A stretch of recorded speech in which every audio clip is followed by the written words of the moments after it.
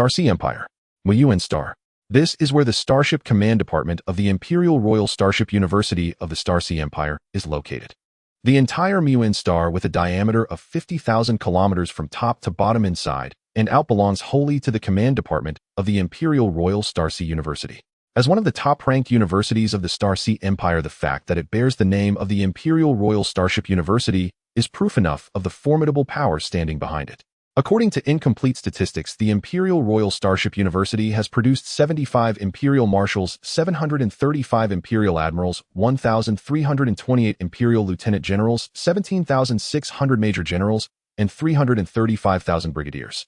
Inside the orbital space station of Muyuan Star, 30,000 cadets from the Milky Way galaxy and the Large Magellanic Cloud are arriving one after another to register. Within the vast space station, the emblem of the Imperial Royal Starship University stands out in an extremely bold and striking style. In the wide station corridors, the rise of the founding emperor of the Starship Empire is being broadcast. That was truly a golden age. The Starship Empire, originating from the remote Large Magellanic Cloud, rose against all odds. After defeating one formidable enemy after another, His Imperial Majesty became the protector of the universe. He was the benevolent father of all major civilizations in the universe, the master of the warp, Emperor Su Ming. At the end of the Golden Age, by means beyond imagination, he transcended this universe itself. Without the suppressing presence of Emperor Su Ming, rebellions erupted one after another throughout the empire's many colonies. What followed was a turbulent era of war that lasted for 300,000 years. Those 300,000 years, hailed as the Age of Chaos, finally neared their end when Su Xian, the 76th generation descendant of the emperor, rose with a defiant brilliance. Campaigning south and north for thousands of years, he ultimately rebuilt the empire amid a universe of ruins. He also discovered the sacred relic left behind by Emperor Su Ming and reopened the high-speed warp routes between star systems. More and more stargates were found, and more ancient ruins were unearthed. The current era is hailed as the Age of Revival, a time when cosmic civilization is once again expanding and flourishing. Outside the space station, Xian-class starfighter craft streak past one after another, while Imperial Type 3 combat mecha ignite their thrusters. For the ordinary cadets of the Imperial Royal Starship University, the sight is deeply shocking. Yet for those noble-born cadets whose genes were optimized from birth and whose lifespans are at least 500 years, this hardly counts as anything impressive. If anything, it feels a bit underwhelming. Their families lack for nothing. Even the Empire's frontline warships are not something they have never toured. In their daily travels, they ride private interstellar yachts as lavish as one could desire. Faced with the excitement of the common cadets, most of the nobles simply choose to ignore it rather than mock them aloud. The universe has existed for an unknown number of billions of years, with countless stories within it. There are always a few who rise from poverty and climb all the way to the pinnacle of life. Take Emperor Su Ming, for example, who once ruled the Milky Way and more than 70 neighboring star systems with his vast empire. No matter how immense an empire may be, decline eventually comes. Yet the descendants of Emperor Su Ming reforged the glory of the empire. The empire endures, and the star sea shall never fade. Quiet down, quiet down. I am your guide. Candidates whose exam numbers begin with 01. Please proceed to Corridor 3 to board the transport to Teaching Sector 01. Candidates whose exam numbers begin with 02. Please proceed to Corridor 5 for Teaching Sector 02. Candidates whose exam numbers begin with 03. Please proceed to Corridor 7 for Teaching Sector 03. Candidates whose exam numbers begin with 091, please proceed to Corridor 9 for the Starship Command Department teaching area. The guide's voice, relayed through a simultaneous translation system, sounded clearly by each cadet's ear. Standing amid the crowd, Su Mo took out his personal light brain. After opening the projection screen, he muttered, "Damn the Starship Command Department. My dream major. I finally got in." He had lived in this interstellar world for 23 years. Aside from a bit of talent and psionic power, he had not received any so-called system. He certainly wished for one, but the problem was that no such thing ever appeared for him. Others crossed worlds in spirit or in body, but it was reborn straight into the womb. To put it in more mystical terms, he simply never drank Meng Po's soup of forgetfulness. Thus, from childhood, he became the so-called neighbor's child, not in terms of grades, but in terms of psionic talent. It was the best of times and the worst of times. Without the guidance of a psionic, the entrances to the warp routes connecting star systems are hard to find, and it is all too easy to become lost within the warp itself. Getting lost in the warp is an exceedingly dreadful experience, one that no one would ever welcome. In this age of revival, a powerful psionic already possesses the qualifications to become a starship captain. For noble cadets, from the moment they enroll, the starships their families have designed for them are already being built. But for ordinary students, a starship is an extravagant dream, one almost beyond imagination. Take the Empire's oldest Viper-class interstellar destroyer as an example. It is equipped with a Type I Imperial warp core. It carries 2 standard antimatter reactors, a psionic crystal or smelting furnace, and 15 Crade pulse engines. The cost of these components alone reaches 3.8 billion star coins. Even more expensive is the hull itself, made of supermatter alloy capable of resonating with psionic power. Its price is 7 million star coins per ton. A single Viper-class interstellar destroyer costs as much as 130 billion star coins to build.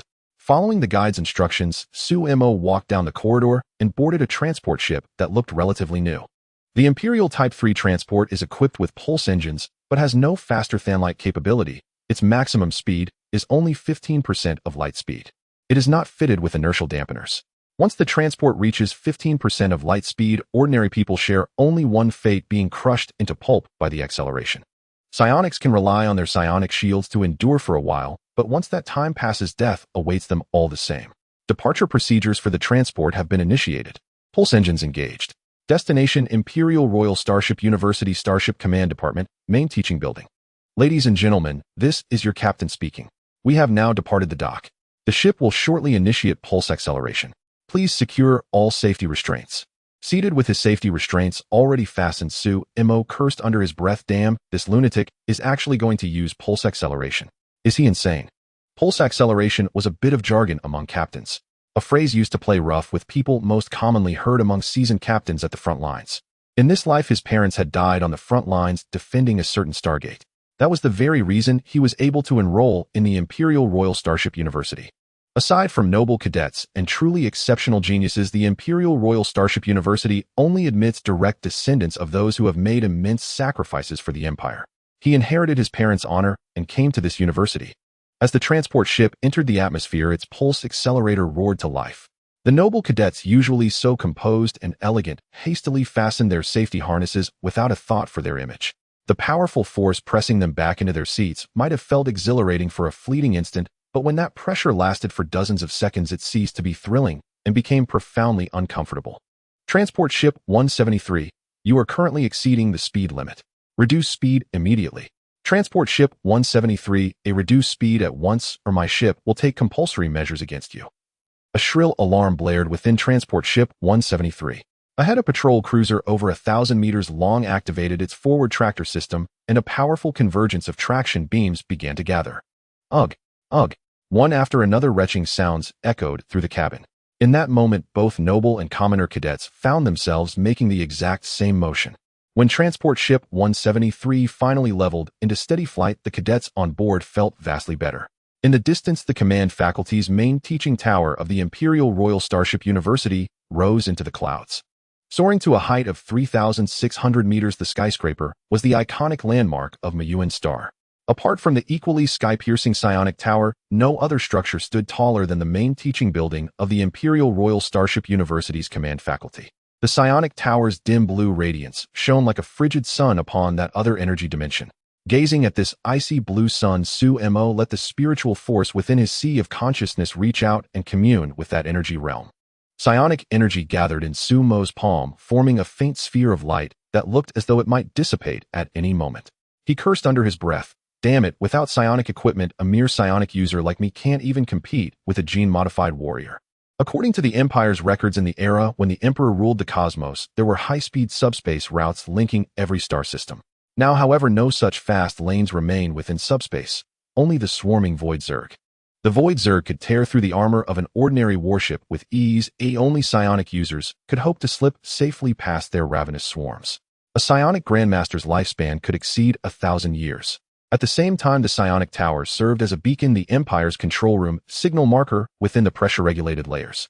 Without the guiding light of such beacons and the direction sensing of psionic grandmasters, starships could easily become lost in subspace.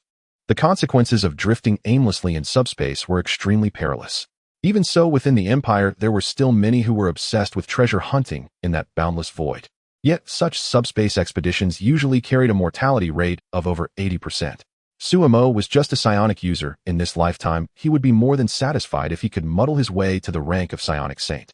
Before long, transport ship 173 descended slowly onto the landing apron before the Imperial Royal Starship University. As the airlock doors opened with a hiss, cadets from star systems across the galaxy filed down the gangway. Damn, so this is the Starship University. The old man spent 300 billion star coins to send me here. Totally worth it. A nouveau riche student stared at the distant main teaching tower and blurted out his rather ill-timed sigh of admiration. The noble cadets clustered together in small groups according to their ancestral merits. Suemo swept his gaze around. His right hand was already resting on the hilt of his particle vibration blade, ready to fight at any moment. His old man had warned him about certain things. The instructors at the Starship University loved nothing more than tormenting their students. Especially at the start of term during the 35-year course of study, a single misstep could see you worked over hundreds or even thousands of times. Suemo was also wearing a suit of nano-exormer, a family heirloom passed down from earlier days. Though outdated, its military-grade craftsmanship was utterly reliable, far superior to the flashy nano-exormer so popular nowadays. Suddenly, an urgent booming sounded across the sky. Damn, they're trying to kill us with this. In his previous life, he had been a military enthusiast, and in this one, he had undergone long years of similar immersion. He had no trouble recognizing what that sound meant: artillery shells from gunpowder weapons with a caliber of at least 75 millimeters. Suemo immediately pressed the activation stud of his nano-armor. The full-coverage suit expanded and sealed around his entire body. Inside the suit, the simulated imaging system booted up at once. Threat level moderate. Please evade. An evasion route has been planned for you. The sultry voice of his personal light brain assistant sounded by Suemo's ear. He broke into a sprint, and the cadets who had just been clustering together likewise scattered and ran. They dodged the shells raining down from above. From the blast marks, these were live rounds with reduced propellant charges. Even so, 5 or 6 cadets still stood frozen where they were utterly at a loss. Not far away, 2 middle-aged men disengaged the optical camouflage of their battle armor. Chun-Li watched the cadets and said with a smile, "Our department's class has comparatively few recruits. It's called the Single Ship Command Faculty, but in truth a single starship is a small-scale fleet in itself. Our present emperor is quite fond of grand gestures. This time the Imperial Research Institute has developed only 35 STC construction templates. I don't like making students choose, so I intend to make them trim themselves down to 35. Wang Mingyang added, "The Starship Graveyard and the Imperial Navy Royal Shipyard have both been contacted. We're handing out starships at the very start of term, and the newest models at that. They should be overjoyed. Damn, I never had treatment like this back in my day." Behind them, a graceful woman in a dark blue cheapao approached and said, According to the regulations, 15 years after enrollment, they ought to be issued Imperial Aurora-class interstellar battleships. But in reality, the Empire is fighting on all fronts. The Aurora-class interstellar battleships that should have gone to them have long since been reassigned. So they hand out STCs that are useless without the corresponding blueprints just to placate people, give you a hull with only the primary structural frame and a sublight engine, nothing more than an empty shell of a starship. Do you truly want one? Wang Mingyang fell silent. His current Iron Blood-class battleship was already quite satisfactory, a Starlight-class interstellar battleship.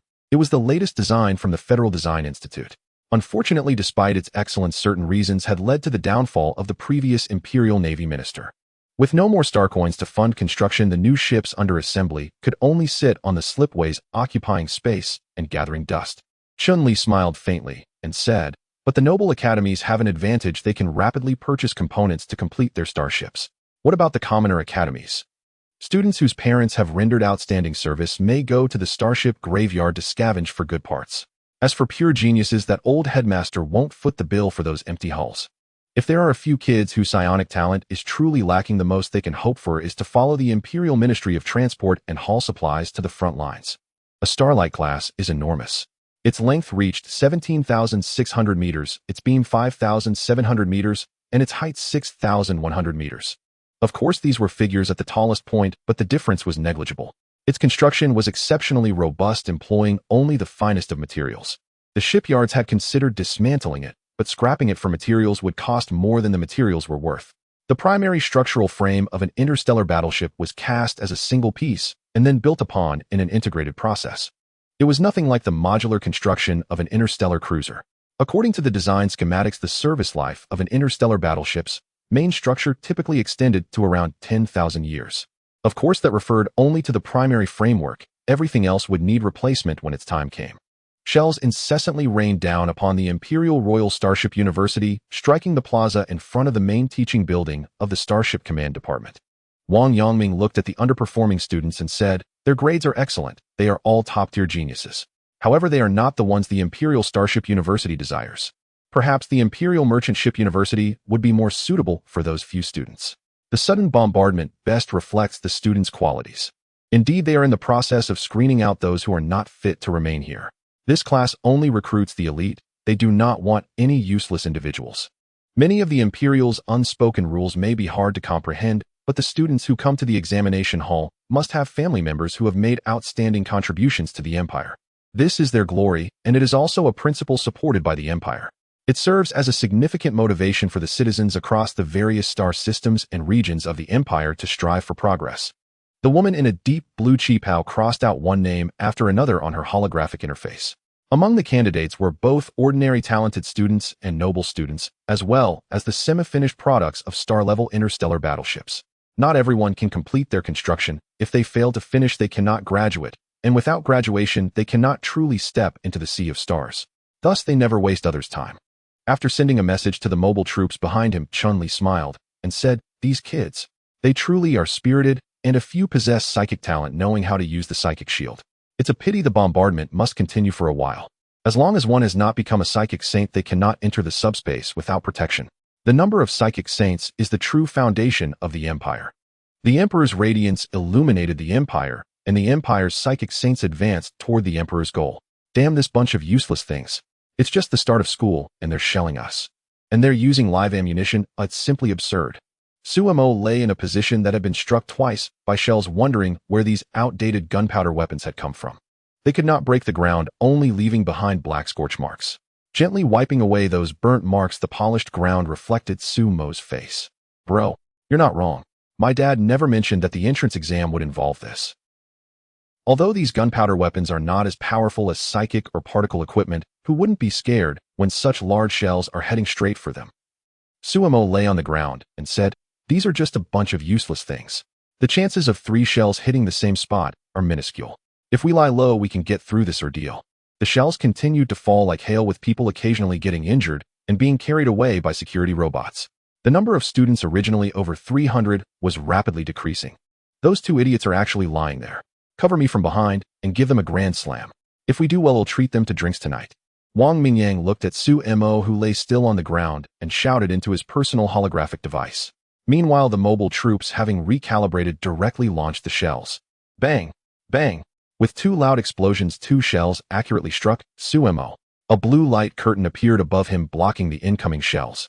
"Even if the shells come crashing down, I still have my shield," Suemo said with a sense of pride.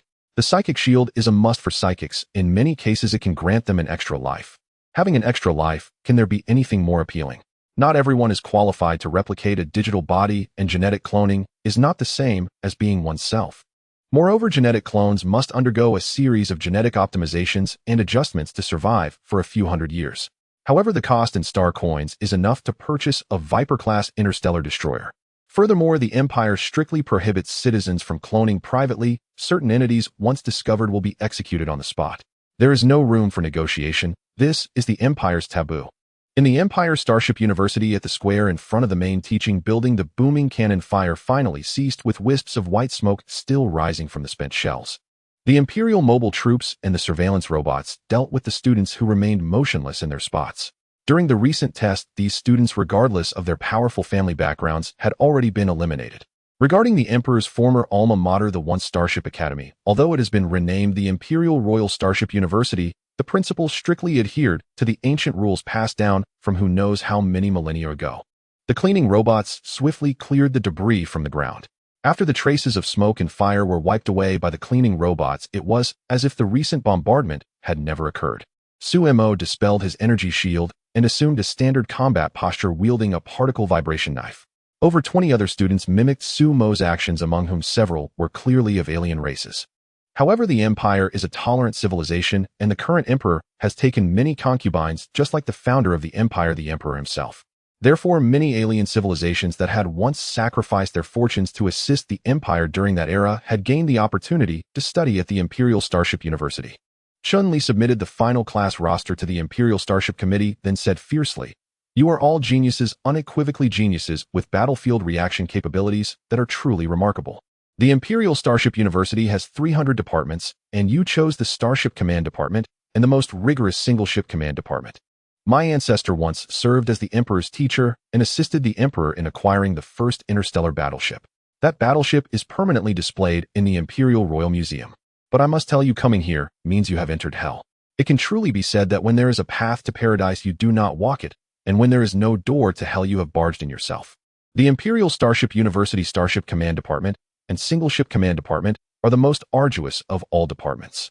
Once a warship sets sail, enters hyperspace, and jumps through the Stargate to subspace, no one will escort them, no one will support them, everything will rely solely on themselves. This is the Empire, where some are responsible for issuing commands, some for piloting the ships, and some are destined to face death. As the old saying goes, the fleet is responsible for flying, the mobile troops are responsible for dying, and the mech troops are the first to perish. Sir, from the moment we arrived here, I was ready to go anywhere. My father told me that a starship does not perish, it only gradually withers away." A student clad in high-end protective armor looked at Chun-Li and said. Chun-Li chuckled and directly kicked the student down to the ground, scolding, "In the single ship department, you must listen to me. You all as captains are not even remotely qualified." Before passing the final test, these 35 students could not be considered captains at all. Afterward, Chun-Li received a communication and quickly left. Wang Yangming looked at the woman in a deep blue chi-pao in the distance and helplessly walked to the front of the line, smiling as he said, "Everyone, do not panic. Treat the school as if it were your own home. Yes, send that student to the medical room. Our department has few people, costs less, and has fewer rules. The most important thing is not to talk about how a starship does not perish and only gradually withers away. Family background means nothing here. The Imperial Navy has prepared a Starlight-class battleship for you. Passing the final tests is merely a trivial matter for you." Listening to Wang Yangming's speech, many students also relaxed. Several students felt inexplicably sorrowful for the unfortunate soul from earlier. Damn, they have already been assigned to the Imperial Starship University, yet they still talk about family background. At the Imperial Starship University, which teacher does not have an illustrious family background? Just look at that teacher Chun. Back in the day, he was definitely from an Imperial teacher's family. In any case, one should quickly muddle through a few decades, live peacefully within the family's arranged marriage, then divide a star system, and then do whatever they need to do. There are many universities in the Empire, and the most famous one is not the Imperial Royal Starship University. However, the Imperial Royal Starship University has the most rigorous training, which is why the Empire's nobility sends their inept children here. Next comes the allocation of dormitories. For the Imperial Starship University, the dormitories are all individual villas equipped with shields to prevent conflicts among students in case someone unwisely resorts to weapons of mass destruction. Following the instructions of his personal light brain terminal, Su-Mo rented a hovercar and traversed the dormitory area. Light Brain saved the recording just now to the official database of the Empire. The teachers said to treat the school as if it were your own home. This is also the only privilege for students in the single ship department established by the Imperial Starship University in honor of the Emperor. Upon enrollment, they are assigned interstellar battleships, but what does it mean that they are assigned Starlight-class ships this year? Is it because the Minister of the Imperial Royal Navy was impeached and over 50 Starlight-class ships were left without anyone to accept them, so they let them take over? This is clearly a trap. One can easily guess that the Imperial Royal Shipyard definitely won't just install a single set of anti-gravity engines, but will also have a set of pulse engines, and the main weapons will probably not be installed at all. Damn, configuring an interstellar battleship into a fully equipped version would cost an astronomical amount. Selling all his 100+ pounds of flesh probably wouldn't be enough. It can truly be said that in youth one is unaware of the goodness of an ant and mistakenly regards a young lady as a treasure. In the dormitory, the personal light brain terminal took control of the entire dormitory. As a transmigrator without a system, Su-Mo discovered certain clues after reviewing a lot of information. This certain person might be from the same hometown as the Emperor. Yet no one knows where the Emperor has gone.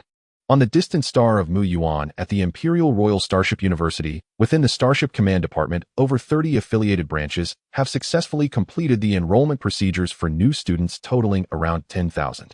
Meanwhile, those who failed the entrance exam were swiftly snatched up by other institutions within the Empire.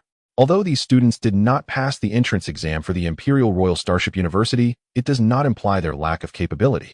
These students are not failures, on the contrary, each of them is a genius among geniuses. They simply may not be suited for the Imperial Starship University. The Imperial Royal Starship University enrolls only a few 100,000 students each year. Furthermore, the university does not have branch schools. For instance, this time 30,000 reported to the Starship Command Department. However, nearly 20,000 were eliminated, highlighting the university's rigorous selection process. This year, the elimination rate has actually seen a significant decrease. Under the night sky, Mu Yuan fell into silence. As a teaching planet, the entire Mu Yuan star system belongs to the Imperial Royal Starship University and the Starship Command Department. As the best university in the Empire for educational resources, the Imperial Royal Starship University provides its students with top-notch resources, including significant commemorative supplies for the single-ship command department. In the dormitory area within Dormitory 1506 on the third floor, Su-Mo sat in a floating chair. He activated all permissions on his personal holographic terminal and commanded Hologram project the emails sent by the school into the current space. I need to see the specific configurations of the Starlight-class interstellar battleship. I certainly don't want to graduate without a ship to command, and it's unlikely any noblewoman from the Empire will invest in me. Given his ordinary appearance, which was only slightly above average, he surely wouldn't attract any noblewomen, especially as a nameless psychic without a ship. Not to mention noblewomen, even ordinary citizens in the Empire require their own starship to get married. Moreover, within certain star systems of the Empire, the male must possess a habitable planet. Hologram projection initiated operational. The next moment, all the lights on the third floor went out, and a three-dimensional projection appeared before Su-Mo. Sitting in the floating chair, Su-Mo gazed at the projected Starlight-class interstellar battleship and remarked, "This truly is a substantial warship." Hologram, don't show the full configuration, just display the specifications sent by the school. He didn't have a stellar system at home, so how could he dare to look at the full configuration? He must be crazy to want to see the full configuration. The three-dimensional projection randomly adjusted, revealing the Starlight-class interstellar battleship before Su-Mo. The Starlight-class interstellar battleship measured 17,600 meters in length, 5,700 meters in width, and 6,100 meters in height. Of course, these are the extreme measurements, while the shortest dimensions are only reduced by 15%. Overall, the Starlight class adopts a conservative design resembling an elongated version of the Shana. However, the overall details have been handled with greater care. Su-Mo navigated through the three-dimensional projection and commented, "The Starlight class is quite good, but the one on the shipyard has only completed the main structure. It has only installed one antimatter reactor, which can provide merely 5% of the designed energy requirements. The anti-gravity drive system has only been installed at 15%, barely reaching the minimum standard. The 30500 twin-mounted energy spears should have 30 installed according to the weapon deck design, yet currently none are installed. The side weapon decks should have installed rail force field launchers, but not a single one is present. The 12500 quintuple-mounted secondary cannons were supposed to have 64 installed, yet now there are none. The 6500 Closian weapon system should be installed on the point defense armor line, but it is absent as well. The 3050 orbital bombardment electromagnetic railgun system has not been installed either. Damn, there are only 15 1250 deck defenders installed. Ecological maintenance and many other systems have not been installed. This is merely a hollow shell. How much money will it take to get this done? The hologram calculated to maintain 25% of the combat capability of the Starlight class requires 5 trillion star coins. Given your monthly subsidy of 700,000 star coins, this task seems quite unfeasible. Hologram, recalculate. I only need to make it operational. Considering the current situation at the Imperial Royal Navy shipyard, the main battleship's dock cannot be occupied by the Starlight indefinitely. However, the Starlight currently has no potential to leave the starport once it lands on the school's dock without a complete power system and energy system. Damn, this Minister of the Navy is such a troublesome figure, still flattering. That said, this is indeed a top-tier ship equipped with 7 layers of main protective armor, each layer being 350 thick and separated by isolation chambers. Each layer of armor contains nanobots for real-time repairs. However, he suspected that the Imperial Royal Shipyard must have charged for many items on the order, but none were installed. These items, if sold, could fetch at least 7 or 8 times their value. Hologram, I can now place an order for the Quantum Photon Intelligent Core. Without this, it would be nearly impossible to move. Though he is a transmigrant, his grandfather had once unearthed some valuable items during research and archaeology, which is the source of his confidence. Without that foundation, who would dare to ascend the Liangshan? Hologram application submitted. As a student of the Imperial Royal Starship University, you are eligible for purchasing discounts. With a chime, Su-Mo's account balance dropped by 300 million star coins. Su-Mo said, "Hologram, set the time. Make sure to wake me up tomorrow. I can't be late for the first class of the new semester." on the surface of the distant star at the Imperial Royal Starship University in the Starship Command Department. In the main teaching building on the 326th floor, 35 Imperial students from various star systems have taken their seats. In the classroom, nearly 1,500 meters above the ground, a profound silence prevailed as everyone was engrossed in the data on the light terminal provided by the school. Some of this data is not something you could easily acquire outside, even with a hefty sum of star coins. Only within the Imperial Royal Starship University can one have the opportunity to access such information. Among the most prevalent topics is how to construct a hollow starship into a fully equipped version. Based on each student's situation, the main control light, Brain Taisu No. 3 at the Imperial Royal Starship University has devised different plans. This plan suits me perfectly. The Imperial Starlight-class interstellar battleship can be fully constructed at my home. Seated in the front row, Shinmu looked at the plan provided by Taisu No. 3 and couldn't help but laugh joyfully. This meant that once he received the starship, his vessel could be assembled and put into use in the shortest time possible. He could watch his classmates either purchasing parts, mining for resources themselves, or visiting the starship graveyard. There was nothing more exhilarating than this.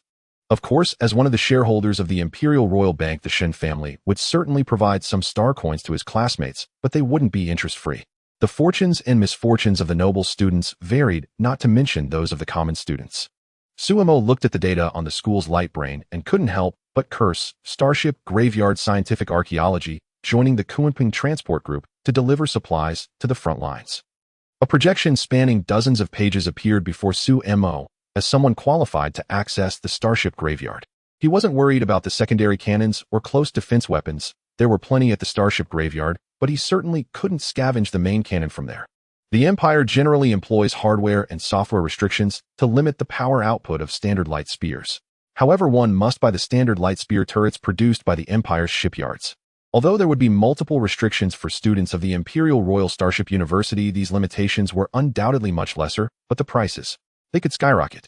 The cost could soar to the heavens, but thankfully the Starlight-class turrets are designed to be stowable, keeping the weapon decks neat and tidy when not in use. Regardless, a light spear cannon befitting the identity of an interstellar battleship must be installed, otherwise how could one dare to venture out? At this moment, Chun-Li entered the classroom, pulled up a floating chair, and sat down, saying, "First, congratulations on passing the admission test and becoming a student of the Imperial Royal Starship University's Single Ship Command Department. You are both fortunate and unfortunate. The Starlight-class interstellar battleship is just a shell. The Imperial Naval Shipyard will only provide you with a decent paint job. For everything else, you must rely on yourselves. Of course, the school will facilitate the procurement of facilities for the psychic smelting furnace and the adaptation work for the STC manufacturing mother machine. As you all know, to pilot your own starship across the star sea requires a significant amount of star coins. Coming here and entering the Single Ship Command Department is both your fortune and your nightmare. Without star coins, you will find it exceedingly difficult to make any progress here, as will the recruitment of navigators, crew members, and mobile units. The purchase of biological robots and combat robots also necessitates a substantial amount of star coins. Don't tell me you all plan to act as commanders of the mobile forces yourselves. Noble students shouldn't be overly pleased. This is the Imperial Royal Starship University, and the support from your families will be temporarily reduced unless you can obtain a personal decree from His Majesty. Ordinary students shouldn't be discouraged. At the same time you enroll, the Imperial Navy's Starship Headquarters has already opened up military contracting tasks in the Imperial colonized star systems for you. You can choose to allocate tasks based on your preferences. Chen's family has deep roots in the Starship University, yet they can never surpass their ancestors. This is because their forebear educated an emperor, the emperor of the Star Sea Empire, once the cosmic benefactor and ruler of the hyperspace, the exterminator of the insect race, and the proponent of the Cosmic Civilization Council. Relevant educational information was also promptly sent to the light brain provided by the school. Suemo gazed at the data and the vast array of courses, feeling overwhelmed. He had already gone through so many years of classes before his transmigration, and now he had to endure another 35 years. Isn't this just a waste of a transmigration? Shenmu inquired, "Teacher Chen, when can we receive our starships? I am already eager to see my vessel." The starship at home had nothing to do with him. His elder brother was delighted with the star cruiser, and if he returned with an interstellar battleship, wouldn't he just trigger a meltdown from his brother? Why should he inherit all those titles and so many star systems when he could only receive 3? Chun-Li smiled slightly, saying, "Soon, very soon, you will see your starships. Originally, you would need at least 15 years, but the Imperial Shipyard can't wait anymore. The next level of interstellar battleships has already completed design and is ready to begin construction at any moment. How could the big Magellanic Galaxy fall behind other star systems in construction speed? For teaching students, especially those in the single-ship command department, Chun Li is known to have his methods. No matter how foolish the students may be, once they are thrown into ground warfare, they will quickly grasp life and death, and then they will be assigned a ship. Perfect. Following this, Chun Li began narrating the glorious history of the Imperial Royal Starship University and the history of the Emperor, as well as that of Qin's ancestor Qin Xianming. This is the crux. All the noble students, no matter how reluctant they were to listen, had to pay attention, for their ancestors had once followed the Emperor to conquer the cosmic star sea. Suemo found it quite tedious. His fellow countrymen were truly remarkable, but why were they so lacking upon transmigrating here? One word: poor. Hyperspace is not very safe, and warp travel is not economical. The Stargate system seems very economical, but the round trip costs over 1 million star coins. Taking on a task via the StarNet yields returns that don't even cover the Stargate fees. Damn, I can only go rob resources from the insect race now. The Emperor is impressive, but the bugs always manage to survive. The current insect race is thriving in the star systems beyond the Empire's borders. On the surface of the distant star outside Dormitory Building 1506, Suemo watched as the Kuanping group delivered goods and swiftly flew away in their shuttle. He couldn't help but admire the remote delivery shuttles. In this era of revival, with the subspace becoming less safe, only the Kuanping Transport Group could still rely on advanced technology from the Golden Age to navigate freely in subspace. Suemo operated the engineering robot to move the galactic delivery into the dormitory building. Unpacking the delivery was always fun. After removing 3 layers of protective casing, he began to open the heavy box. Inside was a quantum photon intelligent core the size of a backpack, radiating a blue glow as it absorbed energy. Suemo commanded Light Brain display the manual and check the version number against the core's peak data. Check the core's operation time and request assistance from Tai Su No. 3 for a diagnostic check. The quantum photon intelligent core was known among ordinary citizens of the Empire, yet few in the mobile units understood its purpose. For a starship captain, however, the quantum photon intelligent core was commonly referred to as a neural light brain, a simple term for a light brain with self-awareness. Although the Empire did not prohibit citizens from purchasing quantum photon intelligent cores, once acquired, their personal ability was insufficient to imbue the neural light brain with true consciousness. This required another item known as the blue card, also referred to as the Creator's Radiance. The Empire produced and sold neural light brains extensively, but imposed numerous restrictions on the blue card. The light brain reported diagnostics normal. The blue card slot shows no signs of prior use. Suemo pulled out a thick card from his clothing. After breaking it open, a transparent card measuring 10 centimeters long, 2 centimeters wide, and 5 millimeters thick appeared in his hand. This was the only item his grandfather had entrusted to his father, said to be something his grandfather found during archaeological research, a relic from before the Golden Age. In that era, even the Emperor was just a student like Suemo. Whether to live or die depends on this tremor. Suemo inserted the card into the blue slot, and the entire neural light brain core began to enter operational mode. The dark blue neural light brain was now running its verification program. Neural verification starting, binding process commencing. D&D double helix certification complete, voice print and iris recognition complete.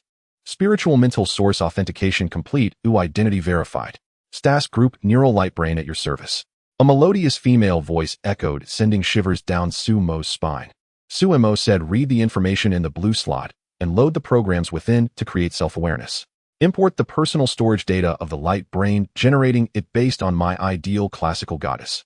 The neural light brain core was hardware, while the blue slot was software, a unique software. Moreover, the consciousness generated based on his mental source authentication would never betray him. Overall, the blue slot was just a key. The true generation depended on the hardware of the neural light brain. Before long, the lights on the first floor of the dormitory went out completely, and a gentle woman dressed in the Interstellar Fleet uniform appeared before Suemo. The three-dimensional projection was incredibly realistic. If not for the ability to touch it, Suemo would have believed there was indeed a woman standing in front of him. Greetings, Creator. I am your shipboard neural light brain, and I will serve you from now on, the projected woman said with a bow. Very fair, quite fierce. Suemo said seriously, take over the dormitory and tell me your name. This was his first encounter with a neural light brain. Who had ever interacted with something like this before? Wasn't this even better than those nouveau riche playing with clones? Sir, my name is Bai Ho. This is the optimal solution I derive from analyzing a vast vocabulary from your personal storage space, along with the information provided in the key. Bai Ho smiled gently and looked at Suemo. Suemo nodded, saying this aligns with my expectations. Based on certain judgments, you will fulfill all my needs. You won't betray me, will you? I need to confirm this. Baiho replied seriously, as your creator, I will devote everything to you and will never betray you.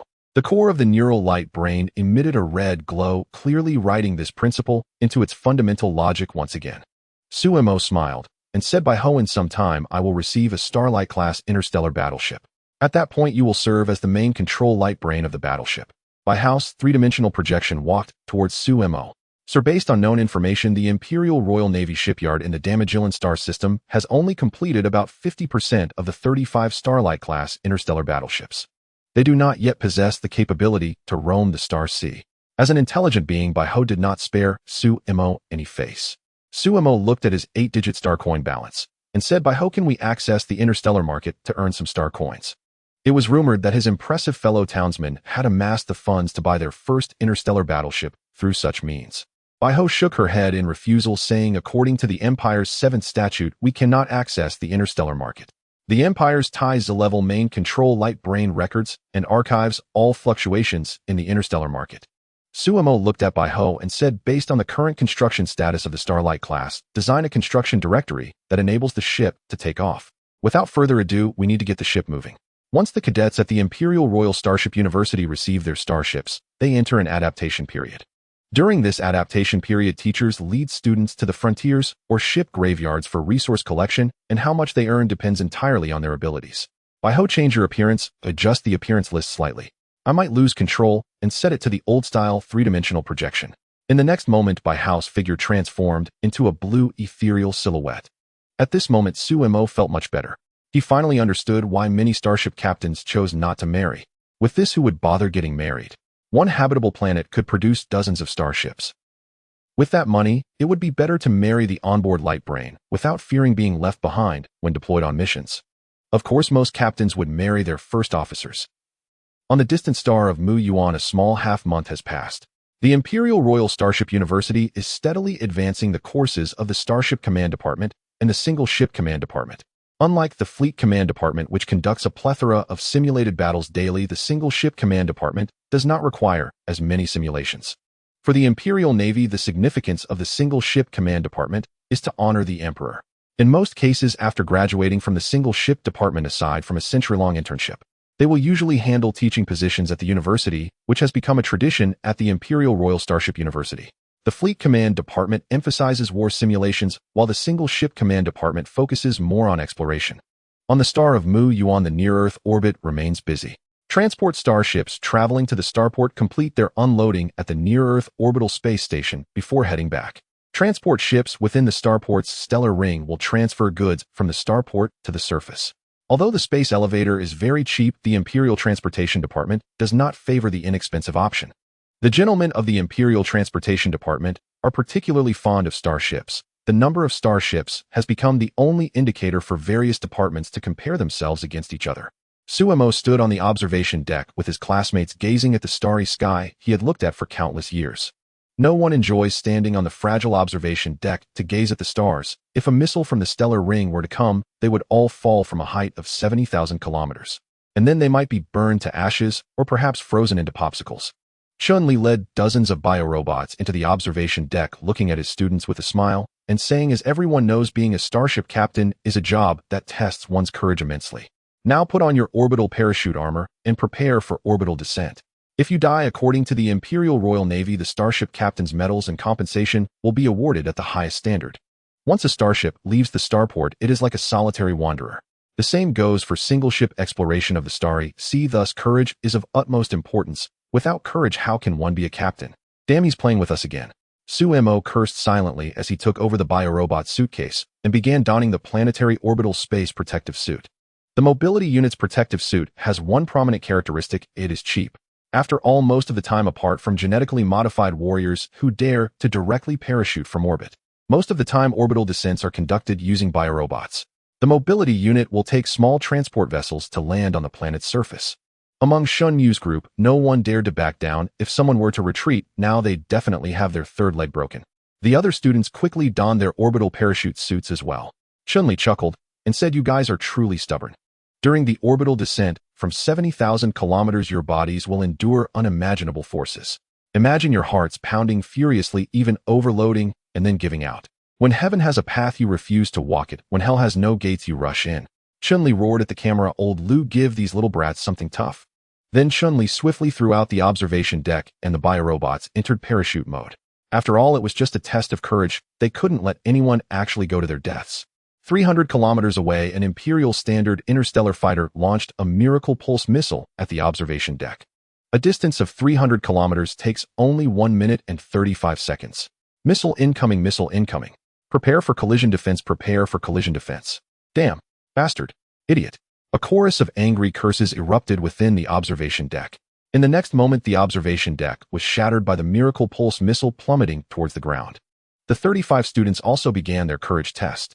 Suemo looked at the star of Mu Yuan and said, "By Ho, take control of the operating system. Plan the orbital descent route and provide visual guidance." Subsequently, a planned visual route appeared on Suemo's helmet. In outer space, Suemo awkwardly adjusted his orbit, tracing out an arc as if skipping stones in low Earth orbit. The situation for the other students was roughly the same. Of course, if Chun-Li had not broadcast the communication channel to the screen in front of the main teaching building of the Imperial Royal Starship University Command Department, it would have been quite good. Profanity and curses addressing ancestors filled the communication channel. Suemo continued maneuvering the immense overload, nearly taking his breath away. If it weren't for the added layer of psychic shield, he feared he would black out in low Earth orbit.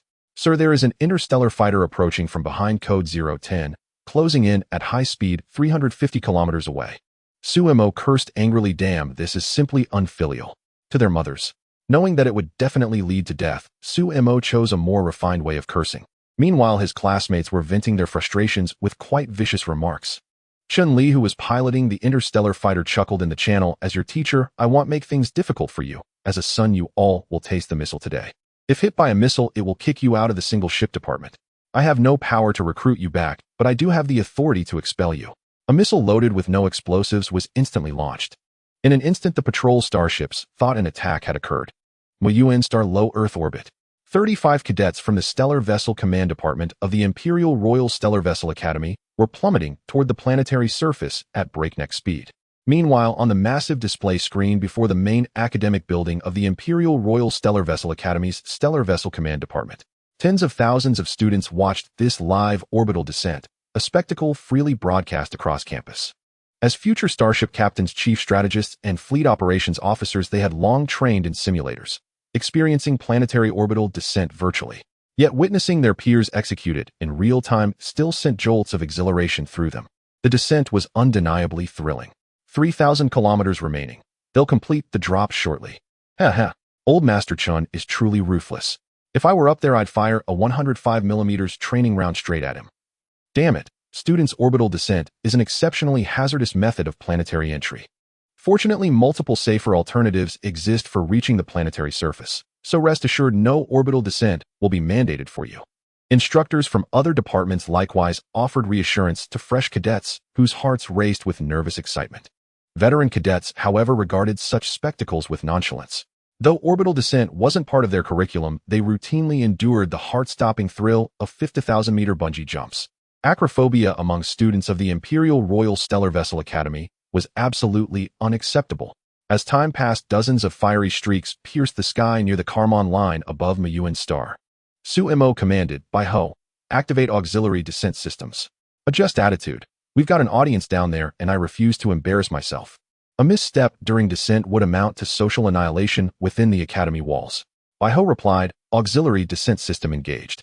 Current airspace is clear. Proceeding to Phase 2 descent." As a psionic adept, he fully understood why the Academy conducted orbital descent drills. When piloting a starship beyond the Empire's frontier, bereft of resupply, this skill became indispensable. When drifting for centuries through the subspace void, emerging at last into real space, or when your landing craft spirals out of control, orbital descent becomes your sole lifeline. It was a survival technique forged for the unforgiving expanse of tomorrow's cosmos. Yet he couldn't deny it. Chun-Li was a thoroughly despicable man. Damn it. No one had ever done it like this. Suemo broke away from the formation and initiated maneuvering burns just before atmospheric entry. Some cadets followed Suemo's lead, executing synchronized orbital maneuvers. Others chose to dazzle the spectators below with daring high-skilled descents of their own. Landing coordinates locked. Brothers, I'm off first. Shenmue immediately activated his thrust propulsion system, plunging downward at accelerated velocity. For a cadet who had never undergone orbital descent training, such recklessness bordered on suicide. Damn it. Shenmue, are you trying to kill yourself? Commander Chun-Li roared over the comms channel, fury crackling in his voice. These brats were utterly insubordinate, ignoring protocol by igniting orbital descent thrusters within the atmosphere. Did they truly believe themselves genetically enhanced warriors? Neural interface. Deploy tractor beams. Intercept Cadet Shenmue. Induce neural sedation upon capture. 2 sapphire blue tractor beams lanced forth, seizing Shenmue and binding him fast.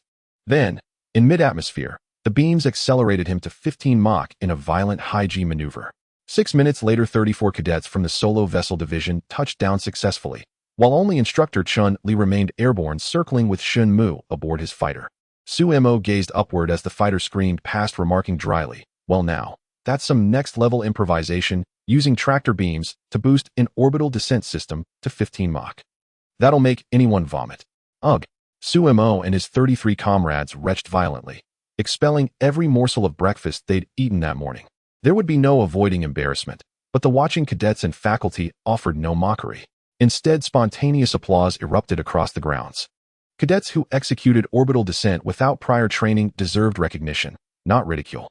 Su-Mo and his cohort snapped to attention and rendered the Imperial military salute. At that moment, the fighter landed. Chun-Li strode out and declared, "I am profoundly disappointed in you all. A routine orbital descent, and someone chooses to attempt suicide. Guards, Cadet Shenmue has violated Regulation No. 77,651. Confine him to solitary confinement for 7 days." Moments later, security drones lifted Shenmue, pale and racked with bile, and sped toward the isolation chamber 300 kilometers away. At the Imperial Royal Starship University, in the main teaching building of the Starship Command Department, in the regular classroom on the 326th floor. Except for Shenmue, all the single-ship department students were already in place, but the trembling legs of some students indicated that they had just jumped from the low Earth orbit of Muyuan star. This was not beneficial for physical and mental health. Faced with this situation, Su-Mo also began to tremble. Su-Mo actually didn't want to tremble, but there was no choice. He felt like his stomach was still churning. He had taken advantage of the morning to feast on fresh seafood and could easily throw up again. It was not that Su-Mo was not trying hard, it was just that the teacher was playing tricks. After a while, the door of the classroom was pushed open by Wang Yangming, who, wearing glasses, looked at the students and said sternly, "Everyone, I will be brief. You will all be piloting starships in the future, racing through the starry sky. In this lesson, we will mainly discuss the current enemies of the Empire." Mentioning this piqued the interest of the students, as in this era of peaceful development in the universe, the Empire's propaganda department always spoke of a bright future. Then the Imperial Navy requested to increase the number of starships and how many personnel the mobile troops needed to recruit. As for the Empire's enemies, most of them only knew about the subspace insectoid, the cosmic nomadic civilization Kuruno, and the Yaoxing bandits, who liked to plunder along major trade routes. Since realizing the tricks of the school teachers, no student dared to stand up and answer questions anymore. Wang Yangming looked at the obedient students and smiled, saying, "Very good, you are all very obedient, not stealing my thunder, but it wouldn't matter even if you did. As of now, the Empire does not have many enemies, only a few dozen." Then Wang Yangming directly activated the holographic projection system to display images in the large classroom. Vivid and lifelike images of dozens of alien civilizations appeared before everyone's eyes, and many students were shocked by the grotesque appearances of some alien races.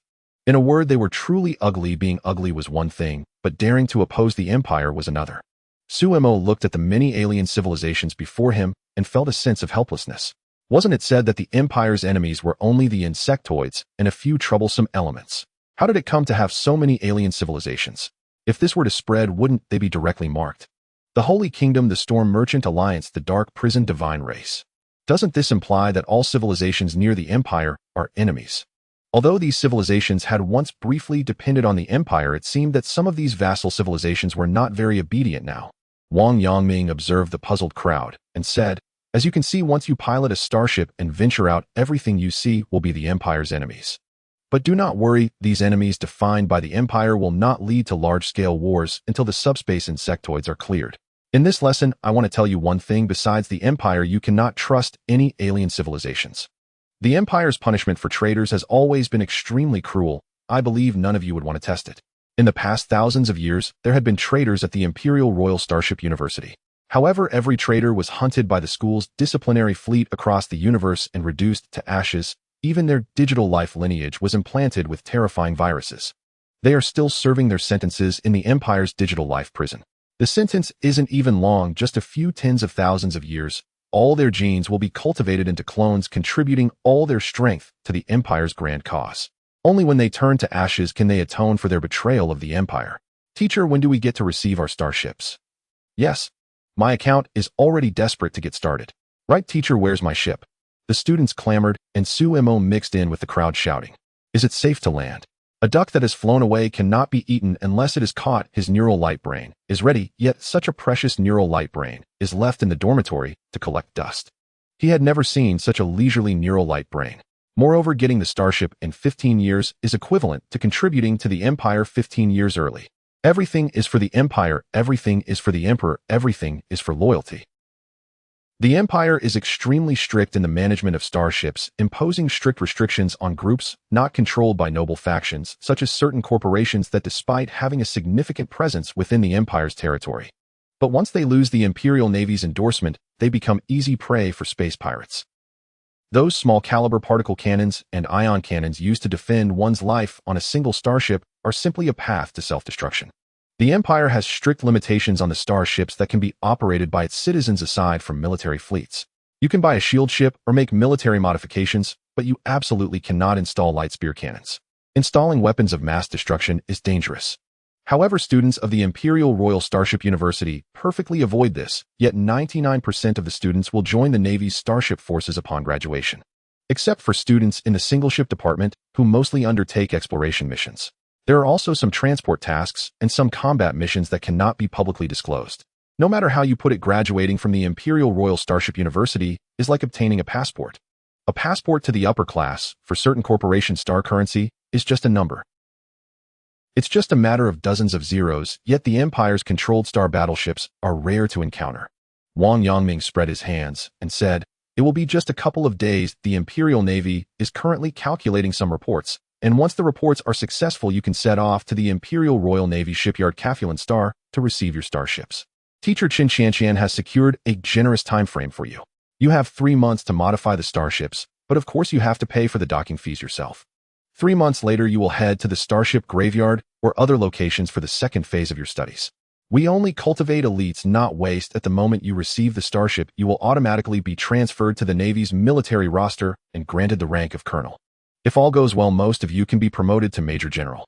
This is the privilege of the single-ship department, but you must prepare your starship well. When you land on the planet's surface, be careful not to kick up dust.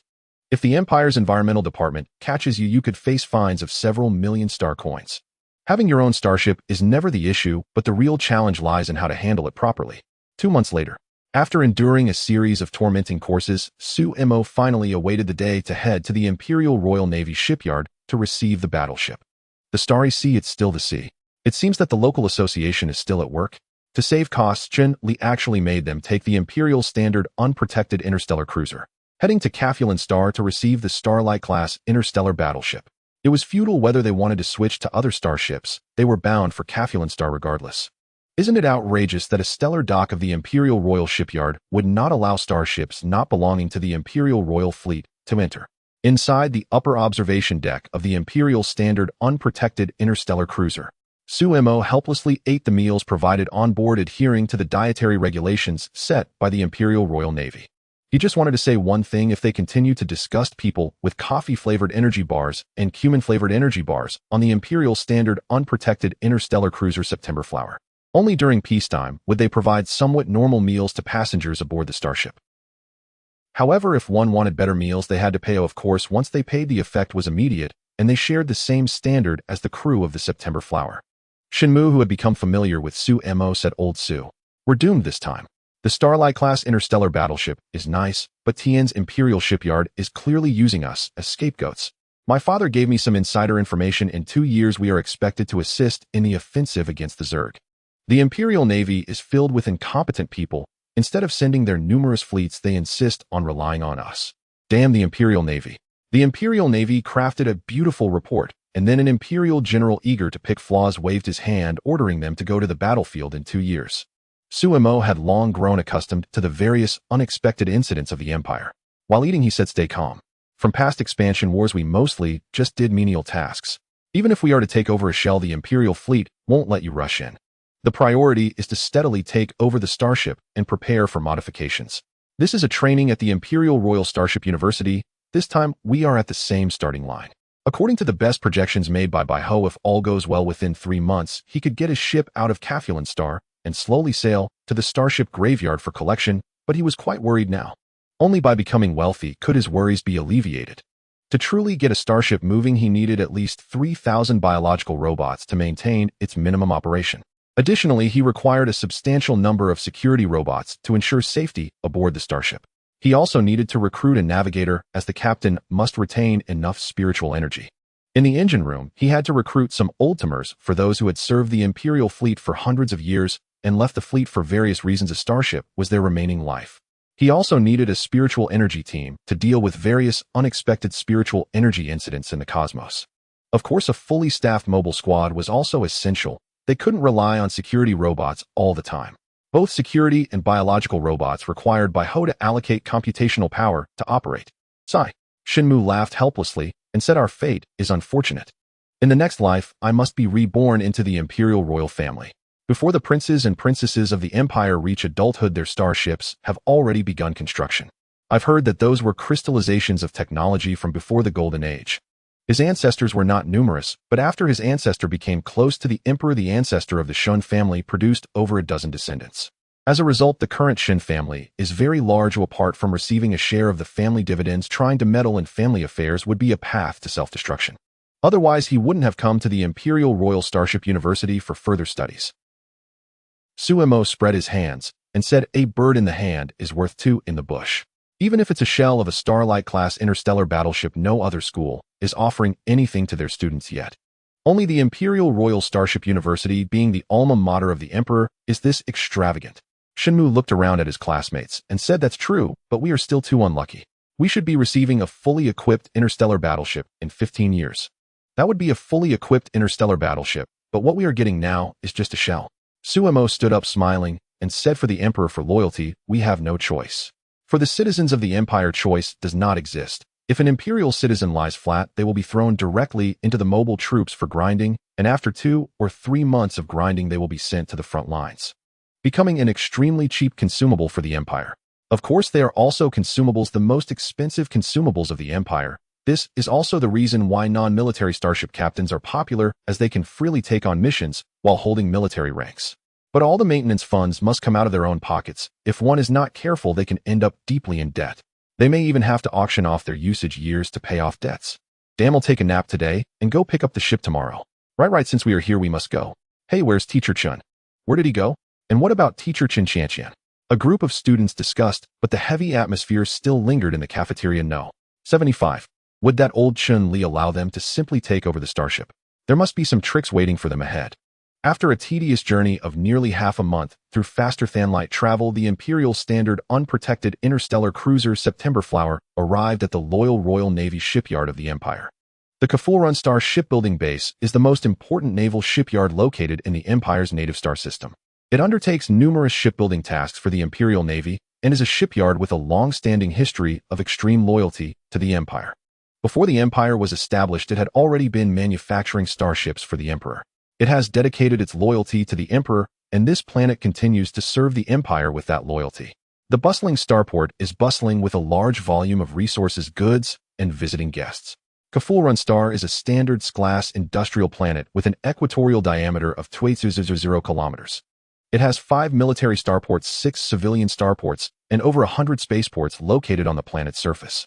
Among them, Kafulrun Star boasts the Empire's most advanced dock, capable of simultaneously constructing over 50 interstellar battleships, 10 interstellar fortresses, and hundreds of interstellar cruisers, along with 500 interstellar destroyers.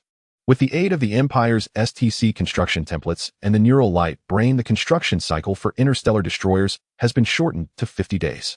Interstellar cruisers also only require 3 months, which is slightly longer than the time needed for interstellar battleships due to the complexity of the integrated keel process.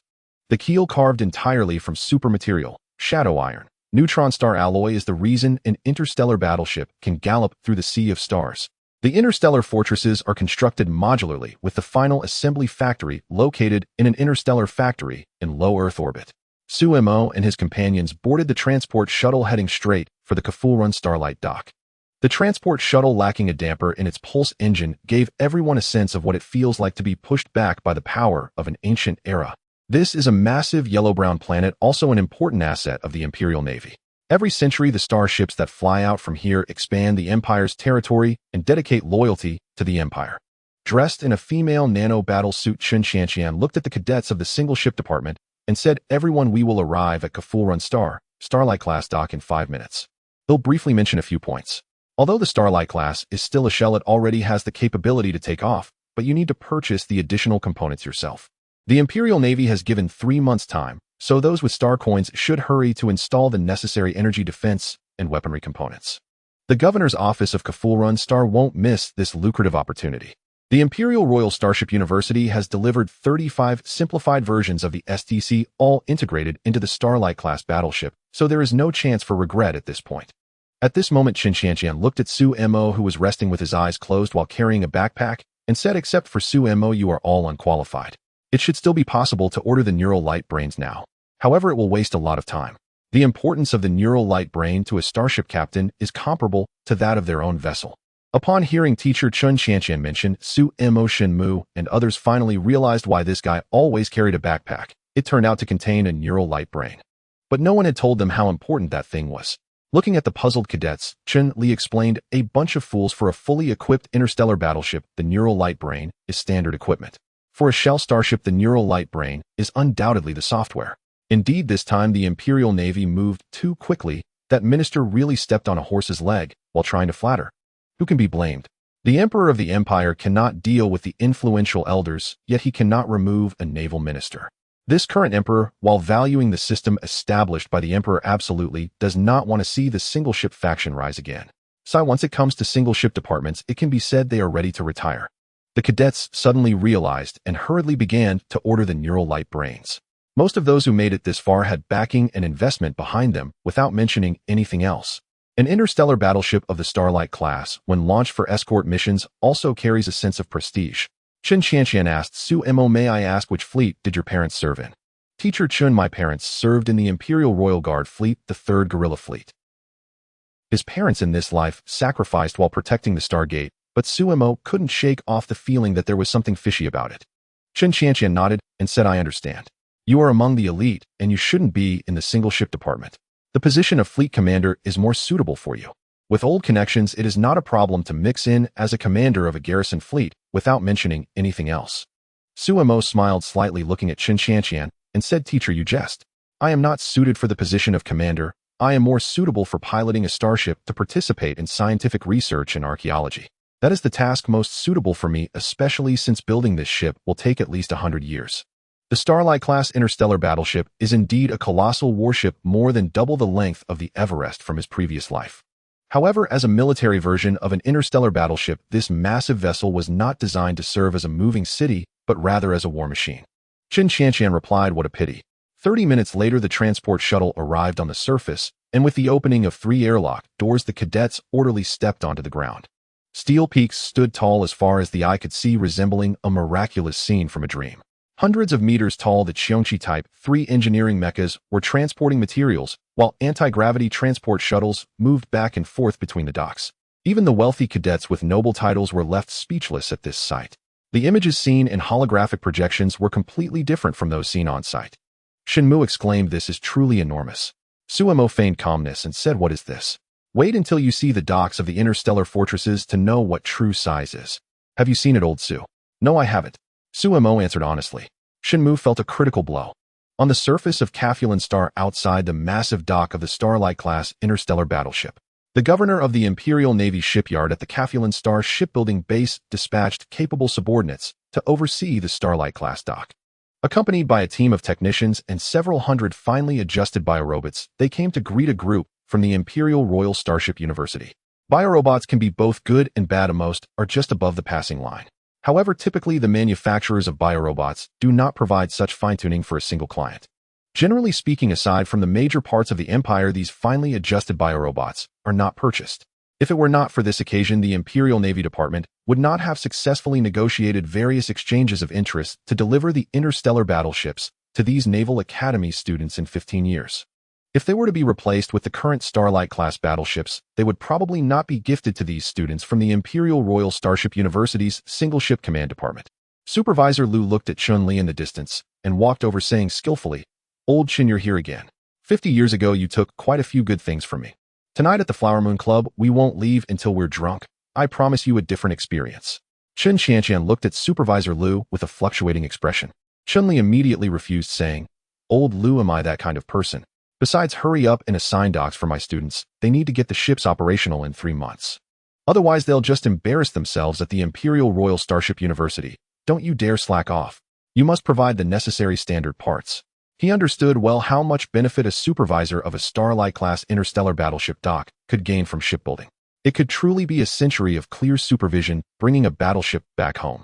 Supervisor Liu took out his personal holographic terminal and began the allocation, saying, "According to the student numbers in your class, the assignments have been completed, but I must remind you, the Starlight class is really quite empty. How operating them can easily lead to embarrassment, so assessments must be passed first." The documents placed on the desks of the cabinet officials show that these Starlight-class battleships have completed over 80% of their construction. If this matter gets out, that would be a real disaster. Chun-Li smiled slightly and said, "You should dispatch some engineering robots to speed up the process. At least let them take the main guns out. A battleship without main guns has no dignity whatsoever." Supervisor Liu nodded, saying, "No problem, let's have a drink. The governor is hosting a welcome banquet. I think your students might not have this opportunity." Chun-Li and Chun Qianqian boarded the shuttle and flew directly away from the dock. The remaining students boarded the sightseeing hovercar and headed towards their respective ship docks. Each person received 10 finely adjusted biorobots. Although they had good physiques and were beautiful, they all looked like they were carved from the same mold. Suemo also received an authorization code sent by the biorobot manufacturers on his personal holographic terminal. It confirmed that these biorobots had just been released and were freshly unboxed. "Hello, Mr. Su, I am your technical consultant this time. You can consult me with any questions," Bai Qianqian said enthusiastically. As a worker, having a starship was a dream come true. However, in the current environment that rejects unspoken rules, reaching a high position on Cafulan Star is practically impossible. Listening to the queenly voice by her ear, Bai Qianqian, dressed in a blue long dress, said, "Can I really consult about anything? Then we must have a deep exchange." I doubt Bai would refuse. The matter of deep exchange could be discussed later, but for now, he just wanted to see his starship quickly. There is nothing more exciting than receiving a starship. Half an hour later, the sightseeing hovercar stopped in front of the dock. Dock No. 7 is a good number, and it is also his lucky number. Although Bai Qianqian was wearing a long dress, she jumped down nimbly and said with a smile, "Mr. Su, I look forward to good news. A student just entering the school is still thinking about taking advantage of her. That's simply wishful thinking." Suemo also jumped down from the hovercar and looked at the massive dock in front of him, saying, "Miss Bai, I have always been curious as to why such interstellar battleships are not manufactured in outer space. Manufacturing on the ground not only takes time and effort, but also wastes resources. He has always found this puzzling, or it felt like he was just being idle." Bai Qianqian smiled and said, "This is easy to explain. The Empire does not lack planets that can supply shipbuilding. The Empire's territory is vast, but it firmly controls the manufacturing of fleets and starships. Outer space is not safe. Sudden psychic storms can pollute unprotected shipbuilding factories." Suemo shrugged and said, "Even so, it's better than going through so much trouble on a planetary surface. It is still for some unspoken reasons." He thought of a very reasonable reason. The starships were finally equipped with anti-gravity devices. This cut off the possibility for certain geniuses to seize a starship. Without the assistance of anti-gravity devices, a starship might not even have the capability to leave a planet. Bai Qianqian rolled her eyes and said, "That's not my problem, Mr. Su, please follow me." Under Bai Qianqian's guidance, Suemo entered the dock, which was 30 kilometers long, wide, and high. As Suemo walked into the dock, it felt as if he were gazing at a towering mountain before him. This was truly a terrifying giant beast. The exquisite streamlined design and the ship's chamfering reflected the beauty of the Empire's current starship design. Undoubtedly, this was the heaviest interstellar battleship in the Empire's history. If it were not for the anti-gravity devices operating constantly beneath the dock, this massive ship could cause a lot of trouble. Suemo asked, "Give me an account. Let this dock start moving quickly if the items I ordered will arrive one after another soon. Also, let's add security robots for the ship and have the defensive firepower. In the Empire, no one dares to attack the Empire's starships. On the surface of Capulin Star, inside Dock No. 7 of the Starlight-class interstellar battleship. Su-Mo, having taken the portside elevator, was led by Chanqian to board the heaviest armored interstellar battleship in the history of the Empire. Moreover, the Dragon Bone utilized an integrated sculpting technology chosen to make the accounts of the Empire's Navy Department look more appealing. Even if the insignificant details were to disappear, no one would care. Standing on the armament deck, Su-Mo gazed at the massive ship and said to Chanqian beside him, "Miss, to what extent has my ship been constructed?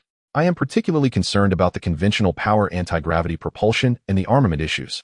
Traveling to the Starship graveyard to salvage items would take some time, and he could slowly pass through the Stargate. He could accept that speed. However, if the armament was substandard, it would be a fatal blow for him. At the very least, he shouldn't have to rely on these closed defense weapons to maintain appearances. The dignity of an interstellar battleship lies solely in the caliber of its main cannon." Chanqian activated the projection system in Dock No. 7 using her personal light brain. After retrieving the data, she explained, "Mr. Su, the construction of this Starlight class is still relatively intact. On the main armament deck, there are a total of 30 units of 1250 closed-defense ion laser cannon installations on both sides and the lower armament deck. During close-quarters battles against the insectoids, the deck needs to be cleared. The maximum attack range is 500 kilometers, while the optimal attack range is 120 kilometers. Su-Mo looked at the ion laser closed-defense cannon measuring several tens of meters in size in the distance, and said if this were in a mobile unit, it would be considered a heavy artillery piece, but for the Empire's Navy Department, it's nothing more than a glorified stick. Miss, by how many 6,500 millimeters anti-ship closed-defense cannon units have been installed? Now that's the artillery that the fleet needs. I believe the Starlight-class interstellar battleship is called the heaviest, most expensive, and most impractical interstellar battleship in the history of the Empire for a reason." Chanqian nodded and said, "Mr. Su, the 6,500 millimeters caliber closed defense cannon units are only installed in the central ring of the closed defense armor belt. None are installed in the front, rear, or the 7 major areas. The 30,500 millimeters caliber main light spear cannon has also not been installed. However, 10 secondary cannons have been installed in key positions to undertake combat missions. The remaining armaments can all be installed on Capulin Star. In fact, only less than 15% of the armaments on this ship have been installed.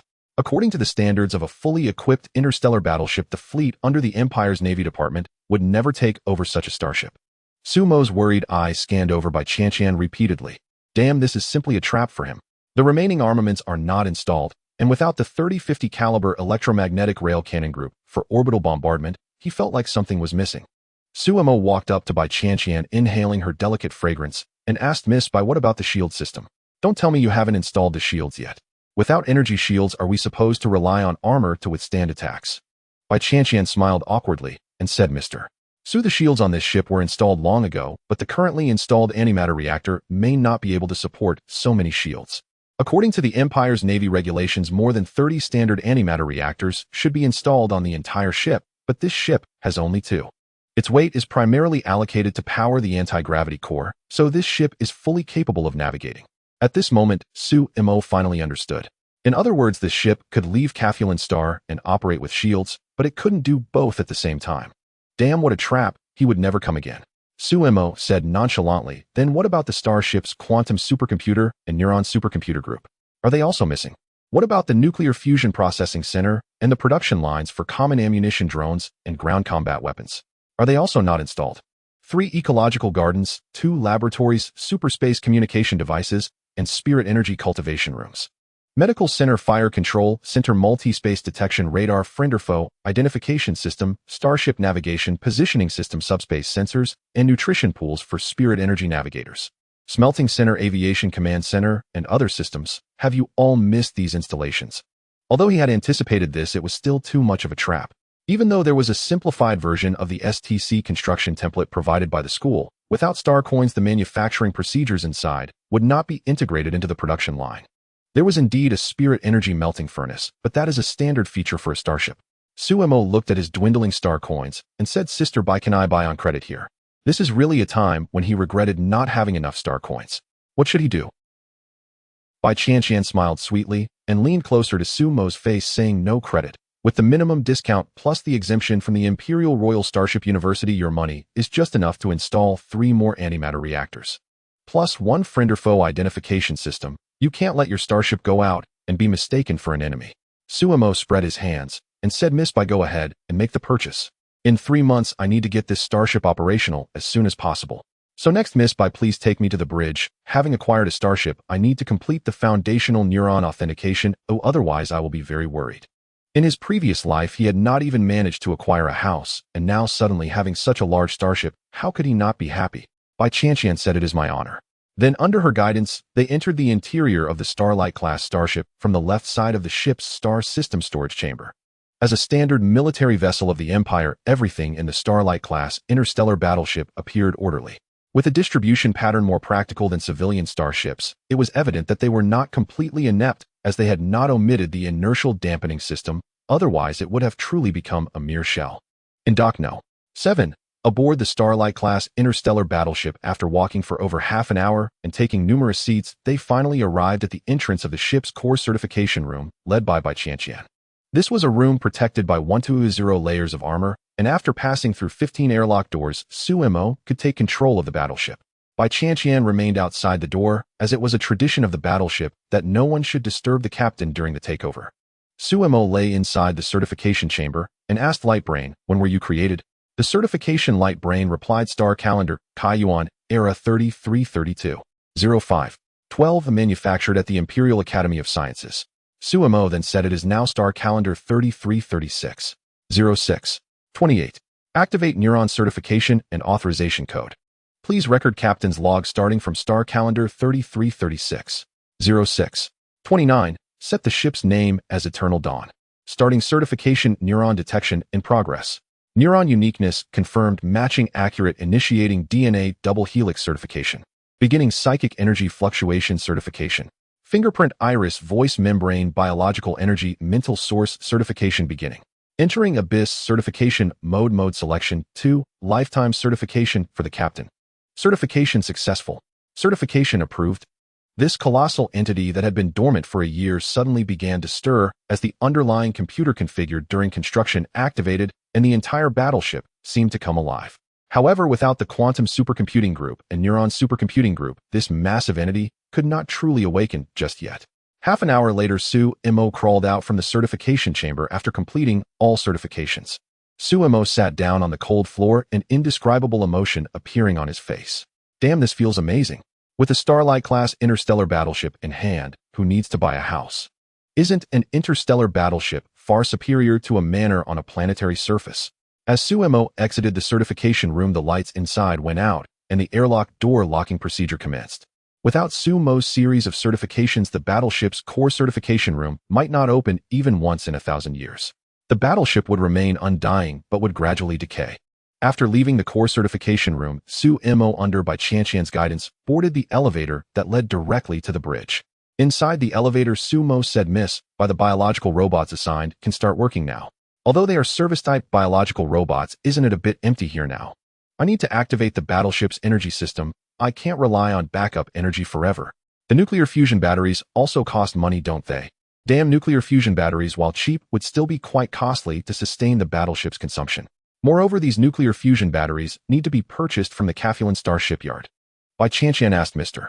Su, I must remind you that without a large light brain controlling this battleship is impossible. That long and complex program cannot be initiated without it. A massive battleship without the presence of a neuron light brain would require the cooperation of at least tens of thousands of people to truly operate. I heard that the Empire has a core fleet that relies solely on manual and low-level artificial intelligence for operation. Suemo smiled calmly, saying, I have been carrying a neuron light brain. The real neuron light brain has already activated its autonomous module and completed the soul-structured neuron light brain. Although I lack a quantum computer group and a neuron computer group for support integrating the computational power of the onboard light brain group, to activate the energy system is not a difficult task. Seeing this, Bai Qianqian could only say, Mr. So you are the captain, I will only provide technical support. As an employee, she was assigned here after refusing to comply with the unspoken rules. The Empire's unspoken rules are never forced, as some people wish to offer themselves up. Bai Qianqian immediately entered work mode, activating the projection system in the bridge, and all the data displayed on 2 main screens and over 30 projection screens. By Chanchan said Mr. Su, according to the data results, the A1 antimatter reactor has a core integrity of 100, and we can perform a preheat start. Su Mo nodded and directly walked to the captain's position, saying, Light Brain, I am the captain. Open the core channel and prepare to receive the battleship's neuron light brain by Ho. Su Mo then carefully removed the backpack from his back and gently placed the neuron light brain into the adjacent transport channel. The neuron light brain, under the transport of the transport channel, would be sent to the most critical position of the battleship. Then he would take control of this colossal entity, but without a supercomputing group, it would be little different from the Empire's old interstellar battleships. A few minutes later, Baiho's three-dimensional holographic projection appeared on the bridge, and Bai Chanqian looked at the lifelike Baiho, secretly thinking that men are creatures that think with their lower halves. Baiho quickly adapted to the role, saying, Captain, all systems of the ship are normal. The antimatter reactor can be activated. Sitting in the captain's seat, Su Mo smiled slightly and said, Activate the antimatter reactor, initiate energy supply channels, and activate the communication system, connect to the fleet's intranet. Since he had taken over this interstellar battleship, he had already become a member of the fleet. This was beyond doubt, as with his earning speed, he could never afford a star cruiser, let alone an interstellar battleship. Yes, he owed debts to the Emperor, but which citizen of the Empire does not owe debts to the Emperor? Baiho walked with a graceful stride, saying, Captain, the activation is underway.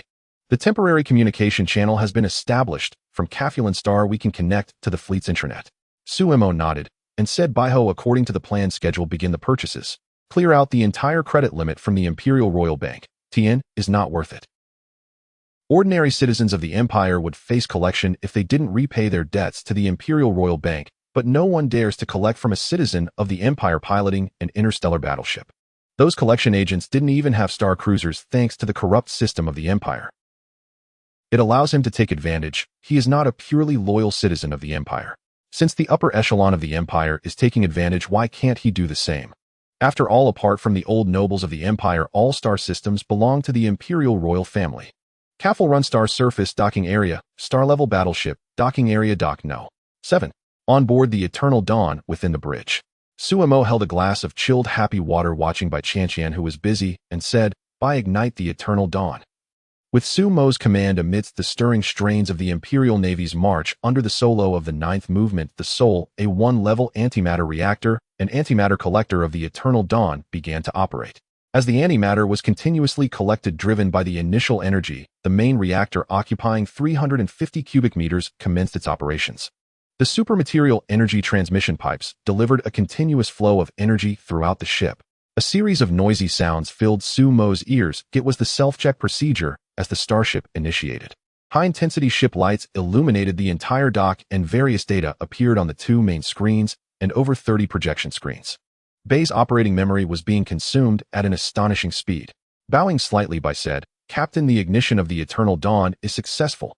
Su Mo applauded, saying, Great, allocate energy, purchase the minerals from Caffel Run Star, and start manufacturing the Ouroboros drones. The core chip is expected to arrive in 3 days. As a standard interstellar battleship, it lacked matching weaponry, which made him feel quite despondent. Bai continued, the production line is currently being debugged, and the standard STC construction template is operating smoothly. The Divine Indication class psychic energy furnace is functioning normally. The psychic protective net is operating as expected. The primary purpose of the psychic energy furnace, besides refining psychic organisms and items, is to shield against certain unusual interferences in subspace. Such interference has appeared in the past 500 years. When there is no navigator, the psychic energy furnace can dispel the gazes of certain beings in subspace while burning. After gulping down a large mouthful of chilled happy water, Su Mo lazily reclined in the captain's seat and said, Why, there's news from the military star network. The school is all following the reserve route, and they should be wearing the rank of Imperial Colonel. For the average citizen of the Empire, reaching the rank of Imperial Colonel is already the peak. Unless one graduates from one of the 9 prestigious academies of the Empire, has experience in joint operations involving starships, mobile troops, and psychic tactical teams, or achieves exceptional merits, dreaming of being promoted to Major General within one's lifetime is futile. Those long-established nobility, after relinquishing their fleet rights, obtain colonization rights. Most of them bully alien races in colonial star systems, extracting wealth and making huge profits. In colonial star systems, anything goes, but if you misbehave in the Empire's subordinate star systems, you will be fortunate to experience the iron fist of the Imperial fleet. Bai projected the information onto the large screen, pointing at the data while saying, Captain, the Imperial Navy has issued your rank and corresponding supplies. They will arrive in 2 days. Suemo nodded and said, by the 3A2 model antimatter reactors I ordered will arrive the day after tomorrow, so we can begin installation. A1 is the main antimatter reactor, A2 is the auxiliary antimatter reactor, A3 is the dark matter reactor, A4 is the subspace reactor, and A5 is the warp core. Generally speaking, a properly labeled Imperial interstellar battleship is equipped with these reactors to drive a massive starship. Bai Qianqian held her forehead and said, the installation will be fully automated under the guidance of the main control optical brain, which will also facilitate future replacements. However, after purchasing the reactors and the friend-or-foe identification system, the star coins you send over are only enough for a small ecological gardens configuration. As a technician, she was well aware of how many star coins it takes to build a starship. Even tens of billions of star coins spent might not yield any significant results. Suemo said with a pained expression, oh, that's a problem. Luckily, I borrowed some money. By the dignity of the interstellar battleship must be maintained, you must install a set for me, or I would feel embarrassed to take it out. The 30500mm caliber dual-mounted light spear cannon has an attack range of 1500 kilometers. This is the absolute dignity of an interstellar battleship. However, generally speaking, the combat range of interstellar battleships is maintained at 50,000 kilometers. No one would fire the main light spear cannon from such a distance. It is not cost-effective given the energy loss of the light spear cannon. Bai Qianqian nodded, looking at the dock account clock, which had several extra zeros, and said, the light spear cannon can be installed, but are you sure you don't want to install the towing beam device at the bow? Suemo shook his head and said, we'll talk about the towing beam later. First, install the 3050mm main cannon and all 1250mm deck defenders. That way the ship will look like a ship that can actually go out. The Eternal Dawn is equipped with 10 5-barrel secondary guns along with over 100 deck defenders, ensuring that it can handle enemy boarding actions. The main cannon is generally for intimidation. It might not fire a shot for years. No one would waste time firing the main cannon. Typically, a 6050mm caliber Closian weapon system is enough to handle certain targets. The primary mission of a single ship is to explore unknown starry skies and escort merchant fleets, not to engage in battles against Titan motherbugs of the insectoid races. Bai Qianqian nodded and said, understood. During this time, Suemo's gaze lingered on Bai Qianqian, as someone who had been single for many years. He enjoyed looking at beautiful ladies. Isn't that a natural inclination? Everyone has an appreciation for beauty. In a sense, he was a major client of Supervisor Liu, and he had a batch of small equipment mining boats suspected of being involved in fissures that he hadn't purchased. At the same time, Suemo also joined the class group, starting to chat and read about the misfortunes of his classmates. As the first student to complete the ignition of the reactor, he received a scholarship from the academy. Although the amount of star coins was not much, at least it was a consolation, wasn't it? In Dock No. 7, aboard the Eternal Dawn. Under the guidance of Baiho, Suemo took the high-speed elevator over the past 48 hours to inspect various important decks. The Eternal Dawn is an interstellar battleship measuring 17600 meters in length, 5700 meters in width, and 6100 meters in height. It is divided into 37 main decks, each of which is further subdivided with some passages only allowing 3 people to walk side by side. Countless airlocks protect the core areas of this colossal battleship, including the engine room, bridge, and radar room, to the utmost extent. This is a true interstellar battleship, although it will also undertake exploration missions. In contrast to interstellar cruise ships with thin armor and large villa-like structures, even as the Captain Suemo has merely 700 square meters of independent private space aboard the Eternal Dawn. Most crew members' personal cabins are around 50 square meters. Upon returning to the bridge, Suemo instructed Baiho to project the image of the engine room onto the screen. 3A2 auxiliary antimatter reactors are being installed in an orderly manner.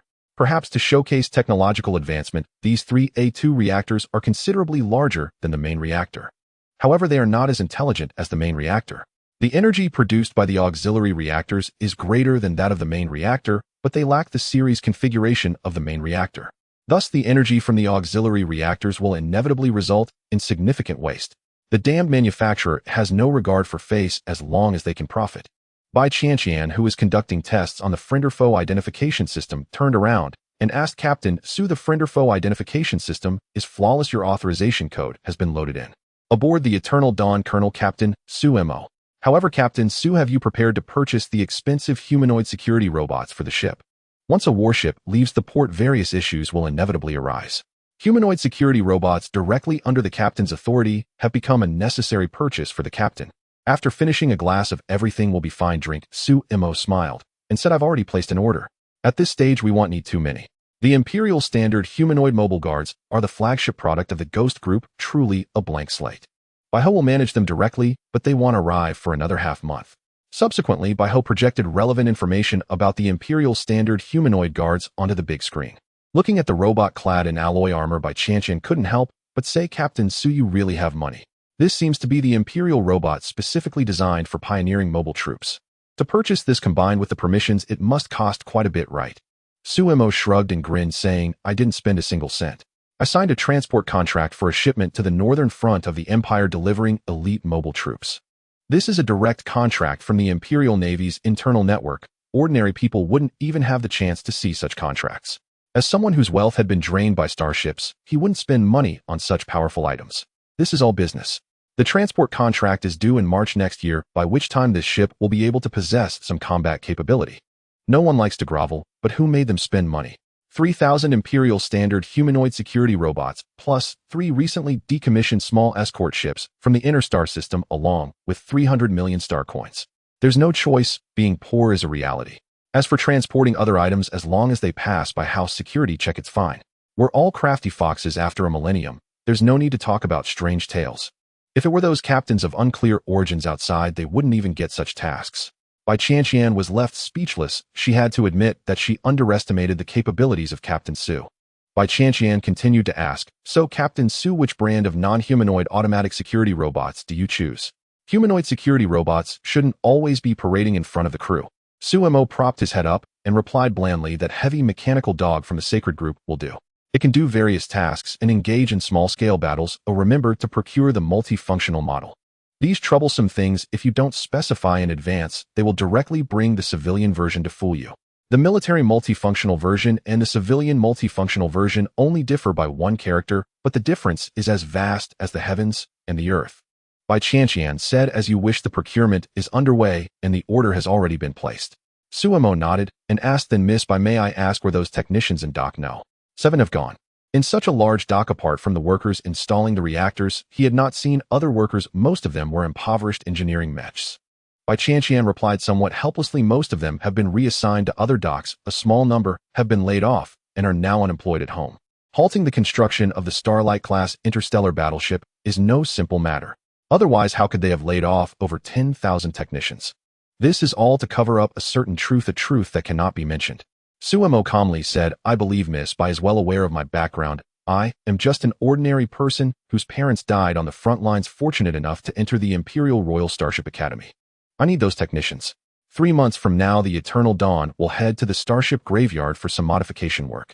Dismantling items from other scrapped starships and then modifying and installing them on the Eternal Dawn is not such a simple task. Relying solely on automation cannot solve so many problems. The most scarce resource in the interstellar age is talent, especially in starship manufacturing. Bai Qianqian said, I will do my best to take care of them. Some have already left Cafulent Star. Su-Imo nodded and said, that's fine, but I need them to have a clean background. Oh, I must consider everyone who will board in the future. He cannot allow someone with an unclear background to join. As the days passed, a series of rumbling sounds emerged from the 35-star-class docks. The roof of the dock began to retract in an orderly fashion, signaling the arrival of larger projects, and the painting of the ships commenced. The Imperial Navy did not provide explicit requirements for the ship's paint job. They only requested that the names of the ships registered with the Imperial Starship Committee, along with the ship numbers issued by the Imperial Navy, be painted in the designated spots. For starships not intended for military use, a more personalized paint job could be adopted, although there were still some restrictions, such as the paint job of the Shanha interstellar battleship, which was stored in the Imperial Royal Museum. Anyone who dared to violate the painting guidelines would find the Imperial Internal Guard fleet waiting on their path, ready to demonstrate the might of the Empire's iron fist. The painting of the Eternal Dawn was also underway, with fully automated spray robots applying the selected patterns. This was a massive project, and of course a lot of money had been spent on it. In this interstellar age, fairness did not exist. If for someone like him, a pure commoner, his ship was just now able to operate. Meanwhile, noble students were having all the necessary reactors, main cannons, and various onboard systems installed, even if it was done in accordance with school regulations. That was very much how the Empire operated. On the armament deck of the Eternal Dawn, the massive main gun, a light spear cannon, was being hoisted into place. Modular installation allowed for adjustments to the armament based on the client's needs. Naturally, this dual-mounted light spear cannon was installed along the ship's central axis. For certain special requirements, the Eternal Dawn might need to fire within a planetary atmosphere. Bai Qianqian held her forehead and said, Captain Su, all 3 of your star coin accounts are empty, and those miscellaneous systems still require a substantial amount of star coins. Facing such a colossal starship, even with the maximum discounts provided by Cafulan, the required star coins were still exorbitant. Suemo asked, what do you mean by miscellaneous? What are we missing? If it's unnecessary, then don't install it. That mecha ejection bay adjustment device is unnecessary. As an exploration ship, there is no need to deploy a mecha squad for a casual outing. Moreover, mechas are a game for nobles. I only need to equip a few engineering mechas. Mechas were indeed expensive war machines. Most of the time, high-end models cost as much as a regular configured interstellar corvette. Bai Qianqian said, Captain Su, those are minor issues. Without an hyperspace reactor or warp core reactor, are you planning to rely on stargates in the future? The heaviest interstellar battleship in the Empire's history, not utilizing hyperspace or high warp, but relying instead on stargate systems for rapid mobility, is somewhat embarrassing. Suemo stood up and said, what's wrong with that? Miss Bai, am just an ordinary person. Where would I find so many star coins to purchase those reactors? I'd rather wait 15 years to receive a fully equipped interstellar battleship. But for people like us, it's practically impossible to meet the expectations set above. More than 3,000 Imperial Standard humanoid sentry robots under Bai's control had begun arranging patrol duties within the ship and were also handling part of the cargo transport. As a commoner without the installation of a large ecological system, he bought a large quantity of canned goods with a shelf life of 300 years along with daily drinking water. Additionally, there was a pile of medications and various vitamin tablets.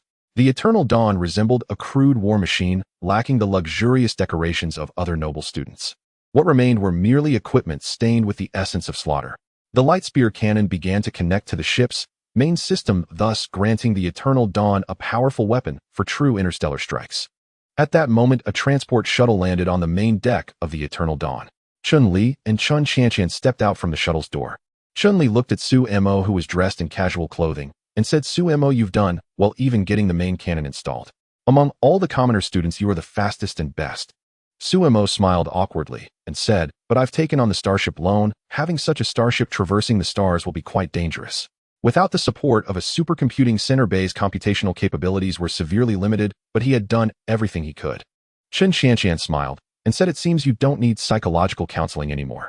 You are the only one among the 17 commoner students who hasn't had a mental breakdown. Su-Mo sized up the graceful Chun Qianqian and said, Teacher Chun Qianqian, is that a compliment? Breakdown. I've long since broken down, but it's just like back home, and the Empire is the same pitfall. For the Emperor, a commoner is born in debt to the Emperor. To have such a starship, the star coins required for a complete configuration would be more than enough to sell me Su-Mo. If it weren't for by providing a reasonably good plan, I would have broken down as well. As long as, don't lose heart, the starship can accumulate faster. Chun Qianqian calmly said, there are some things we are powerless to change, Su-Mo.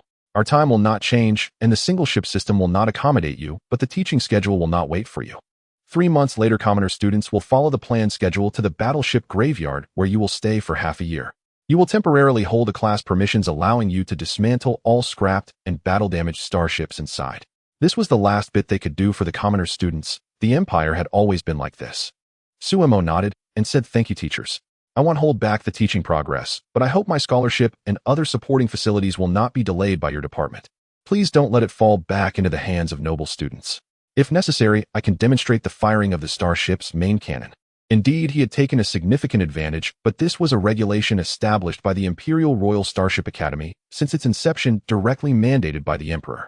However, after countless years, this regulation became an advantage for noble students and a disadvantage for commoner students. If the Emperor were here now, he certainly would not have achieved such great results.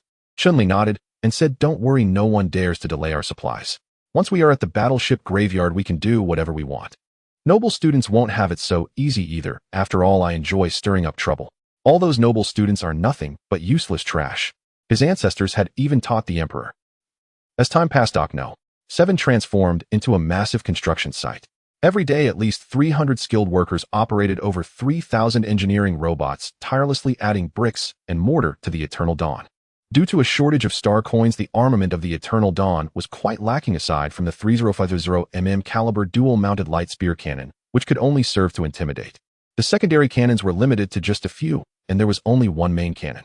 Such an interstellar battleship, when set sail, would essentially be just a bare ship, let alone the other configurations. It had nothing of value. Of course, the paint job was quite stunning, if it weren't for the fact that the current Empire's starships all employed submerged turrets. One might be laughed to scorn just for sailing the ship. Suemo held a cup of joy water, feeling quite bored as he stood at the entrance of the dock, watching the busy activities within. He said, "In just over a month we will set sail. Miss, why would you be interested in taking the position of weapons officer on the Eternal Dawn?" Certainly he was not smitten with Bai Qianqian. He was not that kind of person. What captured his attention was Bai Qianqian's knowledge and skills in weaponry. She was a top student from the Imperial Star University, and staying in Cafulinar was truly a waste of her talent. Such a talent was meant for the vastness of the stars and seas. Bai Qianqian smiled slightly and said it would be an honor, but you might not receive the transfer order. The supervisor of Cafulinar is not an easy person to deal with. Suemo looked at Bai Qianqian, who was dressed in the Imperial Navy uniform, smiled slightly, and said, "I never intended to transfer you. According to the regulations issued by the Imperial Navy Department 150 years ago, I will summon you, and the supervisor of Cafulinar won't be able to refuse such a condition." He had procured so many items, spending nearly 15 billion star coins. What could a person do? Bai Qianqian walked over to Suemo, placing her hand on his shoulder, and said, "My captain, as you wish, I accept your summons." Suemo nodded and said, "Very good. The people from the Star Group have arrived. My 10,000 heavy mechanical dogs, N-125, have also arrived. As the purchaser, let's open a box together." In the northeast corner of the dock, there were 1,000 long boxes containing the patrol security robots sent by Star Company. Upon arriving here, Sumo instructed by open a box and let these little guys get to work. He purchased these mechanical dogs specifically for the ship's operations. Would he follow the example of the Imperial Navy and let good things gather dust in the warehouse? With a series of unlocking sounds, the N-125s, which looked nothing like dogs, lined up neatly and made their way towards the elevator connecting to the Eternal Dawn. Bai Qianqian said, "Captain, the current condition of the Eternal Dawn allows it to take off, but it is not suited for high-intensity combat. The civilian-grade large optical brain cannot match the demands of intense warfare. We must replace it as soon as possible. Quantum computer clusters and neural optical brain clusters are what a battleship should be equipped with. Using civilian-grade large optical brains on military vessels would lead to daily losses of several optical brains." Suemo shrugged and said, "I have already applied to become a friendly service provider for the Imperial Royal Academy of Sciences. If it goes through, they might sponsor us, but it's highly unlikely. Recently, the Royal Academy of Sciences is unlikely to have any exploratory missions. It is well known that scientific exploration cannot utilize military starships, nor can one simply use a civilian starship. The Imperial Royal Academy of Sciences is also a major supporter of the Imperial Royal Starship University, particularly in the Starship Command Department and Single Ship Department." Bai Qianqian helplessly said, "Then it will be difficult for us to control the output power of the main light spear cannon, which could easily lead to energy spillage and waste. This would be a tremendous waste for a starship." After finishing his joy waters, Suemo said, "Let's leave future matters for later. Who can predict? The war between the Empire and the Insectoids and the war with Karuno are still ongoing, aren't they?" He just wanted to quickly get through this period in the single ship department, aside from some essential courses. Most of the time, individual lessons are conducted on board by teachers, which is a customary practice in the single ship department. Generally, this period would last around 15 years. However, this particular cohort was special. This was a course specifically tailored by the school to ensure the physical and mental well-being of the single ship department students. In past history, they had paid a heavy price for this matter. Inside the governor's mansion of Cafulan Star, Governor Zhao Xing of Cafulan Star was reviewing some recent documents when he asked Xiao Lu, "How are the students from the single ship department doing lately? I heard that out of 17 civilian students, 16 have already collapsed." He himself came from a commoner background, and achieving the position of a star system governor paying 11 taxes for the Empire was already a great honor. To continue climbing the ranks, one needed to spend even more star coins, but wouldn't it be better to keep those star coins for oneself? The stunning secretary Xiao Lu said, "Yes, Governor, only one student named Sumo hasn't had a psychological breakdown and is still working on assembly. For the remaining 16 students, we will begin to use strategic support. This time we have another 16 interstellar battleships with 15% equity. This has become an unspoken rule, a win-win situation for both sides." Zhao Xing asked, "What about the remaining student? What are the plans for him?" Xiao Lu replied, "Governor, that student inherited his parents' merits and can go to the real battleship graveyard. The other civilian students can only go to the interstellar junkyard. The real battleship graveyard is the resting place for countless starships that have been retired or damaged over the years in the Empire. The junkyard, on the other hand, is a collection of various military and civilian starships mixed together in a star system. Zhao Xing nodded and said, Xiao Lu, give that student a personal loan of 300 billion star coins. How could one light spear cannon be enough? Settle those accounts. Explain the details to this student Su, he will understand. For a commoner student who has inherited his parents' merits, it is not an easy task to thrive in the era of interstellar travel. Xiao Lu nodded and said, understood, Governor. Time flows by at the Imperial Royal Starship University, where the students of the Starship Commanding Department watch their star coins dwindling, all of it wasted on the Starship. In Dock No. 7, Isu Mo stared at the incoming 30 billion star coins and immediately purchased a reactor. Yet, even so, the power system of the Eternal Dawn only accounted for about 25%. In simple terms, after more than 2 months of modifications, regardless of the actual condition inside the Eternal Dawn, its exterior paint job could certainly be deemed acceptable. However, it couldn't perform warp travel or jump into hyperspace. Without a warp engine or a hyperspace engine, the Eternal Dawn resembled a port-based interstellar battleship. It could only maneuver through the Empire's cumbersome Stargate system, shuttling back and forth within various star systems before reaching the graveyard of starships to dismantle those outdated warp engines for refurbishment and installation. Suemo looked at an assessment report from Bai Ho and said, Xiao, the transport ships in the hangar are already in position. All that's left is the old mining barges. Mining may be a bit slow, but we can't possibly buy all the components ourselves. With a simplified version of the STC standard construction template, and that production line, surely we shouldn't have to spend star coins to buy everything. Bai Qianqian opened her personal holographic device and said, negotiations are already underway. It is expected to take 3 more days to complete the scrapping process. The Empire's advanced mining vessels are not just any run-off-the-mill ships. The Empire's advanced mining vessels may be small, but they are fully equipped. Their size is not small either. They cannot be accommodated in the hangar and can only be stationed at the edge of the armament deck. The Eternal Dawn's largest hangar has a maximum width of 1,200 meters and a height of 670 meters. The advanced mining vessels have a width of 2,000 meters and a height of 300 meters, meaning that 2 of these Imperial advanced mining vessels can only dock on the deck for mooring. Suemo nodded and said, yes, please process it as soon as possible. My classmate has already left with his ship, and most of the civilian students have also departed. Now only a few of us are left. I suspect my teachers are about to be furious. What's worse is that we still don't know who the teacher on board will be after the basic classes are completed. If an old hardliner comes aboard, that would be disastrous. Bai Qianqian smiled as she looked at the main screen and said, Captain, there are some people on Capulin Star who wish to board our starship to the Storm Star domain. Our destination just happens to be the Starship graveyard located in the A1965 star system of the Storm Star domain. What a coincidence. Suemo asked, but that will cost money. For such a large starship, transporting some people over requires collecting tickets. Even a mosquito's leg is still protein. We can't abandon the Emperor's tradition of frugality and waste extravagantly. Bai Qianqian smiled faintly and said, there are 50 people in total, and the price for each is 35000 star coins. This price is quite reasonable. I wonder how the captain feels about it. She is merely a weapons officer. Ultimately, the one in charge on this ship is Suemo.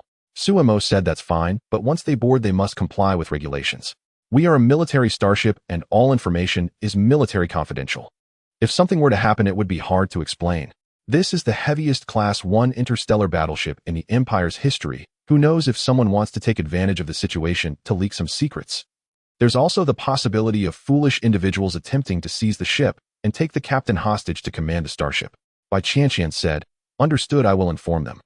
Additionally, the recruited technicians have arrived, totaling 50, most of whom have undergone mechanical modifications. Their lifespan is stable at 3,000 years, but they lack combat capabilities. This is also the reason these technicians are not in high demand. The Empire does not lack technical personnel. What it lacks are warriors who can charge into battle and advance bravely. Suemo looked at the images of those people on the main screen and said, good, arrange for them to board the ship as soon as possible. We won't be staying on Capulin Star for many days. He was eager to get to the Starship graveyard to exchange for some warp engines and hyperspace engines to install on the Eternal Dawn. Only then could he transport goods and conduct deep space exploration instead of remaining within the Empire's borders, spending all day watching those old nobles indulge in a shameless life of luxury. The joy of the old nobles is something a poor wretch like him would never understand. The renovation work on the Eternal Dawn ship is progressing rapidly. When funds are sufficient, there are as many as 7,000 people working simultaneously on board. Two Imperial advanced class mining barges are docked on the main weaponry deck assisted by humanoid engineering robots for fully automated mining operations.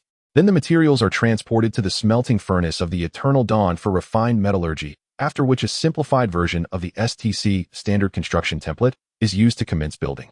Fully automated operations are unparalleled. The power deck of the Eternal Dawn. Those retired veterans from the military and Kaforan Star quickly threw themselves into the bustling work spurred on by the allure of star coins. In the power compartment of a starship, biological robots can no longer be solely relied upon. This is a bloody lesson left behind by the Imperial fleet during past expeditions. The current subspace is no longer what it used to be, and no one knows what strange creatures might be encountered in this new subspace. It is said that during the Golden Age before the Empire there were civilizations that dared to maintain sufficient patrol fleets in subspace to eliminate the subspace insect race. Now the subspace is a realm of indifference. It not only harms others, but also ensnares the insects. Over the years the insects have evolved considerable intelligence. In the power chamber, Ivanov, who had undergone mechanical modification and become a member of the mechanical church, gazed at the towering power core before him and said, "Look at that. The power core of the Imperial battleship, although our Emperor's debt has been repaid, our journey ultimately leads to the stars and seas. Many among them no longer have decades to live. They are too old to move. Even if they were to go to battle, no one would want to send them. They are like discarded cannon fodder, lost and abandoned. Yet they were once the hardest bones of the Empire on the battlefield against the insect race. The legendary Fifth Fleet of the Empire, the Imperial Navy. Old bones, our journey has begun anew. I hear we are heading to the Starship graveyard. That place is a treasure trove. Items from centuries ago may still be of great use. Yet few recognize their value, but we do. Indeed, old soldiers never die, they simply fade away. In the power deck control room, the Oldtimers are working fervently. Compared to other Imperial warships, the work is relatively easy, especially under the control of the main cerebral brain. As those who operate the warship manually, they are quite familiar with the Imperial vessels, which is why they have been working at the Kaforan Star shipbuilding base for nearly 300 years. Inside the bridge of the Eternal Dawn, Suemo sits in the captain's chair listening to the laughter and cheer from the power deck, saying, "By Chanchian informed the spaceport management that we will set sail for the Starship graveyard in 7 days. All necessary recruits have been gathered. Every starship must eventually leave the spaceport and will eventually be decommissioned. We are not gods who our lifespans are long, but we will ultimately die. I only hope that in my limited life I can witness the infinite expanse of the universe." By Chanchian checks the information and says, "My captain, the port has approved it. Your star coin balance is insufficient, and you still owe a significant Imperial debt that you are unlikely to repay in this lifetime unless you manage to marry a wealthy woman." Suemo replies, "You think too much, by Chanchian. Focus on the upcoming reports and also send our information to the Starship graveyard. The dawn there is quiet, and we must not disturb its peace. Should I inform the personnel heading to the Stormstar region to board the ship?" Suemo nods, inform them to board in 3 days.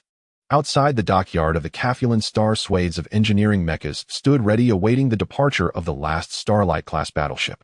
The manufacturing of new interstellar battleships will commence immediately. Time waits for no one, and the Empire certainly does not wait.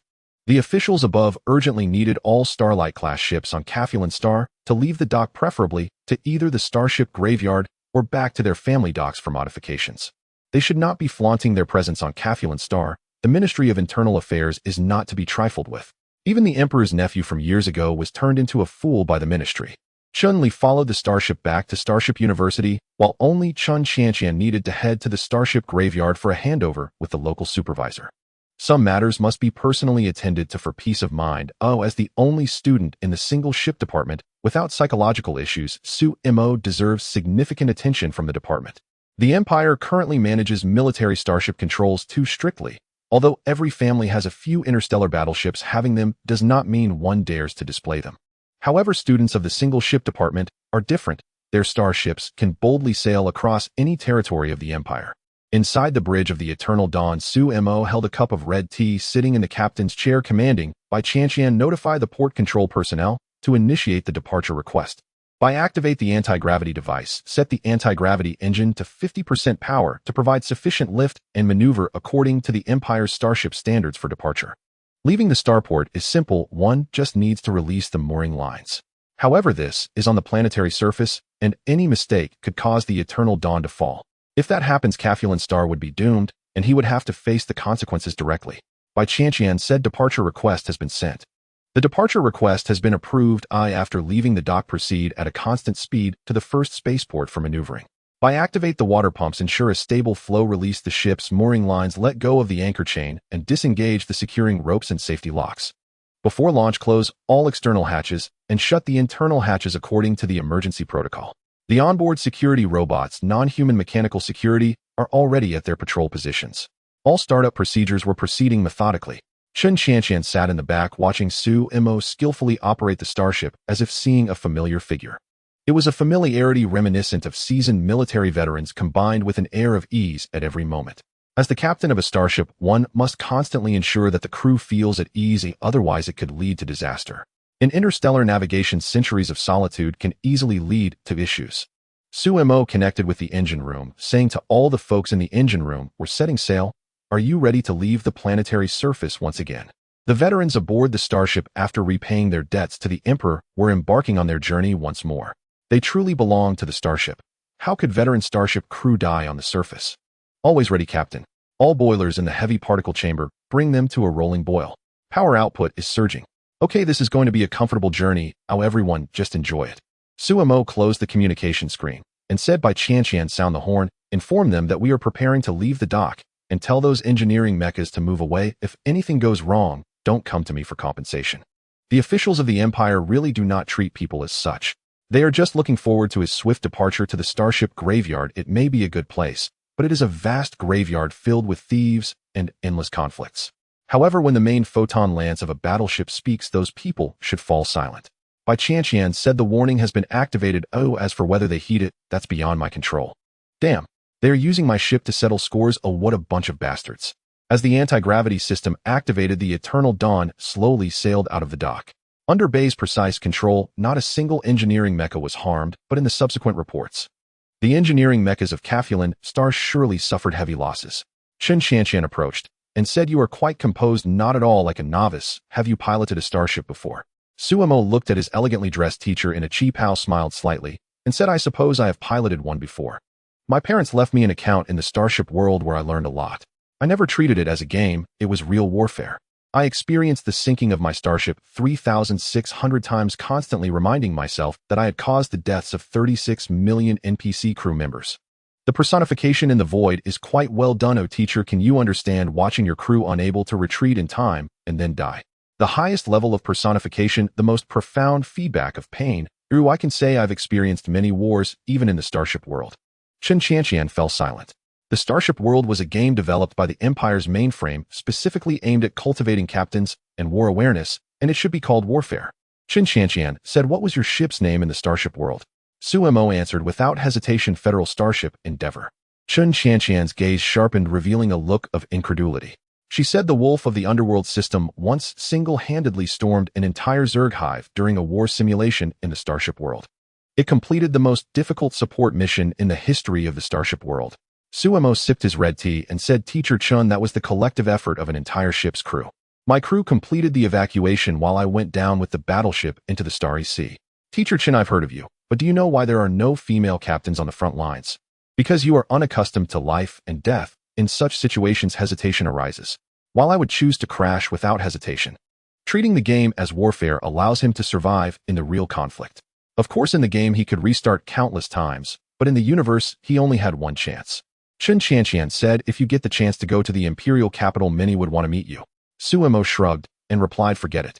Teacher Chun, unless there are extraordinary circumstances, the Eternal Dawn cannot dock at the Empire. Living in the imperial capital is not easy.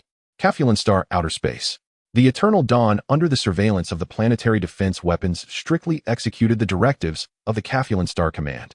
Only after the Eternal Dawn entered sublight speed navigation did the planetary weapons on Caphulan Star finally redirect their aim. The full name of the planetary weapons is Planetary Orbit Defense Weapons, capable of strikes at the level of interstellar battleships. Equipped with heavy composite shields, this is standard for important imperial planets. However, the Empire's territory is so vast that no one can claim to know how many star systems the Empire truly possesses. But they definitely know how many important star systems the Empire has. These are crucial assets for the Empire. Many star systems in the eyes of the Empire's high-ranking officials are considered liabilities that should be cleared at the right time. Those who owe the Empire debts despite the good environment the Empire has provided absurdly think they can lay back and even consider emigrating to the Imperial Capital Star Zone. On the busy routes, the Eternal Dawn, equipped with an identification system, continuously issued warnings to approaching starships, the sturdy laser cannon turrets being the backbone of its authority. This is the stark reality of the interstellar era. If a starship is weak, it must take hits. If you haven't been hit today, it's merely because your opponents happen to be resting. Inside the bridge of the Eternal Dawn, Su-Mo studied the star chart, making annotations. As a captain, one must learn to navigate a starship to a combat position without any navigation equipment. This is the principle Su-Mo has grasped in the world of starships. War is the most unreasonable of affairs. No one will explain to you why your radar or the sensors on your starship lose their functionality when passing through a particular star system. Dressed in silk attire, Chun Chanshan approached Su-Mo and said star chart operations are an ancient skill. Nowadays, very few institutions teach this skill. As a teacher at the Imperial Royal Starship University, even Chun Chanshan herself does not possess this skill. Apart from a few old diehards, no one knows how to use it anymore. Su-Mo looked up at Chun Chanshan in disbelief and said, "Are you joking, teacher? If the navigation system fails, I must bring my crew home." Using the unique positions of the star systems for optical recognition is a skill worth learning. War will not allow him to return to fix the navigation system before engaging in combat. The Empire has enjoyed peace for a long time. Although sporadic battles still occur, large-scale campaigns have not been fought for many years. In such a stable environment, everyone strives for comfort. He too desires comfort, but after coming to this era and witnessing its realities, he can no longer remain at ease. An empire that forgets war will inevitably collapse. This is why he must strive to enter the single-ship department. Relying on his identity as a Psion, he can easily immigrate to the Imperial Capital Star Zone, becoming a favored guest among the often somniac noble women. Such a comfortable life is not without its merits, but to survive he chooses discomfort.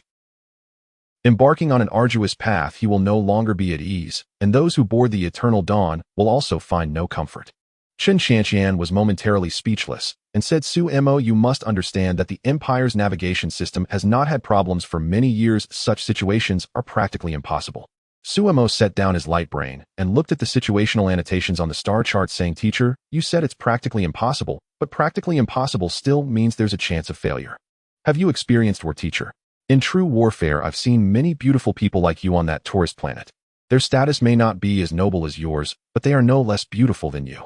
But when the Zerg Queen dispatched her creatures, beauty is utterly useless. Lovely as they may be, they cannot fend off the sharp teeth and blades of the Zerg. That was 5 years ago. Unfortunately, that war went unremembered and no one knows of it. Only scattered rumors echo through the interstellar networks. At that time, I had settled on that planet. I witnessed the demise of the mobile forces and the frantic escape of the wealthy.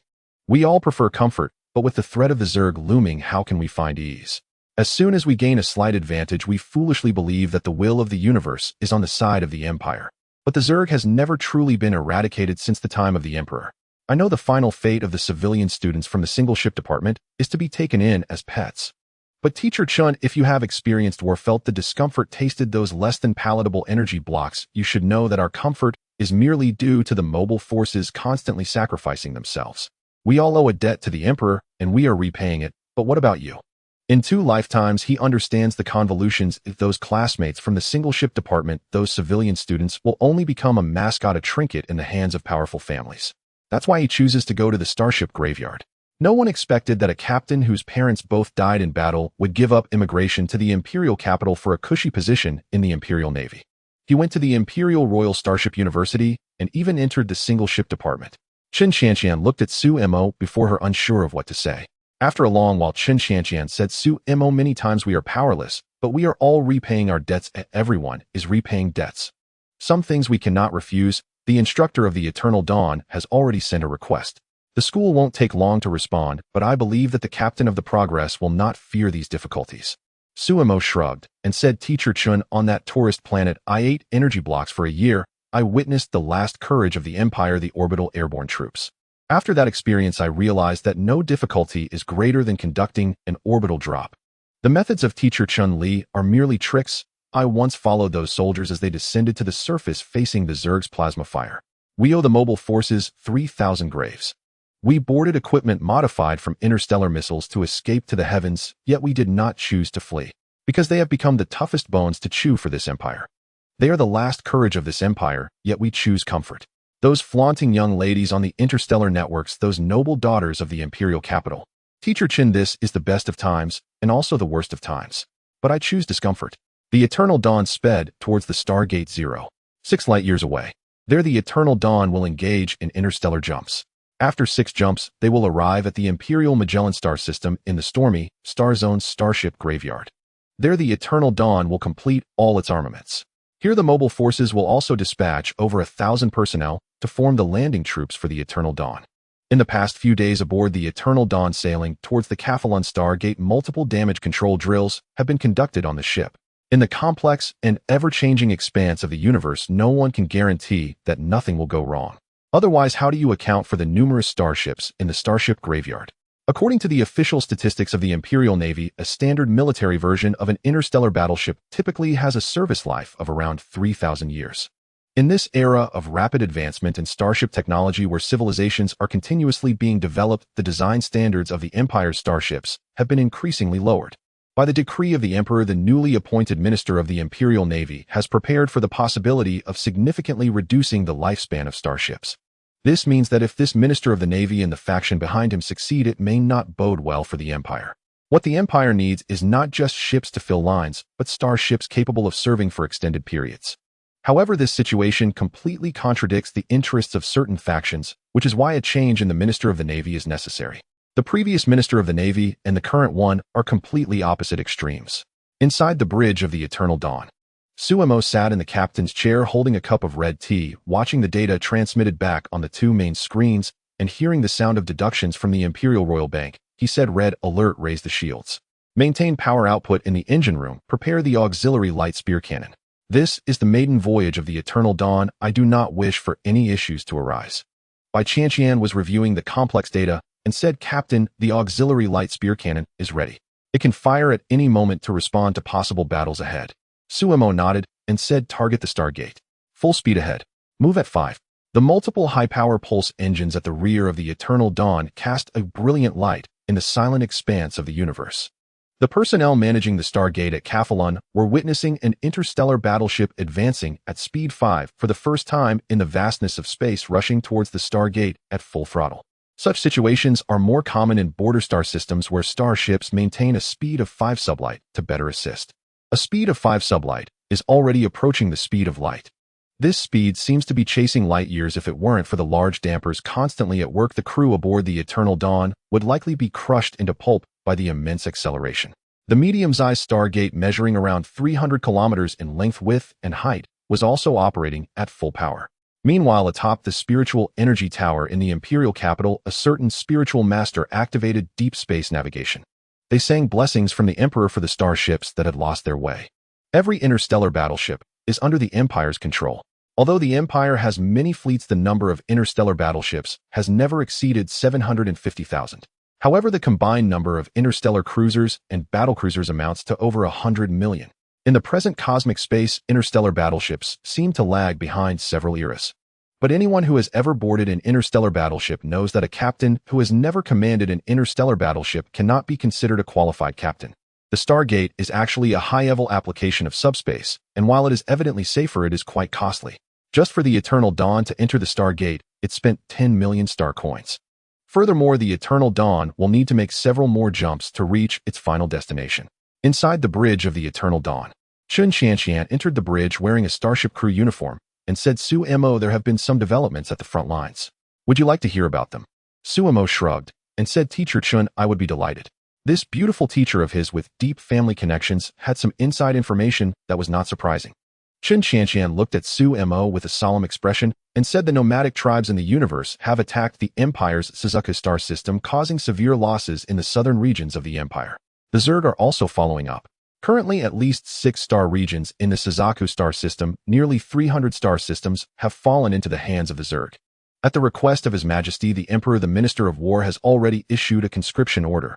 The Empire may soon begin purging the Karuno civilization. The family behind the Imperial East Palace's crown princess, the Yun family, has dispatched a spiritual master to the Stormstar field. It is evident that the Yun family is much stronger than the Chun family. After all, the current emperor is not from the main lineage of the former emperor, but a sideline. We chose the wrong side back then. Some things do not require much explanation. Everything is quite clear and straightforward." Suemo nodded and said, "Oh, so the Yun family has already started meddling But isn't the family of the East Palace Crown Princess overstepping their bounds a bit? A hen crowing in the morning is not a good phenomenon. As a captain, he knew very well the consequences of having an outsider command a starship. Chun Qianqian smiled lightly and said the one who came is from the direct line of the Yun family, closely related to that crown princess. I don't know who exactly it is, but they certainly do not come with good intentions. Suemo calmly replied, it doesn't matter. Then let's carry out a dangerous mission and scare off this so-called direct descendant of the Yun family. These nobles always love to create so many twists and turns, but once they reach the bloody battlefield they will kneel, just like everyone else. They are not a family with a legacy of military merit, just a business family trying to join in on the excitement. He damn well knew that there was nothing good about this. Chun Qianqian continued. The school has also dispatched a seasoned research archaeology professor who will board the ship in the Stormstar field, bringing an entire team with him. After finishing his cup of red tea, Suemo said, Teacher Qianqian, this professor is really clever, taking advantage of me to get such a large interstellar battleship for free. Research archaeology is very risky, but no one has ever dared to target a research archaeology team protected by an interstellar battleship. During the subsequent period, the Eternal Dawn continuously executed interstellar gate jumps, strictly adhering to the regulations set by the Imperial Navy. After paying a hefty toll, there were no unfortunate souls daring to approach Sumo's starship during the next leg of the journey. Inside the bridge of the Eternal Dawn, it remained as empty as ever. Currently, Suemo had not a single staff officer. It was well known that in the age of interstellar travel, staff officers had a different title, as they were engaged only when needed. However, the weapons officer was different. They were true frontline combat personnel who had to don protective suits to work in outer space. He would provide Bai Qianqian with ample salary, but of course Bai Qianqian had to serve the Eternal Dawn. When necessary, Bai Qianqian said, Captain, the passengers have already disembarked via the shuttle, and the final payment has been made. Suemo replied, Okay, retract the auxiliary laser cannon fire. Let us head to the Starship graveyard in the Stormstar region. The Eternal Dawn is already quite impatient. Indeed, he had to speed up the process. He had already informed the mobile troops to proceed to the Starship graveyard in advance, and he needed to accelerate his journey to catch up with the 1,000 warriors of the mobile troops. He intended to give the Yun family a stern warning from the military.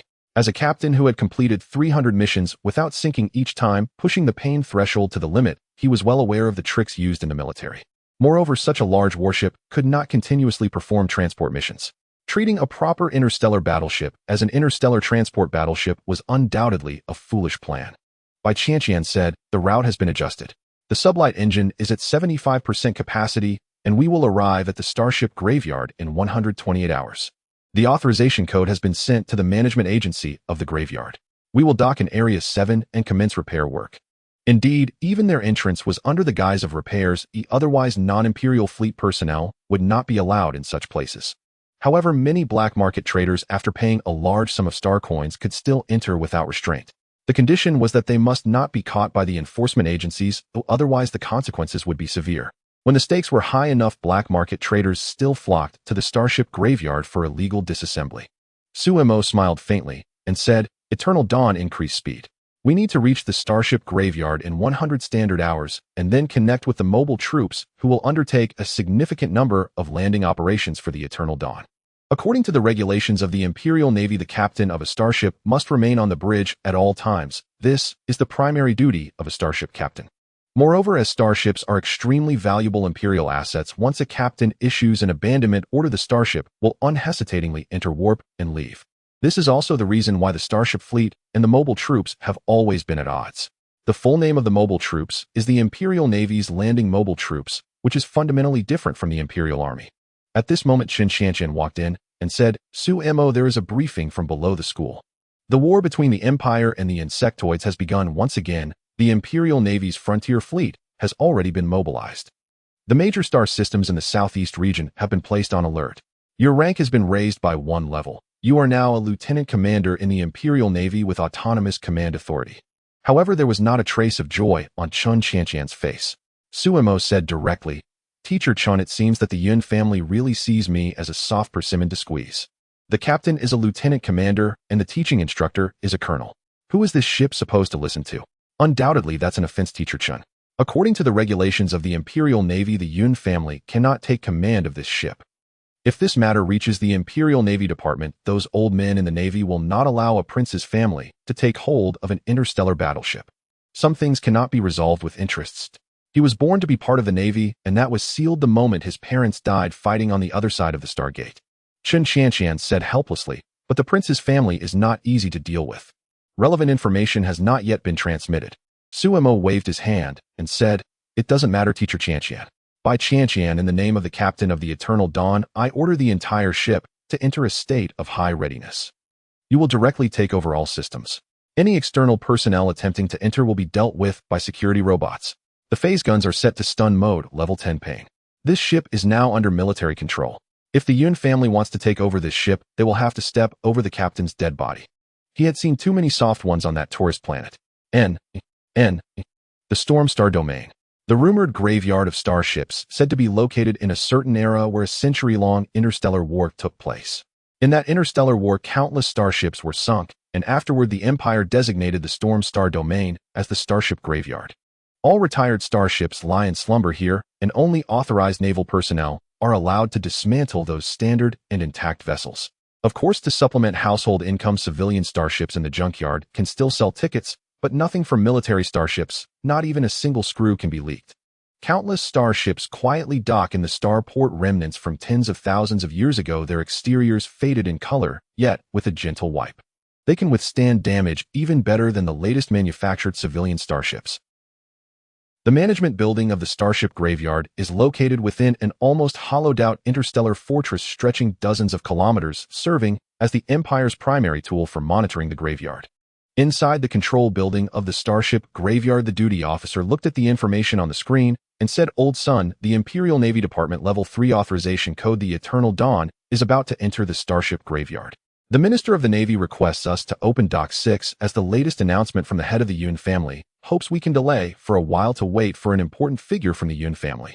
Old son looked at the information and cursed, "Little Wu, don't worry about these matters. I am in charge here.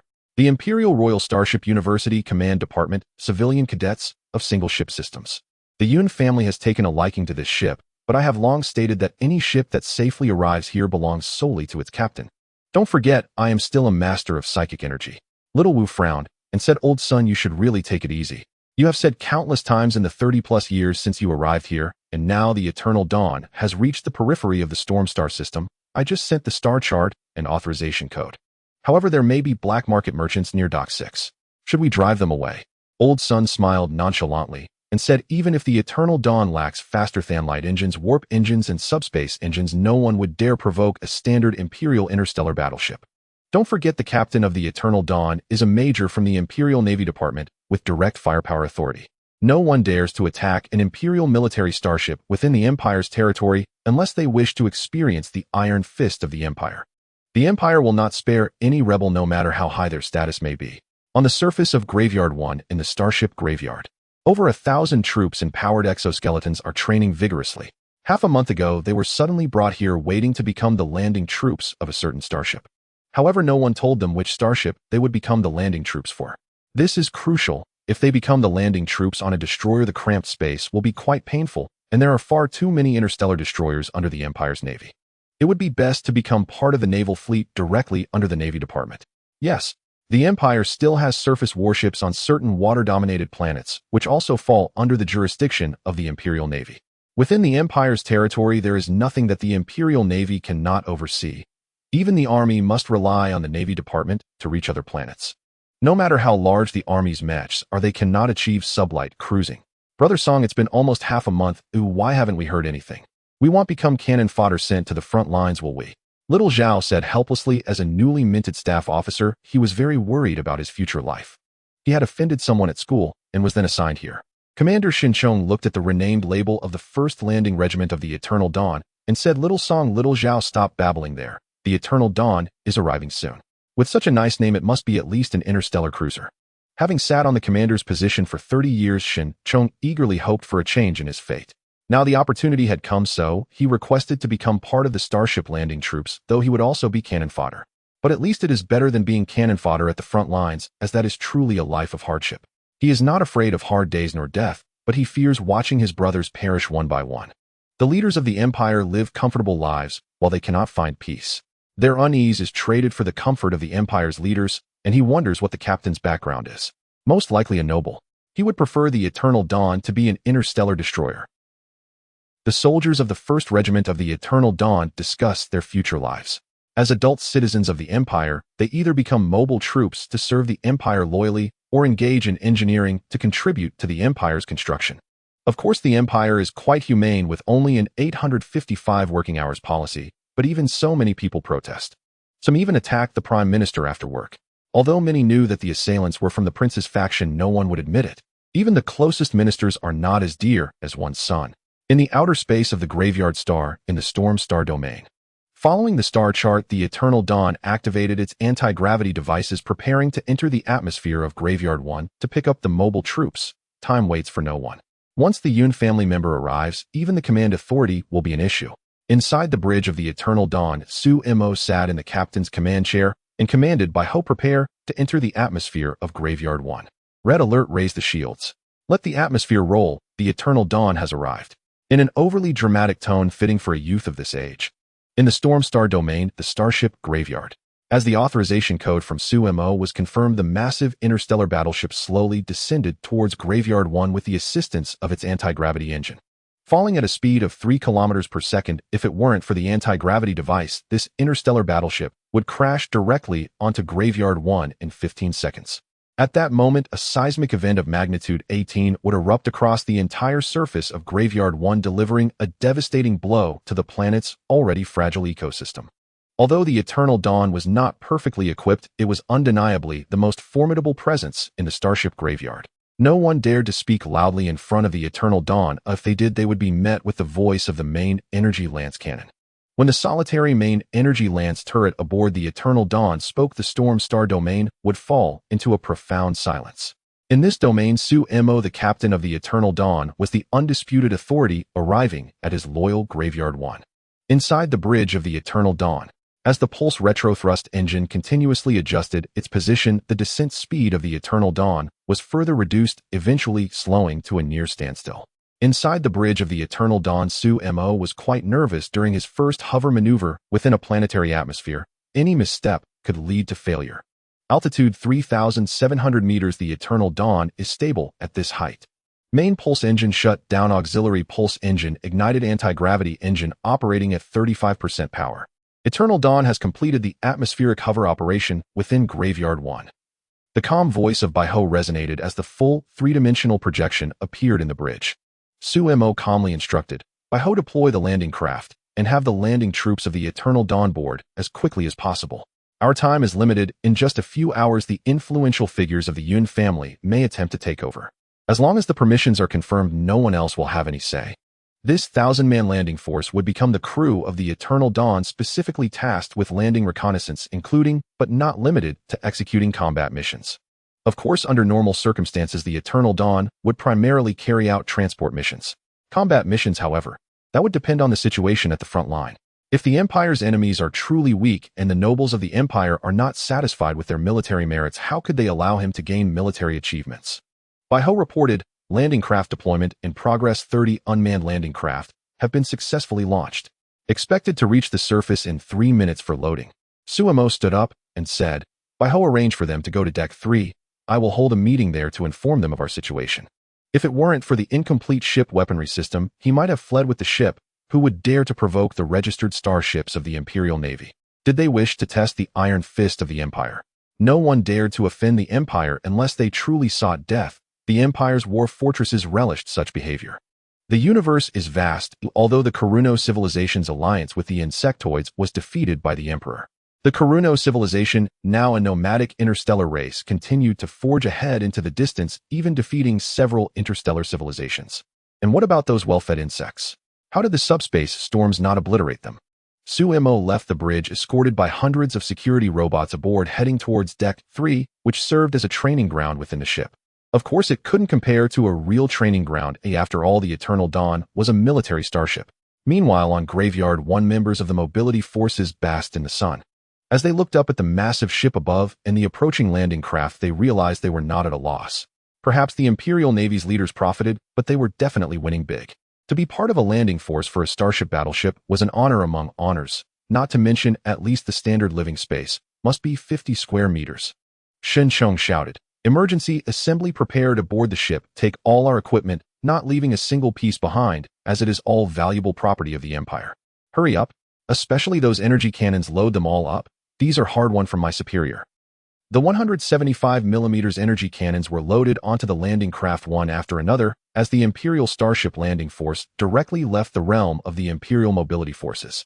At the top of the hierarchy among the various military branches of the Empire were the Imperial Navy's Starship Forces, the planetary defense fleets of the Imperial Navy, the Imperial Army's assault fleets, the Imperial Army's defense forces, the standard Imperial Army units, the Imperial Mobility Forces, and the Imperial Marine Corps. From the moment they boarded the ship, they would be directly affiliated with the Imperial Navy's Starship Forces. It could be said that they were stepping onto the path of success, but it was well known that the Empire's Starship destroyers and cruisers were generally not impressive. However, to become part of the Imperial Navy's Starship Forces and the landing force of the interstellar battleship was to reach the pinnacle of life. The 1,000 or so souls on Graveyard 1 managed to empty everything around the camp. Those black market merchants hid at a distance, not daring to approach. They feared provoking the leader of the Imperial Navy, who could obliterate the entire Graveyard 1 in a fit of anger. Although the leader of the Imperial Navy would be tried afterward, they would undoubtedly perish before his judgment. Yet being associated with an interstellar battleship was enough to garner considerable profit. Since ancient times, no matter when, wealth has always stirred the heart. The landing craft of the 1st Landing Regiment of the Eternal Dawn, carrying soldier after soldier, revved their engines and flew towards the massive ship in the sky. That main cannon's barrel was far too massive. It could fit an entire Standard Army's small combat mech. With such a large barrel meant for smashing people, wouldn't it frighten them to death? The landing craft passed through the hatch of the battleship's cargo hold and entered the Eternal Dawn. Inside, the ship's security robots and Imperial humanoid armors led the way as they took the high-speed elevator to the spacious 3rd deck. This was their first encounter with such a colossal starship. In their previous combat careers, they had mostly seen transport starships, which carried mobile troops. Traveling through various star systems of the Empire, maintaining its rule, the Empire was quite lenient with the star systems as long as taxes were paid on time. The Imperial Tax Bureau was the largest department of the Empire. Who would have thought that the tax department would possess 15% of the Empire's war fortresses? With an additional 10% of interstellar battleships, no star system dared to refuse to pay the Empire's taxes. Moreover, the Imperial Labor Department was also very powerful, strictly enforcing a 7-hour workday.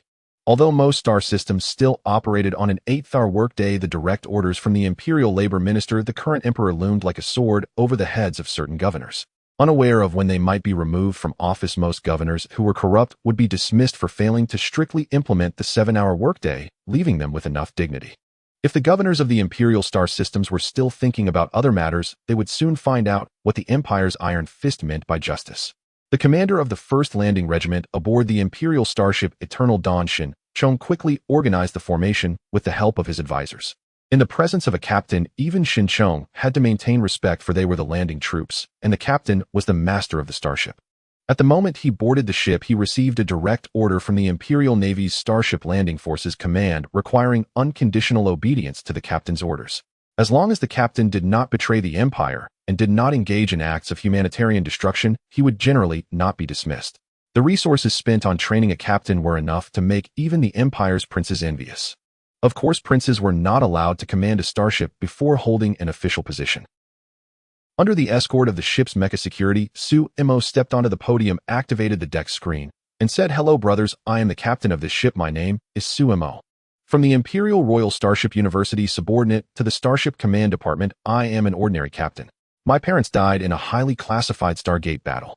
I am your captain, and you are my soldiers. I hope that in the future, when the Imperial television station comes to interview, the first thing you think of is me, your captain. As an ordinary person, I certainly understand the concerns of ordinary people. Starting today, your salaries will be raised by 150%. Because we are all ordinary people, our ship is under-equipped, and we have many tasks to execute, so I need you to enter combat readiness as soon as possible. Our journey ultimately leads to the stars and the sea." After finishing his speech, Su Imo arranged accommodations for his brothers. Sumo's speech warmed the hearts of these eager landing troops. At least he was not a noble captain. A civilian captain was much better than a noble one. However, the soldiers of the 1st Regiment were still very curious about how much money it would take to purchase such a large interstellar battleship. Shin Chong followed closely behind, Su Imo reporting, "Captain, I have received orders from the command center. I am now under your command. Our 1st Regiment consists of over 1,300 personnel, along with 300 landing mechas and 500 armored vehicles, all of which have boarded the ship." Suemo paused, a serious expression on his face, and said, Brother Shin, you should know that I am still a student of the Imperial Royal Starship University and a lecturer will board the ship tomorrow. I need my brothers to embody the spirit of battling the bugs, wear whatever equipment is heavy. The ship has upgraded engineering mechas that have completed military modifications. I want my brothers to be well equipped so that those people can see who protects the Empire. Damn, it's so troublesome. Until now, there hasn't been any accurate news about who the Yun family is sending. Shinchong saluted, saying, I guarantee the mission will be completed. Suemo patted Shinchong's shoulder and said, Brother Shin, you probably haven't served on a starship before. We are a special operations unit, so relax. We don't have as many rules here. You just need to obey the captain's orders. I won't let my brothers go to their deaths. We will soon leave Graveyard 1 and head to the Starship Graveyard to commence our work. I hope my brothers can be fully armed during the mission and capture those who steal Imperial property. Leaning against the dismantled equipment, he thought about how to get this ship ready. He needed to think of some unconventional methods. He had the STC standard construction template produced by the Imperial Academy of Sciences and a psychic melting furnace. He could easily become a weapons dealer. As long as there is a blueprint aside from the ship itself, which cannot be constructed, and the core central computer group that needs to be purchased, what else is there that he could not create? Thank you, fellow townsmen. Shinchong said, no problem. If it weren't for the captain, we might have been heading to the front lines. Suemo said, Baiho has already granted you permissions. You have access to the middle and rear areas of decks 3 to 15. After all, this is an interstellar battleship, and I hope you can understand. On such a large interstellar battleship, each area has different access levels. There were non-humanoid mechanical security and humanoid mechanical security conducting continuous patrols. Shinchong said, understood. Then under security escort Shun Mo headed towards the bridge. Time waits for no one. Tomorrow is the day of truth. If the people are too troublesome, then they will have to venture into the heart of the insect clan. In the Storm Star domain, within the control building of the Starship Graveyard, Old Sun gazed at the screen displaying the personal starship approaching the docking bay, marveling. The most advanced personal starship of the Empire, equipped with high warp speed and stellar leap capabilities. A ship like this is certainly more expensive than an interstellar cruiser. The Yun family truly knows how to make a grand display. Since the appearance of that imperial consort, the Yun family has rapidly ascended, showcasing their noble titles and lands and entering the Imperial Nobility Council. They have secured considerable resources and connections by serving the Imperial Prince, and now they have even set their sights on a starship that the Imperial Navy has yet to retire. One cannot help but admire the clever people behind the Yun family. Little Wu looked at the sleek starship displayed on the screen and asked, Old Sun, should we go out to welcome them? Old Sun immediately smacked Little Wu on the head and said, welcome? What nonsense. Notify all departments to be on alert. No special treatment is allowed. Even if the Emperor himself arrives, there should be no special accommodations. Get the projection screen ready. I want to see how Suemo intends to establish his dominance over the Yun family. As the manager of the Starship Graveyard, he often encountered various issues, but that did not mean he was incapable of resolving them. Understood, Old Sun. Little Wu began his operations, and the situation on the main deck of the Eternal Dawn appeared clearly in the control building of the Starship Graveyard. Old Sun, if we don't go out to welcome them, I fear the prince might have objections. Old Sun had likely resigned himself to a life of retirement at the Starship Graveyard, but they still wished to make their mark. Indeed, Old Sun, he said as he looked at the younger ones. Hey, I'm giving you face here. If you push Suemo too far, do you believe he wouldn't dare to fire? Through secret channels, Suemo's general information had already appeared on his personal light brain. A person possessing the qualities of a captain could easily instigate a real war between his own starship and that of the enemy. Though the Eternal Dawn was not fully equipped, it was extraordinarily powerful compared to the Yun family's personal starship. Once the main cannon fires, if that beautiful personal starship can withstand for 15 seconds, it would be a miracle. Upon hearing this, the control hall erupted into chaos, as those wanting to go out to welcome them were scared half to death. The craziness of the captains was something they had heard of, but this level of insanity was a first for them. In the near-Earth orbit of the Graveyard Star, 2 mining barges had already begun their work. The old gentleman's modifications were quite effective, and using security robots as miners was indeed an excellent choice. Dressed in a combat suit, Bai Qianqian stood at the welcoming position on the main deck, replacing Suemo. Behind her were soldiers from the landing force of the Eternal Dawn. All available large equipment had been deployed, and the deck guardians were in a state of readiness, prepared to launch an attack against any enemies.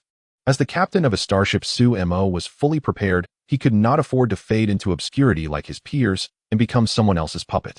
He was the most battle-capable captain in the history of the starship world aboard the Empire's starship, the Endeavor. Holding a cup of red tea, Sumo sat at the command position watching the screen and said, activate the main cannon fire control radar and follow the movements of the Yun family starship. Until we have confirmed their identity and authorization code, they are simply labeled as enemies. I typically deal with enemies using the light spear cannon, sweeping them into the trash heap. The Yun family starship has arrived filled with sincerity, but it is evident that I will not accept any of their so-called sincerity. I replied, Captain, all scheduled maneuvers have been completed. The target starship has not responded to our communication request and is currently moving at high speed. On the main screen, the starship from the Yun family had accelerated to 15% of the speed of light. For a starship in a peaceful star domain, this is considered high speed. It is worth noting that the Eternal Dawn is currently docked. Sumo calmly stated, notified by Chanqian to execute the emergency plan number 3 for evacuation. Sound the red alert and raise the shields.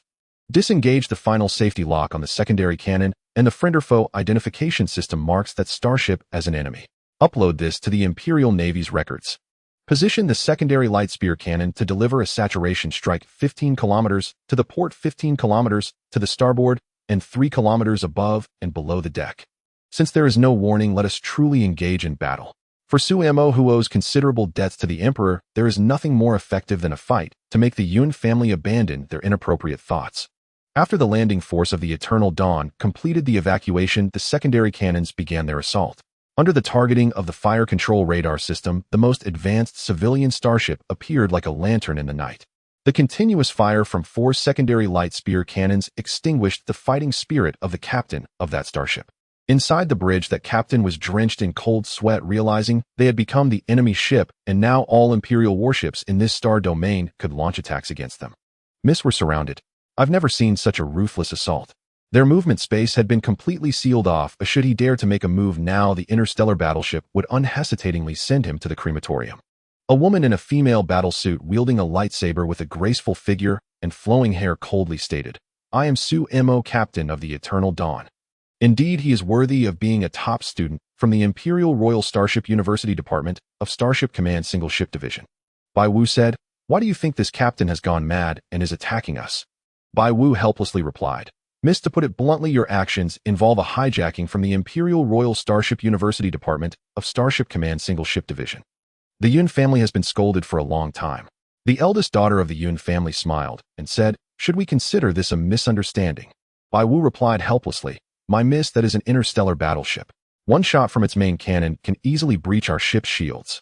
He was genuinely afraid that this eldest daughter would act impulsively. No one knew what a captain of an interstellar battleship might do when pushed to the edge. Captains do not care about how powerful your family is. The star sea is vast, you can run anywhere. In the near-Earth orbit of the graveyard, the Imperial starship Eternal Dawn loomed like a fierce beast awakened from the wilderness, glaring menacingly at the Yun family starship. Even though the armament system of the Eternal Dawn was not fully equipped, it was still a star battleship after all. Locked onto by the fire control radar, all weapons on the Eternal Dawn were aimed at the beautifully designed starship of the Yun family. Inside the bridge of the Eternal Dawn, the weapons officer by Chanqian quickly entered her combat status, with all main and secondary cannons set to fire. As soon as the captain gives the order, the Eternal Dawn will sink that opposing starship into the starry sea within 0.3 seconds, turning it into a pile of space debris. Sumo looked at the main screen and said, landing troops prepare to board the enemy warship with anti-space armor. According to Article 736 of the Imperial Navy Department, proceed with boarding operations. If the opponent resists, lethal force may be used. Standing behind Sumo, Chun Chanqian glanced at the warship on the main screen and said, the young lady of the Yun family, the niece of the current crown princess, the emperor intends for her to marry into the imperial family. I must say she is a troublesome figure. The old nobles are still lost in their past glory, while the new nobles are rising rapidly. Chun Chanqian clearly understood what it would mean for the old nobles if this young lady from the Yun family were to gain control of a star battleship. On conventional starships, the old nobles could allow the new nobles to run rampant, but on unconventional star battleships, they would never allow new nobles to take hold. As long as the new nobles dared to operate a star battleship, they would surely face attacks from the war fortresses of the old noble subordinates. Sumo scrutinized Chun Chanqian's attire for the day and said, hey teacher Chen, the beauty trick won't work on me. I'm just an ordinary commoner only thinking of being loyal to His Majesty and living freely in the present. The words of the new nobles sound grand and passionate, but I know better than to be that foolish. What kind of idiot would think of using a captain's joint conference to operate a starship? That would truly be a terrible operation. If it were to play out like that, private captains would definitely protest. It doesn't matter to him. After all, such a large star battleship was essentially free for him. Indeed, star battleships are a permanent system. Theoretically, as long as he can pay the inheritance tax, the ship can be passed down to his son, grandson, and even to the descendants of 18 generations. After all, star battleships have a remarkably long design life, and it's not unheard of for a ship to still be operational long after its owner has passed. One word: expensive, yet there are still people who can't afford it. Qin Xianqian continued, "Congratulations, you have received the respect of a prince who has always advocated for free love and has already married a commoner. However, the young lady of the Yun family, as the primary heir in the second line of succession, should not be underestimated." Suemo raised his hands in surrender and said, "These people are just greedy for my name. Without my name, this star battleship would be detected by the spiritual energy towers of the capital. Then the righteous iron fist of the empire would come down. Which of the prominent families doesn't have a few powerful starships in their domain? Everything in the universe has to adhere to a legitimate reason. His current identity is indeed legitimate. Only starships stamped by the empire are loyal to the empire. Any starship without the empire's seal is considered disloyal and will face the empire's righteous iron fist." Under the starry sky, the eternal dawn revealed all its armaments. Even with incomplete weaponry, it terrified the captain of the opposing starship. The captain of the Yun family starship directly lowered the shields. Yunwu did not want the young lady to lose her life here, for if that happened, his entire family of over 100 people would likely not survive. Upon learning that the Yun family starship had lowered its shields, Shen Chong, wearing the Empire's latest model of space combat exosuit, began the actual landing. This indicated that the Yun family starship had completely given up resistance.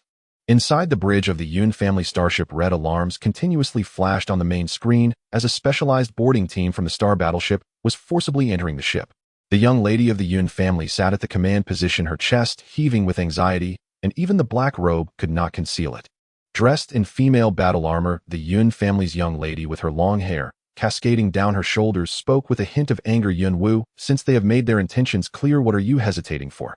Announce our identity to the opposing side. How dare students attack a starship commanded by their mentor?"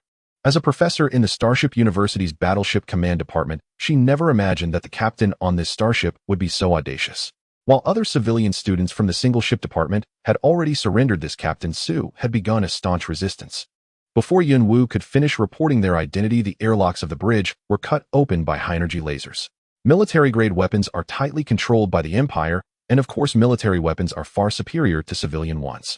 For instance, this civilian starship, albeit of a high grade, could withstand the cuts from civilian weapons, but could not hold up against military-grade weapons. The boarding personnel wearing exosuits emerged from the airlock, and the leading Shinchong was startled by the woman before him. Could it be that Captain Su's romantic entanglements had come to find him? This is the Imperial Starship Eternal Dawn landing team.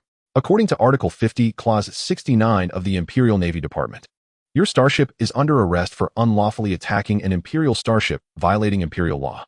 All your actions will be recorded in the archives of the Imperial Navy Department. You have the right to remain silent, as everything you say will become evidence presented at the captain's trial. Yunwu, looking bewildered, asked, "Shouldn't it be the Imperial Navy Department and the Imperial judges conducting a joint trial? Are you really considering using extrajudicial punishment?" Shinchong raised his hands and said, "The captain has declared that the Eternal Dawn is now under military control. You are also the captain. You should understand the captain's hidden meanings." He didn't quite understand, but these were Captain Su's exact words. Yunwu's face fell as he said, "That's really ruthless. Young lady, we are truly in deep trouble this time. Attacking an Imperial starship under military control is akin to committing treason." Moreover, Su Mo cleverly uploaded everything to the archives of the Imperial Navy Department managed by the old nobles. The young lady of the Yun family coldly smiled and said, "Let's go. Take me to meet your Captain Su." Under the threat of the cannon of the Eternal Dawn, this civilian starship from the Yun family, after evacuating all crew members, was directly taken over by Ho and entered the hangar. How much should such a high-quality civilian starship produced by the Star Group be sold for? Although it is not made of the supermaterial alloy of Imperial warships, it is still a type of alloy, and it is equipped with the most scarce warp engine and subspace engine of the Eternal Dawn. Though it is slightly smaller and inferior, the Yun family knows where to source engines as auxiliary engines, which is quite commendable. Broke right. No matter how you do it, it's not an exaggeration. Inside the bridge of the Eternal Dawn, the supreme commander of the landing troops, Shinchong, escorted the young lady of the Yun family onto the bridge, accompanied by onboard security. Suemo sat in the captain's chair, crossing his legs as he sipped coffee provided by the Imperial Navy, saying, Is this how the instructors of the Imperial Royal Starship University's single-ship command department behave? Attacking an Imperial starship indiscriminately, teacher? Yin, do you realize that your actions nearly scared me to death? This is an Imperial standard interstellar battleship, and it is a warship under military control. I can forego an explanation, but the Imperial Navy requires one. He represented the heads of the Imperial Navy, at least currently representing them, when facing the noble daughter of the current Crown Prince's family. That Crown Prince has made it clear that once he takes office, he will reorganize the Imperial Navy and continue to implement the abolished Pioneer Act widely within the Empire. And not implement it on a small scale, just to benefit a specific group. The young lady of the Yun family crossed her arms, her cold gaze fixed on Su Mo, who was seated in the captain's position, dressed in a captain's uniform, holding a cup of coffee, continuing. Su Mo, the only civilian student at the Imperial Royal Starship University who has completed the autonomous takeoff of a starship. Su Mo, you should feel honored that this county princess has come to guide your studies. As a rising noble family, the Yun family needed to place their people within the Imperial Navy, which is why she sought a position at the Imperial Royal Starship University. Nearly 20 civilian students had accepted agreements from various families. Why did an incident occur when it came to her? Yun Wu stood expressionless beside her, while soldiers from the landing force stood guard with weapons trained on him. As long as Yun Wu dared to make any small moves, he would be shot dead immediately. Su Mo looked at the overbearing and prideful young lady of the Yun family and said, enough. You claim to be a county princess, but there are at least 8,000 of them in the Empire. Do you have a fief? Do you have a private fleet? You think you can come aboard my ship and act recklessly just because of your title? You're beautiful, but don't think too highly of yourself. After downing half a cup of coffee, Su Mo looked at Yun Wu and said, you are the captain of that starship. You should know that I had the authority to destroy you just now. Now your ship has been requisitioned, and a temporary requisition order has been issued to your Yun family. Your loyalty to the Emperor is not complete, which means it is entirely disloyal. Prove your loyalty to the Empire with your future combat career. He loves nothing more than to stand on the moral high ground of the Empire and point fingers at these people. The many rules and regulations of the Empire all have their purposes. It just depends on whether you dare to use them. As luck would have it, Su Mo is a captain who dares to use them. Yun Wu was completely helpless. What a situation to be directly requisitioned. Could anything be more unfortunate than this? Yun Wu smiled and said, Captain Su, do you think you can let our young lady go back? We guarantee that afterward we will provide Captain Su with a generous supply of local specialties. Su Mo spread his hands and looked at Shun Chong, asking Shun Chong, according to wartime regulations, what would be the penalty for bribing a captain? Shun Chong saluted and replied to be judged as treason and collusion with the enemy. Su Mo turned to Yun Wu and said, this is a formal project, and your young lady is the instructor assigned to the Eternal Dawn by the Empire. However, according to wartime regulations, her status as an instructor has been revoked, and she currently only holds the position of a life secretary. After joking, the authority of the teaching staff on the ship is at level 3. Oh, I cannot grant this Yun family's young lady such authority. I will continue to provide for her well until I find a suitable time to send her back. As for now, the young lady of the Yun family has become his hostage. If the old man of the Yun family is not too particular, then Su Mo will only have the option of letting the young lady of the Yun family return while holding her grandson. He always believed that a forcibly twisted melon is not sweet, but he is thirsty. The young lady of the Yun family looked at Su Mo, completely unaware that this seemingly honest Su Mo was so unscrupulous. Could such a person become a captain? Then Shin Chong led Yun Wu away from the bridge, and the young lady of the Yun family very angrily sat in the position of the vice captain and said fiercely, Su Mo, you should know that the wars of the Empire will never end. A ship like yours, once it goes to the battlefield, is tantamount to suicide. You need the investment of the Yun family. Su Mo turned in his captain's chair and looked at the young lady of the Yun family, who was dressed in female combat armor, saying, Yun Mu Yun, the Imperial County Princess, the latest model of nanomolecular combat armor from the Star Heavy Industry Group. This set of armor costs as much as half the price of a main cannon. I dare not accept the Yun family's investment. Oh, I would rather borrow from the school. Su Mo assessed the young lady of the Yun family and said, by Ho, in the name of the captain of the Eternal Dawn and a naval lieutenant of the Imperial Navy, send a notice to the Yun family. Let the Yun family transfer Yun Mu Yun's living expenses, otherwise she can only gnaw on energy bars, which would truly be like chewing wax.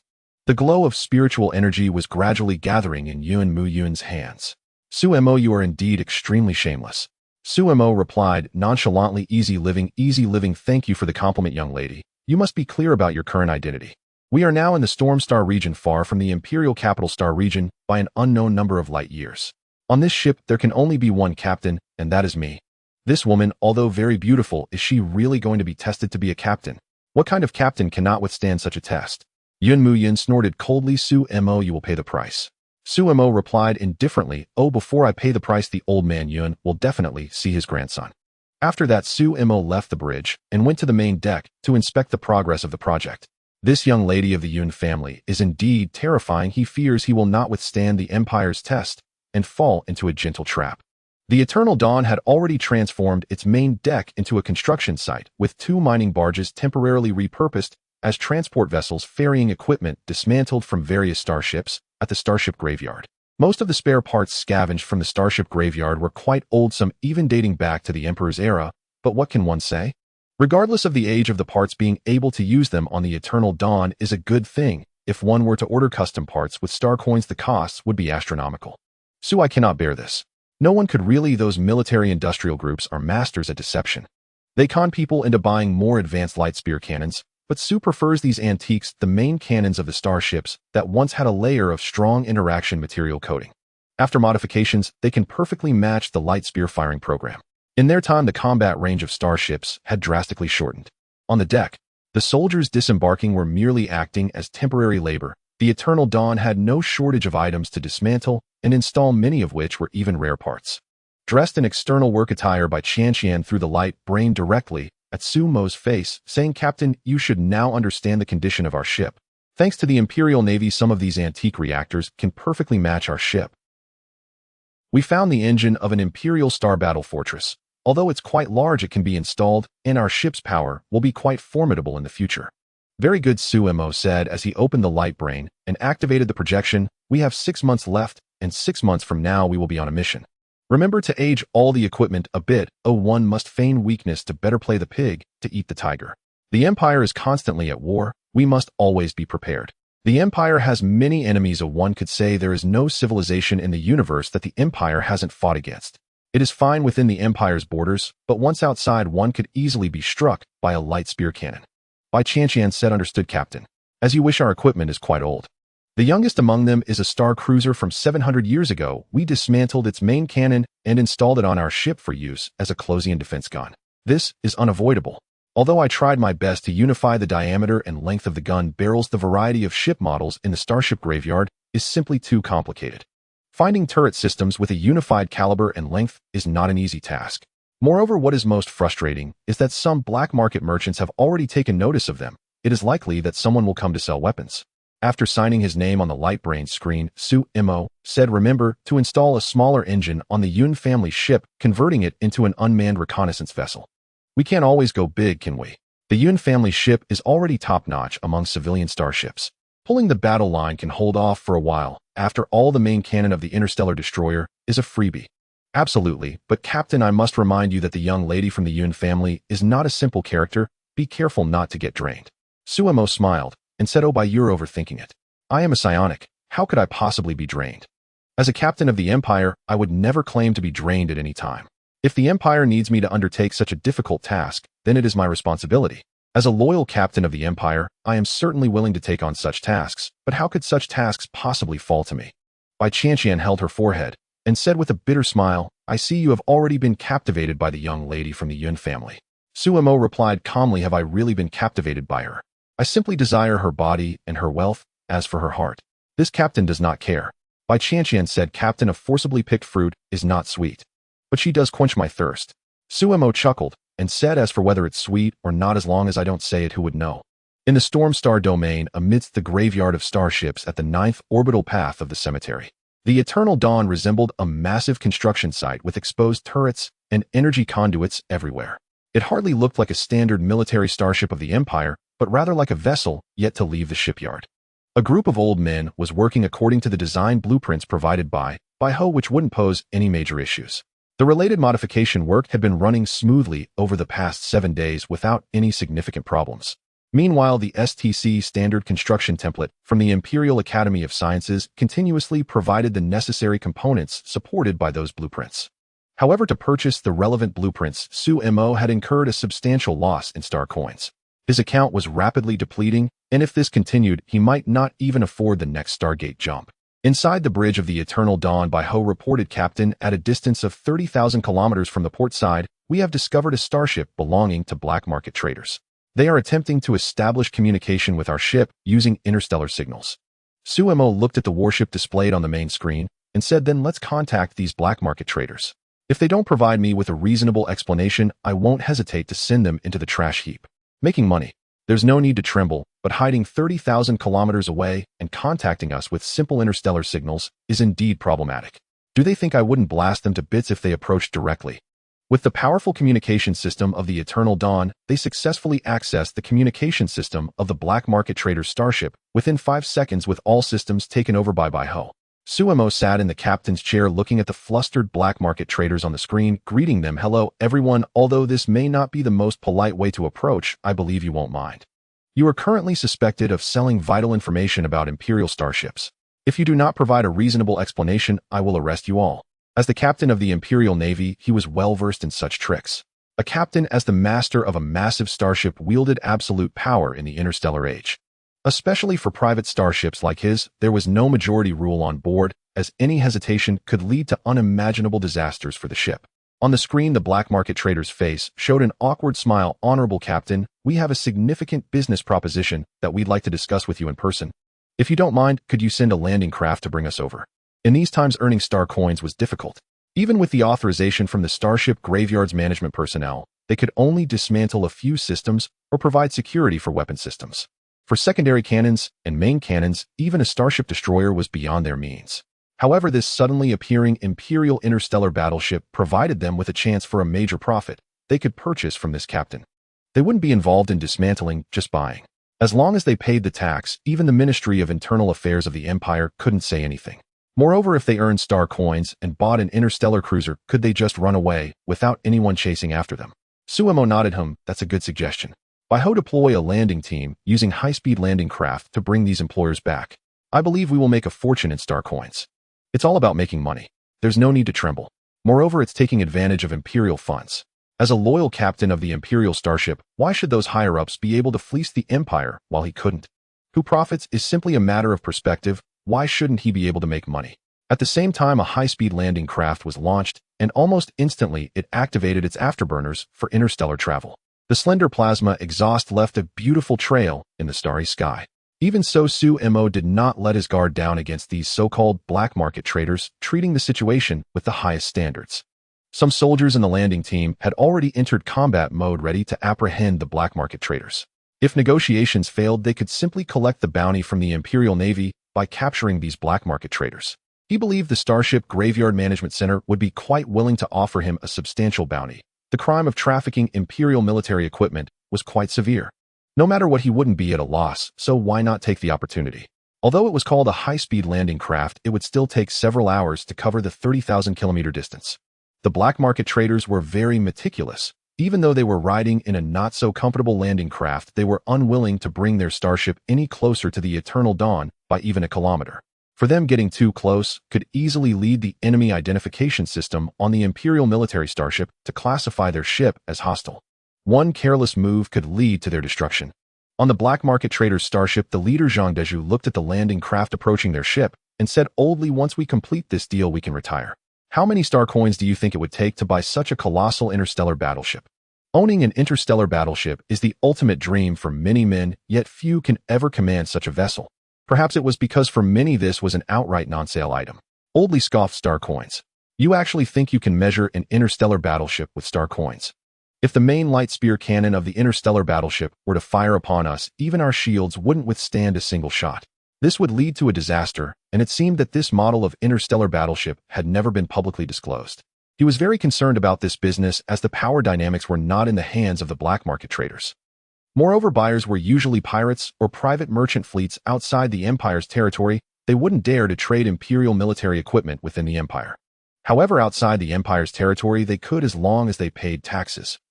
Near the 9 stars orbit in the cemetery aboard the Eternal Dawn on the 75th deck in the conference room, Zhang Deju, whose eyes had long been covered, removed the blindfold and looked at the extraordinarily young captain before him, saying, "Hello, Captain Su, I am Zhang Du. We are legitimate taxpayers of the Empire, and here are our tax certificates." Fearing that Suemo might not believe him, Zhang Deju straightforwardly retrieved several years' worth of tax records from his personal holographic device. Bai Qianqian, dressed in the uniform of the Imperial Navy's Secretariat, glanced at the tax records and asked, "Manager Zhang, we have seen these tax records, but in the list you provided there is actually a mention of the secondary photon lance of an interstellar battleship. Do you know what the secondary photon lance of an interstellar battleship signifies? It is a weapon capable of affecting the balance of a colonial star domain beyond the Empire's territory." Although this was the first time dealing with such arms trade under the urgent training from Bai Qianqian, both Shi and Su Mo as novices managed to bewilder the seasoned Zhang Dazhu. Zhang Dazhu exclaimed, "Commander Bai, do you truly not know? Right now this item is valuable. The main photon lance of an interstellar battleship is strictly a prohibited item, but the secondary photon lance is not. The customers who buy it aren't really looking to attack anyone. You know that the power sources used on civilian starships can't support the firing of such large-caliber photon lances." He had done many deals before, but none had been as troublesome as this one. He no longer hoped to close a deal. He merely wished that this naive captain would not treat him as a spy, as that would lead to a dire outcome. Su Mo waved his hand and said, "Haha, I have the main photon lance of an interstellar battleship here. Do you really dare to take it? In any case, with the full spectrum suppression currently in effect, no one can use the main sensors to scan for an interstellar battleship. Manager Zhang, I Su can sell the weapons that the Imperial Navy's logistics department and the nobles dare not sell, just as I can sell those they are willing to sell. In short, it's a buy first, talk later situation. I'll pay the goods first. Is that clear enough? If he could sell it, why couldn't he sell it too? After all, the buyers wouldn't dare to enter the Empire's territory with their ships to cause trouble. Even if they did create problems, nothing would happen. Who would dare to sell this thing? As captains, why couldn't he sell it too?" Zhang Dazhu jumped up and said, "Captain Su, that's the spirit. The anonymous bank card from the Imperial Bank, the funds within will surely satisfy Captain Su." For this big deal, they had emptied their coffers. Once this was done, they could retire. The secondary photon lance of an interstellar battleship has always been a rare commodity in the interstellar market. As long as someone dares to sell it, it would surely be sold out in an instant. Su Mo nodded and said, "However, the method of delivery needs to be changed. You must play the role of pirates. Let me clarify that I am not selling any Imperial equipment, but rather that I encountered a pirate attack during disassembly. Afterward, I will issue a bounty on that pirate group in the name of the captain of an Imperial starship." Zhang Dazhu smiled and said, "No problem, let's cooperate joyfully." Su Mo said, "Joyful cooperation, Manager Zhang. Do you need starfighters? Brand new ones sold to you at 3 times the price. The military version of starfighters can only be purchased by the captains of Imperial military starships, and the approval process is extremely difficult. Of course, this does not include the Eternal Dawn starship. As the captain of a battleship, he had direct purchasing rights. Equipping an interstellar battleship with 10,000 starfighters is quite reasonable." Zhang Dazhu said, "Oh my friend, we need all kinds of weapons and equipment, even an interstellar warship." Su Mo chuckled and said, "The precondition is that you have a permit, otherwise you cannot dock openly at any of the Empire's 3500 starports." What a joke. A ship purchase permit is true power. The previous power was being a planetary governor, and the current power is being a captain. Captains possess immunity from the Empire. As long as it's not a crime of rebellion, they generally get by without too much scrutiny. This is thanks to the Imperial Academy of Sciences, which developed the Starship inheritance system, allowing a starship to be passed down through 3 generations. A small transport ship, sponsored by black market merchants, departed from the hangar of the Eternal Dawn, heading towards the stars surrounding the graveyard of the starships. As a captain of the Empire, Su Mo considered himself to be quite loyal to the Emperor. He certainly could not learn from certain powerful individuals who brazenly sold arms. For the Empire, no sacrifice was too great to bear, and similarly no betrayal was too small to forgive. The premise was that one would not be caught by the Empire's law enforcement for having dirty hands. On the main screen, the shopping page of one of the largest shopping websites, the Cosmic Cat Shopping Group, was displayed. As a captain of the Empire, Su Mo could hardly keep any star coins. All his money was thrown onto the shopping website. Su Mo helplessly watched Bai Qianqian choose to purchase items that were urgently needed by the Eternal Dawn, such as components related to the tractor beam. Previously, it was due to a lack of money, but after a lucrative arms deal, Su Mo's wallet was once again replenished, and with star coins in hand, he naturally had to indulge. Bai Qianqian looked at Su Mo, who was holding a cup of red tea, with a worried expression, and reassured him, "Captain, earning star coins means you should spend them. If you don't spend money, how can we go out to earn more?" From a professional standpoint, the Eternal Dawn could only operate within the Empire's territory. Once it ventured out without escort or reconnaissance vessels, it would be akin to a lone ship. Until now, the hangar of the Eternal Dawn remained as empty as ever. At least until it was filled, it could not casually roam around. Suemo put down his red tea and said, so, I choose to indulge, and I even used the Kunping Transport Group's ship, which will arrive at Graveyard 9 in a week. As a captain, I am well aware of the current situation of the Eternal Dawn, so I choose to stay in the Storm Star domain awaiting the first mission in half a year. We all know the current state of the Empire, but we are powerless to do anything. We can only clean the frost off our own doorstep. The situation in the Empire has reached a limit. The conflict among the Crown Prince, the first prince, and the second prince has turned bloody. Especially now that His Majesty has chosen to make the seventh prince the Crown Prince, which is the most severe issue. Establishing the legitimate heir is the mainstream in the Interstellar era. Bai Qianqian smiled helplessly and said, you are a single ship system, meaning that regardless of your stance, those princes cannot interfere with you. You possess ultimate military power and are the only one to break free from those noble civilian academies. You may soon receive gifts until your hands are sore. Undoubtedly, Captain Su will be a highly sought-after captain in the future Empire, a captain of an interstellar battleship, and an independent one at that. Such a captain is invaluable to both the old aristocracy of the Empire and the new rich, requiring their efforts to win him over. Perhaps this captain can even take a starship into the Imperial Capital Star Domain. Although the Empire does not allow non-Imperial captains to enter the Capital Star Domain with a starship. Feeling the pinch from his spending, Suemo asked, what about that young lady from the Yun family? Has she caused any trouble? He was undoubtedly most worried about that lady from the Yun family. She was truly a hot potato. Although the young lady from the Yun family had a great figure and was very beautiful, resembling the current crown princess, she was ultimately a major headache. The teachers from the school were already on board specifically there to record the protective excavation team during the Starship's journey through relics. Once the matter of him imprisoning the young lady from the Yun family leaked, wouldn't Suemo become a target for everyone? Bai Qianqian said currently she is being detained in the deputy captain's designated area. However, Captain, you must admit one thing, that young lady from the Yun family is at least a master of spiritual power. Moreover, the most frustrating part is that the young lady from the Yun family is deeply favored by the current emperor. Suemo shrugged and said, prepare some machine-flavored drinks. I need to have a good communication with that young lady from the Yun family. If we don't communicate soon, it might really cause a big mess.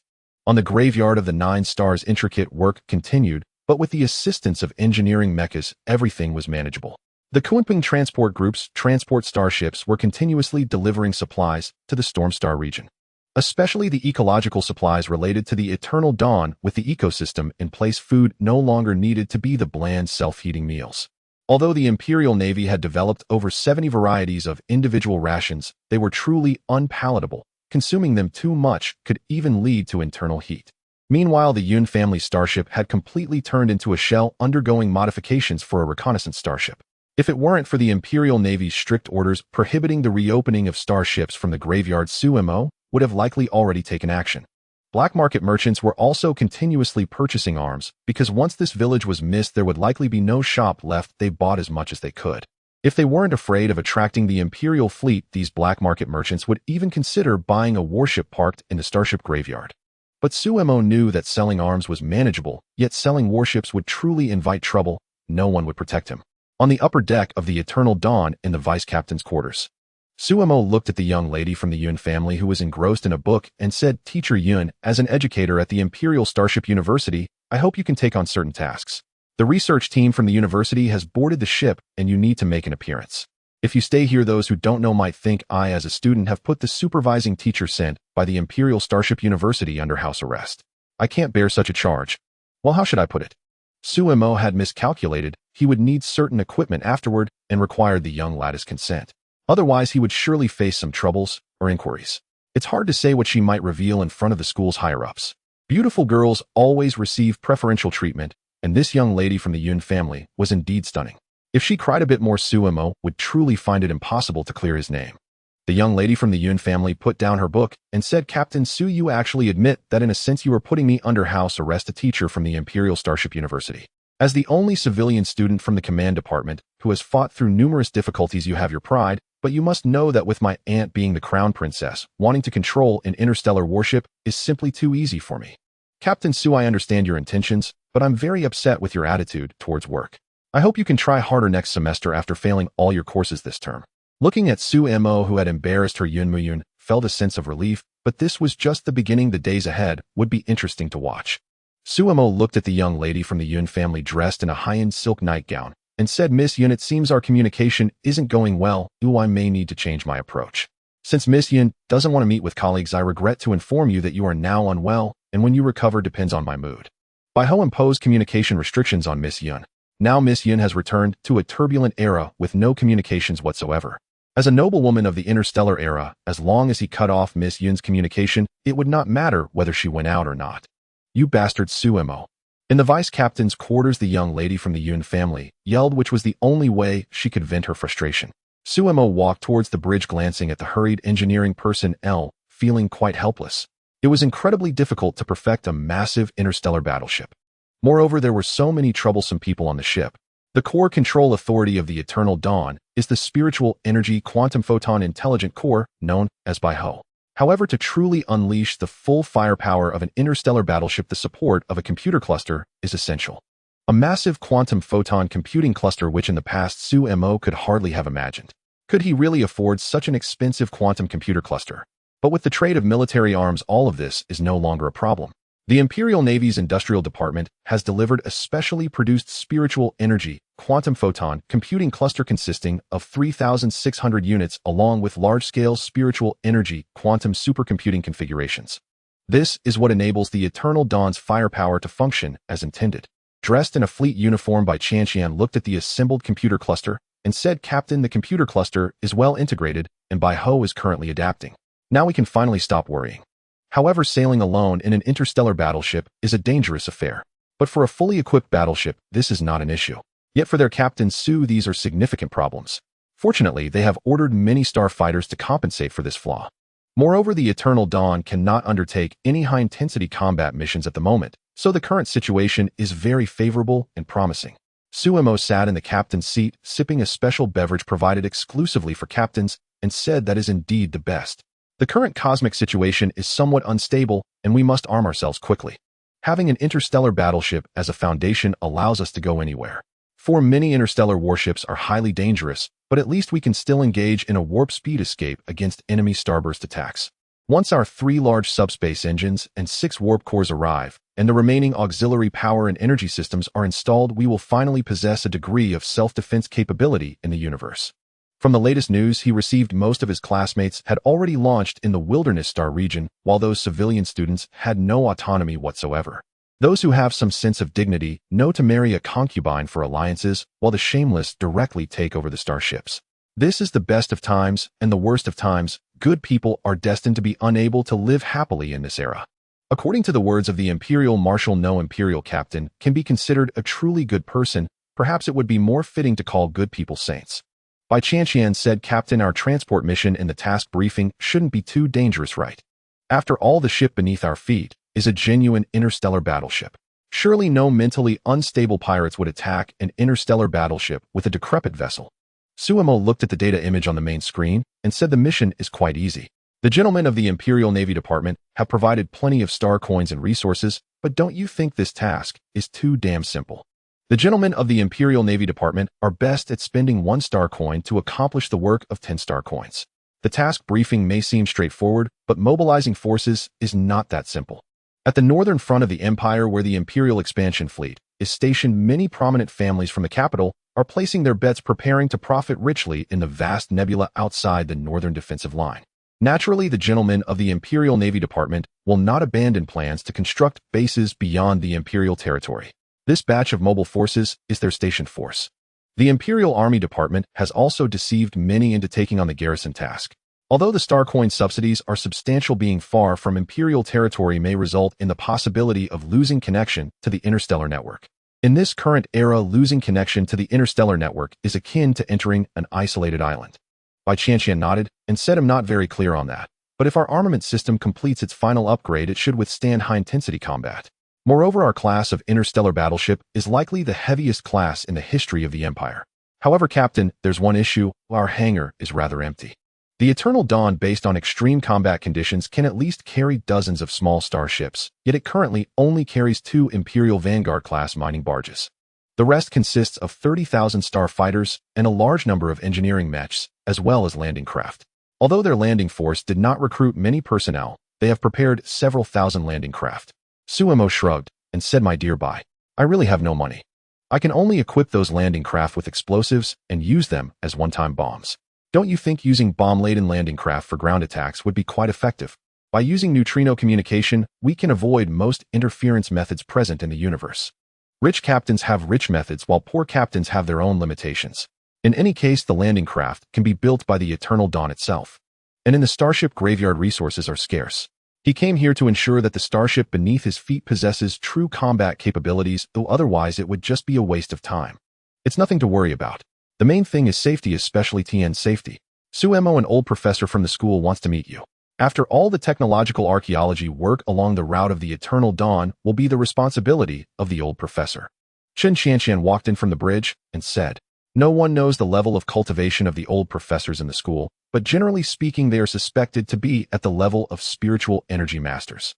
Suemo turned his head and said, "No problem, but it has to wait until after we set sail. Right now I'm genuinely busy. That young lady from the Yun family is quite disrespectful, and I have no way to handle it. Plus, I've been assigned a course to retake for an entire semester, which is a truly terrible situation. I don't want to fail any courses because I've never failed before, so I certainly don't want to fail now." Chen Qianqian said, "I found out about the young lady from the Yun family. The elder of the Yun family is pressuring Yunmu Yun to marry into a prominent family in the capital. If Yunmu Yun cannot take this starship, she will have to obediently return to marry." Suemo helplessly said, "Wasn't she supposed to marry the imperial prince? How did it turn into a prominent family in the capital?"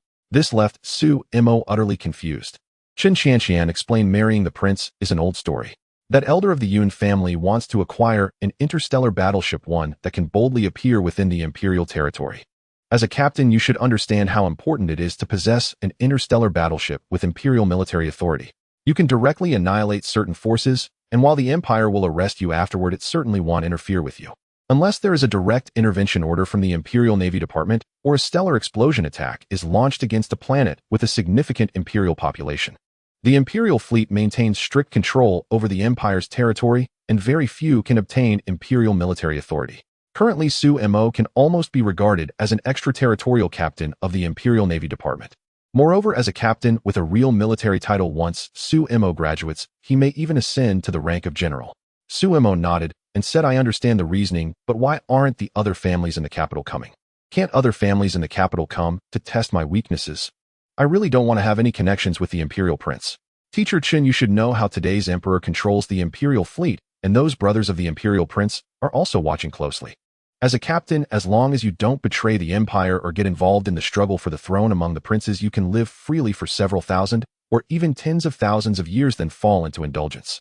But once you participate in the struggle for the throne, everything becomes uncertain, and it is not impossible to be falsely accused. Of course, he is loyal to the Empire and the Emperor. He is only loyal to the Emperor, and who sits in the position matters little to him." Chen Qianqian said, "The young lady from the Yun family is indeed a hassle, but not the biggest one. The prominent families in the capital will definitely use sugar-coated bullets against you. After all, heroes often find it hard to overcome the beauty barrier. Moreover, she's just a young and reckless captain." Regarding Suemo's future encounters, it can basically be said that the outcome is predictable. Once Suemo becomes a general of the Imperial Navy Department and enters the capital's star region aboard a starship, what awaits him is the hedonistic upper class. Suemo dismissively said, "That would be the best. What kind of captain can't withstand such tests? No one can deny my loyalty to the Empire, not even the Imperial Prince." He knows little about the prominent families of the Empire, but he understands that under someone's roof, one must lower their head. Even though he commands an interstellar battleship, the more sugar-coated bullets, the better. When the sugar-coated bullets come, eat the sugar and disregard the bullets. Chen Qianqian helplessly said, "Once you enter the capital's star region, you'll understand."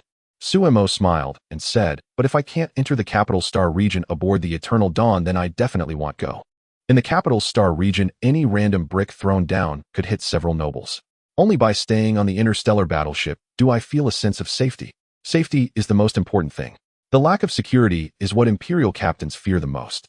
Of course, even a captain of an interstellar battleship needs to take on some side jobs, such as holding a position in a certain interstellar development group within their capabilities, helping them find venues and develop planets. This is also a good choice, but one must rely on a powerful background." Chen Qianqian said, "Unless there are special circumstances, the Imperial Interior Department will not allow such a large interstellar battleship, which is not directly commanded by the Imperial Navy Department, to enter the capital's star region. You need to demonstrate your loyalty to the Empire. Only the most loyal captains can operate starships within the capital's star region." The Capital Star region is the most prosperous territory of the empire. Although it is called the Capital Star region, it encompasses a substantial portion of a star system. Most of the empire's high-level departments, research institutes, the Imperial Academy, and noble fiefs are located there. One could say the Capital Star region is a paradise for nobles and a disaster for commoners in the empire. Suemo stroked his chin and said, "Isn't my loyalty to the empire sufficient as a captain? I can swear that I have enough loyalty to the empire." Chen Qianqian looked at Suemo and said, yes, Captain Su is the most loyal to the empire. As a captain who engages in self-trafficking of arms, if your activities are exposed, it won't end well. These little tricks are what they use to play, but the difference is that Sumo's hands are clean and he employs a seasoned method of transporting cargo. Otherwise, he would have already received a responsibility letter from the Imperial Navy Department. Of course, such matters have already become commonplace. Suemo shook his head and said, "Teacher Chun, I haven't smuggled arms. As I speak, I've already prepared the wanted notice, saying it's this pirate group that stole my ship's supplies. I've reported this to the Imperial Navy Department, and their wanted notice is about to be issued. No matter who asks, it's always this result, no other outcome." Chun Qianqian supported her forehead and said with a bitter smile, all right, you are right, but there's one thing I must remind you, there are some things you cannot do. Once you do, the school might not be able to protect you." Suemo nodded and said, "Teacher Chun, I am a law-abiding captain of the empire, and everything I do is within the regulations." He had prepared everything when doing these things. Even the idiots of the Imperial Interior Department couldn't find any traces of wrongdoing. Chen Qianqian said, "Let's stop here. I hope you can truly understand. He'll try to persuade the young lady from the Yun family. It would be best to arrange a marriage agreement. Then all sorts of troubles will disappear." Suemo asked Teacher Chun, "Can a marriage agreement turn into something real?" I'm sincerely asking, not joking. A marriage agreement turning into something real could still be feasible. Though a forced marriage may not be sweet, it can quench thirst. As long as it quenches thirst, who cares if it's sweet or not? Chen Qianqian looked at Suemo with disdain and said, "Suemo, how did I get a student like you?" In the Storm Star domain at the graveyard of the Three Stars. After months of transformation, the Eternal Dawn docked in the near-Earth orbit of the graveyard of the Three Stars finally began its dismantling, equipping the outer engineering devices for the renovation. As the components of the engineering equipment were dismantled and stored, the entire Eternal Dawn interstellar battleship finally regained its former fierce appearance. As an interstellar battleship, the Eternal Dawn at this moment finally resembled a starship, with its previously dull gray paint transformed into a sky blue hue. The hull number and ship name have been painted. This fierce giant ship finally exuded a sense of majesty. Over the past few months, multiple batches of modifications had been conducted on the entire vessel. All the starships in the graveyard that were in good condition did not escape the clutches of Suemo. The principle of the Eternal Dawn interstellar battleship was to dismantle as much as possible. Especially under by house calculations, the Eternal Dawn forcibly assembled parts from hundreds of starships to create 10 small interstellar destroyers without any warp capabilities. Though quite rudimentary, the use of unmanned control modules made them very useful equipment, especially with the jump capabilities provided by the Eternal Dawn. The crew naturally maximized their efforts for such preparations, which is also the reason why Suemo has not yet met with the management personnel of the Starship graveyard. What would he say if they met? Inside the bridge of the Eternal Dawn, Suemo sat in the captain's command chair looking at his star coin account, which only had enough coins to pass through the Stargate, and said, "By ho, check on our mission details. When exactly do we set off?" Now he wanted to earn star coins quickly. No one would despise having fewer coins in their account. Engaging in arms trade cannot be a constant pursuit. It is easy to become addicted, and once one loses control, it is easy to get caught. "By ho," replied Captain, "in 2 months, we will transport 30,000 members of the mobile troops to the pioneering base in the barbaric star system from the northern system of the New Magellan Galaxy, along with 3,000 standard space containers of weaponry." Understood, by ho. Based on our current situation, plan the route. We should take the Stargate where possible and use warp drive when needed to save costs. Since the school warned me, I haven't sold a single main cannon of a starship, only selling some interstellar fighters and engineering mechs, as well as land equipment, without factory numbers. He dared not sell any of the high-end equipment. Bai Qianqian looked at the weapon system data and said, "Captain, congratulations. The current Eternal Dawn is finally fully equipped, though the equipment is somewhat outdated. Moreover, although our main energy system employs the most advanced reactor, we still need to replenish some conventional fuel, such as subspace energy blocks. Without the spiritual energy furnace core utilizing subspace crystal stones, it is challenging to protect the ship while entering subspace. Of course, if there are enough spiritual practitioners, they could serve as human energy blocks, but it requires quite a number of them. Finding that many spiritual practitioners is honestly not as cost-effective as just buying energy blocks. Suemo shook his head and said in 2 words no money and 4 words I have no money. Let's not worry about that for now. First let's finish dismantling all the external engineering machinery. We will set off to the mission coordinates in 2 months. Before that I need to communicate with that young lady from the Yun family once more. The barbaric star system is truly an alluring place. In the barbaric star system, becoming rich overnight is not just a dream provided you have enough starships. This time Suemo was going to the barbaric star system not only to carry out a mission, but also to make money. Make money, and still more money. Faced with such a captain, Bai Qianqian found herself speechless and could only go busy with her own matters. Having such a captain means they are bound to suffer in the future. Suemo opened his personal holographic communication list and directly contacted that young lady from the Yun family. Some things are not suitable for public channels. Some matters ultimately cannot be laid bare on the table. The Eternal Dawn upper deck officer area within the vice captain's residence. Suemo looked seriously at the Yun family's young lady dressed in silk pajamas, her graceful figure, and said with a smile, Miss Yun, I have come to understand the predicament you are facing. First you rejected a certain prince's marriage proposal, and then you were assigned to my ship, not expecting that I would be a tough nut to crack. But it cannot be denied, Miss Yun, that the predicament you currently face is quite severe. It is well known that I, Su, am a captain who values his starship greatly, which means you cannot comprehend my feelings nor fulfill that old man's task. It cannot be denied that this Yun family young lady indeed meets his aesthetic standards. A woman from the classical water town of Jiangnan, yet possessing fierce combat prowess, her mastery of spiritual energy perfectly matched certain positions on the Eternal Dawn. Only this Yun family young lady was truly difficult to communicate with. If only they could have a good conversation and a deeper exchange, it would surely be a wonderful thing. Yun Mu Yun held a cup of red tea and smiled, saying, Captain Su, are you done speaking? Do you think you know my predicament better than I do? Although my family has placed a lot of pressure on me, I believe I can find my own way out rather than relying on Sumo's charity. Suemo shook his head and said, No, Miss Yin, you may not be aware of your current situation. You must cooperate with me. This is something you cannot refuse, for no one would believe that a goddess as beautiful as you would not stir my heart on my ship. A sage once said, desire for food and beauty is human nature, which is the way of things. He was not only tempted by Yun Mu Yun's body, but also by her level of cultivation. A forcibly obtained fruit may not be sweet, but it certainly quenches thirst. He did not care whether it was sweet or not as long as it quenched his thirst. Who told her to provoke him, Su? This is karma, the retribution of cause and effect.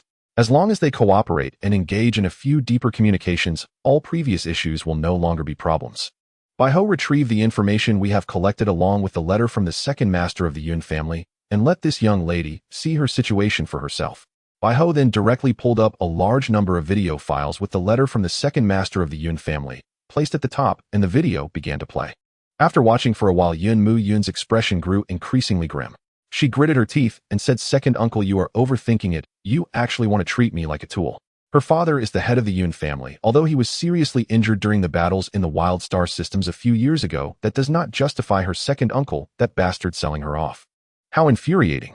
Saying this, Yun Mu Yun picked up a cushion from the nearby sofa and threw it at Suemo. Suemo looked innocent and said, Are you crazy? Yun Mu Yun, if your second uncle is trying to set you up, why are you throwing things at me? Is there such reasoning in the universe? You are truly an unreasonable woman. Don't you want your second uncle to suffer? If you want that, then let's cooperate. After a long while, the furious Yun Mu Yun finally calmed down and said, Captain Su, I admit I underestimated you. Let's discuss how to cooperate. I believe you have a general understanding of the situation with the Yun family. The prince is often ill and the other princes are quite encouraging. Once the prince dies, before those princes, the Yun family will become the target of everyone. My second uncle probably has aligned himself with a certain prince. He isn't completely foolish, but since he wants to take action against me, don't blame me for setting them up. From the perspective of family inheritance, my usually not so clever second uncle is not completely foolish, but to try and set me up is simply courting death. Suemo directly took out his imperial citizen card and said, Yun Mu Yun, you should have a card, right? Let's register our marriage remotely, and all your second uncle's plans will fall apart. As long as we are married, that old man, our grandfather, will have no reason to force you into a marriage alliance. Those families are cunning and will not mess with someone whose relationship with a star battleship captain is unclear. The commotion caused by a mad captain is something they cannot handle. Such incidents have occurred in the Empire before. A star cruiser captain had his wife taken by a young master from a certain family after a banquet. Coincidentally, that captain had imperial access privileges, and one night, after bribing the patrol fleet, he launched a direct assault on that family's resource planet. A high-grade resource planet with a 700-year mining lifespan was directly turned into a wasteland. Then that captain fled into hyperspace where he stayed for decades waiting for the storm to pass before becoming a pirate in the wild star systems. To this day, that captain continues to strike against that family, which was originally on the rise, leading them to ruin. If a star cruiser captain can do this, how much more so a battleship captain? Before having his own starship, a captain is nothing, but once he possesses his own starship, he becomes the ruler. He instantly becomes part of the ruling class of the Empire, a class that needs to be maintained. Because captains can stir up trouble, and they form alliances to do so, as long as they aren't traitors, the Imperial fleet will turn a blind eye. Who needs to be unified? The leaders of the Empire know very well. Therefore, the leaders of the Empire are dedicated to eliminating the situation where a single ship passes down for several generations, but it has been of no use. Yun Mu Yun's face was filled with anger as she said, Su-mo, I think your brain has water in it. You want to marry me after only a few days of knowing each other. You actually dare to cast your eyes on me. Do I think you are crazy? With a face full of anger, Yun Mu Yun activated her nano-battlesuit clad in armor. She said, if you want to marry me, fine. As long as you can convince me, I have no objections. Yun Mu Yun, already infuriated, charged at Su-mo and punched him, sending him flying several meters. If it weren't for Su-mo also being a spiritual energy master, he would probably have several ribs broken right now. Su-mo also activated a nano-armor specially provided for Captain, smiling, as he said, a forcibly obtained fruit may not be sweet, but it quenches thirst. Yun Mu Yun, I truly don't mind. Let's make it real. The two quickly got into a scuffle, and if it weren't for the large size of the vice-captain's residence, it would have been known to everyone by now. Yun Mu Yun, where are you kicking? Can you kick there? Don't you care about your future happiness? Su-mo directly activated his spiritual shield to block Yun Mu Yun's frenzied attacks. However, as a spiritual energy master, Yun Mu Yun is clearly at a higher level than Su-mo. So after Su-mo gained an advantage, he quickly fell into a disadvantage. Ouch, ouch, you crazy woman, Yun Mu Yun, I command you to stop immediately in the name of the captain. Su-mo gritted his teeth through the pain of dislocated arms and being pressed down by Yun Mu Yun. This madwoman really intended to go all out against her, but it felt quite nice. Yun Mu Yun let go of Su-mo and said, TCH, with this little strength, when you get to the Imperial Capital Star Domain, won't you be taken advantage of? A fake marriage is fine, but we must establish 3 rules. Some things can be done, and some cannot. If it's make-believe, don't even think about it. That's simply impossible. As someone determined to become a spiritual energy saint capable of single-handedly facing interstellar warships, she does not want to be bound to a star battleship. This Captain Su is simply not her type. Su-mo nodded and said, All right. I love setting rules, but when we're out, you must give me face.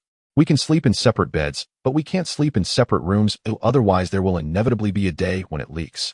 The ancestors have said that proximity brings the moon closer. As long as the distance is close enough, winning over Yun Mu Yun is just a matter of time. However, this woman is too good at fighting, and Su is starting to struggle. Yun Mu Yun smiled and said, That's fine, but if you want to make it real, then he'll make sure you can't say a word. Saying this, she mimed cutting with scissors, causing Su-mo to feel a chill run down his spine.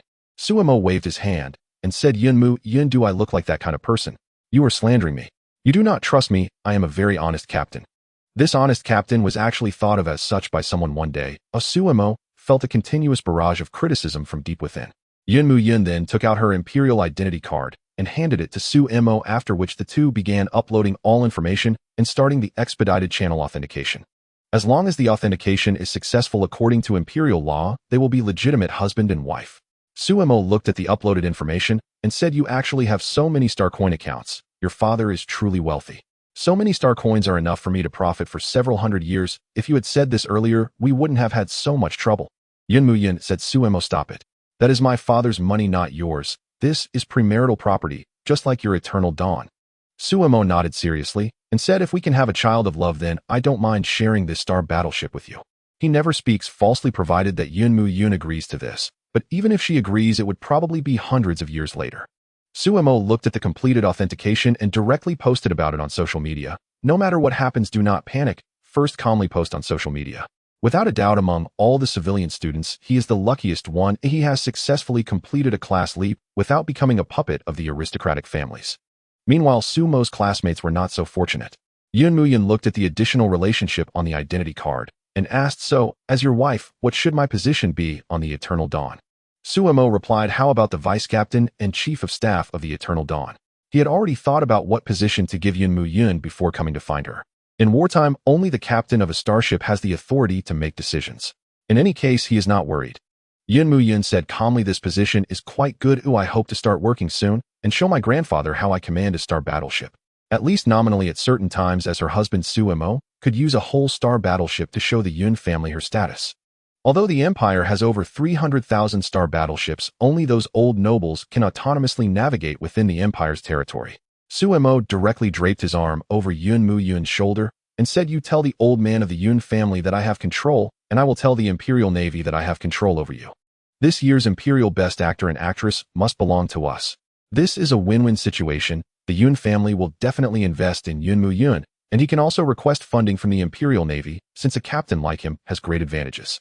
The Empire values rules, but they don't have to." When Suemo and Yun Mu-yun jointly arrived at the Bridge of the Eternal Dawn, the temporarily acting Chen Qianqian looked at Suemo in shock and asked, "Did you manage to win her over?" Suemo directly pulled up the information from the identity card and said, "No. She just married me.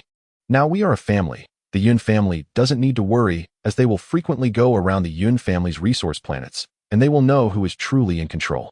He just fired, "It's just a simple circle. Do those leaders really need to manage this?" Yun Mu-yun smiled and said, "What Suemo said is correct, Teacher Chen. I indeed married Suemo. To be precise, we eloped, and my family is probably still in a fog. A daughter from a newly emerging aristocratic family marrying a captain under the Imperial Navy who has signed the military support program is no small matter, especially as the prince's fiancée of the Yun family." Chen Qianqian held her forehead and said, "Suemo, my brother did not misjudge you, but your development has been too rapid. I haven't prepared the wedding gift." Suemo waved his hand and said, "No worries, Teacher Chun. It's never too late to give it later." He had been thinking about what he had forgotten, and now he finally remembered that he forgot to collect the wedding gift. In the Imperial Capital Star region, the bustling Imperial capital of 9 stars. Within the Yun family's ancestral home, which maintains the ultra-ancient garden style, it feels as if it is a family from a bygone era. However, no matter how ornate the decoration, it cannot change the fact that the Yun family is a rising new family in the Empire. All of this is thanks to the current head of the Yun family, whose wise vision invested directly in the prince practicing in the remote star regions. The example of a rare treasure is vividly embodied in the Yun family patriarch. This investment directly brought substantial profits to the Yun family, elevating them from a powerful entity in the Empire's remote star systems. They became a hot family in the Imperial Capital Star region, but who would have thought that the prince, due to the scheming of others, has had an unstable life cycle? Moreover, the princess, who is the Yun patriarch's own daughter, has for some unknown reason failed to bear any offspring. This has cast a shadow over the development of the Yun family, prompting the patriarch and the elders of the family to seek extensive marriages. However, Yun Mu-yun has directly married that Suemo. Such a situation struck the patriarch like a bolt from the blue in the family conference room. The patriarch looked at the gathered information and said, "Eldest, I need an explanation for this matter. You are well aware of our family's current difficulties. We, the Yun family, are walking on the edge of a knife and could fall at any moment. Mu-yun's impudent actions have made me very angry. This is utterly unacceptable. The younger generation has all begun to scheme for their own interests." The eldest of the Yun family said nonchalantly, "Father, you know me. I have always advocated for free love. Who Mu-yun chooses to marry is her own business, so I will not interfere. And as for the second and third, don't think I don't know what you both are planning. As long as I am alive, you two must behave, otherwise I will beat your brains out, and I will write the character for Yun backwards." A father knows his daughter best. He understands what Mu-yun wants, so he will not choose to stop her. The Yun family is already enough with their efforts. "Father, what is the elder brother saying?" The second son of the Yun family said that Suemo is not worthy of our Mu-yun. "Father, you should call Mu-yun back quickly, otherwise it will all be too late." Originally, they had agreed on a marriage alliance, but due to his niece's impudent actions, the Yun family lost a significant business opportunity. The patriarch of the Yun family said angrily, "Enough, everyone stop talking. According to the Empire's laws, Suemo and Mu-yun are legally married. Second, do you want to interfere in the marriage of a starship captain? Those princes are eyeing our Yun family. The situation of the Yun family is precarious, showing signs of a raging fire. If the flames below extinguish, then the Yun family will be in danger. Now he only hopes that his daughter can give birth to the crown prince quickly, otherwise it will all be too late." The princes of the Empire are sharpening their knives, aiming for the prince. They are now being roasted over the fire, and it is understandable that the eldest stands with Suemo. After all, no matter how the emperor changes on the city wall, it does not affect the Empire's navy. Any prince who sits in that position must court the leaders of the Imperial Navy. The eldest looked at the useless second and third sons and said, "If you two keep nagging, do you believe I will have my son-in-law blow up your resource star with his starship?" If you still want to make money in the wild star systems, then behave yourself. This is Mu Yun's own choice, and it is also the best choice for her, once Mu Yun is deeply bound with Sumo. Even if the Yun family is completely destroyed, Mu Yun will be safe. The patriarch of the Yun family said helplessly, given the circumstances, we must first transfer 700 billion star coins to Mu Yun's account as her dowry. As for the remaining matters, you all handle them. The Eternal Dawn is still in the Storm Star system. A girl should not be kept at home. Sigh. The eldest nodded and said, understood, father. Would I treat my own daughter poorly? Should we notify our eldest sister? I heard that the prince has taken a concubine again. Our eldest sister is the backbone of the Yun family. Although the prince has taken a concubine, our eldest sister is recognized by His Majesty as the prince's consort. It is an unshakable position. The patriarch of the Yun family said with a smile, we must notify her. A starship that can move freely within the Empire's territory is very important to us. The Yun family does not lack starships, but most of them are in the wild star systems and cannot enter the Empire's territory. The largest starship in our family within the Empire's territory consists of only a few dozen star cruisers. They may not be inferior to large fleets, but obtaining starships that can gain passage in the Empire's territory is truly not easy. The Imperial Royal Starship Academy's single-ship command system has always been the domain of old aristocratic families, and the Yun family has finally managed to get ahead this once. But they suffered losses in both personnel and funds, unjustly treating their maternal family. The second son said, isn't that a bit too much? The third son of the Yun family countered, second brother, that is your own niece. How can it be called too much? Isn't that right? Eldest brother. The third son, focused on developing the wild star systems, supported the eldest brother. The eldest of the Yun family said indifferently, third, can your little thoughts deceive anyone? I think 700 billion as dowry is very reasonable. If Sumo can obtain the navigation permit for the Imperial Capital Star region, then we can add to the dowry. He wants to see what kind of ability this Captain Su possesses to have taken his precious daughter away. The patriarch of the Yun family smiled and said, then let's do it according to the eldest's wishes. You all behave yourselves recently and don't cause trouble for your eldest sister. Additionally, investigate thoroughly who the family behind the newly added concubine of the prince is. Being prepared is essential. One cannot be unaware of who the enemy is. There are no eternal enemies, only eternal interests. However, the prince's concubine is seizing the interests of the prince's consort. A sickly person should not be thinking about how to please His Majesty, but must take a concubine.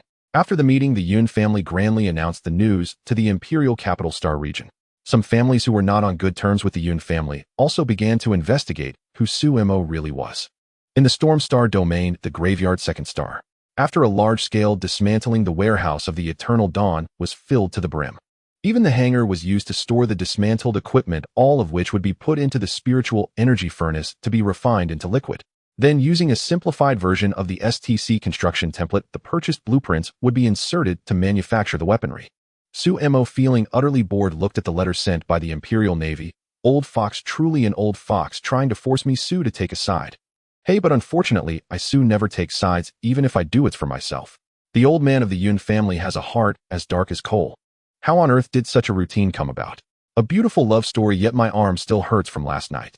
They say the wedding night is quite wonderful, but last night he was beaten up again. Can that really be called wonderful? Yun Mu Yun stood behind Sumo saying, Captain Su, you should have anticipated this. Sometimes whether to take a side is not something you can decide yourself. Though you may not want to take a side, there will always be someone forcing you to do so. Yun Mu Yun squeezed Sumo's shoulder, her grip growing tighter. Feeling the pain on his shoulder, Sumo said, I say, my dear wife, your grip isn't strong enough. Not a bit of strength at all. A man must never admit weakness. Naturally, Yun Mu Yun complied with Sumo's request. Chun Chanchan looked at the newlywed couple with exasperation, saying, Sumo, in a sense you have already taken a side, and you are on the side of the crown prince. The old man of the Yun family informed the crown princess, who publicly acknowledged it. The old aristocrats of the empire already knew everything. Many letters have already been sent to her. Sumo shrugged and said, then since that's the case, I might as well get a bit more. If they want to trick me, they must use star coins to crush me. Otherwise, I won't play along. Taking sides is a very dangerous affair. One wrong move could get you killed. Although he had an interstellar battleship, it was still not secure. I need to gather more star coins and upgrade my starship for sufficient security. Yun Mu Yun calmly said, your idea is good. The crown prince also wants to gain something, but he doesn't dare to. If you gain something, who knows, today you might gain, tomorrow you might get reported. No matter, the era, being a prince means being under constant scrutiny. Any slip-up will put you under a microscope. Let alone gaining star coins, even investing in any company would lead to thorough investigation. Most other princes remain highly alert. Those who lack the capability to vie for the throne have already prepared for a life of luxury for thousands of years. The prepared princes are desperately accumulating prestige. Suemo smiled nonchalantly, saying, "The crown prince is often ill and his lifespan is quite unstable, but who knows the exact situation? I still need to gather star coins, otherwise it will be too late." Yun Muyun shoved her personal light brain into Sumo's face, saying, "This is my dowry. You should use it to equip all the gear you have. Purchase the best battleships and small escort boats in the hangar. We still have plenty of time." Generally, no one would cause trouble within the Empire's territory, but outside the territory, it's a different story. Fortunately, they were standing on the heaviest interstellar battleship in the history of the Imperial Navy. Suemo nodded, saying, "I host 7 trillion star coins, stock up on chips, blueprints, and light brains, spend the rest on battleship modifications. I request that all usable spots be equipped with weapons and provide the landing troops with good landing mechs. Buy at least 150,000 combat robots and security robots." As someone with paranoia, he was acutely aware of the problems he faced. Only overwhelming firepower would give him sufficient security. Yun Muyun rubbed her forehead, saying, "My father said that if you can obtain the navigation permit for the Imperial Capital Star Domain, that would be ideal." Suemo turned the captain's chair around, disregarding the others on the bridge, holding Yun Muyun's hand, saying, "What do you mean, your father? That's our father. Tell our father that it's nothing to worry about. Have the old man prepare the star coins first." Without motivation, he certainly wouldn't be wandering around the Imperial Capital Star Domain. Navigating within the Imperial Capital Star Domain has too many rules. Moreover, there are interstellar battle reports from the powerful which, in his opinion, are severely outdated. In this subspace, under chaotic and disorderly conditions, if you don't activate the subspace shield and the spiritual energy shield, things could easily go wrong. The interstellar fortress uses segmented shields instead of integrated ones. Once you enter subspace, it's guaranteed to be a disaster. Chun Qianqian said with a bitter smile, "Ladies, can we pay attention? The navigation permit for the Imperial Capital Star Domain requires at least a major general rank. If the Yun family can work something out, the Chun family can vote in favor." She believes Suemo is worth investing in, as Suemo controls the heaviest interstellar battleship in the history of the Empire.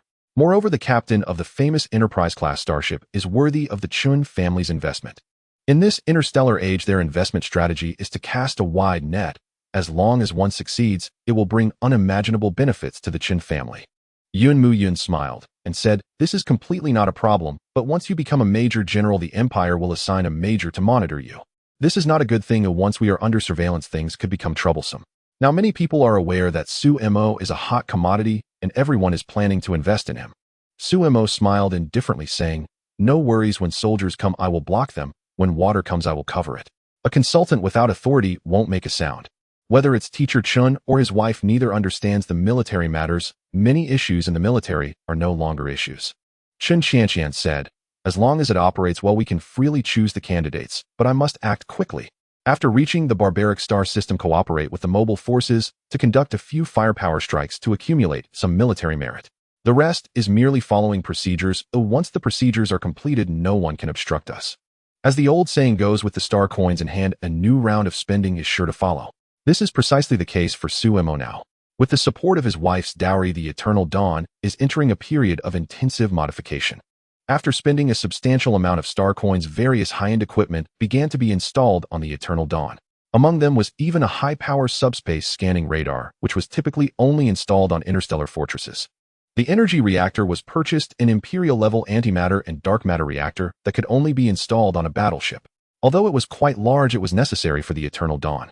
This indicated that the Eternal Dawn would not fall into the predicament faced by some starships, which had to deactivate their shields whenever they fired due to a lack of power.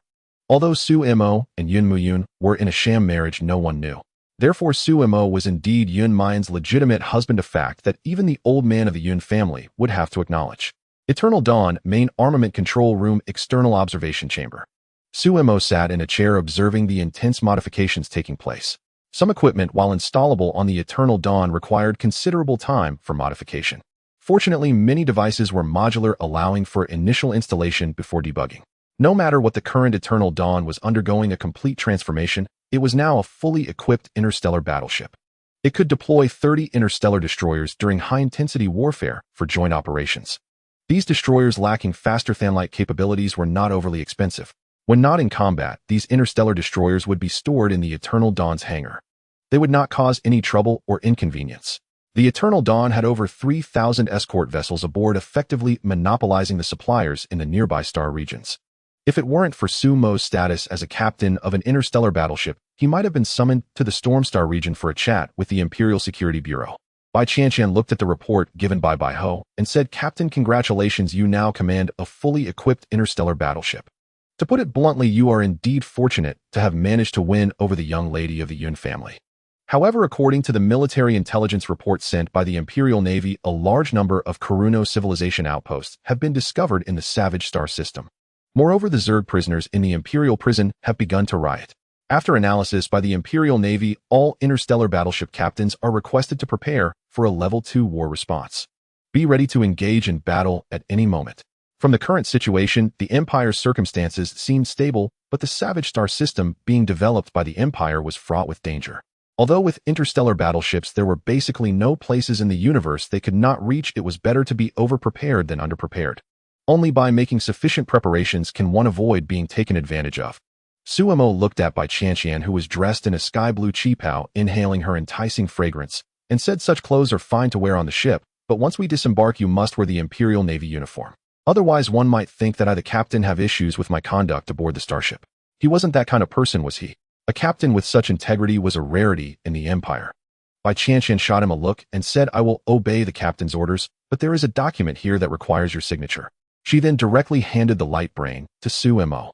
He received it and looked at the inquiries from the Stormstar region's Imperial Starship Graveyard Management Office, saying, "These old geezers are truly bothersome. It's just been a little while, hasn't it?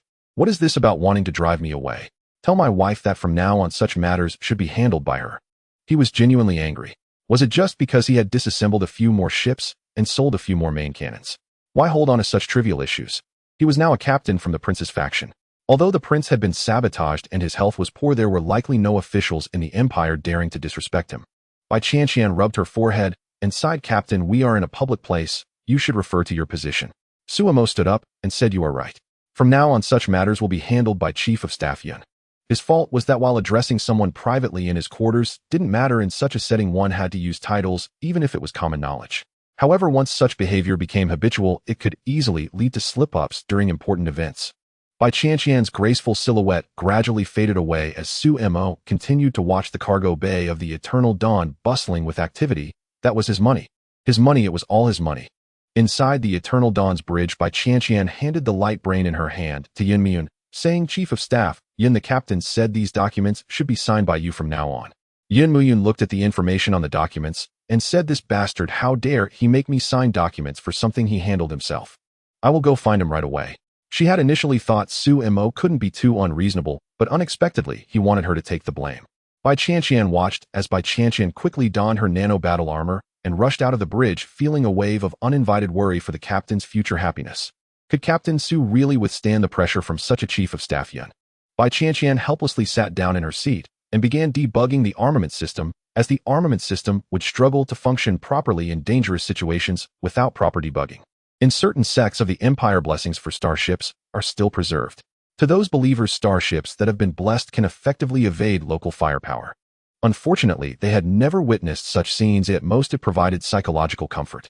In interstellar warfare, one ultimately relied on the starships beneath their feet.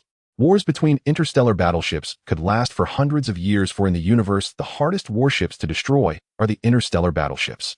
Battleships only exist within the Empire's elite fleets, and in confrontations with hostile civilizations they are rarely seen. Thus, they possess the capital to stand their ground in the starry seas.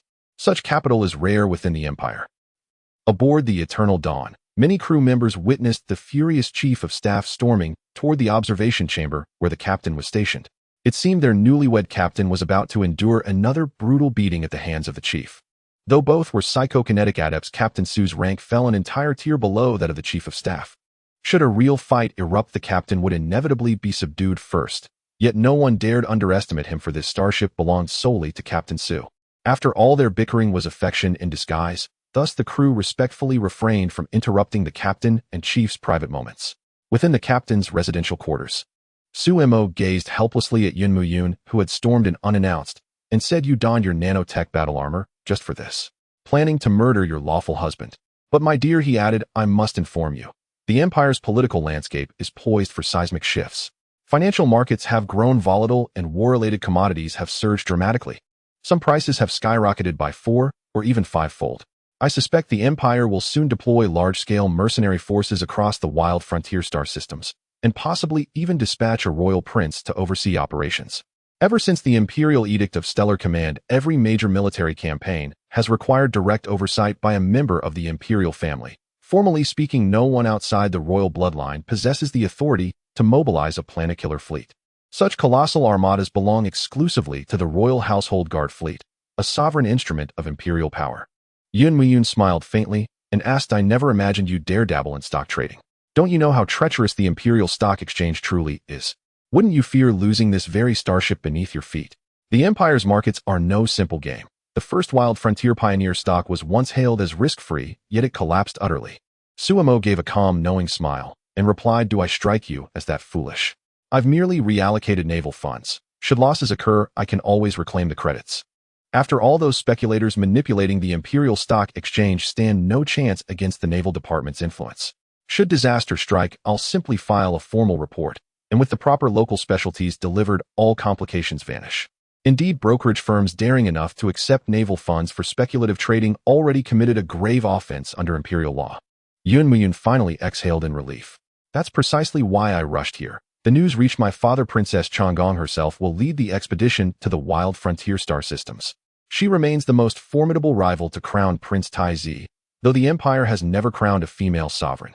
Yet through advanced biotechnological and dynastic protocols, the succession crisis has been resolved flawlessly. A reigning empress may well emerge in the Empire's future. Suemo uncorked a bottle of red wine, raised his glass, and said that outcome is fundamentally impossible.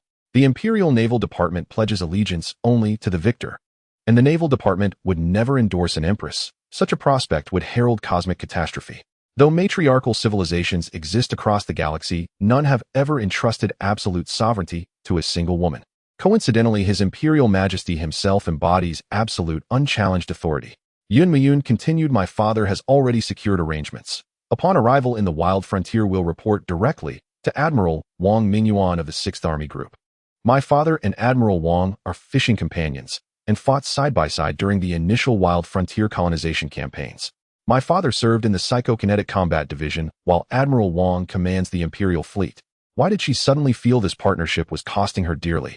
Not only an exorbitant dowry, but also invaluable familial connections. Suemo spoke calmly. I've told you countless times. It's our father.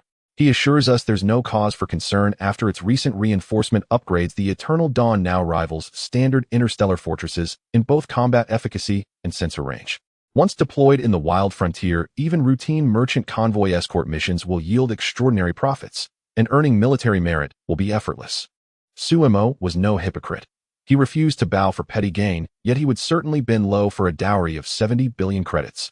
This alliance with Yun Muyun offered not only proximity to privilege, but also a swift commission as Rear Admiral in the Imperial Naval Department. Was that not irresistible? It was quite literally a leap straight to the apex of existence. Yun Muyun shot him a wry glance. Can you at least speak seriously? Still, obtaining a navigation permit for the Imperial Capital Star region is notoriously difficult. I hope we secure clearance before returning home from the wild frontier. For an entity like the Empire, permitting a fully armed interstellar battleship into the Capital Star region, even if privately owned, constitutes an existential threat. No one could predict when its captain might succumb to sudden irrational impulses. What if, without warning, he launched light-speed torpedoes laden with high-yield antimatter warheads directly within the capital region? For safety, only starships backed by noble houses are granted entry. Hence, scions of the capital's elite dream endlessly of escaping outward. Denied inheritance, they seek destiny among the stars. Suemo nodded. I'm well aware. Some might even suspect I'm sailing there to install Crown Prince Taizi upon the throne. Such historical precedents abound in imperial annals. Yun Muyun sighed. Pray do not voice such notions publicly. You'll invite grave peril. While no captain has ever been executed for reckless speech, demotion to permanent administrative exile is virtually guaranteed. Such leniency constitutes a privileged exception reserved solely for starship captains. Were an ordinary citizen to utter such words, exile to a desolate mining world would follow. Centuries of forced labor required before imperial clemency could even be contemplated. Yet no human could survive centuries of solitary mining on barren asteroid colonies using only imperial-issued equipment. Most perished either fleeing, cut down by Imperial fleet interceptors, or torn apart by indigenous predators on lifeless worlds. Suemo chuckled. Of course I understand. Yet aboard our own vessel Imperial, law holds no jurisdiction. This exceptional autonomy owes much to the newly crowned emperor whose timely ascension rescued the empire from collapse, and whose subsequent Starship captain decree elevated captains to the highest echelon of Imperial society. Any great house lacking officially sanctioned Starship captains to uphold its prestige faces irreparable decline. In the Storm Star domain in the near-Earth orbit of a graveyard planet, the massive Eternal Dawn was quietly docked in its orbit. Such a colossal starship was not something that black market merchants dared to play tricks with. After all, what the Imperial law enforcement dared not do, the captain of the Empire would do. Black market merchants could only be arrested by the enforcement officers, and at most they would end up mining on barren planets, something every black market merchant was familiar with. However, a captain with independent law enforcement power typically demanded star coins first, and then assessed the captain's mood. Generally, if the captain was in a bad mood, their fate would be sealed. Inside the bridge of the Eternal Dawn, Suemo looked at the billions of star coins that exceeded the account, saying, "This money was earned quite well, selling 2 old mining barges brought in billions of star coins." With the support of his father-in-law's dowry, a more advanced Pioneer Class 6 integrated mining and refining ship was already quietly resting in the ship's hangar. Naturally, there was no need for these old, rundown mining barges. He fully understood the principle that to do a good job, one must first sharpen their tools. At this moment, Bai Qianqian reminded, "Captain, the Imperial Navy Department Starship Management Office has issued Order No. 1. Order our ship to arrive at the Interstellar port in the new Magellan Star System Tuda Star's Domain 3rd Star Zone within the scheduled time, carrying 100,000 members of the mobile forces." Suemo nodded, saying, "I set the course to the interstellar port of the new Magellan Star System Tuda in the 3rd Star Zone. We have just installed the most advanced warp engine. I command all departments to be on standby for Level 2 combat readiness and the landing troops to be on standby. In a sense, this is the maiden voyage of the Eternal Dawn, and I certainly do not wish for any issues to arise." Historical accounts often note the severe consequences of an ill-fated expedition. Although he had made ample preparations, he still did not want such things to happen. While they wouldn't cause him significant trouble, they would still be quite annoying. Bai Qianqian skillfully coordinated with Bai to activate the deep space scanning system, and the main sensor began to operate. To Sumo's lower left, Yun Muyun, holding a glass of red wine, sat in the first officer's command seat. The bridge was spacious, but in the era of interstellar travel, even a single captain could maneuver a massive starship. After all, this was not a large-scale fleet battle. Only when tens of thousands of starships engaged in fleet operations did it require a multitude of advisors to collaborate with the main control AI. "Captain, the engine room reports that the warp engine is ready and the reactor is supplying power normally," Bai Qianqian said. Suemo nodded, saying, "Eternal Dawn, proceed at warp level 6. With Sumo's command, the massive starship, under the influence of inertia dampers, negated the terrifying pressure brought on by the sudden acceleration and entered warp flight. From the perspective of the starry sky, the Eternal Dawn was long gone. For a starship capable of reaching warp level 8, warp level 6 was merely a medium-high speed. There were actually faster subspace travels. During the Golden Age, the era of the Emperor's subspace high-speed lanes were the primary means of travel in the universe. Warp travel and stellar leaps were considered unconventional methods. However, with the Emperor launching the ultimate war against the subspace insectoid race, subspace high-speed lanes ultimately could not withstand the assault of the Emperor's massive fleet, leading to chaos. Thus, warp travel became the primary means of faster than-light travel for starships. In reality, the price of a starship equipped only with a pulse engine that solely utilized stargates was not exorbitant, yet stargate routes essentially belonged to the category of subspace lanes. Even though the subspace routes had been encrypted, if someone cracked it and ambushed along the route, it would be a complete disaster. Yun Muyun gazed at the projected image of the starship, which displayed the scene during warp travel, as if the entire sea of stars was retreating. This was a manifestation of imperial civilization. Within the sea of stars, the main light spear cannons of warships represented civilization. Such civilization as the Empire had few rivals in the entire sea of stars. Civilizations that once coexisted with the Emperor have long fallen silent, becoming part of the Empire. Now the Empire's main enemies were those very ancient civilizations, once allies of the Emperor. However, in the universe, there are no eternal enemies, only eternal interests. Former allies becoming enemies is quite normal. According to the mission briefing, the Imperial Navy Department has clearly intensified its development of the barbaric star systems.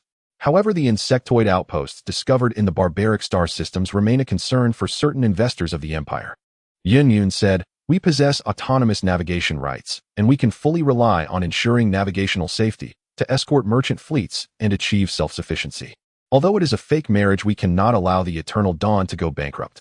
For a fully equipped interstellar battleship, a landing force of 1,000 is not much. After all, this ship measures 17,600 meters in length, 5,700 meters in width, and 6,100 meters in height.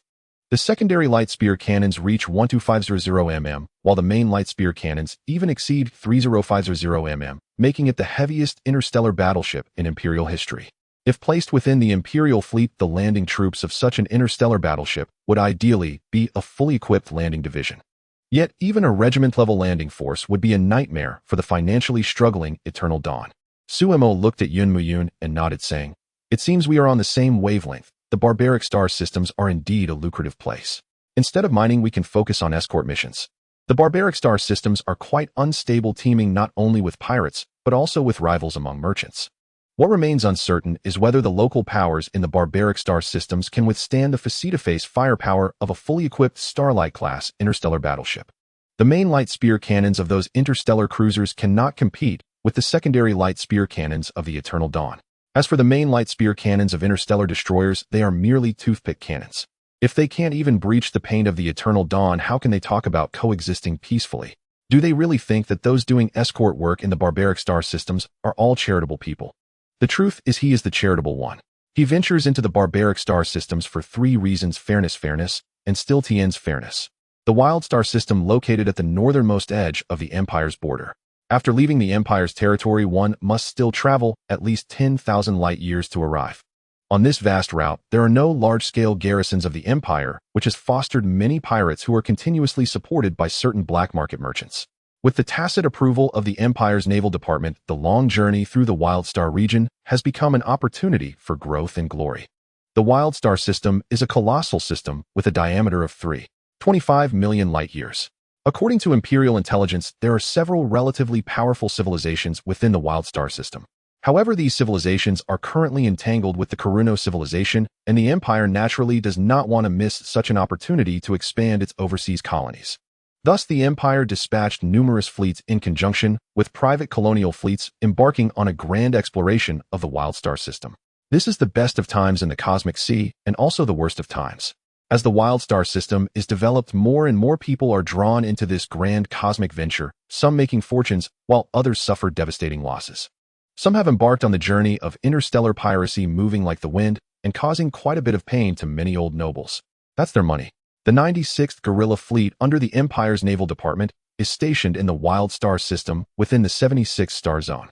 This is the Empire's most solid strategic foothold in the Wild Star system, with the 96th Guerrilla Fleet holding over 300 Imperial military star destroyers and 35 Imperial military star cruisers. Additionally, there are 2 battleships, 1 main and 1 auxiliary, along with a star fortress and a star mobile fortress supported by a landing force of 300,000 soldiers, forming a massive interstellar fleet. The Empire has more than 3,000 such ordinary fleets, and this is just a guerrilla fleet. Above the guerrilla fleets, there are 300 main fleets and various garrison fleets. Alongside the elite Royal Guard fleet, the Empire's naval department boasts powerful fleets so formidable that many civilizations dare not speak loudly.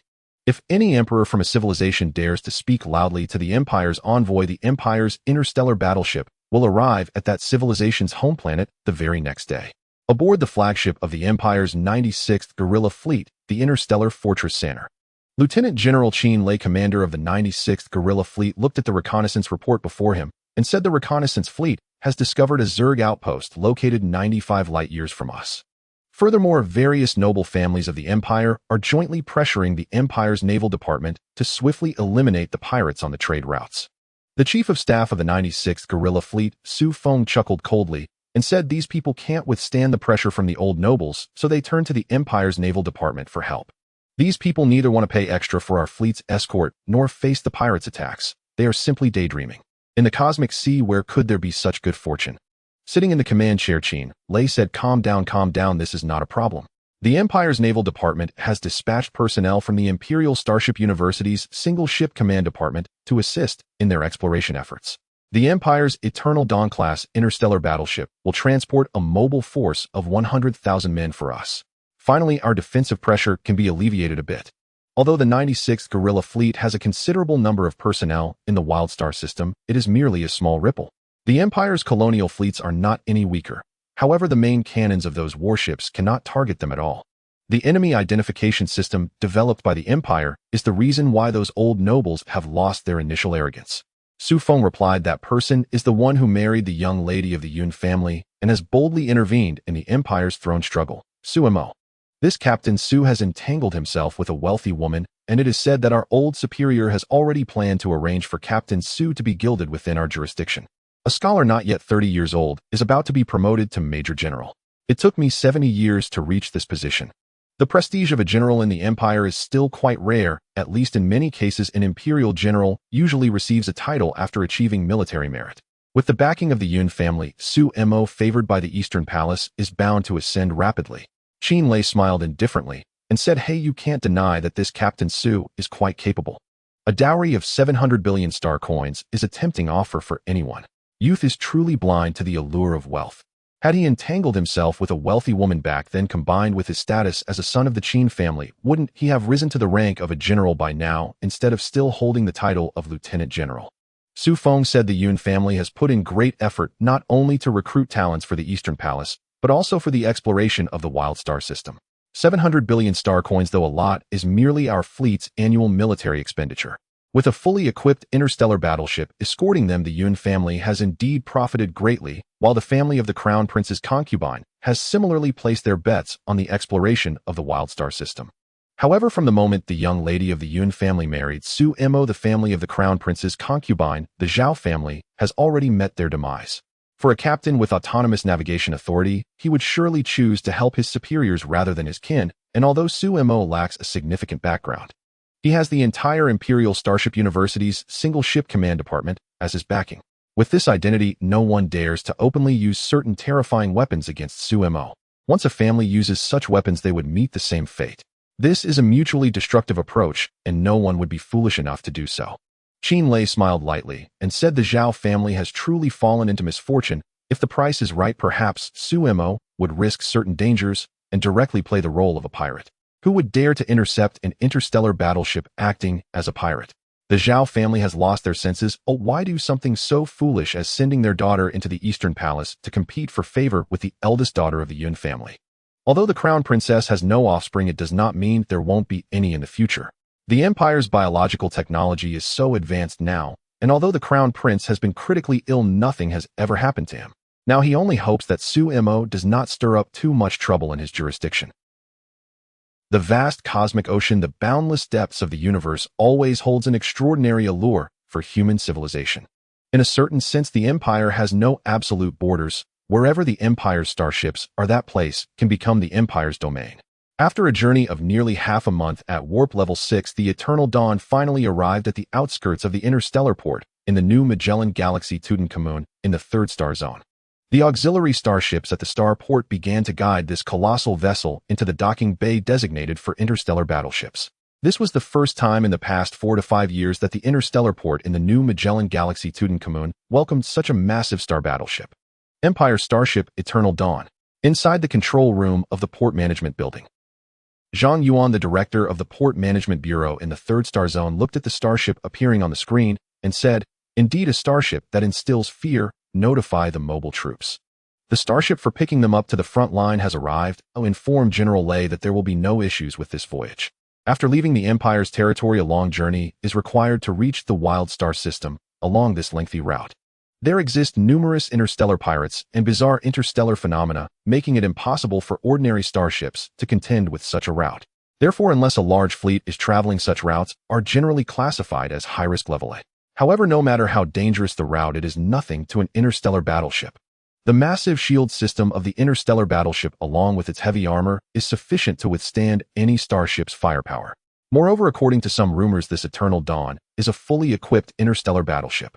Director Communication Channel 055-0312 3rd Star Zone Interstellar Port designated channel information sent successfully. General Lei response. Farewell, Imperial Capital. The staff member at the third star zone interstellar port said earnestly. Zhang Yuan smiled slightly and said, "Send the star map route and certain subspace fluctuation nodes to Captain Su." Inform them of the dangers along the route. Oh, long live the Empire. Understood, Director. With the efficient work of the Third Star Zone Port Management Bureau, the connection channel has been successfully installed. Over 1,000 mobile troops, along with a large amount of combat equipment and supplies, were orderly passing through the inspection instruments to enter the 15th to 21st decks of the Eternal Dawn. The corresponding security robots have taken up positions armed and ready. No matter the circumstance, soldiers of the mobile troops are not allowed to bring weapons inside the starship. Transport of the mobile troops must not come into contact with weapons before reaching the front line. In this regard, the Empire has bloody examples. The commander of the mobile troops, General Lei, will stay at the back to escort certain special equipment on board before boarding. Those massive special equipment have repeatedly triggered alarms in the inspection instruments. Inside the command bridge of the Eternal Dawn, after discovering that the equipment carried by the mobile troops triggered alarms in the inspection instruments. Sitting in the captain's command chair, Su Mo solemnly said, "Red alert, halt the mobile troops from boarding, raise the shields. Close the 15th to 21st decks of the middle layer, all airlock doors and security robots to combat positions. The upper deck of the Eternal Dawn is under martial law. Weapon officer, point the deck sweepers, closing weapon systems at those special equipment. Landing troops, prepare for combat response. All personnel don battle mesh, ready for landing operations. Main light spear cannon, auxiliary light spear cannon, disengage, launch safeties, aim at the port management building. Notify the Imperial Navy Department that according to inspection procedures, suspicious equipment has been detected and needs to be unpacked and inspected. Deputy Captain Yun informed the Port Management Bureau to transfer the management authority of the Interstellar battleship port. At this moment, Su Mo was full of vigor. He was not a novice. In the realm of starships, he had experienced countless wars. Any seasoned captain would implement such response procedures. Even if placed before the Imperial Military Tribunal, there would be no errors. Yun Mu-Yun quickly threw herself into work. Although she had never studied how to become a starship captain, sending information to the port was still easy, especially with by-house assistance. As the Eternal Dawn took swift action, the Port Management Bureau quickly transferred the authority. Because a star battleship's captain truly holds the authority to fire, and the port's inspection instruments indeed detected illegal equipment.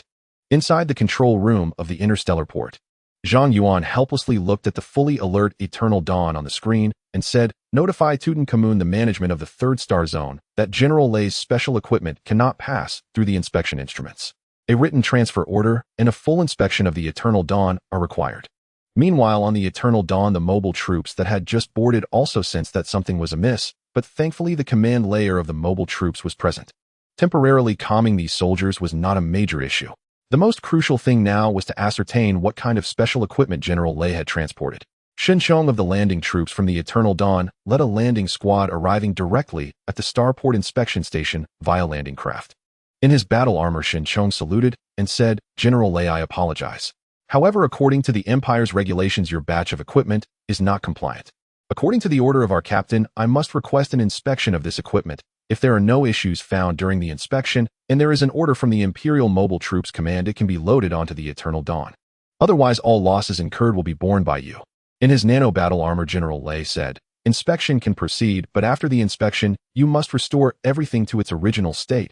This equipment belongs to a certain princess of the Imperial capital. If any mistakes occur, no one can bear the responsibility." He was also quite helpless. The Long Princess had asked him to escort this batch of equipment to the Wildstar system. But who would have thought that a novice captain would conduct such a thorough inspection, even a double check? Shinchong nodded and said, "We only act according to the Empire's rules. We never consider such matters.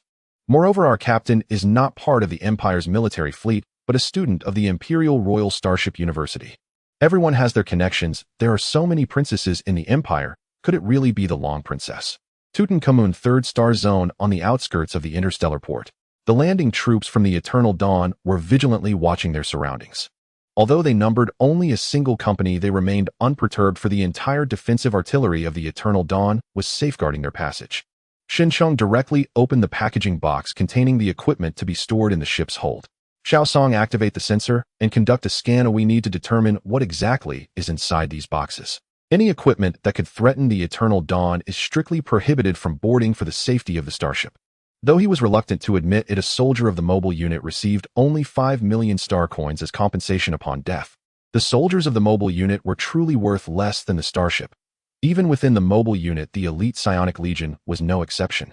Xiaosong, operating the sensor, scanned while saying, "Shuntuan, there are biological signals detected."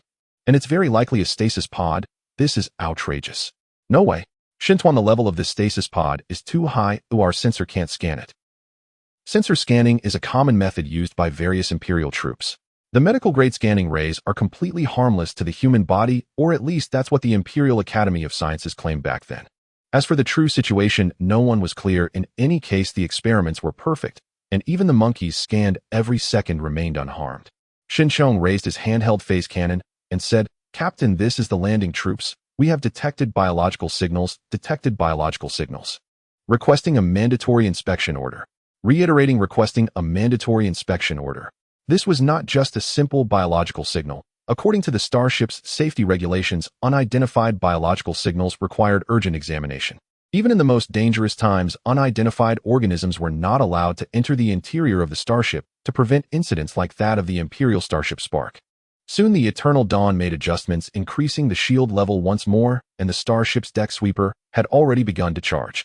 Inside the bridge of the Eternal Dawn, Su Mo held a cup of coffee and said, "Shinchong, we can conduct a forced inspection. If the other party resists, we can detain them." "Are you joking? This is a transport crossing several star systems, and we still have to navigate through a death route. If unidentified organisms were truly allowed aboard the Starship, that would be real danger. All threats should be eliminated at the earliest opportunity." Had it not been for the face of a lieutenant general from the landing troops, he could have directly dismantled the equipment. At that moment, Yin Muyu said, "If it's a stasis pod, it's possible that someone is trying to hitch a ride to the Wildstar system. This is a serious matter. For the safety of the Eternal Dawn, we must conduct an identity verification. If they are non-human, we should quickly preserve evidence, capture Lieutenant General Lei, and report to the Ministry of Internal Affairs of the Empire for a thorough screening of the 100 soldiers in the mobile unit." She had learned about the mission of the Eternal Dawn, which was supposed to be a routine task, but routine tasks often turned out to be quite unusual. Suemo nodded and said, "You are right, I want to see who is hiding in the stasis pod pretending to be dead. Shinchong, the Eternal Dawn will provide you with full protection, so feel free to dismantle. I want to see who is so anxious to come and harm me, thinking that just because the tiger does not show its might, it is merely a sick cat." With Sumo's command, Shinchong, under the furious gaze of Lieutenant General Lei, directly opened the box, revealing the stasis pod inside. There were a total of 15 stasis pods, and with the one already delivered to the ship's hold, there should be at least 150 stasis pods. Outside the Starship port, in his battle armor, Shinchong saluted and said, "Lieutenant General Lei, according to Imperial law, you have violated regulations, and you must provide an explanation. Otherwise, the military court of the Imperial Navy welcomes your arrival." He had originally been part of the mobile unit, but now they were the landing troops of the Imperial Starship Eternal Dawn. Though he stood before a lieutenant general, he was not part of the mobile unit. How could he possibly control him? One by one, the stasis pods appeared before Shinchong and the others, but due to the shields still being up, they could not see who was lying inside. Shinchong waved his hand and said, "Take them all away and send them to the core laboratory on the lower deck. Shut down the shields. This is an order from the captain. I really don't know which bastard is hiding in the stasis pod intending to board the Starship. It's no wonder the detection alarm went off. Such a high-grade material stasis pod would definitely be recognized by the system as a high-value military alloy." Lieutenant General Lei looked at the stasis pods being taken away, his forehead drenched in cold sweat, though he didn't know who was inside those stasis pods. But it was likely related to the Empire's Long Princess. Now that the matter was exposed, he didn't know if Captain Su would have any issues. But he was certain that he wouldn't come out unscathed. After all, he had just climbed up to the lieutenant general position, and he might lose it because of today's incident. After all the stasis pods were transported away, Su Mo also arrived at the ship's hold, personally directing the dismantling of the last special equipment. This piece of equipment was significantly larger than the other special equipment. Chen Xianxian looked at the gradually unwrapped stasis pod with a serious expression and said, "The stasis pod with the highest security level in the Empire has adaptive functions. This might be a misunderstanding." In his nano battle armor, Su Mo stared at the lavishly patterned stasis pod, his heart skipping a beat as he said, "Who could be inside here? Could it really be a misunderstanding?" Just then the stasis pod slowly opened, and a woman dressed in the Imperial royal attire stepped out. She scanned her surroundings and said, "Teacher Chen, could you explain why this situation has occurred?" Yin Muyu looked at the woman before her, desperately signaling Su Mo with her eyes. Su Mo coldly gazed at the woman and said, "Another old noble of the Empire. What do you think my ship is? According to Imperial law, your actions now endanger the safety of the Starship. I can arrest you without prior warning." It was evident that the woman's status was not low, as her aura far surpassed that of Yin Muyu. The woman in the imperial royal robe looked at Su Mo and coldly snorted. Then can you explain why your leg is shaking so violently? Inside the Eternal Dawn's hangar, there was a profound silence. Although Su Mo realized it might be an old noble, he never expected such a situation with the heads of the Imperial Navy. How could such a huge blunder happen, allowing the Empire's crown princess to appear on Su Mo's starship? Now who doesn't know that he is the captain aligned with the Crown Prince faction? Isn't this purely to disgust him? No, something is very wrong. While he was faking a marriage with Yun Mu Yun, the Crown Princess must have already been preparing to board his starship. Su Mo sighed by Ho lower the shield. This is just a minor misunderstanding. Notify General Lei to continue boarding. However, Your Highness, someone of your esteemed status shouldn't come aboard a ship like mine. I will inform General Zhao Yuan of the Imperial Navy to send the most advanced fleet to ensure your safety. He certainly did not want the Empire's Crown Princess to remain on his starship. This was like a ticking time bomb. If the officials from the Crown Prince faction found out that there was a Crown Princess aboard his starship, it would be a disaster. The Empire's Crown Princess, Su Yin, coldly looked at the landing craft parked in the hangar and smiled. The Empire's most advanced landing craft and escort vessels, we bought thousands at once. Captain Su, please explain when the heaviest interstellar battleship in the Empire's history became a mere broken ship. According to Imperial law, my current position is the commander of the first special mixed fleet of the Empire's frontier exploration fleet. Thus, in accordance with Imperial law, I issue a summons to you. The Empire must explore the frontier star systems, as the Empire's territory now gradually shows the forbidden zones that led to the collapse of the Empire's golden age. Countless creatures unlike the subspace insectoid species crawled out, and this situation occurred in almost every star system of the Empire. Thus, exploring the frontier star systems to leave a way out for the Empire is an urgent matter. Yet many still blindly believe that warships can protect the Empire's territory. Su Mo looked at the woman in the Imperial royal robes and said solemnly, according to Imperial law, I am the captain of this starship, so I am the highest authority on this ship. Even if you are the Crown Princess of the Empire, you must obey my orders. The Empire belongs to its citizens, not to the Crown Princess. As is well known, you should take the designated route to the frontier star systems. Your Highness does not wish for her whereabouts to be leaked, does she? He was truly out of luck encountering such a situation. The royal conflicts were bloody and brutal. Who knows what the Emperor was thinking, allowing the Crown Princess to command a special mixed fleet? This was simply stirring up trouble. He was now very afraid of sailing smoothly along the route and suddenly being targeted by dozens of destroyers. Su Yan sneered and said, "Oh really? Captain Su, your resume is quite impressive, but you wouldn't want your dealings in selling the Empire's important military equipment to become widely known, would you? Teacher Chen, take me to the bridge. Once the mobile unit boards, we must depart for the frontier star systems as soon as possible." Chen Qianqian helplessly followed behind Su Yan. For the Chun family, whether it was the Crown Prince or the Crown Princess, she didn't want to offend either. However, this Crown Princess had now launched a surprise attack. It made them very passive, and who knows when they might be dragged down by her. Bastard, when did I ever sell the Empire's important military equipment? Even if you are the Crown Princess, you cannot slander a captain who is loyal to the Empire. My parents have bled for the Empire and made contributions. After that incident was exposed, Su Mo was furious. Clearly, it was an unprincipled sneak attack by space pirates. How did it become him, Su Mo, selling the Empire's important military equipment? Yun Mu Yun looked at Su Mo and said, "We're in big trouble. This Crown Princess is no pushover. Although she is titled the Princess of Peace, she has always harbored ambitions to reach that position." Su Mo recalled the turbulent waves beneath that royal robe and said the Princess of Peace is not peaceful at all. Very fierce. Yun Mu Yun held her forehead and said, "Su Mo, what on earth are you thinking? This Crown Princess is at least in existence of the level of a spiritual energy war god. Once she intends to seize your captain's authority, she can directly put a knife to your throat." The Empire's Crown Princess had established a formidable reputation in the Imperial capital's star domain, and those old noble families in the Empire did not dare to quarrel with her. And Su Mo not only quarreled, but also cursed at the Crown Princess. Su Mo spread his hands and said, "It's tough. We can only take one step at a time. Hopefully those old professors haven't activated the dormant pods. Otherwise, having an entire guard unit of the Crown Princess on my ship, not seeing each other, would be quite awkward." He now understood why the Empire's Crown Princess had to hide her identity. But isn't this a trap for him? He wouldn't be able to clear his name even if he jumped into the galaxy. What kind of captain is he now, aligned with the Crown Prince faction or the Crown Princess faction? Quite troublesome. Yun Mu Yun helplessly said, "The frontier star systems are very important. Many old noble families have sold their interests within the Empire at low prices to head to the frontier star systems for exploration. So the problem might lie in the frontier star systems, but from the current intelligence, there seems to be nothing abnormal in the frontier star systems."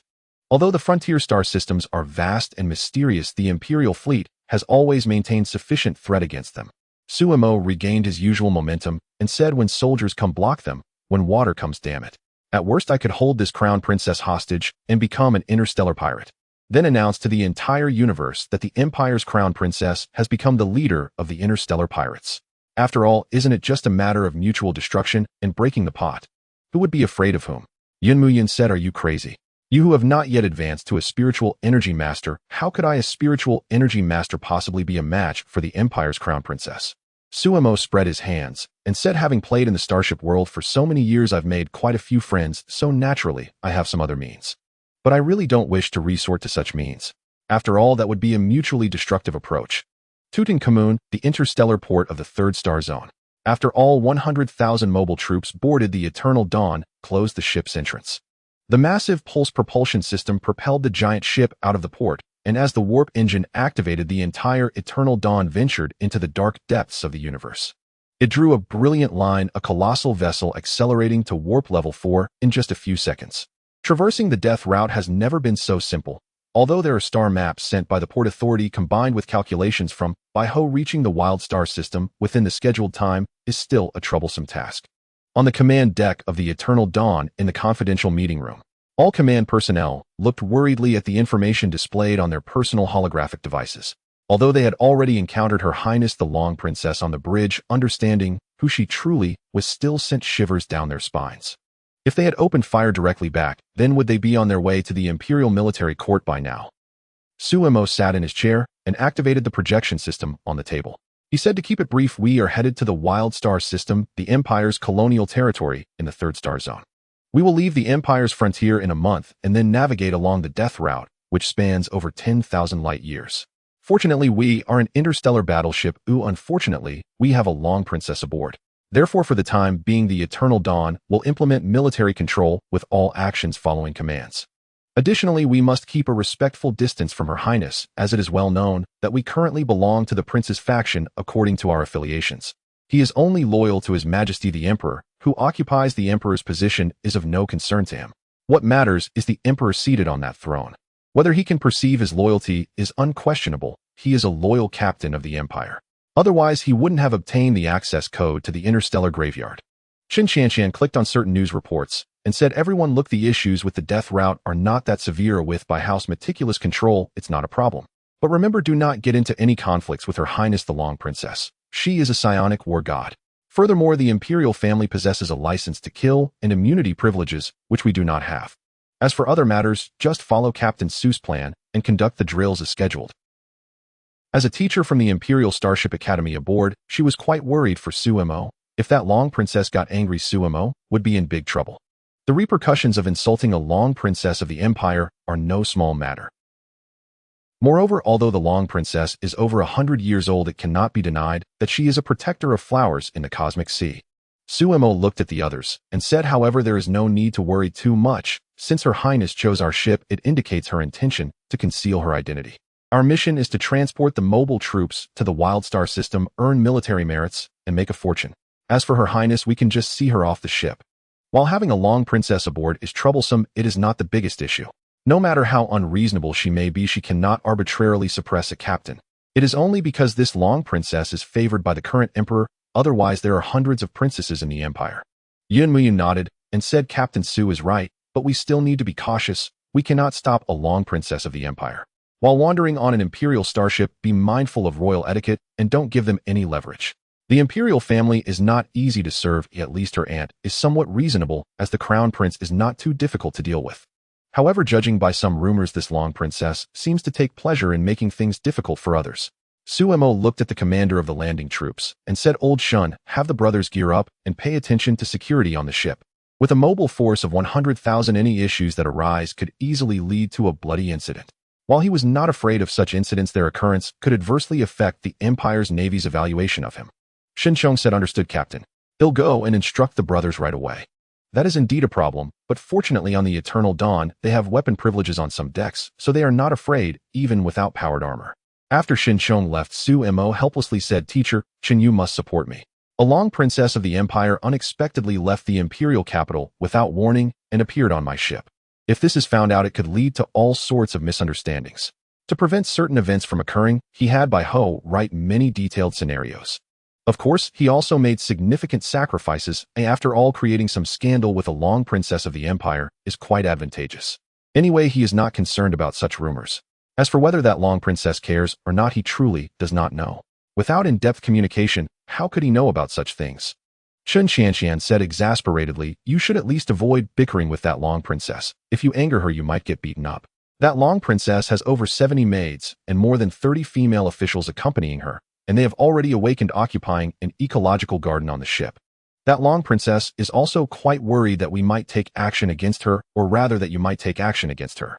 While she cannot find out some things, it does not mean that the long princess of the empire cannot. Sumo's reputation in the Starship world is not very good. How fresh. Wife, am I really that kind of person? How loyal I am to the empire." Sumo said innocently, but no matter how he tries to cover it up, he cannot explain the things he did back in the Starship world. Yun Muyun said, "Aren't you that kind of person, Captain Su? A psionic apprentice actually thinks he can fool a psionic war god. In any case, be careful with this long princess, otherwise your future happiness might really disappear." Sumo was taken aback by this remark, then quickly responded, "What the hell? That's so harsh." After leaving the last checkpoint at the borders of the Empire, the Eternal Dawn shut down its external communication system. It entered a state of communication silence, which was also to prepare for the upcoming voyage. After all, this death route is still plagued by several 3-star systems whose gravitational influence profoundly affects the safety of the navigation route. If hyperspace travel goes awry, it could easily lead to a crash on a planetary surface or even inside a star. That would be extremely unpleasant, and such waste is something Sumo cannot allow. Inside the bridge of the Eternal Dawn, Sumo sat in the command seat and ordered switch to short-range subspace travel for hyperspace navigation. Activate the neutrino detection radar, turn on the subspace radar, and operate the spiritual energy furnace at 80% power. Set the armor shield frequency to ultra-high frequency to prevent subspace storms. Switch the external shield to a spiritual energy shield and calibrate the spiritual energy tower to mark our position. Entering subspace in the Starship world is merely a matter of issuing commands. After all, it's just a game, right? But in the real cosmic sea, entering subspace is an extremely dangerous affair. Since the Grand War that destroyed the high-speed subspace routes, subspace storms have been raging incessantly. Even the insectoids who regard subspace as their home now dare not approach it too closely. Bai Ho said the armor shield frequency has been changed and the spiritual energy shield has been activated. Our ship is about to enter subspace. Release the launch safety on the main light spear cannon, and all crew members take battle stations. The ship-wide broadcast is now open. Communication channel 000125. Bai Qianqian took over the authority and spoke clearly. "This is the bridge. I am the fire control officer of this ship, and I will now broadcast to the entire ship. Our ship is about to enter subspace for short-range travel. All personnel, please cease sleeping. During subspace travel, all sleep must be in the sleep pods, otherwise no personnel are allowed to sleep. Our ship's defense level is grade 9S.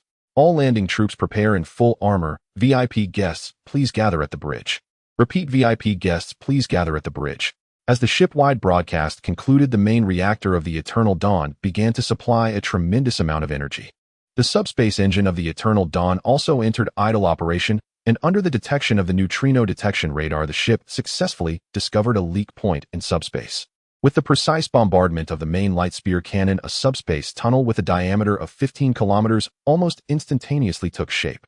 From the outside view, it was truly a dreamlike scene. However, no one dared to underestimate such beauty, as every day countless ships from the Empire become lost in subspace until their resources are depleted, turning into ghost ships in subspace. Not every ship that enters subspace has the chance to emerge from it. At least Star Destroyers have the capability to enter subspace, but without fleet assistance they cannot open a gap in subspace at the designated location. Escaping from the turbulent subspace is a matter of life and death. Sumo looked at the data on the main screen and said, "Bai Ho, raise the shield level to war grade. Release unmanned reconnaissance drones to fire at positions 0023 and 0256. Main light spear cannon number 1, continuous fire for 30 seconds. Bai Qianqian replied, "Understood, fire." The number 1 main light spear cannon of the Eternal Dawn unleashed a cerulean beam with a diameter of 30500 mm. It accurately struck the obstacles in the navigation path, clearing the way for the battleship's passage. Yun Muyin looked at the positioning of the spiritual energy tower on the screen and said the upcoming voyage will be smooth sailing With the illumination of the spiritual energy tower, the creatures of subspace do not dare to approach us. Moreover, you should have faith in your starship. This is the heaviest interstellar battleship in the Empire's history. Suemo looked at Yun Mu Yun, who was dressed in the Imperial Navy uniform, and said, it's not about being afraid of the odds, it's about being prepared for the unexpected. A route that appears safe is often fraught with dangers, especially since we have VIP passengers on board. If we wish to send this princess away now, the best way would be to forever lose ourselves in subspace. Becoming a ghost ship in subspace by the time we emerge, who knows how many years will have passed. Some matters cannot be hidden from the observant, such as the Empire's long princess, Su Yin, being on his ship. Moreover, this princess is ambitious, eager to compete with the princes of the Empire. Yun Mu Yun gazed solemnly at the data on the main screen, for what Suemo spoke was not mere conjecture. This is the best opportunity to eliminate the Long Princess within the Empire. Such opportunities do not come often, and there has only ever been one ship that has gone missing, the Eternal Dawn. As for where the Long Princess has gone, who can say? Suemo said solemnly, so they are most likely to ambush us at the desolate route 750 light-years away. By-ho, reduce speed by half. Load antimatter missiles and subspace high-speed torpedoes. All personnel put on combat suits and prepare for subspace combat. With Sumo's command, the entire Eternal Dawn began to move, leaving Su Yin, who had just entered the bridge with her maid, somewhat bewildered. Dressed in the classic Imperial Royal attire, Su Yin sat on a distant sofa under the guise of her maid's dress and asked Suemo, I need an explanation. What could possibly go wrong during a smooth subspace voyage? Suemo turned his chair to face the elegantly poised Imperial Princess and said, Your Highness, I do not mean to offend, but the entire ship is under the threat of war because you are aboard. I need to know, do you have any enemies? In the upcoming battle, I cannot guarantee what issues may arise. It is well known that only spiritual energy saints can traverse freely in subspace. I am the captain of this ship, and I must consider the lives of over 100,000 people. This is the responsibility of a captain who, from the moment he boarded the battleship, it was destined that he would remain on the starship until his retirement. The charm of a captain lies in exploring the cosmic sea and relishing the sudden onset of war. Inside the bridge of the Eternal Dawn, the Imperial Princess Su Yin looked at Suemo with an expression of displeasure and questioned, I believe this is not a question you should ask. I have many enemies, such as the Crown Prince, the Second Prince, and the Noble Princes. But Suemo, do you understand what it means for someone to attempt to assassinate the Imperial Princess? Suemo took the chilled soda that Yun Mu Yun handed him, took a big sip, and said, Your Highness, you seem to have forgotten something. There is no evidence procedurally to prove it. That you were on my ship, so this attack is aimed at the Imperial mobile troops, possibly initiated by those civilizations from the Wild Star system, or perhaps by the Zerg or the Kalino civilization. So no one would attack the Imperial Princess, but the outcome remains the same. Even if you are a psychic war god, you may not survive in hyperspace. He had long known that this princess was a huge trouble. Once this incident was over, even if he did not admit to being aligned with her, he feared many would categorize him with her faction. Suemo straightened his chair and said, Red alert, raise all shields and increase shield power to 100%. We cannot engage the enemy in hyperspace. He continued, By-ho, open the breach, we will head to the cosmic seas. While the starship jumps, fire a baseline superluminal electromagnetic projectile first. Simultaneously release unmanned escort vessels to signal the enemy that we are coming out and see if they follow or not. Since the enemy dared to ambush him, they must have made all the preparations, but no one wanted to engage in battle in hyperspace. After all, no one wished to court death. The breach is opening, starship jumping unmanned escort vessels have been released, and the strike effect is good, hitting the enemy's destroyer. Suemo was quite confident about this battle. If someone ambushed him, he would ambush back. He considered that those people had not anticipated that the starship beneath his feet was a heavily modified vessel, thanks to the Imperial Starship Graveyard's old antiques, enabling his ship to escape from hyperspace at any time. Otherwise, he would have been trapped in hyperspace right now. By-ho said, Fire control radar has detected a target 75,000 kilometers away, expected to arrive within 15 seconds within the main spear cannon's range. Launch the safety release. Bai Qian said, Launch antimatter missiles for a probing attack.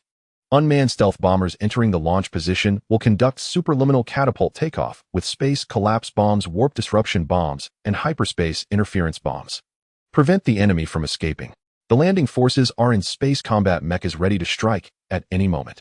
The moment the Eternal Dawn began to unleash its power, no one could escape. It was a heavily modified ship equipped with many ancient era devices. It was already ridiculously powerful. Suemo looked at Yun Mu Yun and said, Wife, mark the appearing warships and report to the Imperial Navy for nearby fleet support. Emergency Rescue Code ZKL0051, a enemy fleet intent on attacking our mobile troop transport. Yun Mu Yun rarely refrained from bickering with Su Mo and directly reported the information, then began marking those ships. 3 shield ships, 2 exhibition battle cruisers, 5 cruisers, and 16 destroyers, a standard hunting fleet. Yun Mu Yun looked at the warships on the screen, her expression serious. Su Mo sipped his soda and said, "By ho, follow the 5th standard plan of fire in all directions and let these bastards experience the might of a Starlight-class interstellar battleship. All main and secondary spear cannons fire in all directions. The close defense artillery group will intercept the enemy's small vessels. Open Hangar 5 and activate the Eternal Dawn's short-range jump system to jump and deliver 3 interstellar destroyers outputting right next to the enemy flagship." If it were before, he might have indeed capsized in the gutter, but with Yun Mu Yun by his side, how could he possibly capsize in the gutter? As the enemy warships entered range, the Eternal Dawn demonstrated to the enemy what the heaviest interstellar battleship in the history of the Empire truly was. The bluish light spear beam pierced through the starry sky, accurately striking the enemy fleet's shield ships. "Our combined shields have dropped to 56%. We can only withstand one more strike. Our destroyer fleet cannot approach the enemy's safe zone. Their interception firepower is simply too fierce. I've never seen such fierce ships. Their close-in firepower is even greater than the main guns on our interstellar cruisers." Zhao Chong coldly stared at the massive interstellar battleship on the main screen and said, "Order the interstellar cruisers to initiate a suicidal attack. We must successfully seize that starship. As long as we get close to that interstellar battleship, we have a chance to complete the mission. The captain of this ship is merely a student, a commoner. How much star currency can they use to modify a starship? Advance 6, all aircraft take off." They accepted this mission, intending to give the Eternal Dawn a good beating, preferably to get it lost in hyperspace. But who would have thought that this Eternal Dawn could actually escape from hyperspace? It was beyond his expectations. If he also had such an interstellar battleship, why would he have to obey that prince's orders? If the mission was not completed, his entire wealth would also be confiscated. "Commander, our warships have suffered heavy losses. We request to withdraw and rotate." On the main screen, several interstellar cruisers had already sustained significant damage under the Eternal Dawn strikes, with large amounts of armor liquefied by its attacks. Gao Chong waved his hand and said, "Tell them retreat is not allowed. Oh, charge ahead and ram that starship. We are not without interstellar battleships. Oh, what are we afraid of?" The staff officer helplessly replied, "Commander, ours are all interstellar battle cruisers and do not possess the capability to engage an interstellar battleship in combat. Moreover, based on the information, this is the heaviest interstellar battleship in the history of the Empire." Although he did not understand why the Gao family would risk everything to attack the Empire's starships, he clearly knew that this was no longer about ambushing the Eternal Dawn. Instead, it was about how their group would be obliterated by the Eternal Dawn. Gao Chong disdainfully said, "I don't care about that. Teach that ship a lesson. This is the command of the nobles." In the vastness of the cosmic sea at the front of the death route, approximately 1,200 light-years away, a grand battle is underway. Although the powerful hunting fleet holds a numerical advantage, their firepower is inferior, resorting to bindings. The starship from the Empire Starship University's single-ship department may be somewhat outdated, but this obsolescence refers to facing the Empire's latest model's new battleships still under construction in the docks. Compared to the old ships of the powerful hunting fleet, it is extraordinarily formidable. Within the bridge of the Eternal Dawn, Su Mo calmly commands, even though the enemy's warships hold no advantage. With Bay's coordination, all weapons aboard the Eternal Dawn open fire to conduct a comprehensive system check. Among them, the antimatter missiles produced by the Empire are the most outstanding, successfully eliminating 5 enemy destroyers and 1 cruiser. Meanwhile, the main and auxiliary light spear cannons of the Eternal Dawn are gradually undergoing testing, specifically targeting the thickest armored sections of enemy warships, dismantling all enemy starships little by little. Su Mo looked at the matched starship and said, "Aha, found it. A certain merchant association in a remote star system of the Empire has struck it rich through the transportation of seafood ingredients. Having accumulated such a hunting fleet, they've come to find trouble with me, Su Mo. I don't play with those bastards anymore. Increase firepower output and send this group of bastards into the cosmic sea. Let the hidden bomb carry atomic explosives. Since these people so kindly stepped into my ambush, shouldn't I treat them to some radiation? These damned bastards set up such a large ambush for him. It's clear that this princess information has been leaked on his ship. I don't know who had the audacity to dare assassinate a princess. Don't they have any brains? Are they unaware of the power of the Empire's standard military battleships? They come rushing here to die." Bai Qianqian said, "Firepower intensity has been increased. The main light spear cannons are firing at full power. Our ship has gained absolute superiority, as should we dispatch landing troops to capture the relevant personnel. Suemo looked at the princess leisurely sipping red tea on the sofa behind him and said this is a sudden attack on the Empire's starships. Our mission is to reinforce the Savage Star system. So we don't need prisoners. There won't be any prisoners in this battle. No one can survive under such strong gamma-ray bursts. What's the point of leaving any alive? They come rushing to give him a hard time. What more could he want? This is interstellar warfare after all. In interstellar wars, aside from large-scale conflicts between civilizations, there are hardly any living casualties in fleet and single-ship battles. Yun Muyun looked at the information on the main screen and said the main light spear cannons of the interstellar battleship have considerable power. All enemy warships have been destroyed. Suemo nodded and said this is also due to the fact that these people do not have standard military starships. The interstellar battleships produced in the Empire's remote star systems are nothing more than thin-skinned vessels with a large filling. Facing the full power barrage of the main light spear cannons to have held on until now is already a miracle. Moreover, our ship has powerful propulsion, achieving maximum efficiency. No matter how well-designed or perfectly manufactured the light spear cannons are, without a powerful energy source to provide power, they are less effective than a ram. Bai Qianqian said detected the enemy fleet's escape pods entering hyperspace. Should we intercept? Suemo looked at the information displayed on the main screen and said, wow, what talent.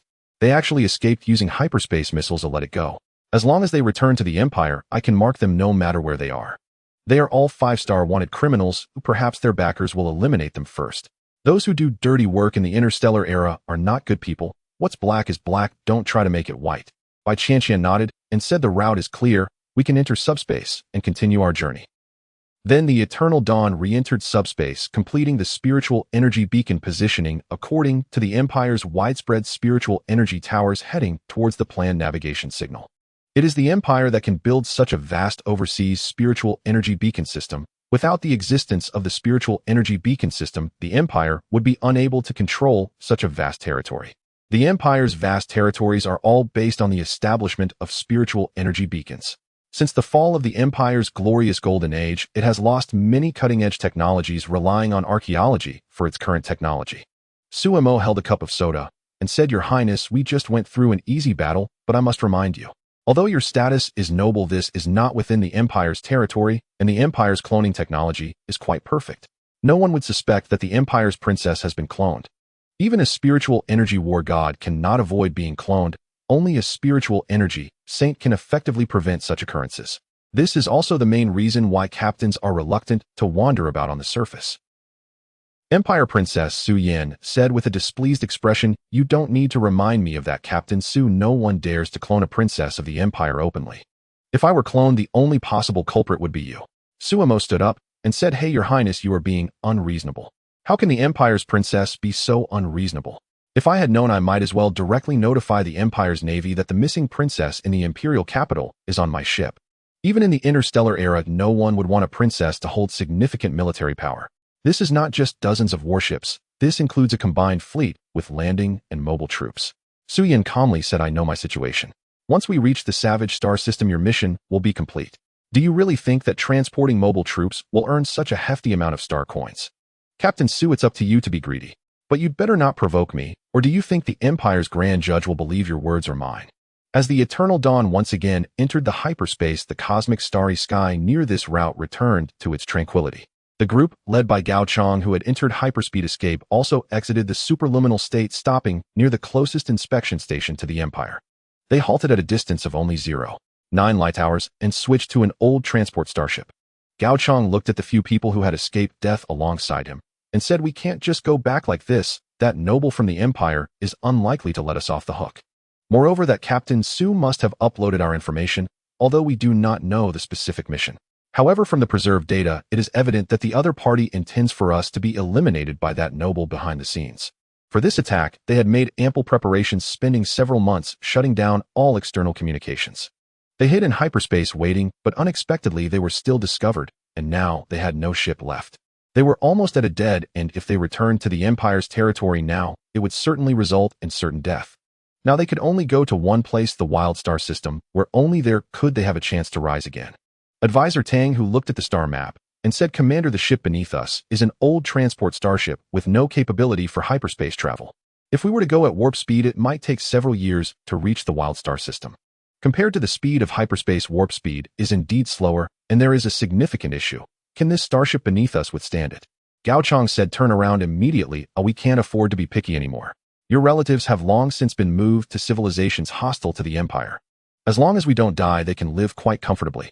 As someone who started from the edge of the Empire's star systems, he knew very well what to do facing the current situation. If they didn't leave now, they might not be able to later. Commander, unidentified jump signatures detected. Enemy flagship detected. Enemy fleet detected. Enemy starship is sending communications. Gao Chang decisively stated, engage warp speed. We need to leave here quickly. The advisor pressed the data and said, Commander, the warp environment is disrupted. We cannot enter warp now. We are already surrounded. The enemy fleet consists of one battleship, the same one that ambushed us before. He knew that they were completely finished this time with no hope of survival. The best outcome would be to die on the battleship. Captain, the enemy is sending communications. The captain of the transport ship said, put the communication through. If there's communication, there's room for negotiation. Then the main screen of the transport starship displayed a woman in luxurious attire who looked at the dilapidated transport starship and said, Gao Chang, your mission has failed. You have now become the highest bounty criminals in the history of the Empire. Because of your arrogance, you amassed a hunting fleet and dared to shut down communications directly. Did you really think I was easy to deceive? Now sending you to your deaths is merely a formality. If you don't die, many others will be in trouble. Gao Chang explained, I still want to know, who are we really attacking? Why is the firepower of an interstellar battleship so powerful? Isn't he just a poor student? He couldn't understand why, despite making ample preparations, the result turned out this way. He felt deeply unwilling. On the screen, the woman coldly laughed and said, hey, you really are a fool. How could you think that a top student from the Empire's Starship Command Department, who married the young lady of the Yun family, is a fool? All right, our conversation is over. It's time to send you to your deaths. Then the communication was cut off. Gao Chang roared, engage the engines, target the trajectory of the enemy battleship's attack. We only have one chance. Launch our superluminal missiles. We can only pray that they can intimidate them. They had only one chance. If they missed it, death awaited them. Under Gao Chang's strict orders, the old transport starship broke through to its maximum speed, racing wildly beneath the starry sky. However, on the bridge of the flagship of the extermination fleet, the commander stood respectfully and reported, Your Highness, the battleship of Gao Chang is currently maneuvering. Our battleship has locked onto Gao Chang's position. There is absolutely no chance for them to escape now. All fleet target the enemy battleship with our light spear artillery. Beams of blue light artillery crisscrossed through the cosmic sea, directly cleaving the old starship in half. A massive explosion erupted in the cosmic sea. The woman known as the noble consort smiled and said, Commander Huang, well done. Keep it up. Send the landing troops to search for any survivors. This is a serious matter. I believe Commander Huang does not want to appear before a military tribunal. Upon learning that Su Mo had married the young lady of the Yun family, she originally planned to cancel the ambush. After all, an interstellar battleship carrying a value of 7 trillion star coins has formidable firepower.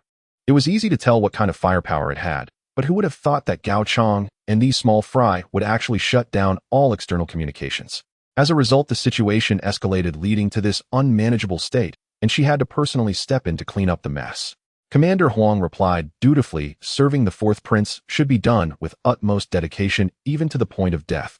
Faced with the mother of a prince, he, a mere commander of an inspection station, was just a small pawn. However, such small pawns would not be silenced. This was an unspoken rule. Those like Gao Chang, regardless of whether they completed their mission, would be eliminated. Order the landing troops to deploy and search through the wreckage of the starship again. We must find the genetic remnants of those bastards. Some things must be confirmed, otherwise many problems could arise. However, if this extermination goes wrong, it could lead to many unavoidable consequences. The woman known as the noble consort, under the protection of palace maids, left the interstellar battleship and boarded a ship even more expensive than some interstellar battleships. The deathly pathway of the cosmic star sea is always particularly dull, protected under the full armor of a starship. The vile creatures lurking in the subspace before they could even approach the boundary of the eternal dawn were thoroughly cleansed by the deck cleaners aboard the starship. In the vast interstellar battleship, safety is relatively assured in subspace. Without the protection of a subspace shield, one could easily fall into a state of subspace disorientation. On the bridge of the eternal dawn, Su Mo, holding a cup of coffee and staring at the main screen, gazed at the end of the death pathway and said, "By ho, let's leave subspace. Attention, all crew members, this is the bridge. We are about to exit subspace. Please prepare for shock impact." Before Sumo's words fell, a massive void appeared at the bow of the eternal dawn. The subspace near the barbaric star system is the most severely damaged part of the subspace pathway, which is why many starships once lost in subspace find it impossible to escape. Because one can never know the energy threshold required to open a subspace breach and escape to safety. The enormous starship is slowly passing through the exit while Bai Qianqian begins to operate the weapons system, preparing for battle at a moment's notice. Entering and exiting subspace is the most dangerous moment. Yun Muyun looked at the scene and said this truly is a long pathway. If the transport fleet enters this death pathway without escort, the survival rate is only 50%. Suemo replied, it's half of half of half. Once inside you may not come out, and if you do you may not survive. Even if you survive and return you may not continue to live. This is the best of times for the Empire and also the worst of times, yet we are unfortunate to be caught in this era. At least we have no choice. Thankfully we still have an interstellar battleship. The Eternal Dawn is his greatest source of confidence. As long as the Eternal Dawn exists, he will have a certain sense of security, though otherwise in the crisis-ridden universe, where could one find any sense of safety? Should one pay the imperial tax for a lifetime on some planet? The massive Eternal Dawn left subspace and appeared in the cosmic star C, which is a colonial area of the barbaric star system and the headquarters of the Empire's colonies there. It unified the management of the Empire's colonial affairs in the barbaric star system. Undoubtedly, this is a busy star region filled with many vast star sectors. Countless Empire captains have ventured into the barbaric star system, contributing to the promising future of the Empire. Upon entering the cosmic star C, the Eternal Dawn directly activated its quantum broadcasting system to inform the colonial governor of its identity. Originally, the Eternal Dawn could have headed straight to the 76th star sector of the barbaric star system, but now due to this princess, it had to take a large detour. On the bridge of the Eternal Dawn, Bai Ho said, Captain, the colonial governor has sent a communication request and wishes to meet the VIP passenger. Suemo nodded, put the communication through, and also inform that VIP passenger to gather on the bridge. Bai Qianqian, keep the shield's steady weapon system ready. Under this starry sky, I cannot trust anyone, and this is the principle of a captain. If you wish to command a fleet in the future, you must be thoroughly prepared and miss no detail, for in the crisis-ridden cosmic star, see, even the smallest detail can lead to the annihilation of an entire fleet. As the communication was connected, the image of the colonial governor of the Empire's barbaric star system appeared on the main screen. Captain Su, thank you very much for your assistance. May I ask where the VIP passenger is? I have urgent matters to discuss with her in person. An anxious expression appeared on the governor's face. It was clear that this colonial governor had encountered some significant trouble. Suemo said, Governor, the VIP customer will arrive shortly. Is there something urgent that has happened? Or has there been a significant change in the Empire's situation? I believe the governor is quite aware of the VIP passenger's identity. An elderly individual of noble status. The colonial governor said, Captain Su, you are very astute, but I cannot disclose anything to you until we meet the VIP passenger. But please believe me about the VIP passenger's identity and what it truly signifies. As an official from the Empire's Empress faction, he was well aware of why the Empire's princess had come to the barbaric star system. However, the Empire's situation had changed. The first special mixed fleet, which was supposed to be dispatched to the barbaric star system, had recently been annihilated while confronting a target in a high-risk star region. Not long after, Princess Su Yin looked at the image on the main screen and asked Governor Liu, what exactly happened that you dared to contact the Eternal Dawn despite the ban? Governor Liu bowed respectfully and answered, Your Highness, the first special mixed fleet has been annihilated. In the dangerous star region, they were completely wiped out. Now the Emperor, believing the slanders of concubine, Nan is preparing to have you return to the imperial capital. The Empress is worried about your safety and wishes for you to remain aboard the Eternal Dawn. Many wish for you not to return to the imperial capital. Only a fully equipped interstellar battleship like this can temporarily ensure your safety. Captain Su, the transit documents for the imperial capital star region have been prepared for you. After completing your mission in the barbaric star system, you need to return to the imperial capital as soon as possible. During this time, you must do your utmost to protect the safety of Her Highness the Princess. Su Yan's expression turned angry that Vixen concubine, Nan is simply too impatient. The Emperor has not yet passed away, and she is already eagerly vying for power. Governor Liu said helplessly, Your Highness, there is little we can do. We can only try to ensure your safety. You should not defy the Emperor's will by taking command of the first special mixed fleet. Now it is too late to say anything. Let's hope this princess can return to the imperial capital star system. Although the Empress has significant power this time, it is the princess who is at fault. Thus, if the princess were to be pursued, her carefully cultivated image in the Empire would be lost. Inside the bridge of the Eternal Dawn, as the governor of the Imperial Colony Governor Liu closed the communication, Su-mo sat in the captain's chair and downed the soda in his hand, exclaiming, "What the hell is this? Is this considered a pleasant surprise or what? What the hell is this surprise?" The shock from this incident was immense. The first Special Mixed Fleet, such a vast armada, had been completely annihilated while confronting those dangerous targets. It was evident that the so-called Southern Concubine had a rather unclean background. The complete destruction of the first Special Mixed Fleet was certainly not a mere tactical error. Although he didn't know what those so-called dangerous targets were referring to, he understood clearly that this princess, the Grand Princess, was about to lose her power. In the Imperial Capital Star region, this Grand Princess was indeed formidable, but in the Wilderness Star region, no one would genuinely respect her. While many owed a considerable Imperial debt, they certainly did not owe this Grand Princess a single star coin. Unless this Grand Princess could turn the tide and reclaim her position, all discussions were pointless. At that moment, Chen Qianqian walked in and said, "Su-mo, it can only be like this for now." The president of the Imperial Starship Academy sent a message stating they will ensure the safety of the Grand Princess.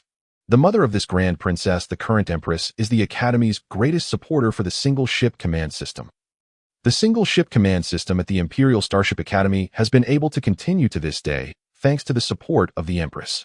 Su-mo glanced at the not-so-peaceful Grand Princess, Su-yin, and said, "All right, Your Highness, your mother has been immensely generous to me. On the Eternal Dawn, your safety is not a concern. There are no foolish enemies who could destroy a fully equipped interstellar battleship. We hold the ultimate weapon authorization. Even a spiritual energy war god must retreat in the face of the main beam cannon fire from an interstellar battleship. The Empire values both technology and cultivation. It's hard to say which is better or worse. However, before becoming a spiritual energy saint, life on an interstellar battleship would indeed be more comfortable. Every movement of a spiritual energy saint in the cosmic sea is monitored. Whenever they move, at least 3 or more spiritual energy saints follow to prevent any ambush. Any shameless civilization attempting to ambush a spiritual energy saint is met with severe consequences. Thus, in the current cosmic sea, a civilization without a spiritual energy saint is merely a fragrant meal to be devoured by others. Su-yin left the bridge with an unkind expression. It was clear that the complete annihilation of the first Special Mixed Fleet had dealt a heavy blow to her. Yun Muyin looked at the departing Grand Princess and said, "So we can head directly to the Wilderness Star System, the 76th star zone of the Imperial Colony. General Wang Mingyuan has already notified us about Major General Qin of the Imperial 96th Guerrilla Fleet. This escort mission is simple, involving some bug race elimination tasks with an estimated duration of an entire year." As the legitimate daughter of a prominent imperial family, she clearly understood the risks involved in having the Imperial Grand Princess aboard the Eternal Dawn. However, some things they had to reluctantly accept. Su-mo nodded and said, "I actually look forward to a year-long mission." Baiho set the course for the 76th star zone. Proceed at full warp speed. Baiho replied, "Warp initiated, currently in transit." In the cosmic sea, the Eternal Dawn entered warp speed in the shortest time possible, enveloped in a warp bubble, beginning its faster-than-light journey. Inside the bridge, Chen Qianqian explained, "Su-mo, the identity of the Imperial Grand Princess is crucial. If you can escort her back to the Imperial capital, your gains will be significant." Su-mo waved his hand and said, "Come on. Chen, be honest, having an Imperial Grand Princess with us is a real headache. While gaining the Empress friendship, I also acquired the animosity of the Southern Concubine. I can now basically confirm that the hunting fleets that attacked us before were instigated by the Southern Concubine. However, there is one thing I have never understood. Why would a figure of the Concubine level think that those cheap hunting fleets could take down the heaviest interstellar battleship in Imperial history? This has been something I couldn't understand during this period. What could have led a concubine of the Emperor to make such a foolish decision?" Chen Qianqian shook her head and said, "No one knows the specific situation, but no one dares to openly hunt an Imperial interstellar battleship. The Empress has arranged for you a navigation permit in the Imperial Capital Star region, which is in place to protect you. Any starship with a navigation permit in the Imperial Capital Star region is under the watch of the Empire's spiritual energy saints. This means that if any starship beyond your capability appears, a spiritual energy saint will tear through subspace to come to your rescue." Su-mo nodded and said, "So I guess I won't be at a loss. After all, I am a person of the Crown Prince." Unfortunately, the Crown Prince is the offspring of the noble concubine. The Imperial royal family truly is capable of causing trouble. Why must I, a poor student, be the one to take charge of so many starships? What the hell is this? Yun Mu Yun rubbed her forehead and said, "Su-mo, you should be content. With the navigation permit in the Imperial Capital Star region, you can directly pilot a starship to land at the Imperial Capital spaceport. How many people wish for this and cannot obtain it? With this permit, it represents a fully equipped starship and a large number of combat personnel that can enter the Imperial Capital Star region anytime, anywhere. This rule was originally meant to protect the Imperial family, but in reality, it has now been overused. To put it succinctly, there is a saying that goes above there are policies, below there are countermeasures. Suemo sighed with a helpless smile and said, "Alas, it can only be like this. I never expected that in my lifetime I would have a chance to pilot a starship and visit the Imperial Capital Star region. Wife, when that day comes, I will certainly give our second uncle a great surprise." He dared to trouble his wife. He would make sure they remember him. Even considering the massive dowry, Yun Mu-yun could only be his wife for this lifetime. He was a very pragmatic captain. After a period of warp travel, the Eternal Dawn arrived at the Empire's colony in the Savage Star system, specifically in the 76 Star Zone. Compared to the Star Zone where the governor's office is located, this place resembles a true colony where the Empire's war captives shackled in handcuffs and leg irons engage in the most perilous tasks. This serves as a constant reminder to the Empire's citizens who have come to the Savage Star system: if they do not strive to expand and engage in battle, they may find themselves on the other side working with shackles.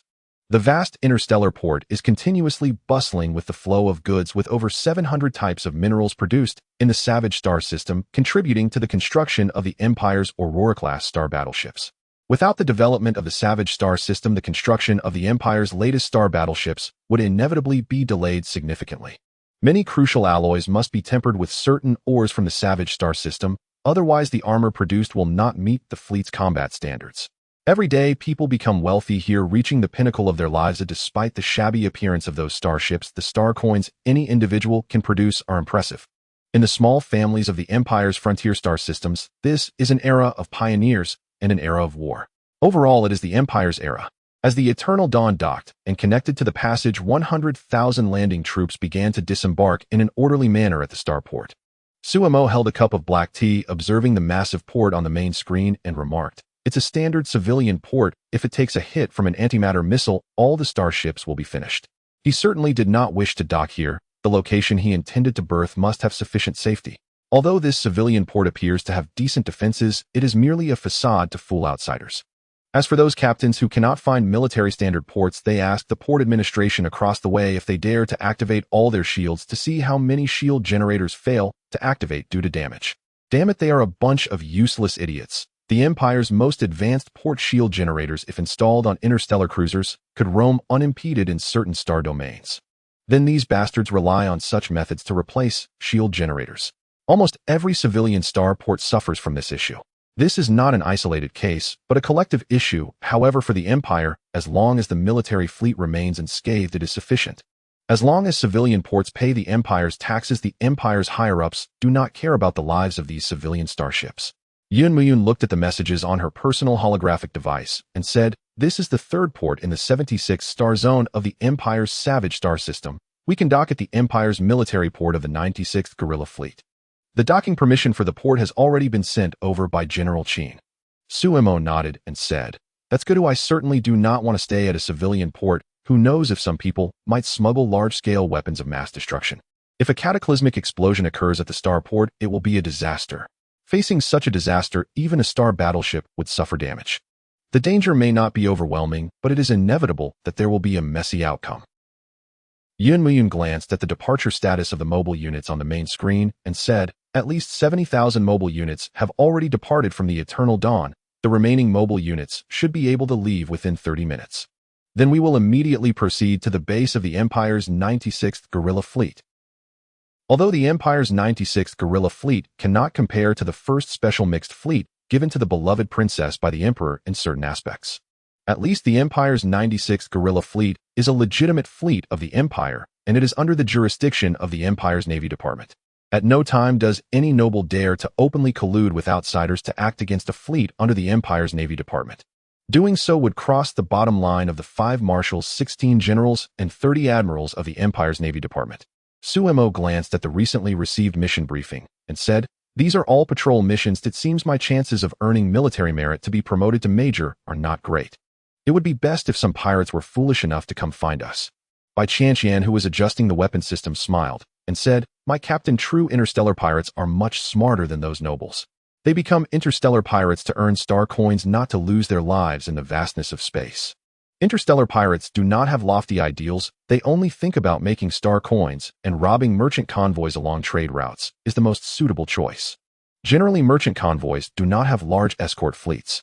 Because everyone is gambling, betting on whether they will be robbed by interstellar pirates. After all, escort fees are not cheap except for royal companies that can have the Empire's fleet escort them for free. The remaining groups must pay star coins if they want the Empire's fleet to provide escort." Suemo smiled and said, "That's true. Bai Wu adjust the range of the deck sweepers. I have a feeling that what we will face next may not be a typical problem. You should know that in the Savage Star system, it is not just the Empire's fleet. There are also those bugs that experienced large-scale purges by the Emperor, the subspace insect race. Just as I Suemo cannot return to my hometown in my dreams, those subspace insect races cannot go back home either. That war destroyed the previous subspace system, leading to a significant reduction in the Empire's territory. Even now, it has not recovered. Subspace high-speed routes are the fastest and most convenient means of faster-than-light travel. But now subspace is fraught with danger, and only military starships dare to enter. Civilian starships rarely have the guts to cut into subspace at any time. They usually just navigate slowly along the remnants of the subspace high-speed routes. Yunmian said, "Indeed, we should be cautious. The Savage Star system is fraught with danger, and there are rumors that the Empire's most elite exploration fleet lost contact deep within the Savage Star system.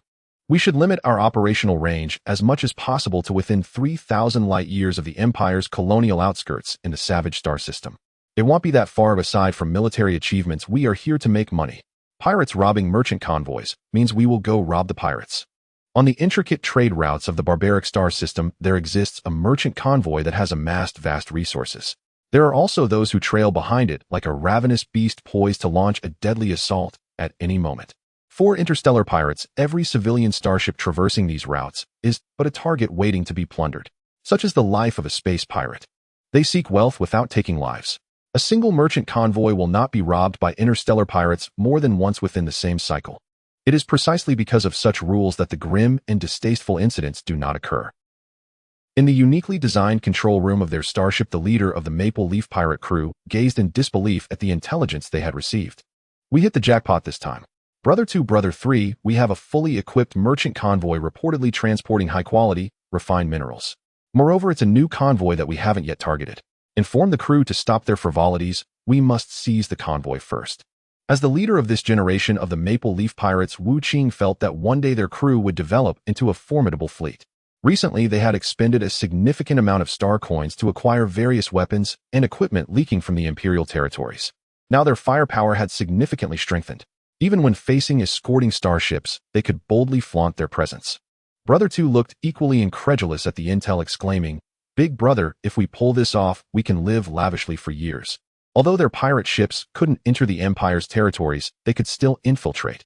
The entertainment industry in the Empire is quite prosperous. Almost every Imperial Star region has a branch named Heavenly Pavilion. Whatever you desire can be found there. Even the clone of a certain Imperial superstar can be obtained if you can afford it.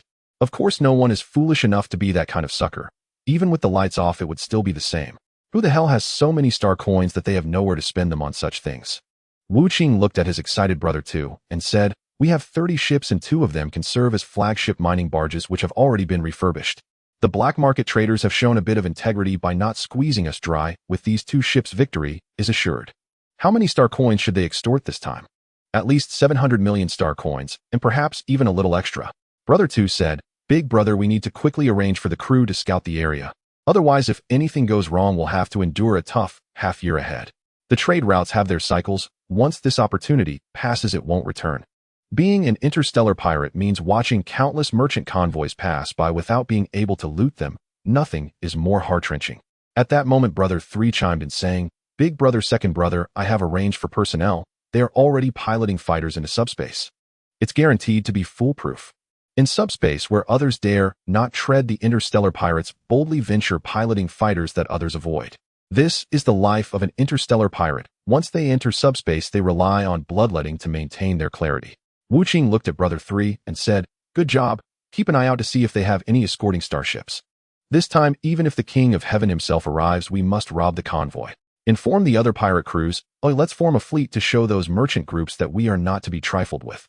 This time we must stand firm and earn our money." Often merchant convoys treat them like feral dogs, feeding them enough to leave them unharmed.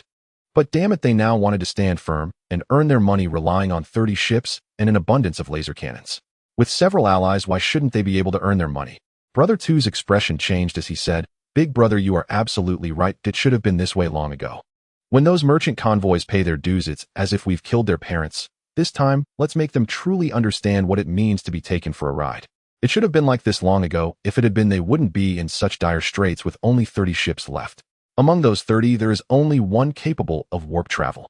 The merchant convoy from the other side won't set off until next month. They must first bribe the Imperial Stargate management personnel and then traverse through the Stargate system directly to the ambush point. If they had an interstellar destroyer, they wouldn't be reduced to being bullied by Imperial management personnel, even as pirates. Before becoming interstellar pirates, they were bullied by the Empire's management. Now that they are pirates, why should they still be bullied?" Wu Qing said, "All right, everyone prepare. Once the brothers are gathered, we will set off immediately. This is a big fat sheep. The convoy of the Nan group, which has royal shares, must abide by the rules of the barbaric star system. The higher-ups have given word for us to teach this Nan group a lesson.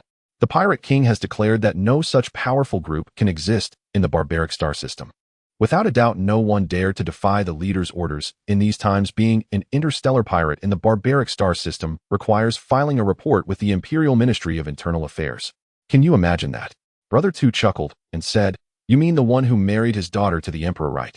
If they dare not follow the Empire's rules in the barbaric star system, it's a dead end. Big brother, aside from the portion we must hand over, we stand to make a fortune this time." Wu Qing looked at his second and third brothers and said, "Second brother, third brother, tell the crew that if we succeed this time, I'll take them to Heavenly Pavilion for a treat. Such is the life of an interstellar pirate. 3 parts rely on luck, 7 parts on hard work. Only by striving can one truly become a formidable pirate. Regardless, those in this profession ultimately seek pardon. He dreams of becoming a captain of an Imperial defense fleet where he can collect legitimate payments on the trade routes with his brothers." With Wu Qing's notification, countless independent pirates and team pirates began to move, converging towards the trade routes. On one hand, it was the leader's command. On the other, it was the allure of star coins. Star coins are a good thing. Everyone loves them. Thus, the merchant convoy of the Nan group, still resupplying in the 76-star district of the Empire, was already on the pirates' radar before they even set off. In the Wild Star system, at the base of the 76-star district of the Empire, lies the headquarters of the 96th Guerrilla Fleet. Feeling quite insecure, Su Mo donned several layers of nano-battle armor, along with an additional outer layer before boarding the landing craft, arriving at the headquarters of the 96th Guerrilla Fleet under the escort of fighter jets and escort vessels. As the main battle fleet of the Empire in the Wild Star system, although the Guerrilla Fleet is considered a marginal fleet within the Empire's territory, it serves as a primary force in the Wild Star system. Do not underestimate the Guerrilla Fleet. At least the fleet commander holds the rank of a major general. Yun Muyan looked at the fully armed Su Mo holding her forehead and said, "We are going to meet a fleet commander, not to engage in battle. Is it really necessary to raise the security level so high?" The Empire's latest model of nano-battle armor is surprisingly layered 3 times, with an additional layer of armor produced by the Eternal Dawn. He is armed to the teeth. Even if a small battle occurs, he would sustain no injuries. Su Mo moved his body and said, "What's the matter?" "We are not lacking in equipment, so of course I'll wear as much as I can. When I was a child, I had nothing to wear, and now that I've grown up, I should dress freely. Moreover, being in a starport feels quite unsafe." He couldn't understand why the 96th Guerrilla Fleet didn't establish its headquarters on any planet, but had to make do with a military starport. Compared to the headquarters of the main fleets, it is simply worlds apart. As they entered the headquarters of the 96th Guerrilla Fleet, the movement of personnel gradually increased, with the staff of the fleet curiously observing the 2 distinctly styled individuals. Is it really that dangerous in the Empire's military starport? This isn't a civilian starport, and it's normal to dress conservatively given the slightly higher risk. Su Mo walked through the headquarters of the 96th Guerrilla Fleet as if oblivious to the gazes of others. In his view, one must always remember to be vigilant in times of peace. Only by eliminating all potential dangers can one live better. He had yet to experience the headquarters of the Tianshan Pavilion. If given the chance, he wouldn't mind enjoying the treatment befitting the Emperor's favor. To lounge in the embrace of a beauty would be perfect. He did not wish to wake up to labor, and instead preferred music and dance to be the order of the day. However, this all requires one prerequisite: he needs to have the rank of a major general in the Empire. though the Empire's major generals number in the hundreds of thousands, at least 30,000. Yet the Empire's territory is vast, and generally, in a typical star system, there are at most a few hundred generals. Overall, it's still a decent rank, at least holding the title of Major General grants him an automatic, albeit the lowest noble title in the Empire. From then on, the Empire would also have its share, leaping from being a mere worker to becoming a stakeholder. Is there anything better than that? With the access code, Su-Mo and his companion walked directly into the fleet commander's office. Su-Mo looked at the fleet commander in front of him and said, "Commander Chin, hello. It's truly a pleasure to finally meet you in person. I've long admired you, Commander Chin." Chin Lei looked at Su-Mo speechless, and then glanced at the more normal-looking Yun Mu-yun, saying, "Captain Su is quite impressive as well. At such a young age, you already possess your own star battleship and have obtained a navigation permit for the capital star region. With the recommendation from the Empress and the East Palace, your future is limitless after accumulating military merits. It's mutual flattery. No one is above this." Su-Mo waved his hands repeatedly and said, "Commander Chin, you flatter me. I'm just a student after all. Everything I do is for the Empire, for the great rejuvenation of the Empire. I just don't know what missions the Eternal Dawn can undertake." Su-Mo came to this wild star region for 3 reasons: to make money, and to make more money. Mining is too slow to earn money. Escorting is even slower, and illegal piracy in the Starry Sea is also risky. Yet the laws of the Empire have never stated that combating star system pirates is illegal. As for those spoils in such terrifying Star Wars, if a light spear cannon deviates a few degrees, it could all be lost. Who would dare argue with a 30,500mm twin-mounted main light spear? He is logic itself. Chin Lei looked at the unmasked Su-Mo and took out his personal holographic computer, directly sending the task through the military intranet. "General Wang has instructed that the upcoming maintenance tasks for the navigation routes will be assigned to Captain Su. The tasks are a bit tiring, but the rewards are substantial, and you can also gain the friendship of several major groups in the Empire. To assist Captain Su in rising to power, the head of the Yun family has truly gone to great lengths. But it is understandable. After all, not just anyone's son-in-law can command a star battleship and roam freely in the capital star region. Having such a son-in-law means that as long as the Yun family doesn't self-destruct, various families will likely show restraint for future encounters. No one would dare risk provoking the Yun family facing the threat of a star battleship's concentrated fire. At least Mr. and Mrs. Yun cannot die." Seeing this, Su-Mo handed his personal holographic computer to Yun Mu-yun, saying, "It seems our father is making a move. I greatly appreciate Commander Chin's assistance. Please rest assured, with the Eternal Dawn around, the Empire's routes will be safe. After all, the Empire's routes do not allow for pirate destruction. As for the Empire's merchant fleets, do I even know them? It's quite enough for me to help those merchant fleets take revenge. Who knows, next time they might run into the Wuxing pirate gang." Chin Lei smiled lightly and said, "However, General Wang has mentioned not to create too much commotion, although there is no major conflict with the Empress from the East Palace. But we cannot go too far. If the Empire's inspection fleet catches us with evidence, it's better to run first. For matters without proof, we cannot admit to them. By the heavens, for the stability of the jurisdiction and for the next century's promotion, I have even instructed such undefeatable deals." Su-Mo chuckled and said, "Commander Chin, I am just a student. Although I hold a military rank, I am still a student in the Empire Starship University's Single Ship Command Department. I haven't heard of the inspection fleet daring to target students. I still have 35 years of studies ahead of me. In that case, I would be quite grateful to the inspection fleet. I love being paid to fail. I am a student. The child who cries gets the candy. The honest child who cries gets scholarships and exemptions." After leaving the headquarters of the 96th Guerrilla Fleet of the Empire, Su-Mo and Yun Mu-yun did not linger in the starport, but went directly back to the battleship. The massive starship docked at the port for several days, spending 30 million star coins and purchasing some local specialties before entering a cruising state. The merchant fleets, who had long suffered from interstellar pirates, felt the justice of the Empire as they watched a battleship patrolling the trade routes day and night. Countless small merchant fleets followed behind the Eternal Dawn, cautiously navigating through the pirate-infested trade routes. Even the most foolish pirates knew that the ship beneath their feet was merely a starship measuring 500 meters in length, over 70 meters in width, and more than 90 meters in height, hardly qualifying as a proper starship. Realizing they were no match for such a colossal vessel, the pirates nearby were filled with dread at encountering an interstellar battleship. However, for larger merchant fleets, the slow cruising speed was unbearable. Having paid the protection fee, they felt little fear of being robbed during their travels. On the bridge of the Eternal Dawn, Su-Mo was in a good mood lately, having not only recovered all the star coins spent in the Wild Star system, but also made a considerable profit. One must admit that possessing an interstellar battleship equates to having an abundance of star coins. Suemo looked at the main screen and said the pirates have been quite stable lately. Why don't they dare to rob a large merchant fleet? Running with a merchant fleet of only dozens of ships every day, how much can one earn? Although these small merchant fleets were wealthy after expenses, there wasn't much profit to be made. He didn't come to the WildStar system to earn money from the impoverished.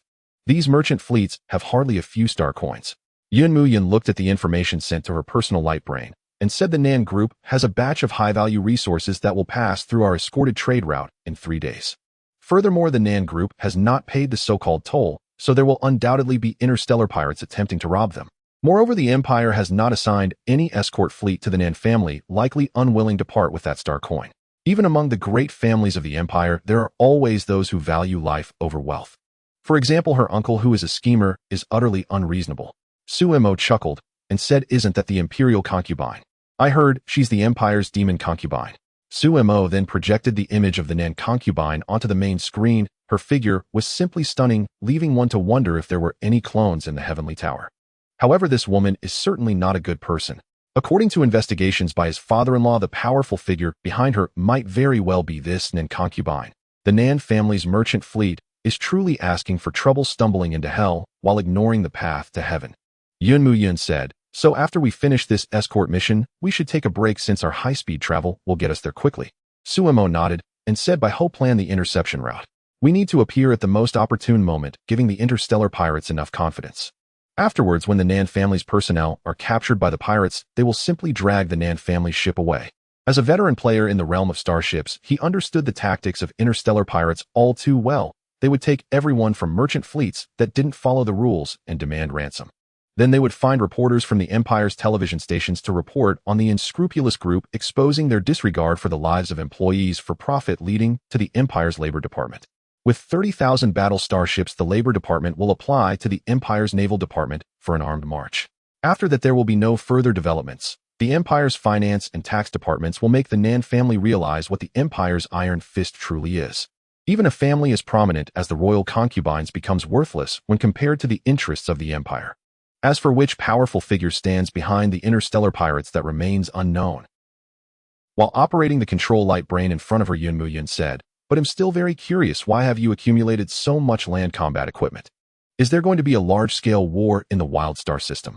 From all the gathered intelligence, a war is unlikely to break out in the short term. Currently, we are still in an arms race, and within the cosmic sea, no civilization can rival the Empire." Suemo nodded and said, "A war will indeed not break out for the time being, but I suspect you don't play much in the Starship world. Many groups in the interstellar world are discussing the development of the WildStar system. The Empire has been at odds with the Karuno civilization, the subspace insect race, and the indigenous people of the WildStar system for many years. There must come a time for resolution." The statements from the Empire's third prince have been increasingly forceful lately. The Empire's virtual game warehouses for mobile troops and mecha combat games, as well as films praising mobile troops, are undergoing extensive review. Do you still think that war won't come? The wars of the interstellar age indeed do not arrive suddenly, but there are often signs. At least he saw signs of war breaking out. Even the air was filled with the scent of gunpowder. The Empire has been stable for too long. After this wave, who knows how many young people in a moment of excitement will join the mobile troops, dreaming of becoming great generals. However, in reality, most of those who rise to the rank of general in the mobile troops have good psychic abilities, while those with decent psychic powers mostly join the psychic legions. Thus, many are deceived into joining the mobile troops, charging toward enemy planets at the command of a single order. The advisors of the Empire's military are responsible for formulating battle plans, the generals for issuing commands, the fleets for transporting the mobile troops, and the mobile troops for going to their deaths. Such is the Empire. It's a pity that the Empire's beauty and strength have little connection to the ordinary citizens of the Empire. For the common citizens of the Empire, achieving the rank of major in the mobile troops during wartime is already considered a strong achievement. Yun Muyin directly retrieved those messages and said, "But why has no one received any news?" Suemo smiled slightly and said, "When the Empire launched its attack on the WildStar system, didn't the great families of the Empire receive no news either? The Empire's confidentiality system is built on a foundation of bones. In the WildStar system, within the 76th sector of the Empire, countless commercial starships emerge from hyperspace along the A-class trade route, proceeding to travel at sublight speed. Navigating through this turbulent region just 3 light-years away from a trinary star system compounded by the raging storms in hyperspace. Starships with insufficient shield levels can easily fall victim to hyperspace storms when attempting to travel at faster than light speed, often resulting in madness.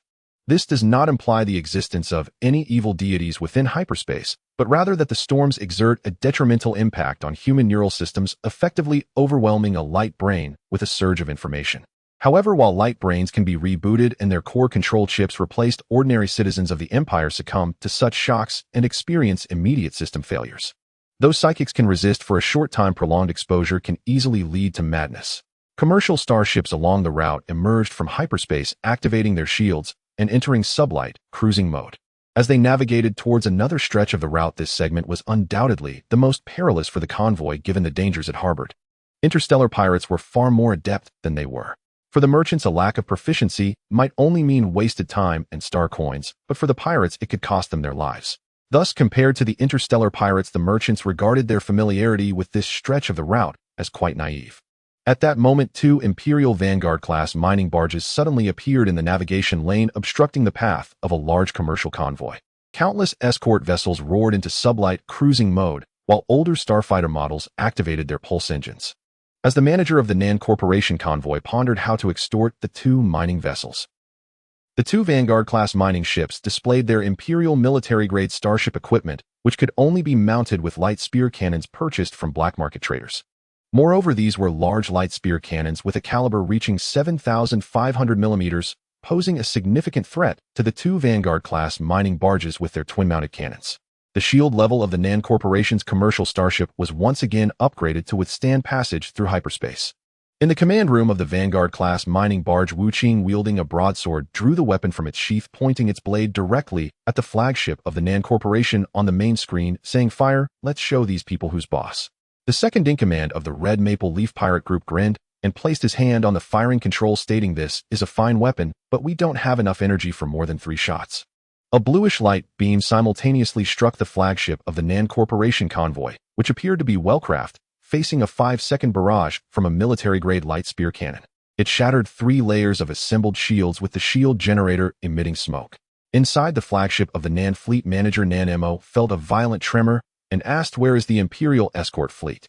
Where is the Eternal Dawn? Why haven't they come to rescue us? Tell me the current status of our starship. Those damned pirates, having set their sights on us, will surely not let us go." He was well aware that the Nan family's venture into the Wild Star system had drawn the ire of many, yet for the sake of star coins and the future of the Nan family, they were determined to brave any peril. "Manager, the recent light spear cannon fire has caused a 25% loss to our shield generator. There are ruptures on the upper deck, and the airlock has been lowered. The pirates' escort vessels have launched interstellar missiles at sublight speeds, and we are intercepting them. No, it's simply too many. We can't intercept them all. All-point defense systems intercept the interstellar missiles launched by the pirates. Captain, our Closian weapons cannot simultaneously intercept over 3,000 targets." The command bridge was in chaos. Manager Nan Mo forced himself to suppress the fear within and calmly said, "Captain Wang, is it possible to engage faster-than-light travel? As long as we enter faster-than-light travel, we can certainly shake off these bastards." The captain, who was commanding the fleet against the threat of the Red Maple Leaf Pirate Group, refused, saying, "No, Manager Nan, unless you want to take a bath in a hyperspace storm, you'll have to obediently travel at sublight speed. Our shield has sustained severe damage. Where the hell did these damned interstellar pirates acquire military-grade light spear cannons? Such weapons shouldn't be accessible to interstellar pirates, should they?" As non-military starships, the interstellar pirates suddenly produced military-grade light spear cannons, making them endure firepower equivalent to that of a starship destroyer. Though the opposing interstellar pirates lacked the capability for sustained fire, once their shields were down, they would be vulnerable to being boarded by the pirates' escort vessels and starfighters. That would be a true disaster, as their convoy of 300 transport starships was laden with precious resources. Among them were several spices specifically requested for collection by Lady Nan. They could not afford to abandon either the resources or the spices. Quickly request assistance from the Eternal Dawn, currently patrolling the route. The shield level of the interstellar battleship is sufficient for faster-than-light travel in the nearby lanes. They'll arrive at the battlefield in no more than 10 minutes. Captain Wang remarked helplessly as another light spear cannon fired at them. Faced with such military-grade light cannon fire, their commercial starship had no means of defense. Nan Mo quickly ordered communications officer, "Send out a distress signal at 999,000. Our starship is under pirate attack." Request nearby Imperial starships to come to our aid as soon as possible. We can negotiate the travel fees within the range of 5 billion star coins. The cargo they carried was worth trillions of star coins, yet they never anticipated that these pirates would dare to attack the Nan family's convoy. The communications officer swiftly sent out the distress signal in the nearby local star network. This was not merely a call for help, but also a means to ensure subsequent starships would avoid the battlefield to prevent greater losses. The battle raged on with the Interstellar pirates' escort vessels, inflicting significant damage on the Nan family convoy. Hundreds of interstellar missiles bypassed the point defense systems, depleting the shields of the commercial starships. The starting point of the A-class route in the 76-star sector of the Empire. The Eternal Dawn is leisurely sailing along the route, providing escort for those merchant ships that have paid in star coins not merely as protection, but also to directly blast open the entrance to the subspace. Of course, this service comes at an additional cost, as he is a private captain and everything requires star coins. Inside the bridge of the Eternal Dawn, Bai Qianqian looked at the received distress signal and said, "Captain, we have received a distress signal from the Nan family's merchant convoy signal code 999,000. They are encountering interstellar pirates. It's a level 3 distress call. The Empire's 96th Guerrilla Fleet has assigned the task to us." Su Mo, sitting in the captain's chair, smiled and said, "By notify the engine room to prepare for superluminal maneuvering at 0.3 times the speed of light. Let the interstellar pirates' light spear cannons fly for a while. Damn, a merchant convoy with billions in goods is about to be lost, and they expect him to go rescue them. He should at least get 3 points for that, and they want to pay him 50 billion star coins." Even if he had no grudge against the Nan family, he would still hesitate for a moment, not to mention he actually has quite a few grievances with them. Why send a fishmonger to annoy him? What's the meaning of this? Yin Muyin looked at the data on the screen and said, "The data has been retrieved. The Red Maple Leaf pirate crew seems to be using the light spear cannons you sold." The Nan family's commercial starship flagship endured just 2 shots totaling 10 seconds of light spear cannon fire before it couldn't hold on any longer. The military starships of the Empire are never the same as commercial or civilian starships. Although all are starships, military starships follow the principle of one ship serving 3 generations, where the ship remains even after the crew has left. Commercial starships are thin-skinned and heavily laden, so they cannot be equipped with comprehensive shields. Instead, they usually stick shield generators on the outside and add a thin layer of shield to protect the crew's living area and the bridge. In short, they aim to save costs wherever possible, while civilian starships are planned obsolescence, facing various issues every 200 years. Overall, only military starships in the Empire are true starships. The rest are nothing but fragile things. Ordinary interstellar pirates typically use civilian light spear cannons to intimidate merchant convoys, but who would have thought that there would actually be interstellar pirates crazily attacking commercial starships with military-grade light spear cannons? Suemo nodded and said, "The sensors have sent back a very clear image, and some of the Nan family's merchant ships have already been boarded by the interstellar pirates. It is expected that in 15 minutes the 300 commercial starships of the Nan family will all be occupied by over 3,000 escort ships of the interstellar pirates. That's when the Eternal Dawn will enter the battlefield. Timing is perfect. 15 minutes is a very clever timing. Firstly, interstellar pirates would not dare to conduct large-scale massacres. They are not like the wasteland pirates who rely on the routes for survival, and naturally, they wouldn't dare to commit mass slaughter. So they wait until the Nan family convoy is occupied by the interstellar pirates before moving in. According to the Empire's naval military regulations, they can dispose of the seized loot. However, generally fleet captains would give face to the witch behind the Nan family. But who told the Nan family to annoy him? Naturally, he must also annoy them back. Qin Qianqian also arrived at the bridge and said the old professor mentioned that the Nan family's convoy is hiding a certain treasure from the Golden Age. Their locator has pinpointed the specific signal coordinates. It is a very special frequency that can interfere with the sensors. Suemo chuckled, looking at Qin Qianqian, who was dressed in a sky blue qipao, and said, "Hey, isn't this just perfect, Teacher Chen? Tell the professors to prepare their gear. Soon we will be seizing the spoils." Directly robbing from the Nan family's convoy violates the Empire's laws, but they are pirates. The Nan family still has to pay him to fight the pirates.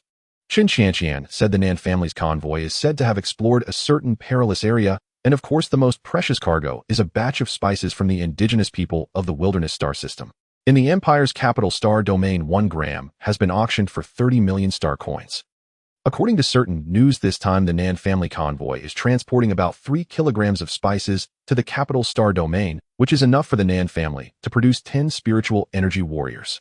This is not a good thing for any large family in the capital, who otherwise the news wouldn't have leaked so quickly. They even went so far as to use ultra-long-distance interstellar communications to contact her. Suemo looked at the main screen and said by main light spear cannons in position target the enemy ship at 3,000 kilometers, to the left 3,000 kilometers, to the right 300 kilometers above the deck, and 300 kilometers below the deck. All main cannons fire simultaneously. Notify everyone that the Eternal Dawn has entered the battlefield, Bai Chanqian said while adjusting data fire. Fire. As the Eternal Dawn fired, the entire starry sky seemed to light up. Even at the base of the Empire's 96th guerrilla fleet, the firing from the Eternal Dawn could still be observed.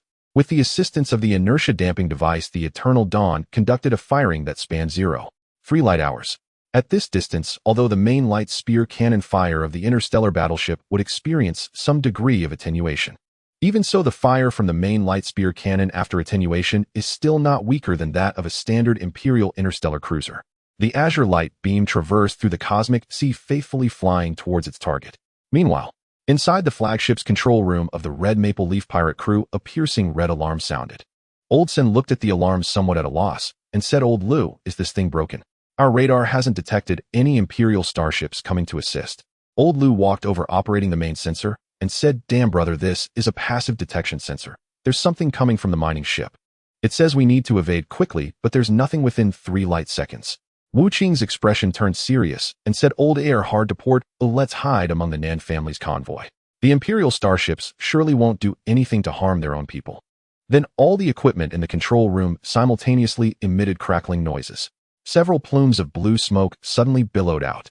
Wu Qing looked at the blacked-out main screen and said, "Switch to manual operation, the big guys are here." In the 76th star zone of the Imperial Wild Star system, at the end of an A-class navigation route, a colossal vessel suddenly emerged from subspace, startling all the starships present. For this was an interstellar battleship, a fully equipped interstellar battleship, and it seemed that its intentions were far from benign. From the interstellar battleship, the layers of stacked shields indicated that it was operating in the most standard combat mode. As it entered the combat zone between the interstellar pirates and the Nan family merchant fleet, the escort vessels that were maneuvering at sublight speed began to gradually slow down.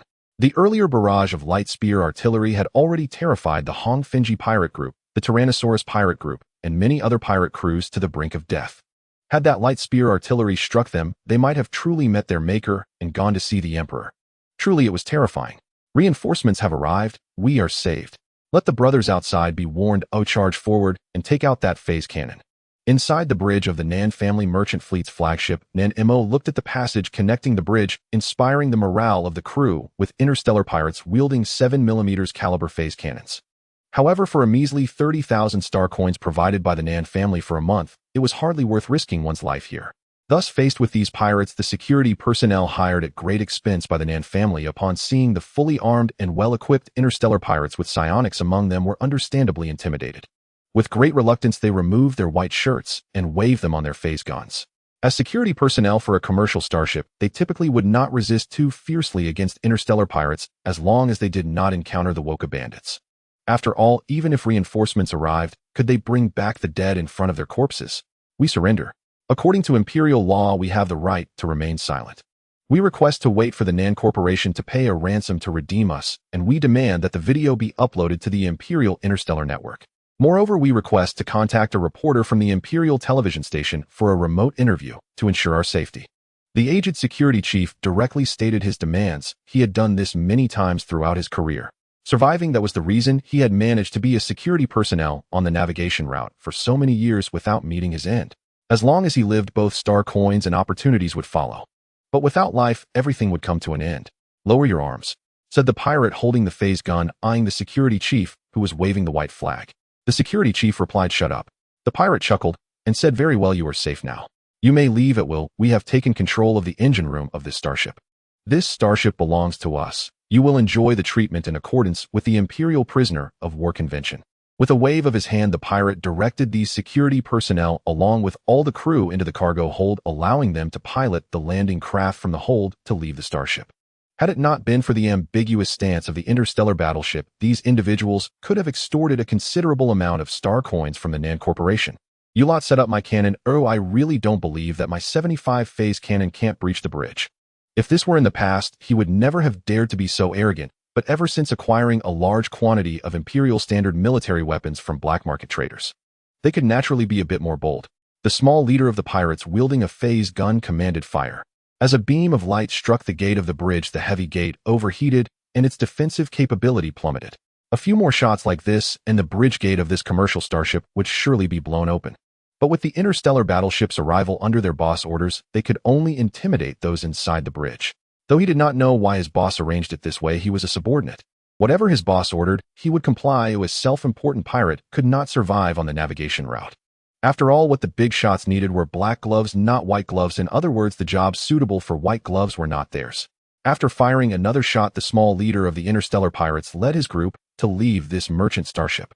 Meanwhile, the landing troops from the Eternal Dawn under Sun Chang's leadership boarded the impact landing craft and crashed directly into the deck of this commercial starship. The miner ship from the Eternal Dawn positioned its rear hatch towards the breach created by the impact landing craft. Sun Chang, clad in an exoskeleton combat suit, led the front line, while cursing, "Everyone pay attention, seal the breach." The captain suspects that interstellar pirates have left weapons of mass destruction on board. Search thoroughly, go to the slevel compartments, and pack away those suspected biological weapon containers. The landing force of over 300, accompanied by more than 3,000 engineering robots, marched vigorously towards the flagship of the Nan family merchant fleet. They rummaged through boxes, pulling out safes to load onto the miner's ship, while exposed containers with opened restraining fields firmly secured large boxes. One by one, space boxes labeled as contraband were continuously sent from the miner's ship to the Eternal Dawn. Meanwhile, the manager of the Nan Corporation, hiding in the bridge and too frightened to come out, could only watch in despair as the events unfolded on the screen. This is not an Imperial captain. This is clearly worse than the interstellar pirates. Captain Wang immediately shut off the starship's surveillance feed and melted down the monitoring system, saying, "Manager, Nan, if you see this footage, you won't pass the lie detector, nor will you get past the psionic war god. Some matters are best left to the higher-ups to quibble over. They are just pawns and have seen nothing. All the good work was done by the interstellar pirates. This Eternal Dawn is merely taking advantage of the situation. The shameless interstellar pirates are the masterminds behind the whole incident."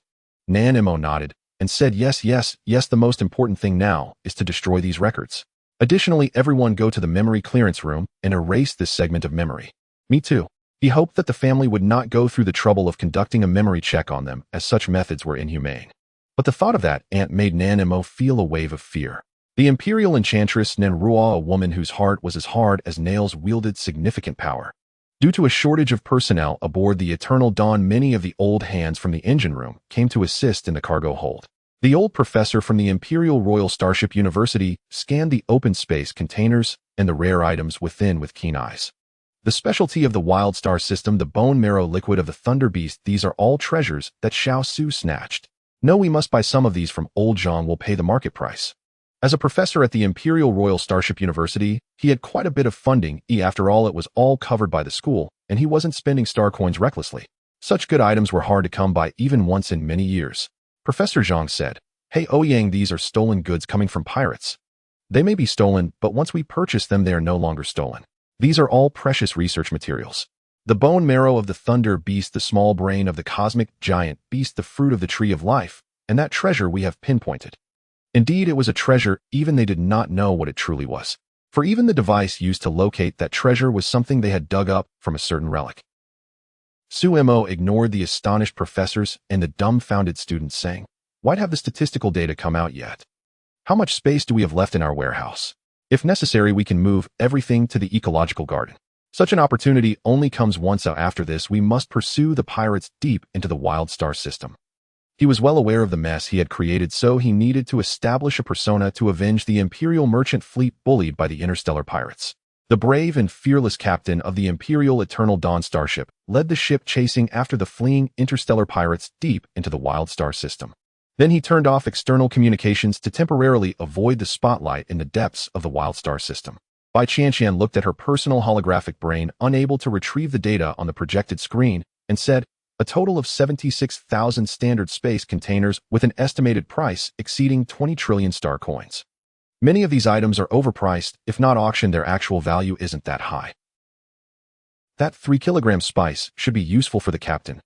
Su Mo handed the holographic brain in his hand to Bai Qianqian, saying, "Then record everything in the database. Oh, remember, we only snatched back 300 standard space containers. The rest were taken by the pirates. Even if the Imperial Demonists were here, I would still have just one sentence. He had only over 1,000 landing troops on his starship, with a few hundred in the engine room, a few hundred in the ecological garden, plus just a handful in the command tier. The remaining commercial starships were all modified robots commonly used by interstellar pirates purchased as samples from black market merchants. So all of this was the pirates doing, having nothing to do with him. Bai Qianqian said, "Understood, Captain. We have two sets of accounts. The interstellar battleship and the Imperial Tax Department does not dare to easily audit us. These are all goods robbed from merchant fleets having no relation to us at all." Suemo smiled slightly, saying, "Indeed, all done by the pirates." Then Suemo walked to the largest space container, looking at the treasure that had been taken out, saying, "Professor Zhang, this is what you pinpointed. It doesn't look that impressive to me." Professor Zhang plugged in the analysis holographic brain, and after a series of complicated operations said, "Captain Su, you underestimate this treasure. According to our estimates, this should be technology from the Golden Age. We have a simplified version of the STC construction template on board. As long as the blueprints inside are undamaged and some core components can be replaced, then we will truly have struck gold." 3, 2, 1. As the countdown ended, the box opened with a sound, revealing meticulously packaged blueprint storage devices neatly arranged inside the container. Suemo looked at those blueprint storage devices, saying, "I scan to see which era these blueprint storage devices come from." Bai's projection appeared inside the cargo hold, and she said, "Captain, these blueprint storage devices come from the Imperial Golden Age according to a brief scan. This should be biological robot technology, which was quite prevalent during the Empire's Golden Age. But later, for certain reasons, it was completely banned by His Majesty the Emperor." Suemo chuckled, saying, "Oh, looks like these blueprints are quite good. Professor Zhang, you won't be able to use these blueprints. Aside from the spices, feel free to take anything else from my cargo hold that catches your eye. The generosity of the Kongnan group is truly fragrant." Professor Zhang exclaimed joyfully, "Then I won't hold back." Suemo said, "These are all items worth nothing at all. I have reported everything to the Imperial Navy Department. Stolen goods are not worthless. But once they are laundered, how many star coins could they fetch?" In the realm of the Empire, the Imperial Capital Star region, lies the Imperial Capital First Star. Here is the heart of the Empire, where nearly all prestigious departments have their headquarters. The housing prices on the Imperial Capital First Star have reached an outrageous level, making it exceedingly costly to purchase an estate there. The price far exceeds that of acquiring an interstellar cruiser, costing around 50% more. Yet many high-ranking officials and nobles still flock to buy estates on the Imperial Capital First Star. This is not merely a symbol of status, but a mark of glory as the residence of the Emperor of the Empire, forming part of the defense system of the Imperial Capital Star region and its stellar system. Within the entire territory of the Empire, it shines like a brilliant jewel. The Emperor and many royal family members, along with established nobles, are the key players at the power center of the Imperial Capital First Star. Every command issued here has far-reaching impacts on the vast territory of the Empire and the fleets capable of traversing the cosmic seas. The Nan family, as the maternal clan of the Imperial concubine, after a century of struggle, finally acquired their own estate on the Imperial Capital First Star, thanks to the Emperor's favor. Inside the Nan estate, dressed in luxurious attire, the Imperial concubine then questioned her inept relatives, saying, "Now tell me, what exactly happened to the resources worth trillions of star coins? How could 3 kilograms of spices be robbed by interstellar pirates? Haven't I told you to hire more combat starships for escort along the way? Yet you allowed the trading caravan to cross the star system alone without any escort. Did the fees for hiring escort fleets get eaten by dogs? The resources themselves weren't that critical, but the 3 kilograms of spices are pivotal for my ascension to a spiritual energy saint. Once I ascend to a spiritual energy saint, even the Empress will have to give way to me. But now those spices have slipped through my fingers, and the Imperial Navy has offered such a poor excuse." Interstellar pirates raided the trading caravan of the Imperial concubine's maternal clan on a vital trade route in the Empire's colonies. This is truly a colossal joke. The current head of the Nan family, Nan Feng, said, "Your Highness, I've inquired with Nan Mo, and it was indeed a pirate raid.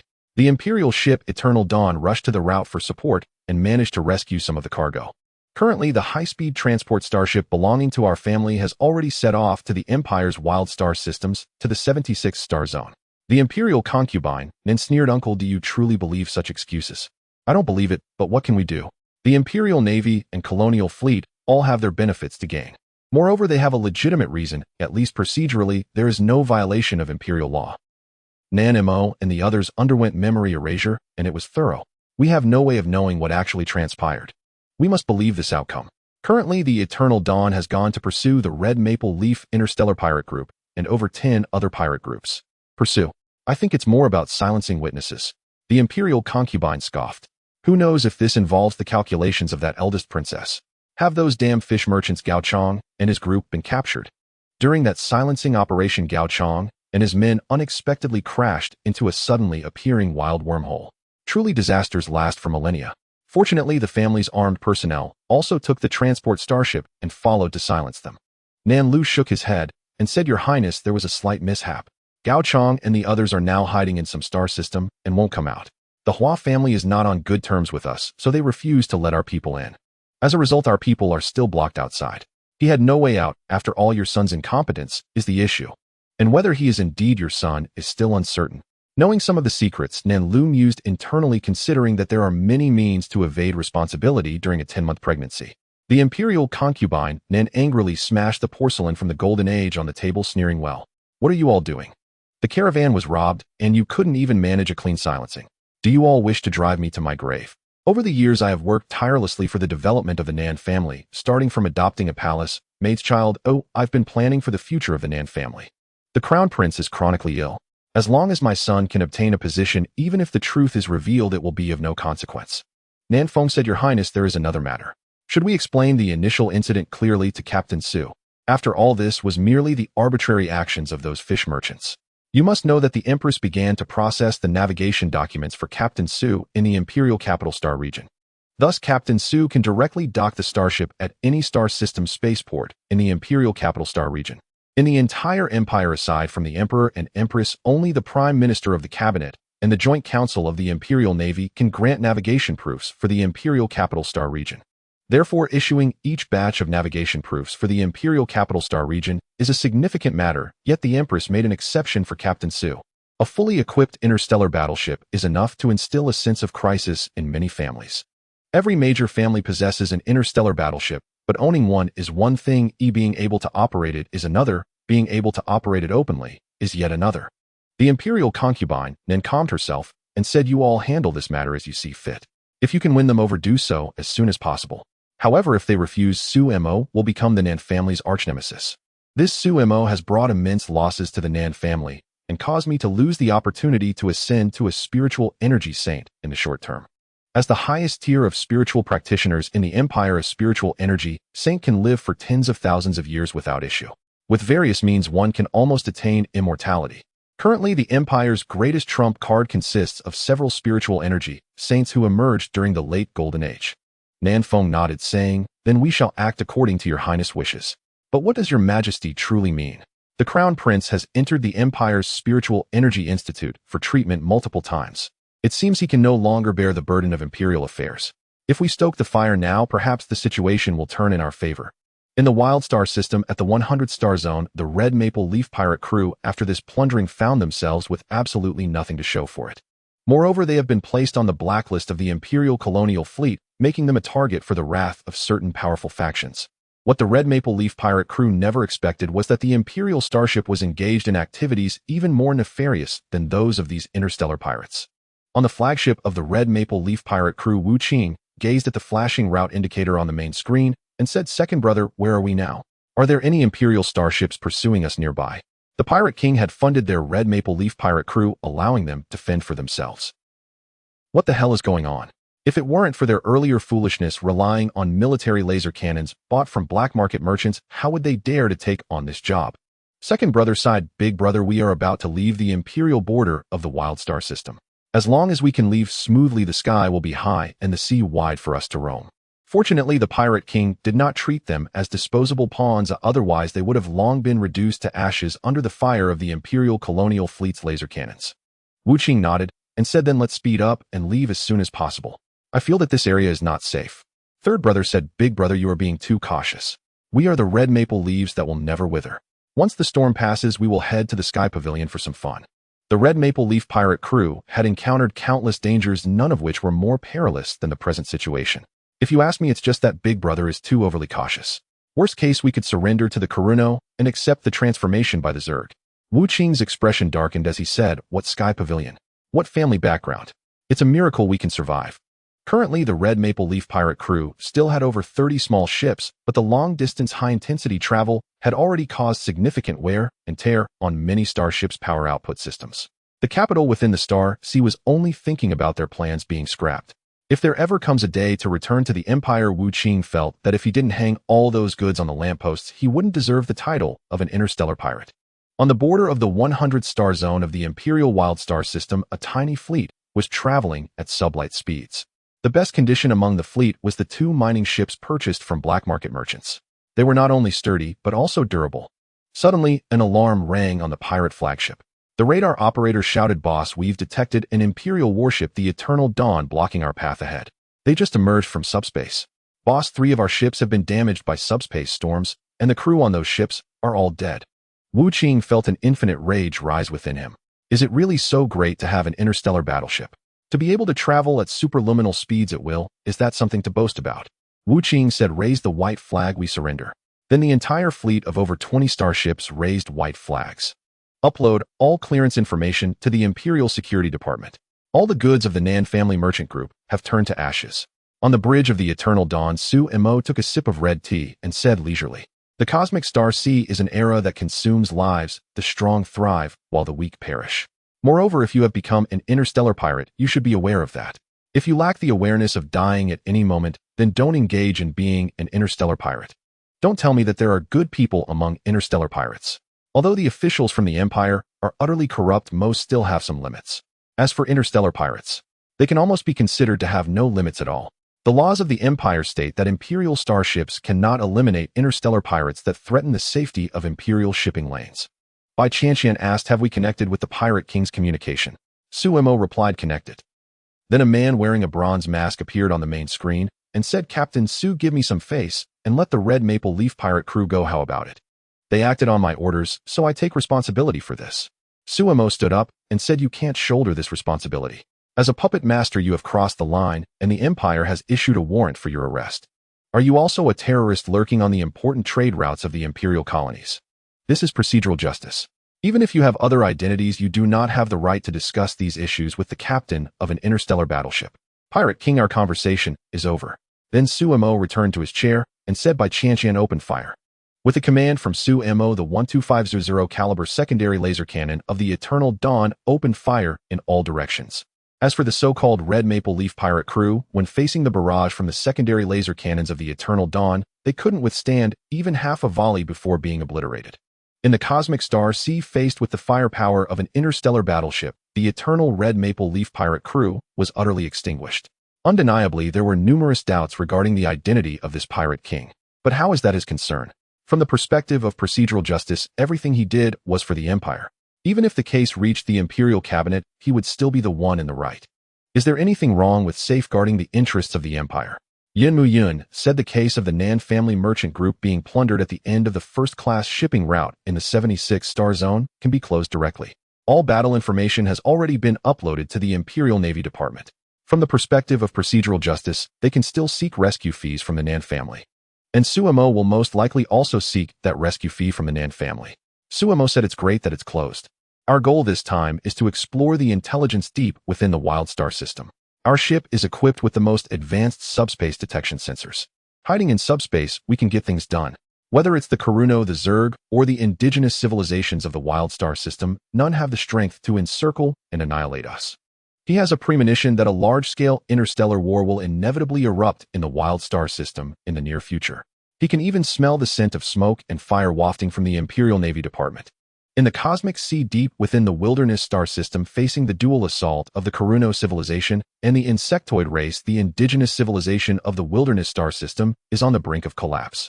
Having been defeated by the Imperial Emperor, the Karuno civilization, after countless millennia of fleeing, has once again allied itself with the insectoid race. Now, after millions of years of evolution, the subspace insectoids have shed their previous hideous appearance. The higher-tier insectoids, while sharing genetic sequences with human civilizations, differ greatly from them. In terms of appearance, the insectoids now bear no resemblance to humans. Of course, the lower-tier insectoids remain as grotesque as ever. How does that saying go? The upper races dance with the gentlemen of humanity. Meanwhile, the lower insectoids are required to charge into battle, striving to secure ample benefits for the advancement of the insectoid race. However, in the propaganda of the insectoids, whether they are high-status, complete-body nobles or lower-tier insectoids, they all proclaim a bright future. They must constantly strive for this future. Numerous unmanned planets deep within the wilderness star system are equipped with insectoid outposts, which explains why the insectoids seem never-ending. Although the reproductive capabilities of the upper insectoid nobles are inferior to those of humans, each of these lower insectoids is more than sufficient, surpassing even the insectoid nests of yore. It appears these lower insectoids are the most authentic subspace insectoids of their time deep within the subspace fractures of the wilderness star system. After hiding for many days, the Eternal Dawn has commenced scanning within a 3-light-year radius. By matching the biological frequency characteristics of the insectoids, external scanning sensors are activated within the subspace, proving far more effective than directly activating sensors for scanning in the cosmic sea. A heavy azure shield protects the Eternal Dawn securely. The raging storms in the subspace are utterly incapable of affecting a starship equipped with an engine capable of harnessing energy from the subspace. Each collision with these subspace storms serves to recharge the Eternal Dawn. Inside the bridge of the Eternal Dawn, Su-Mo was fixated on the small red dots that continuously appeared on the holographic display, while the adjacent number surged to 36,200. Su-Mo said the insectoid outposts have already been detected, totaling 36,200 within a 3-light-year range. If we were to deploy mobile troops to protect the integrity of the planets, we would need at least 700,000 mobile troops to seize this 3-light-year region, and 5 fully staffed guerrilla fleets, as these insectoids are truly repugnant. The insectoid nobles and those disgusting creatures elicit nothing but disdain. Even now, the Imperial Diplomatic Department dares not disclose how many heads have intermarried with the insectoids within the non-core star systems of the Empire. What does human-insect hybrids even mean? I truly cannot fathom how those people can bring themselves to do it. Yun Mu Yun gazed at the data astonished and said, how can there be so many insectoid outposts? Based on past data distributions, it should not exceed 3,000. Did no Imperial reconnaissance starships come to scout this area? Such data left her quite worried, as her family had too many businesses tied to the wilderness star system. It can even be said that a significant portion of the Empire's nobility has various businesses in the wilderness star system. Su-Mo pointed to the rising data and said the numbers are still climbing, indicating that the insectoids are preparing for war. However, the Imperial fleet remains within the 100-star zones, which is the absolute defense zone of the Imperial colonies. Yet it is well known that many Imperial merchant fleets prefer to come here to mine resources, as they can evade taxes. However, if this intelligence reaches the tables of the Imperial Navy, this area will become a military control zone. Aside from families connected to the fleet, no family would wish to see such a thing happen. All of it is about profit. With such vast interests at stake, even the Empire might consider selling out. After all, many of the Empire's nobles were once those who opportunistically surrendered to the Emperor. Bai Qianqian, also present, said, Captain, we detected a massive entity, a 300-kilometer-long insectoid nest. Had we not been equipped with insectoid biological gene sensors, we might have mistaken it for a small asteroid. Su-Mo said, transmit the detection images to the main screen. On the enormous main screen, all projections related to this insectoid nest appeared. On its menacing form, insectoid biological warships were docked, while countless insectoid behemoths crowded the nest. Su-Mo said, aha. Indeed, it's a massive one. Bai Qianqian, record the data and send it to the Imperial colony fleet. Remember to portray our situation as dire. It took us considerable effort to obtain this intelligence. Intelligence that is too easily acquired is often met with skepticism. Moreover, obtaining this intelligence carries immense risks. Amidst the perilous subspace, a solitary starship undertook scanning of the insectoids. No matter how one looked at it, this was an exceedingly dangerous endeavor. Bai Qianqian bit her lip and said, understood, Captain. Subsequently, Bai Qianqian personally crafted the intelligence report, which after a bit of polishing was sent directly to the Imperial Governor's office via the subspace long-range communication system. After completing all this, Su-Mo said, Bai Qianqian, mark all identified insectoid outposts and display them on the star map on the main screen. The insectoids secretly amassing their kind is an extraordinary occurrence. Especially during such a sensitive time, what exactly are these creatures plotting? Simultaneously, a colossal star map appeared on the main screen. This map of the wilderness star system revealed numerous insectoid outposts in the outer regions of the Imperial colonies. And within a 3-light-year radius, having discovered a 300-kilometer class insectoid nest, what if the range were to be expanded? Is it possible that the insectoids are planning a surprise attack? Yun Mu Yun said we should expand the scanning range. If the insectoids are indeed making a move, my father should be able to mitigate significant losses. Su-Mo grinned and said, then our father will have to send over all his secret funds to support us. Deep within the wild star system in the subspace fault, after performing a comprehensive scan of the surrounding 3 light-years, the Eternal Dawn continued on its way to the next detection site. Traveling through subspace does not take much time to reach the next detection point. Thus, the Eternal Dawn began extensive mapping, marking everything on the star chart. Ultimately, a multicolored star map depicting the wild star system and the Zerg forward base facing the Empire's colonies was completed. On this multicolored star map, there are nearly 1 million Zerg forward bases, with several 100,000 more under gradual construction. In the depths of the entire wild star system, within 20,000 light-years of the Empire's colonies, the Zerg have already established quite a few Zerg mother nests. These Zerg mother nests will continuously support the Zerg fleet by collecting resources from the surrounding star systems. Such a scale of Zerg presence is utterly different from what the cabinet has announced to the public.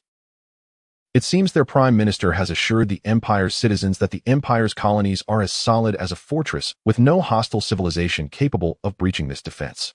On the bridge, Suemo looked at the area that could not be scanned and said, "By-ho, activate the main sensors to analyze that shadowed region. I need to know what that 5,000 kilometer shadow represents." A massive object 5,000 kilometers in diameter was moving in the cosmic sea. What could it possibly be? Bai Qianqian quickly allocated energy to enhance the analysis. Under the continuous analysis of the Eternal Dawn, a rather unclear image appeared on the main screen of the ship. In that unclear image, many characteristics typical of Zerg biological warships emerged. In the cosmic sea, while large warships may not necessarily be powerful, they certainly have higher defensive capabilities than smaller ships. Although there are expensive personal fast starships, military starships are generally designed to be large, allowing for greater firepower due to their size. They can also accommodate numerous shield generators. The size of a starship correlates directly with its shield strength. Imagine a warship with a diameter of 5,000 kilometers. How powerful must its shields be? Bai-ho reported from the bridge captain. Based on the scan results, this appears to be a Zerg biological mother nest warship, and it is of an undocumented type. Such a warship cannot be matched in the Empire's database. Suemo took a deep breath and stood up from the command chair. He said, "Bai-ho, record the distinctive features of this warship and upload them directly to the Imperial Navy so those gentlemen are informed. The Empire's colonies are currently under threat from the Zerg fleet. This is truly a dire situation. This is no minor skirmish. This is clearly the main fleet of the Zerg, and an absolutely primary force at that. Perhaps within this Zerg biological mother nest warship lies a Zerg prince-level insect in control. A Zerg prince is equivalent to a psychic war god." Yun Muyin also spoke up. "What should we do next? Should we continue to skin deeper?" Suemo shook his head and replied, "No, we should retreat directly. We have been out here for over a month and have gathered sufficient intelligence. I fear that continuing deeper into the wild star system may lead us to encounter a monarch-level insect. Although the current subspace is not very hospitable to these insects, it is a paradise for monarch-level insects." He did not wish to face a monarch-level insect in subspace unless his warship had a psychic sane on board. If he could invite such a being, wouldn't it be more appealing to be the governor of the star sector? After receiving the news, Chun Qianqian also entered the bridge. She looked at the results and said, "A new type of Zerg biological mother nest warship. We have encountered the Zerg's main warship." Suemo, which star sector are they currently heading towards? Suemo pointed to the multicolored star chart and said the Empire's wild star system sector 98. Based on the current trajectory of this Zerg main fleet, their target is likely the crystal mineral resources located in the Empire's sector 98. For the Zerg's evolution, that is an exceptional treasure. Once the Zerg invade the Empire's sector 98, the subsequent sectors will have little resistance. Although the Empire has many starships in the wild star system, relying on those civilian and commercial starships to counter these Zerg biological warships is tantamount to seeking death. Although the Zerg have become destitute, they are still far beyond what civilian starships can provoke. Chen Qianqian said, "It seems we are about to face a war." Suemo refused, saying, "Teacher Chen, our mission has been completed. On this ship, I am the captain. I only wanted to discuss the matter of selling tickets with you. That warship clearly requires the Empire's war fortress to deal with it, or rather the Empire's war fortress alone may not suffice. We need the Emperor's flagship, the Divine Radiance, to confront it.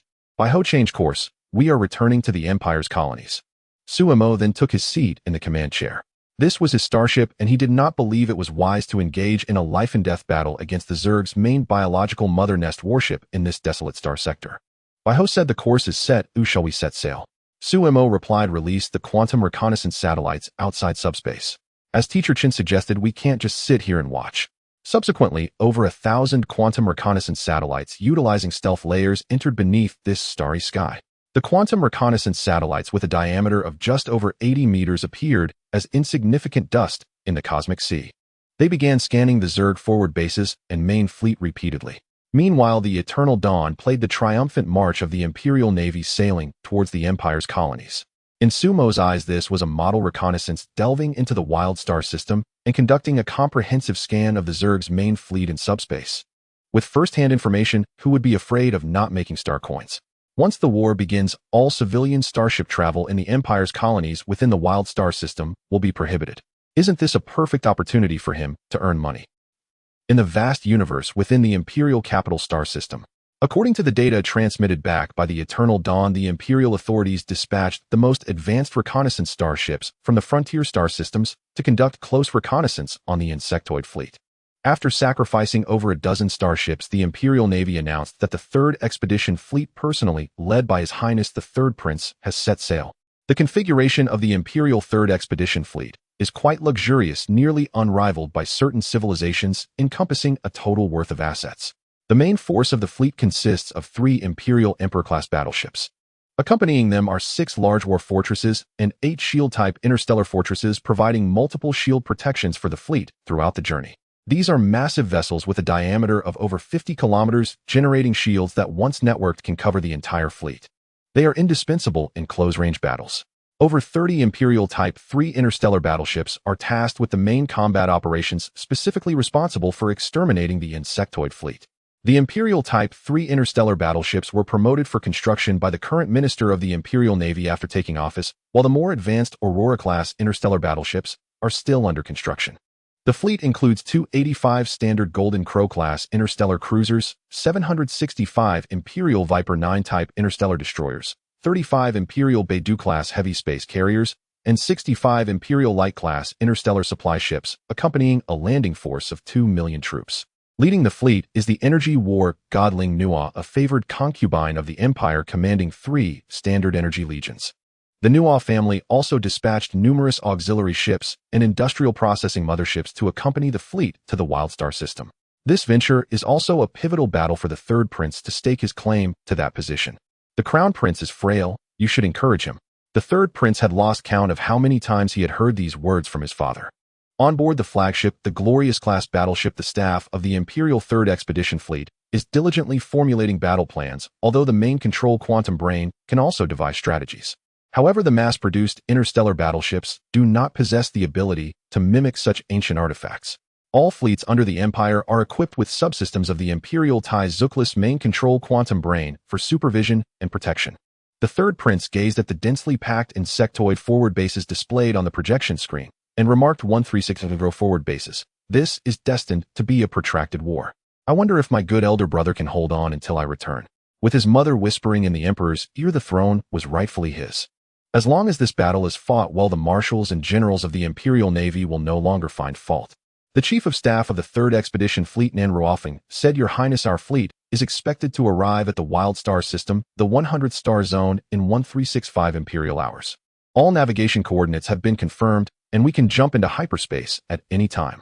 The 3rd Prince smiled, saying, 3rd Uncle, notify the entire fleet to prepare for hyperspace entry. Then, beyond the Imperial Capital Star domain, in the vast emptiness of space, a massive hyperspace channel opened as the 3rd Expedition Fleet continuously bombarded the weak points of hyperspace. It was truly a dreamlike scene as starships of the Empire activated their hyperspace shields, leaping from the cosmic sea into hyperspace. The Imperial 3rd Expedition Fleet took a full hour to enter hyperspace according to the planned formation. Subsequently, the auxiliary ships of the Empire began releasing large quantities of hyperspace calming bombs to stabilize the turbulent hyperspace. The fleet responsible for aftermath operations consisted of subordinate starships from the Imperial 9th Guerrilla Fleet. On board the flagship of the Imperial 9th Guerrilla Fleet, the Snowstorm-class interstellar cruiser, the young captain stared at the continuously emerging hyperspace storms and said, Damn, that 3rd Prince jumping into hyperspace here. He truly doesn't know how to keep himself safe. Is he not afraid of attracting something into the cosmic sea? Within the Imperial Capital Star domain, the most magnificent energy tower of the Empire stands at a distance of 9600 kilometers, extending continuously into hyperspace. Thanks to certain technologies from the Golden Age, the Empire can firmly control the surging hyperspace. However, this 3rd Prince is conducting fleet-level hyperspace jumps less than 7 light-years from the Imperial Capital Star domain. Captain, stop complaining, who told him to be a prince. The commander said that once the work is done, he will treat us at the Heavenly Pavilion. The captain of the Snowstorm class scoffed, not going, if the commander is treating it can't be anything good. Oldly, what inside information do you have now? Oldly chuckled and said, Captain, what you said is all just rumors not to be taken seriously.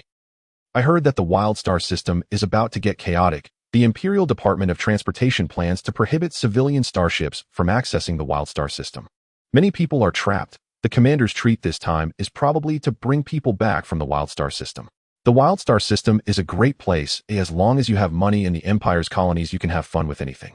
However, within the Empire, things are quite different. The Heavenly Pavilion is always so elegant.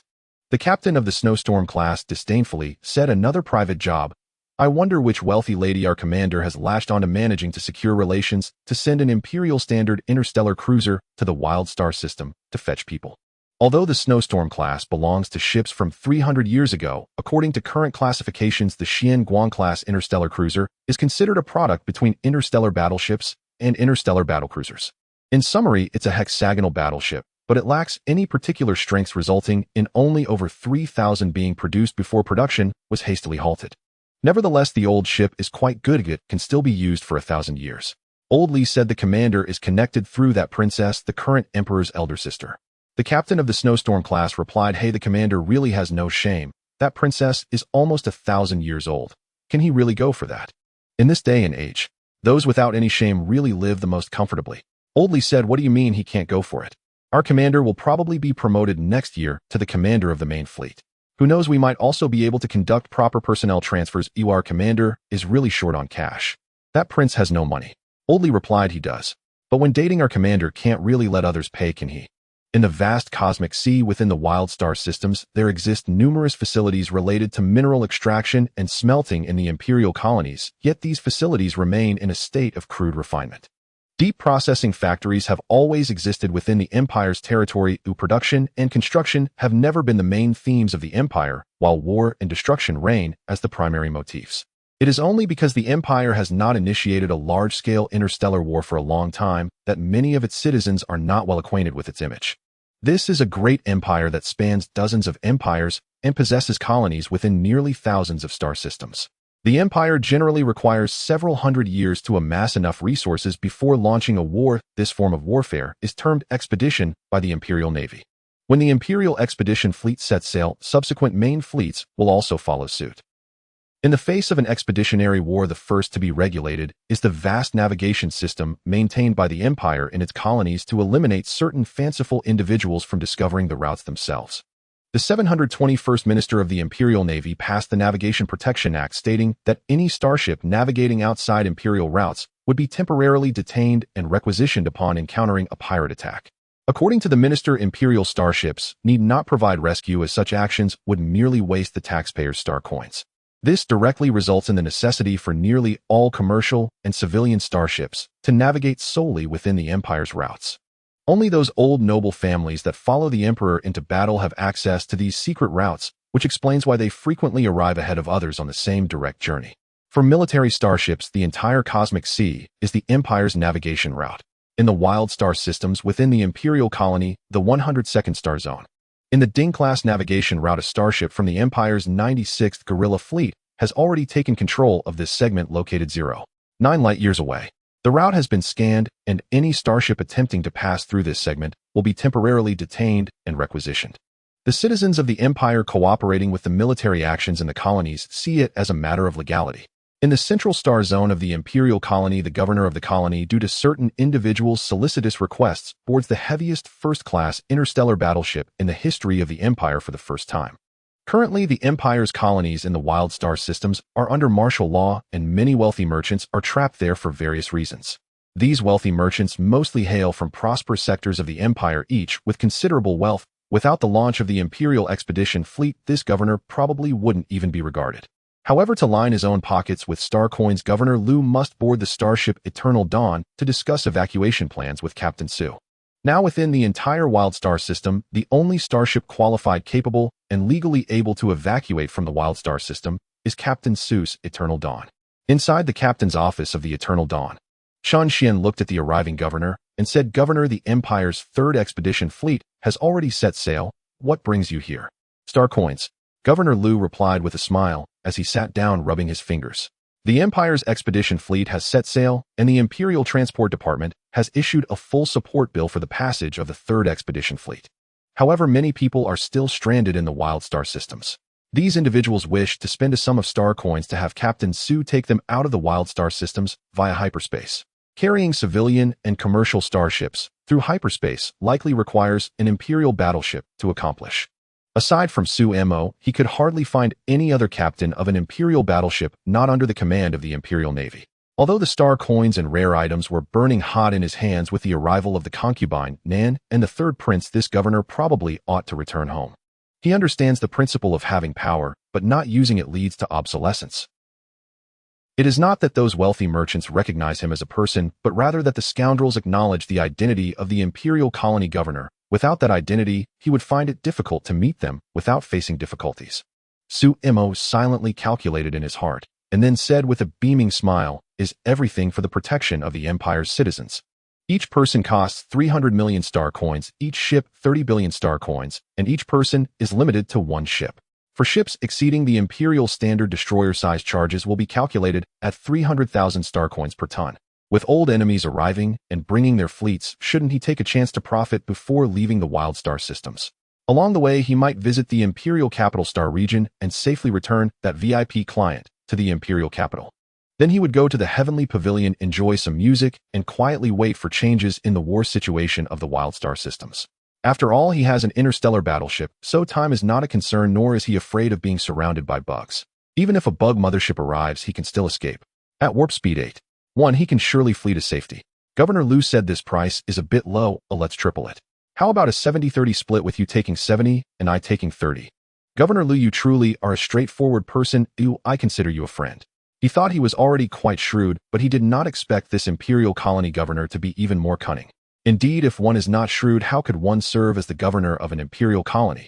Governor Liu chuckled and said, I may lack the courage for extortion, but I have the guts to make a fortune while evacuating from military restricted zones under the guise of protecting the Empire's citizens. With this venture, he could directly sell an agricultural planet within the core star region of the Empire. His dream is to become a farmer and manage his own agricultural star. Had he owned an agricultural planet back, then he wouldn't be here as the Imperial colony governor. Certainly, coupled with the money he has previously amassed, he would have enough to sell an agricultural planet. Suemo reminded this is an evacuation action that falls under the jurisdiction of the Imperial Navy. It is a legitimate evacuation operation, and I have the authority for autonomous decision-making as granted by the Imperial Royal Starship Academy single ship command system. So feel free to reap the benefits. Once that noble lady arrives, the governor of the colony will need to change hands. All interests of the Empire in the wild star systems will directly transfer from the Empress to concubine Nan. The royal family's dirty business is indeed numerous. The insectoid fleet has already moved towards the Imperial colony in the barbaric star system District 105 and is expected to arrive in 3 days. In the preliminary skirmishes with the insectoids, a large number of high-energy biological reactions have been detected, suggesting that the insectoids are preparing for a swarm tactic. The Imperial 3rd Expeditionary Fleet is expected to arrive at the center star area of the Imperial Barbaric Colony in 5 days. Multiple fleets of the insectoids have begun to harass the areas outside the Imperial 100 series. The Imperial 96th Guerrilla Fleet has lost 3 Viper-class interstellar destroyers with casualties amounting to 136256 personnel, and the number of missing has reached 73500. Out of over 7600 Imperial outposts, 3100 have encountered insectoid biological warships, with the number of outposts that have lost contact with the colony reaching 731. On the bridge of the Eternal Dawn, the three-dimensional holographic projection is meticulously reporting the intelligence collected so far. The 2 main screens merge to display a multicolored separation star map of the barbaric star system colonies and the insectoid fleet. The war situation of the Empire appears to be at a clear disadvantage on this map. Based on previous analyses, the insectoids generally initiate their swarm tactics, first continuously depleting the Empire's mobile forces to achieve their goal of eliminating the Empire's outposts. The insectoid biological mothership can produce 300 units of low-level insectoids within an hour, while the Empire's most advanced cloning technology still requires 7 days. Moreover, the cost of cloning soldiers far exceeds simply recruiting from the colonies under the Empire's control. Even using battle robots is more cost-effective than cloning, but war is about life and death. It cannot be measured by cost-effectiveness. Suamo sat in the captain's command chair and said, by Ho integrate with the Imperial 3rd Expeditionary Fleet, and simulate the maximum limits based on the configuration used during the Emperor's encirclement of the subspace insectoids. Simultaneously incorporate the configuration of the destroyed special mixed fleet of the Empire for a minimum limit simulation. I want to see just how bad things could get. The Imperial Expeditionary Fleet is indeed the most advanced and powerful strike group of the Empire. But who is commanding them? With the same number of fleets, who commands the fleet is a crucial factor in whether or not they achieve victory. If it were an Imperial Marshal commanding a fleet-level battle, it would naturally be a matter of having everything in hand. But for those royal relatives, aside from knowing the number and rank of starships, what else do they know? They're not seasoned military aristocrats. Oh, what do they think they are putting on airs? Yun Muyin said, "Are we retreating?"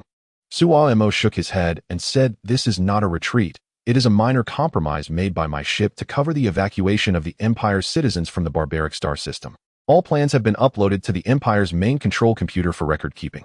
We are leaving legally, not as deserters. The Imperial Third Expeditionary Fleet is about to arrive, and one cannot predict how the Nan family will make things difficult for him, Somo." Thus, Suo Mo decided to head towards the Imperial Capital Star region first. Yun Muyin looked at the excited Suo Mo and immediately understood what he was planning. She said, "We should arrange for some reporters from the Imperial TV station to interview you. You are at a critical moment of being promoted to Major General. Having this merit of protecting the Empire's citizens will certainly enhance your record. But you must emphasize your student status so that certain people will keep quiet. In the Empire, there has never been a captain who could laugh to the end without taking sides. Not taking sides is practically equivalent to pledging loyalty to the Crown Prince. Because for many captains, their loyalty has always been to His Majesty the Emperor, regardless of who occupies the throne." Suo Mo said, "Then let's make more connections. I've long wanted to change to a Major General rank. Without a Major General rank, many things are hard to accomplish. For instance, a Major General's flagship can be exempt from tolls when passing through the Empire's stargates during expeditions, and in normal times, they can enjoy a 50% discount. Not taking advantage of such benefits would be foolish. There are plenty of people who would seize this great opportunity. And the invisible benefits are even more numerous. Not to mention the direct enjoyment of personal protection from the spiritual practitioners dispatched by the Empire's spiritual energy tower, which is a hidden benefit. Of course, this is largely due to the Empire's lack of trust in these generals. However, he is not worried about this. He is very loyal to the Empire. In such a time of crisis, he did not choose to flee, but instead chose to protect the precious assets of the Empire's citizens by retreating through the perilous death route. Isn't he loyal enough?" Yun Muyin asked, "Are we returning to the Imperial Capital Star region?" Suo Mo nodded and said, "Of course, I need to meet our father, and those spoils of war need to be auctioned off. With the Emperor in power, is there a better time for an auction than now? His Majesty the Emperor issued an edict that directly sent the Nan noble concubine along with the third prince to commence an expedition. So even if the Yun family does not look favorably upon him, it is unlikely that anyone would refuse the star coins in his hand. He is eager to meet his wife's good uncle." Yun Muyin said, "Indeed, there is no better time than now, but even if the Yun family steps in, there are still many things without a legal channel." Suo Mo chuckled and said, "This is simple. The old professors, in order to feel justified in taking those experimental materials, directly gave me an order for archaeological civilization relics from the Empire's colonies. All the things that cannot be explained go on this order. As monopolizers of the Empire's research materials, the Nan family has offended too many people. For many old professors, seeing the Nan family profiting is like having their flesh cut. Now that the Nan family is having misfortune, those old professors certainly want to pitch in. The old professors may not dare confront the Nan family directly, but they are quite skilled at finding a legal source channel for those abundant experimental materials.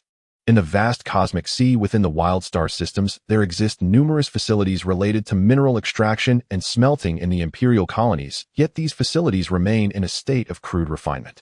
Deep processing factories have always existed within the Empire's territory. Production and construction have never been the main themes of the Empire, while war and destruction reign as the primary motifs. It is only because the Empire has not initiated a large-scale interstellar war for a long time that many of its citizens are not well acquainted with its image. This is a great empire that spans dozens of empires and possesses colonies within nearly thousands of star systems. The Empire generally requires several hundred years to amass enough resources before launching a war. This form of warfare is termed expedition by the Imperial Navy. When the Imperial Expedition Fleet sets sail, subsequent main fleets will also follow suit. In the face of an expeditionary war, the first to be regulated is the vast navigation system maintained by the Empire in its colonies to eliminate certain fanciful individuals from discovering the routes themselves. The 721st Minister of the Imperial Navy passed the Navigation Protection Act, stating that any starship navigating outside imperial routes would be temporarily detained and requisitioned upon encountering a pirate attack. According to the minister, Imperial starships need not provide rescue, as such actions would merely waste the taxpayers' star coins. This directly results in the necessity for nearly all commercial and civilian starships to navigate solely within the Empire's routes. Only those old noble families that follow the Emperor into battle have access to these secret routes, which explains why they frequently arrive ahead of others on the same direct journey. For military starships, the entire cosmic sea is the Empire's navigation route. In the wild star systems within the Imperial colony, the 102nd Star Zone. In the Ding-class navigation route, a starship from the Empire's 96th Guerrilla Fleet has already taken control of this segment located 0.9 light-years away. The route has been scanned, and any starship attempting to pass through this segment will be temporarily detained and requisitioned. The citizens of the Empire cooperating with the military actions in the colonies see it as a matter of legality. In the Central Star Zone of the Imperial colony, the governor of the colony, due to certain individuals' solicitous requests, boards the heaviest first-class interstellar battleship in the history of the Empire for the first time. Currently, the Empire's colonies in the wild star systems are under martial law, and many wealthy merchants are trapped there for various reasons. These wealthy merchants mostly hail from prosperous sectors of the Empire, each with considerable wealth. Without the launch of the Imperial expedition fleet, this governor probably wouldn't even be regarded. However, to line his own pockets with star coins, Governor Liu must board the starship Eternal Dawn to discuss evacuation plans with Captain Su. Now within the entire wild star system, the only starship qualified, capable, and legally able to evacuate from the wild star system is Captain Su's Eternal Dawn. Inside the captain's office of the Eternal Dawn, Shan Xian looked at the arriving governor and said, "Governor, the Empire's 3rd expedition fleet has already set sail. What brings you here?" "Star coins," Governor Liu replied with a smile as he sat down, rubbing his fingers. The Empire's expedition fleet has set sail, and the Imperial Transport Department has issued a full support bill for the passage of the 3rd expedition fleet. However, many people are still stranded in the wild star systems. These individuals wish to spend a sum of star coins to have Captain Su take them out of the wild star systems via hyperspace. Carrying civilian and commercial starships through hyperspace likely requires an Imperial battleship to accomplish. Aside from Su Mo, he could hardly find any other captain of an Imperial battleship not under the command of the Imperial Navy. Although the star coins and rare items were burning hot in his hands with the arrival of the concubine, Nan, and the 3rd prince, this governor probably ought to return home. He understands the principle of having power, but not using it leads to obsolescence. It is not that those wealthy merchants recognize him as a person, but rather that the scoundrels acknowledge the identity of the Imperial colony governor. Without that identity, he would find it difficult to meet them without facing difficulties. Su Mo silently calculated in his heart, and then said with a beaming smile, "Is everything for the protection of the Empire's citizens. Each person costs 300 million star coins, each ship 30 billion star coins, and each person is limited to 1 ship. For ships exceeding the Imperial standard destroyer size, charges will be calculated at 300,000 star coins per ton. With old enemies arriving and bringing their fleets, shouldn't he take a chance to profit before leaving the wild star systems? Along the way, he might visit the Imperial capital star region and safely return that VIP client to the Imperial capital. Then he would go to the Heavenly Pavilion, enjoy some music, and quietly wait for changes in the war situation of the wild star systems. After all, he has an interstellar battleship, so time is not a concern, nor is he afraid of being surrounded by bugs. Even if a bug mothership arrives, he can still escape. At warp speed 8.1, he can surely flee to safety. Governor Liu said, "This price is a bit low, let's triple it.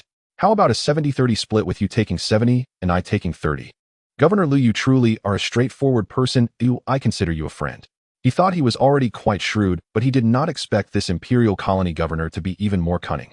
Indeed, if one is not shrewd, how could one serve as the governor of an Imperial colony? Governor Liu chuckled and said, "I may lack the courage for extortion, but I have the guts to make a fortune while evacuating from military restricted zones under the guise of protecting the Empire's citizens." With this venture, he could directly sell an agricultural planet within the core star region of the Empire. His dream is to become a farmer and manage his own agricultural star. Had he owned an agricultural planet back, then he wouldn't be here as the Imperial colony governor. Certainly, coupled with the money he has previously amassed, he would have enough to sell an agricultural planet. Su Mo reminded, "This is an evacuation action that falls under the jurisdiction of the Imperial Navy. It is a legitimate evacuation operation, and I have the authority for autonomous decision-making as granted by the Imperial Royal Starship Academy single ship command system. So feel free to reap the benefits. Once that noble lady arrives, the governor of the colony will need to change hands. All interests of the Empire in the Wild Star systems will directly transfer from the Empress to concubine Nan. The royal family's dirty business is indeed numerous. In the vast cosmic sea within the governor's mansion of the Imperial colony in the Wild Star system, the palace maid who accompanied Nan Riao also appeared astonished. Is there really someone who can memorize the entire 30 million-word Imperial Edict of His Majesty? This is truly a fanciful idea. Although many nanotechnological methods can be implanted into the human body nowadays, the nobles of the Empire generally do not opt for such implants. From the Emperor's perspective, this is a desecration of human civilization. For humanity, purity must be valued. Of course, with the advancement of time and the successful development of more advanced particle-level super-quantum brains, many nobles are equipped with such quantum brains, but having them is one thing, being able to integrate and utilize them is another. For the nobles of the Empire, these auxiliary devices can indeed help find these clauses quickly, but there are very few who can apply them without hesitation like this governor. Nan Riao coldly smiled and said, Governor Liu, I must admit that your argument is indeed flawless, standing at the high point of His Majesty's perspective to point fingers at me. However, Governor Liu, contact Su Mo. The 3-kilogram spice is not something a mere captain can consume. That spice was procured after the Southern family's fleet expended considerable manpower and resources in the depths of the Wild Star system. It is a crucial factor for my potential to become a spiritual energy saint. Yet before I even laid eyes on the spice, it was snatched away by that bastard Su Mo, who shamelessly claimed it had been looted by the Red Maple Leaf pirate group. Who are they trying to fool? All intelligence indicates that the so-called Red Maple Leaf Interstellar pirate group has only collected tolls since its inception and never raided ships for supplies. Even if the Southern family disrupted the established rules of navigation, it would be impossible to plunder so many standard space boxes. Without a high-level quantum brain cluster, opening a standard space box is nothing short of a pipe dream. Governor Liu straightened his posture and said, Your Highness, I am afraid I cannot comply. According to the Imperial Starship Management Regulations, you have not contacted a student from the Imperial Royal Starship University Battleship Command Department Single Ship Command Department. Captain Su, under the direct protection of the Chun family, your current actions are tantamount to provoking them. You should be aware of what kind of existence the Chun family is. The Chun family has made tremendous contributions to the Starseed Empire. The predecessor of the Starship University was the Starship Academy. His Majesty the Emperor himself hailed from the Starship Academy. Although Su Mo may be just an inconspicuous figure within the vast Imperial Royal Starship University, even the most inconspicuous figures hold significance in such an esteemed institution. That Captain Su may die heroically on the battlefield, but he would never succumb to internal oppression within the Empire. This is a matter of principle from the moment the Imperial Royal Starship University sets sail. The Southern family will face the most ferocious retaliation. It is possible that the Southern family's starship will never leave the interstellar port, as students from the Imperial Royal Starship University will provide them with an unforgettable lesson. Nan Riao snorted coldly and said, Communication code XJ00001515299268. This is my identity communication code, the director of the Imperial Royal Starship University. Although His Majesty the Emperor has always opposed me taking on this position, I still chose to accept it. Is it possible that only Su Mo understands the benefits of procedural justice in this world? As the Imperial concubine, she should be the one most adept at applying the Empire's procedural justice. Glad to serve. Governor Liu, upon witnessing this concubine's trump card, ceased to resist. After all preparations were made for when Captain Su would leave, Tai Su 0903, Hyperspace Long-Distance Communication, contact the Eternal Dawn. Captain Su.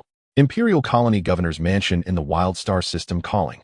With Governor Liu's command, the Hyperspace Long-Distance Communication System, hidden within the Governor's Mansion, was activated at once. This is the most advanced communication system in the Wild Star system, controlled by the Empire's main quantum brain subsystem 903, which governs all communications within the Imperial colony of the Wild Star system. Moreover, it can also display in real time those Imperial starships that are currently sailing through the Imperial Spiritual Energy Tower communication system. Buyers of civilian starships may not be aware of this. From the moment a starship sets out, it is equipped with the Empire's positioning system. Of course, this is a major guarantee for quickly rescuing the Empire's citizens in case of danger. As for whether anyone has ulterior motives, no one knows. The Cosmic Sea. In the Death Corridor, the hyperspace long-distance communication system of the Eternal Dawn, which was conducting silent stealth in hyperspace, suddenly displayed a message. By Ho said, Captain, the director of the Battleship Command Department at the Imperial Royal Starship University has sent a communication from the Imperial Colony Governor's Mansion in the Wild Star system. Should we connect? Su Mo, seated in the command chair, replied. By Hoenn, the communication shut down the hyperspace communication system and enter full silent mode. This is to protect the Empire's rare assets. We have not received any communications. By Qian, once we leave the Death Corridor and enter Imperial territory, immediately activate the quantum communication system and inform the Imperial Navy that our hyperspace system has malfunctioned. We need to conduct brief repairs in the Imperial capital star area. Who is he to fall for such tricks? He has already cleared the game with those troublesome NPCs in the Starship world, let alone these petty tricks. It seems the Southern family intends to push him to his limits. However, this is a normal situation. After all, such a considerable amount of star coins suddenly vanished. If the Southern family did not have a temper, he would look down on them. Yun Muyun coldly remarked, "When did the Southern family extend their hands into the Imperial Royal Starship University? Isn't it a domain reserved for the old aristocracy?" Su Mo chuckled and said, "Times are changing, technology is advancing, and ideas are evolving. Therefore, it's not surprising that the old nobles are betting on the third prince. Even if the third prince doesn't ascend to the throne, the old nobles won't suffer losses. The profits that should be made have long been made. The succession of the imperial throne has never affected these old nobles. The Starseed Empire has a share of their interests, especially now the crownless king of the Starseed Empire, the Dantai family.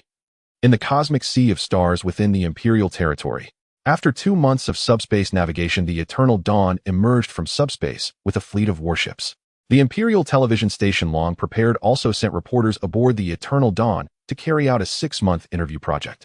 This was a strict order from the Imperial television station to the interview team, mandating that a team from the Imperial television station, specifically from the Royal 3 network, would stay aboard the Eternal Dawn.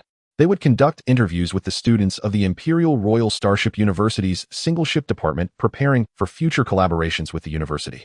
The Imperial 3rd Expeditionary Fleet has already set sail, indicating that the Empire is ready to embark on an expedition with the target now clearly defined as the Wild Star System. This means that the Wild Star System will soon become an inherent and inviolable territory of the Empire.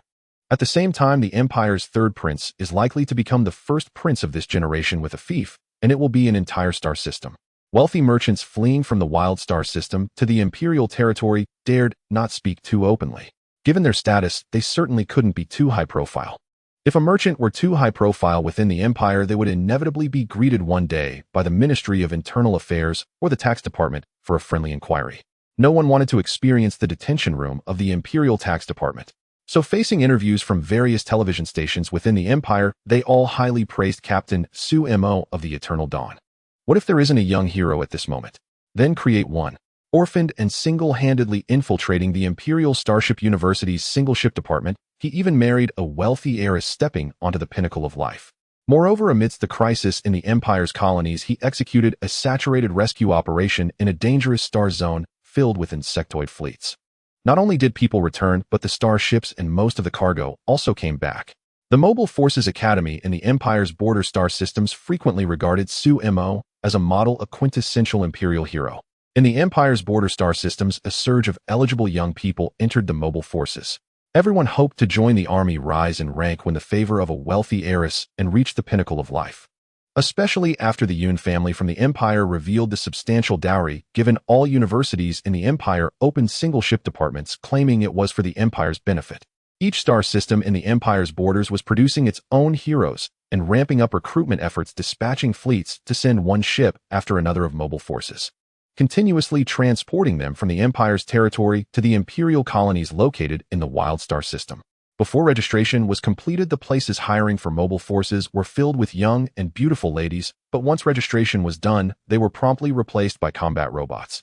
However, Su Mo, the architect of all this, was currently on the route to the Imperial Capital Star region.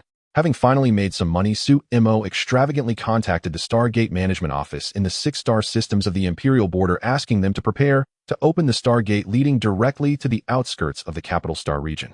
Such stargates are generally not opened, only activated when necessary.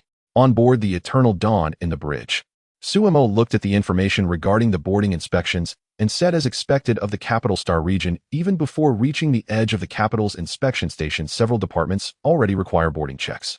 After all, I am a captain allowed to navigate freely within the Capital Star region. Why should I be inspected?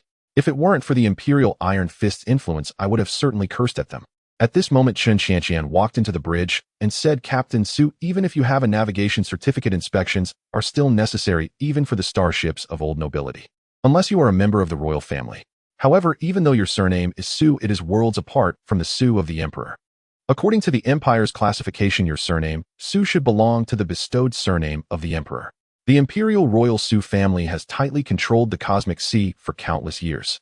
At present, the royal family alone boasts 30 million direct descendants, 3 billion collateral relatives, and 1 billion distant relatives. As for the number of other related individuals, it is incalculable. Su Mo helplessly said, "Sister, by according to the navigation requirements of the capital star region, reduce our speed for low-light speed travel, setting our course to the first inspection station of the capital star region.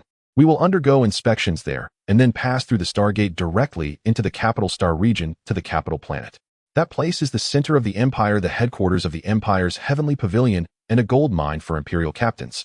It is said that if you enter there with the funds for purchasing a starship, you can spend it all in just 1 standard hour of the Empire." However, Suemo was quite curious about what projects existed there.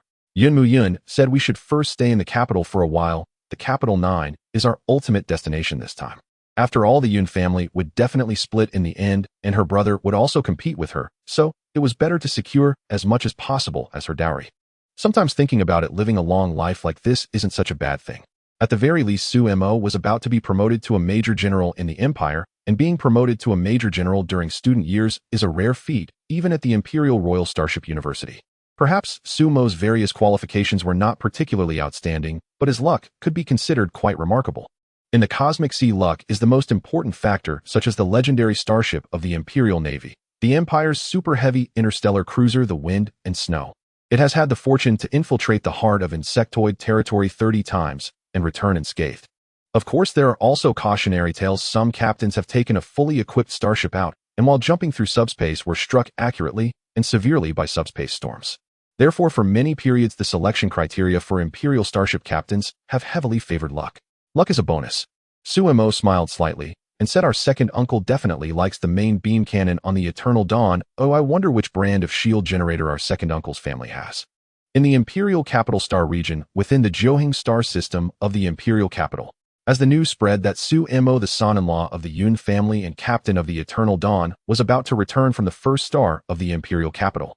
On the 9 stars of the Imperial Capital, several families that usually clashed with the Yun family were much quieter, no longer daring to openly meddle in the industries of the Yun family's patriarch. Many have acquired the resume of Captain Su of the Eternal Dawn, with the most critical details being the smuggling of Imperial arms, attacking the Yun family's merchant convoy, and then framing them.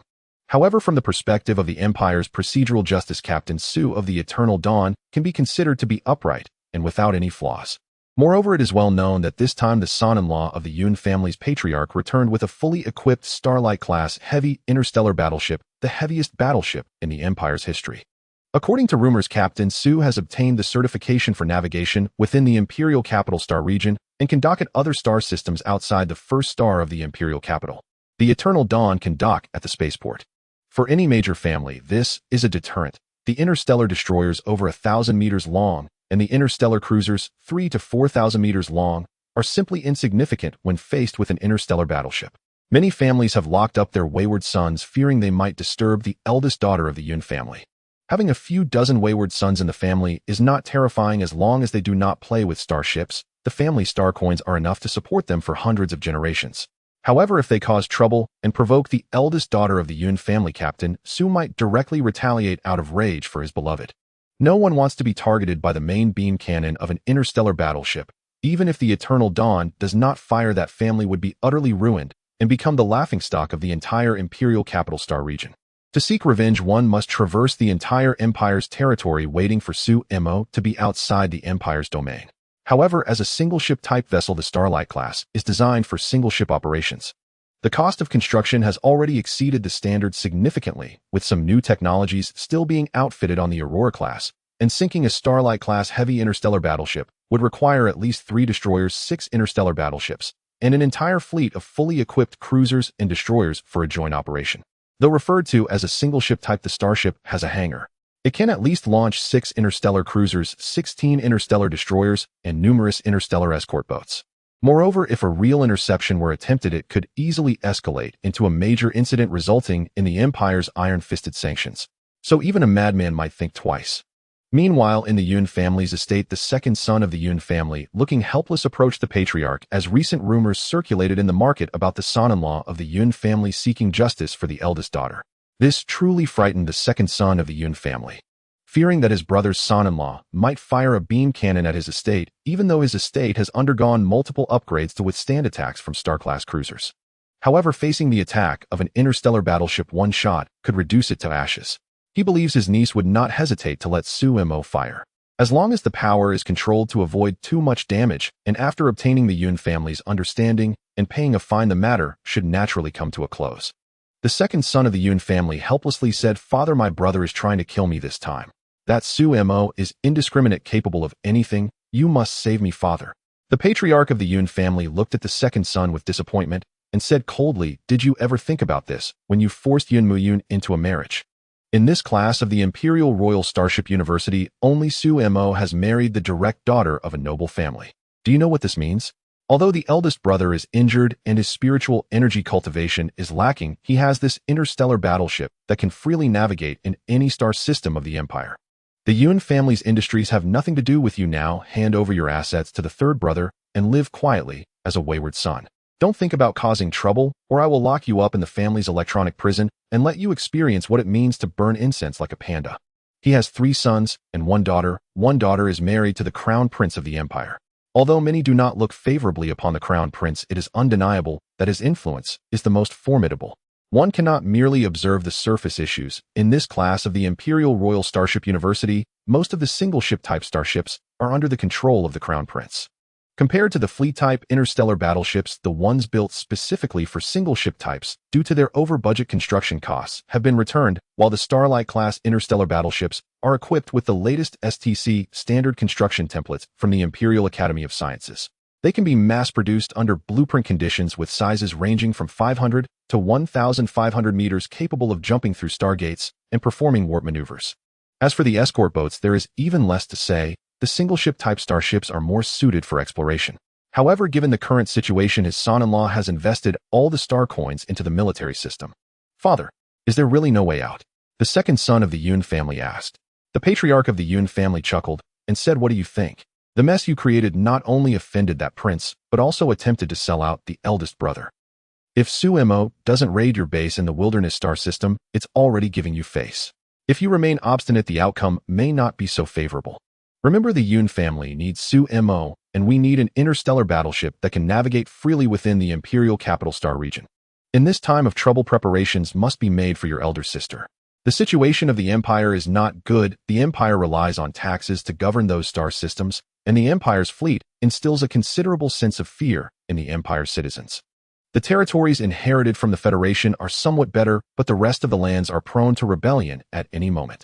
The second son of the Yun family said dejectedly, "I understand, father." The reluctant second son of the Yun family thought of his good elder brother. As long as he apologized, he believed his brother would surely forgive him.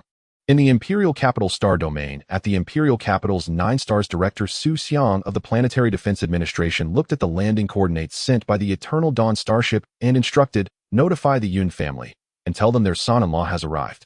A starship has directly arrived, and the precise landing coordinates are at the Yun family spaceport. Inform the Yun family to clear a dock that can accommodate an interstellar battleship. This Captain Su does not come with good intentions. If the arrival were truly benevolent, they would have landed at the interstellar port of the Imperial Capital's 9 stars, so why the need to land at the Yun family's spaceport? Moreover, he did not believe that the Yun family's spaceport had the capability to dock an interstellar battleship. An interstellar cruiser and an interstellar battleship are completely different types of vessels. Even if the manufacturers of interstellar cruisers bragged excessively, no knowledgeable person would purchase an interstellar cruiser for deep space voyages. Within the entire Empire, interstellar destroyers sized between 1,000 to 2,000 meters were the most popular. The citizens of the Empire preferred to purchase interstellar destroyers for deep space exploration. Compared to interstellar destroyers, interstellar cruisers are indeed much better, but interstellar cruisers are comparable to interstellar battleships in one word: expensive. Sun Tian replied, "Director, is it enough just to notify them? Shouldn't we dispatch an interstellar destroyer fleet to maintain order? They are the Planetary Management Bureau of the Imperial Capital Star Domain. They are not the Planetary Management Bureau of those remote star domains or the colonial star districts of the Empire." Su Xiang said, "There's no need at all. Captain Seuss' navigation permit was personally overseen by Her Majesty the Queen. After all, the Crown Princess is a woman, so it is unlikely that His Majesty would allow the same situation to occur twice. Captain Seuss' promotion to Rear Admiral has completed all the necessary procedures. All that is left is for Captain Seuss to complete the commissioning ceremony at the Imperial Navy's Exhibition Hall in the Imperial Capital's 9 stars, after which he will be a legitimate Rear Admiral of the Empire.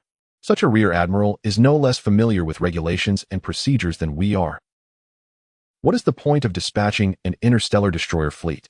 Now is precisely the time when the second son of the Yun family is having bad luck. Is the Empire's Planetary Defense Administration going to support the second son of the Yun family? The eldest son of the Yun family is not a simple character. He has managed to win over a captain of a single ship and somehow navigated a relationship with the Crown Princess. One must say that Captain Seuss is indeed quite fortunate, who just by taking on a task he encounters a hidden VIP client. Sun Tian nodded. Understood, Director. I will notify the second son of the Yun family right away. Su Xiang said, go ahead. Does Su Mo even dare to charge the main light spear cannon directly on the planet's surface? After obtaining approval, the Eternal Dawn activated its pulse engine and slowly navigated into the Imperial Capital's 9 stars. As a massive planet with a diameter of 19600 kilometers, even the size of the Eternal Dawn would not cause any abnormal climatic changes upon entry.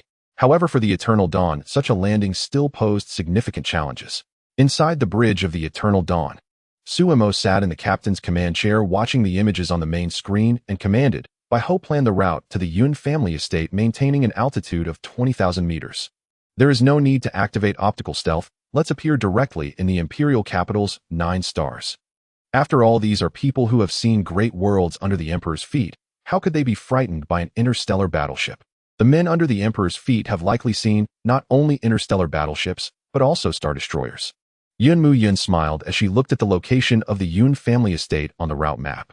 After being away from home for over half a year, she was finally back, but she wondered how her second uncle and second aunt would react upon seeing her this time. Bai Ho said, route planning in progress, pulse power at 35%, anti-gravity system activated, altitude maintained, well, estimated arrival near the Yun family estate in 15 minutes. Aren't we supposed to land at the Yun family's private spaceport? Suemo nodded yes. But after careful consideration, I thought it would be less trouble for old Taishan, so why not just hover above the Yun family estate? What can the anti-gravity system do once activated? How interesting. Why should he bother going to the spaceport? To put it bluntly this time, he just wanted the second son of the Yun family to understand that he should stop having designs on his wife, while also sending a message to those individuals in the Imperial Capital's 9 stars.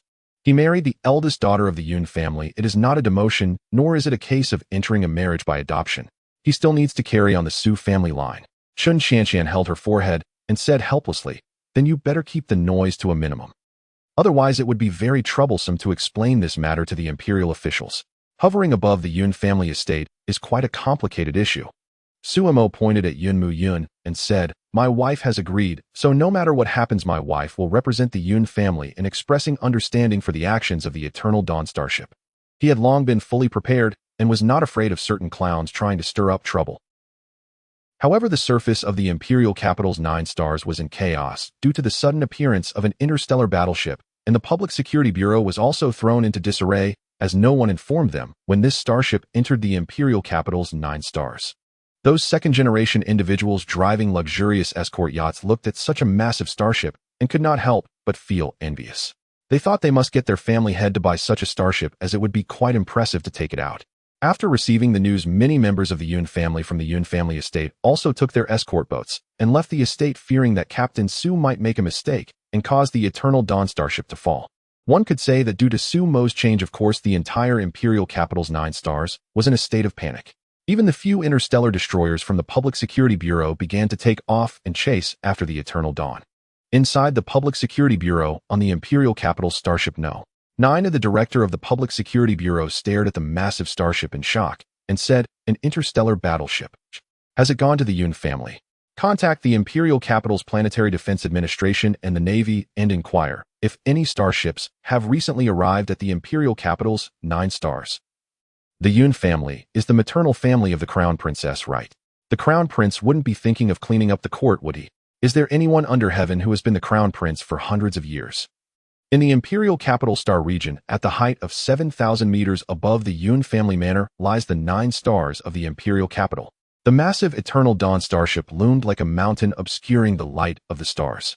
Beneath such a colossal interstellar battleship, many servants of the Yun family felt an overwhelming sense of dread.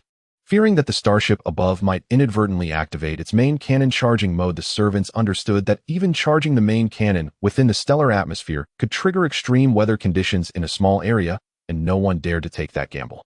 The old master of the Yun family glowered at the Eternal Dawn starship above. Although the Yun family possessed several interstellar battleships, none could navigate openly within the Empire's territory. If anything were to happen to the Yun family, those interstellar battleships would have no choice but to flee, as they could not enter the imperial capital star region. The consequence of forceful entry was singular immediate destruction. The expression on the second son of the Yun family was as if he had just swallowed a fly, looking utterly miserable. Not only would he lose his business and star coins, but even his connections would dissipate like mist. Everyone understood the principle of not using power and letting it become obsolete. The third son of the Yun family watched the second son with glee. If it weren't for the current and opportune occasion, he might have burst out laughing. Suddenly, the bottom hatch of the Eternal Dawn opened and fully armed landing troops descended directly from its height of 7,000 meters. It was a standard combat mech air assault tactic, followed by a convoy of escort vessels gently landing alongside a small interstellar corvette. The Eternal Dawn returned to an altitude of 25,000 meters, yet even from such a height, its silhouette remained remarkably conspicuous. Leading 300 landing troops, Shenchong immediately took control of the outer defenses of the Yun family manor upon landing. The land warfare weapons constructed using the STC standard templates from the Eternal Dawn had menacing appearances, scaring the servants within the Yun manor who knew nothing of war into silence. Under normal circumstances, Su Mo's visit would not have stirred such a commotion, but today was different. Ever since Su Mo received the order to be promoted to Major General, every word and action of his had to conform to certain unspoken rules of the Empire. As a general in the Imperial Navy possessing his own interstellar battleship, he could also assemble a fleet by purchasing additional starships. Moreover, possessing proof of passage throughout all Imperial territories meant that at any time such a general would hold significant value for unifying power. The primary goal of the Yun family was to win over such individuals for their prince. Before long, an Imperial Type 6 interstellar corvette gently landed on the open ground outside the Yun family manor. As an Imperial escort vessel, the Type 6 corvette was quite versatile. It was highly effective for combat within star systems and was appropriately sized. Apart from lacking faster-than-light capabilities, it was comparable to any type of military escort vessel in the Empire. Su Mo was the first to step out from the hatch, clad in 3 layers of nano armor, and slowly walked out with the protection of dozens of escort robots. Safety at any time was of utmost importance. Then the members of the Yun family saw Yun Mu Yun slowly emerge from the hatch, with Su Mo linking arms with her as they approached the welcoming party of the Yun family. The third son of the Yun family said, "Welcome, General Su. Your niece has found a great husband." Facing this praise, Yun Mu Yun smiled and replied, "Uncle, you flatter me. You old men are still quite vigorous, having married 18 wives. Aren't you worried about dividing your assets in the future?" In Yun Mu Yun's view, her third uncle and second uncle were cut from the same cloth, albeit her second uncle was a bit more foolish. Su Mo ignored the second and third sons of the Yun family and went directly to stand beside the eldest son, smiling as he said, "Old Taishan, I've heard of you for a long time, but this is my first time meeting you. Today you still hold the same grandeur as in your prime. In the battles against the insectoid hordes you were unmatched, Old Taishan." This Old Taishan, once a psionic war god, was a figure of authority on the battlefield. Ordinary civilian interstellar cruisers stood no chance against a psionic war god if the captain was not competent. They might even be toyed with to death by the psionic war god. The eldest son of the Yun family beamed at Su Mo, saying, "At such a young age you possess an interstellar battleship and have accomplished significant rescue missions. You are indeed a dragon among men." Listening to their commercial banter, the old master of the Yun family smiled slightly and said, "Oldest son, it's getting late. Now that everyone has arrived, let's begin the feast." Then, supported by servants, the old master of the Yun family entered the manor. The second and third sons of the Yun family whispered to each other, their expressions awkward, but the eldest son was unconcerned. As long as this excellent son-in-law was present, his branch would be connected to the Imperial Navy. The second and third sons would only be left eating dust behind him in the future, but Su Mo was not an easy person to please. It was uncertain how many star coins would be necessary to satisfy this excellent son-in-law. Su Mo also linked arms with Yun Mu Yun and entered the Yun family manor. One cannot help but say that the aesthetics of these wealthy individuals in the Empire are truly remarkable, unlike the repetitive stars in those soap operas. Within the Yun family manor, the landing forces from the Eternal Dawn have taken over ground defenses. Facing such a prominent family, Su-mo did not dare to let his guard down. Moreover, according to the guidelines of Imperial military operations, all of Su-mo's actions could be found in the corresponding articles of the Imperial Navy's regulations. Su-mo rather liked this procedural justice. It is precisely because of such procedural justice that the Empire has grown so powerful, and it also protects the vulnerable captains. When the captains began to unite and demand the Empire uphold procedural justice, even the Empire's iron fist had to make certain concessions. In the living room of the Yun family manor, exquisite dishes prepared by a renowned chef from the Imperial capital Star Domain have been served on the dining table. Servants dressed quite lightly and with commendable figures were bustling about. The old man of the Yun family watched everyone with a smile, inviting them to sit down. No matter how the second and third sons were bullied by the eldest, he felt no loss. After all, they are all members of the Yun family. It wouldn't be right to write only one Yun family, would it not? The second and third sons of the Yun family looked grimly at the delicacies on the table, which the notoriously stingy old man of the Yun family usually wouldn't allow himself to enjoy. These fogfish were smuggled from their imperial rivals using the Kuanping Transport Group's high-speed starship. Moreover, these fogfish were of excellent quality. Such fish can help spiritual practitioners quickly surpass the primitive accumulation period.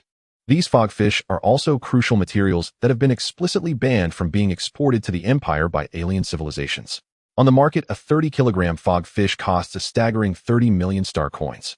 The eldest couple of the Yun family were all smiles. The mother-in-law looked at her son-in-law with increasing delight, which is universally applicable across all eras. The old man of the Yun family laughed heartily and said, "Mu Yun, it's rare for you to come back. Oh, let's not wait for them. If they're not back, it's their own loss. Let the feast begin." With the old man's command, lightly dressed maids came forward, bringing forth delicious delicacies. Su-mo looked with great interest at the fogfish. This is what it feels like to be from a wealthy family. A fogfish costing 30 million star coins was eaten just like that. Indeed, the Yun family is capable of acquiring so many assets in the Imperial capital star system. Compared to these prominent families, Su-mo as a captain really felt inadequate. Generally speaking, these families have powerful starships, but most are under the Empire's surveillance, staying obediently in the docks. As long as there are no major upheavals, these starships generally would not dare to roam freely. Families that are too high profile within the Empire would be dealt with by the Empire. Only after the old man of the Yun family moved his chopsticks did the others follow suit, respecting the elders and cherishing the young after all. Moreover, since the old man is so wealthy, it is only proper for the younger generation to show some respect. This was Su-mo's most genuine thought. After 3 rounds of wine and 5 dishes, the old man of the Yun family slowly asked, "Su-kid, I heard you rescued the Nan family and acquired quite a few good items. Do you have anything you can't sell?" The Yun family has an auction group in the Imperial capital Star Domain that can help you deal with those spoils. While they were called spoils, in reality, they were just contraband, albeit legally, so under procedural justice. Upon hearing that he had arrived in the Star region, Su-mo, unfamiliar with the Imperial capital, was indeed waiting for the old man of the Yun family to say this. "Old man, there are indeed quite a few spoils, including some spices from alien civilizations. However, the quantity might be a bit large. I'm afraid the Yun family won't be able to handle it all.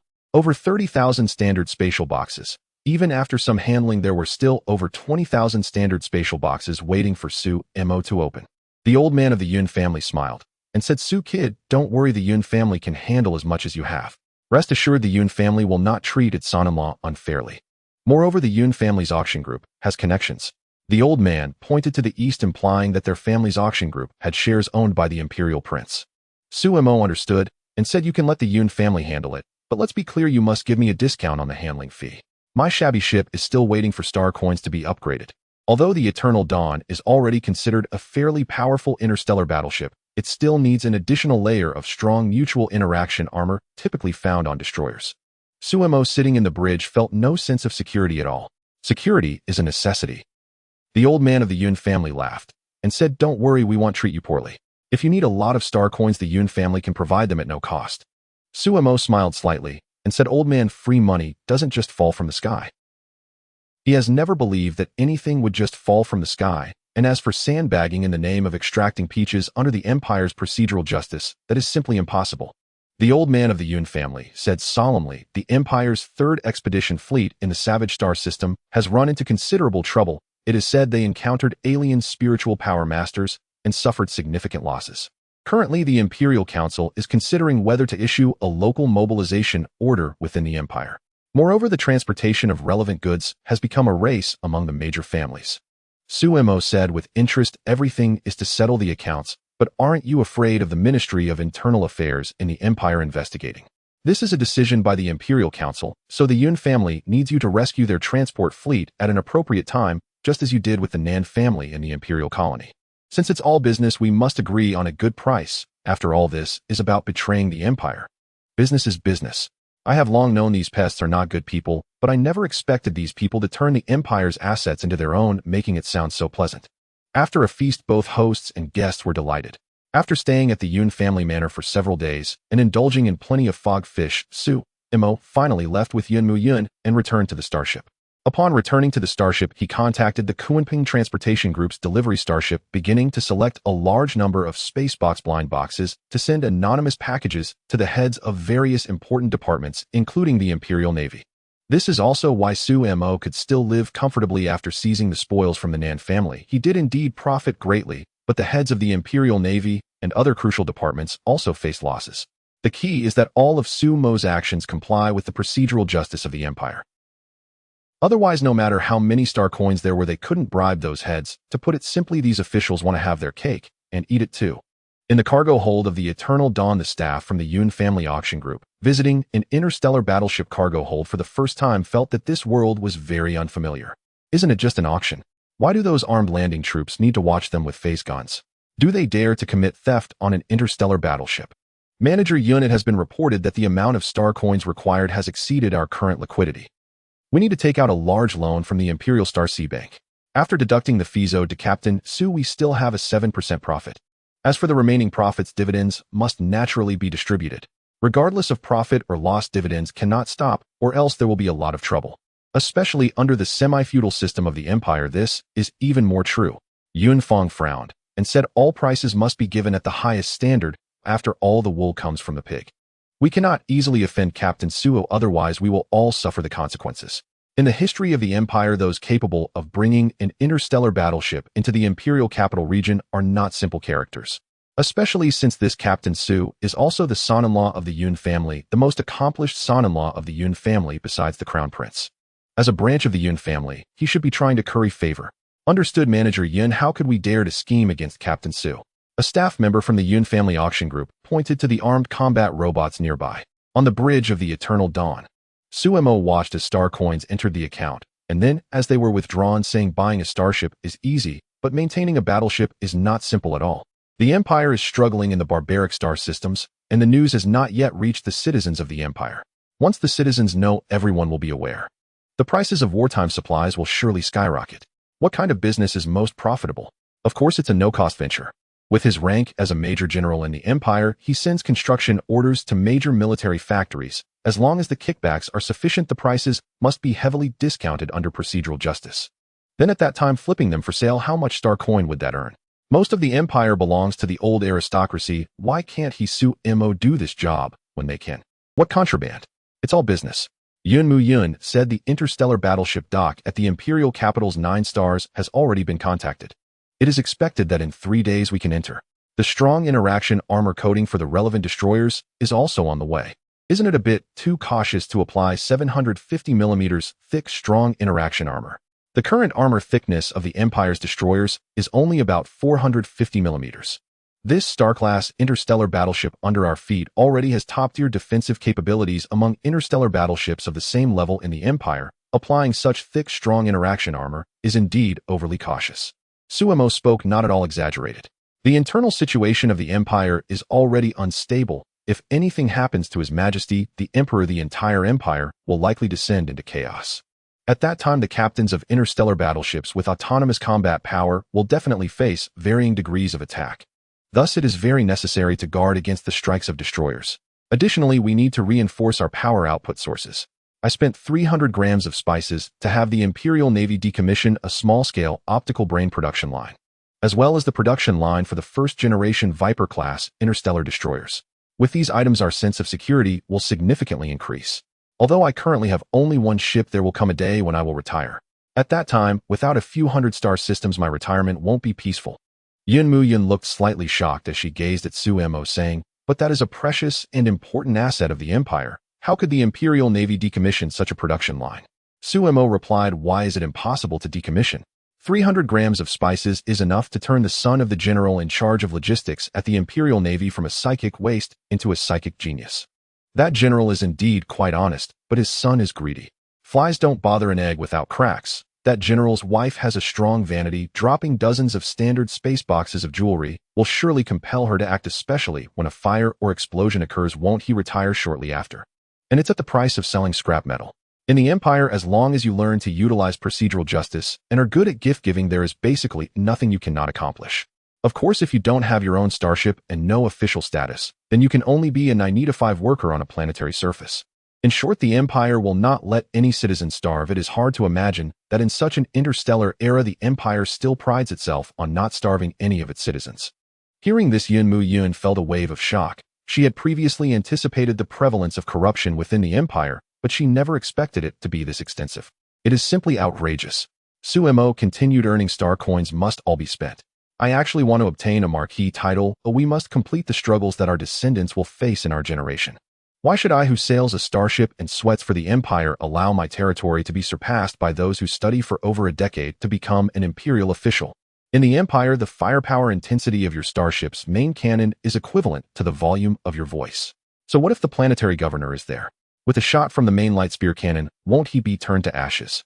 In the Imperial Capital Star region within the dry dock of the Imperial Capital's 9 stars, the massive Eternal Dawn slowly entered the dock under the guidance of the ground-based Starship navigation system, beginning its transformation with meticulous operations.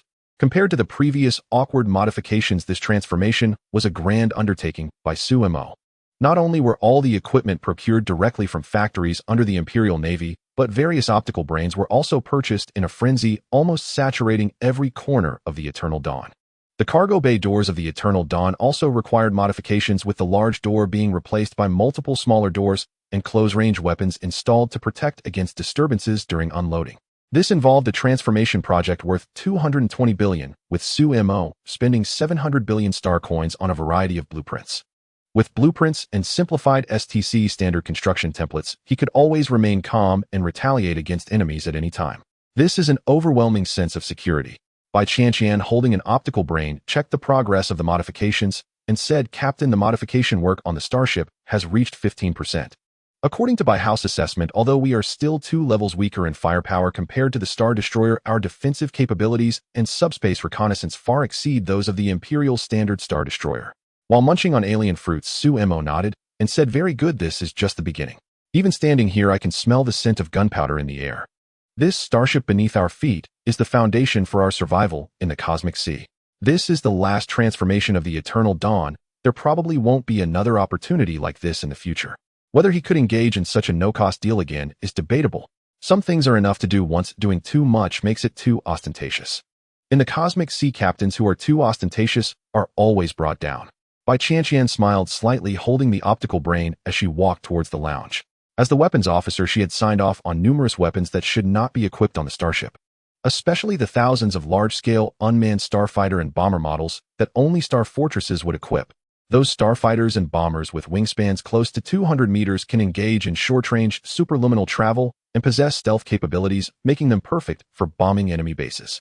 From the erased insignia on a single fighter, it can be seen that their captain probably bribed some old noble to sell out the Empire's standard fighters from the Star Fortress under his command. The starfighters equipped by these star fortresses are Imperial fighters, but the money their captain paid was pocketed by the old noble. The atmosphere in the Empire is indeed hard to describe. Su Mo, with great interest, inspected the Eternal Dawn starship aboard a hover vehicle. This is his starship, expected to last at least 3,000 years. Although technology continues to advance in the Star Age, the integrated keel of a star battleship does not have a possibility of being decommissioned. At most, the internal power systems may need to be rewired. With the existence of standard space containers, replacing the power source simply requires placing the reactor to be replaced into the standard space container and transporting it to the designated location for easy access. No longer needing to cut through armor like in ancient times just to replace a reactor. The transformation of the Eternal Dawn is supported by hundreds of large cargo starships from Kunping Transport Group, continuously delivering equipment to the dry dock. More advanced life support systems and luxurious ecological gardens are crucial factors that ensure a starship's combat morale. Relying on fleet members to fight while consuming the canned and self-heating meals issued by the Empire is simply a fanciful idea. Under the financial power of the Yun family, the management department of the Imperial Capital's 9 stars has opened the green light for the Eternal Dawn. Certain equipment destined for the defense fleet was also promptly delivered to the Eternal Dawn. The management of the Imperial Capital's 9 stars, in order to justify the star coins in their pockets, has shown unprecedented enthusiasm. It is known that when dealing with the Empire's most ordinary citizens, the management shows no more than 0.0000001% of enthusiasm. Even the Emperor would be astounded by that. Everything is progressing in an orderly manner. While the Eternal Dawn is undergoing modifications, the auction held by the Yun Family Auction Group is also in full swing. Many people are happy, but only Nanrua, who returned from the front lines while concealing his identity, feels wounded. In order to help this noble concubine successfully ascend to the level of a psychic saint, the Nan family has gone to great lengths to gather 30 trillion star coins to bid for those resources. However, in the Imperial Star region, money is not an issue. Many families have mobilized substantial financial resources to bid for rare treasures that are hard to come by. No matter how wealthy the Nan family is, they cannot compare to the old nobles who followed the Emperor in conquering the world. Those old nobles hold the Empire's original shares, and they are the undiluted kind capable of secretly assembling several fully equipped star battleship fleets while still maintaining a facade of mediocrity. In the Imperial Capital Star region, the 9 stars of the Imperial Capital. Inside the dock of the Interstellar battleship, the assessment officer from the Imperial Navy, Sun Yun, was evaluating the data on his light brain. Someone reported that Captain Su Mo of the Eternal Dawn battleship had purchased interstellar fortresses and specialized supplies that could only be procured through such means. Therefore, the Imperial Navy sent him to the dock for an investigation. The Imperial Navy would neither wrongfully accuse a captain nor let a wrongdoer go. Commander Shen, where is Captain Su? I need to question him, Sun Yun stated. It's a routine procedure. He did not want to escalate the situation as Captain Su had backing behind him. Not to mention the generals from the Imperial Royal Starship University Alumni Association. Even a casual remark from them could cause trouble for his entire department. Moreover, Captain Su's recent rise was quite rapid. He had not only been promoted to the rank of Major General in a short time, but had also become the son-in-law of the Yun family. With the Yun family support, Captain Su had a bright future. In a few hundred years, he could achieve the rank of general and command a fully equipped fleet. Looking at the investigator sent by the Imperial Navy, Shin Chong coldly stated, the captain is on the bridge handling affairs. I will lead you there. Although he was merely a colonel at the moment, in a sense, he only needed to obey Major General Su's orders. Major General Su's superiors could not command him in any form or manner through orders.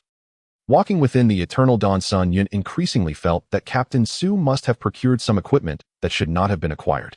Recently, fires in the warehouses of the 9 stars of the Imperial Capital had become alarmingly frequent.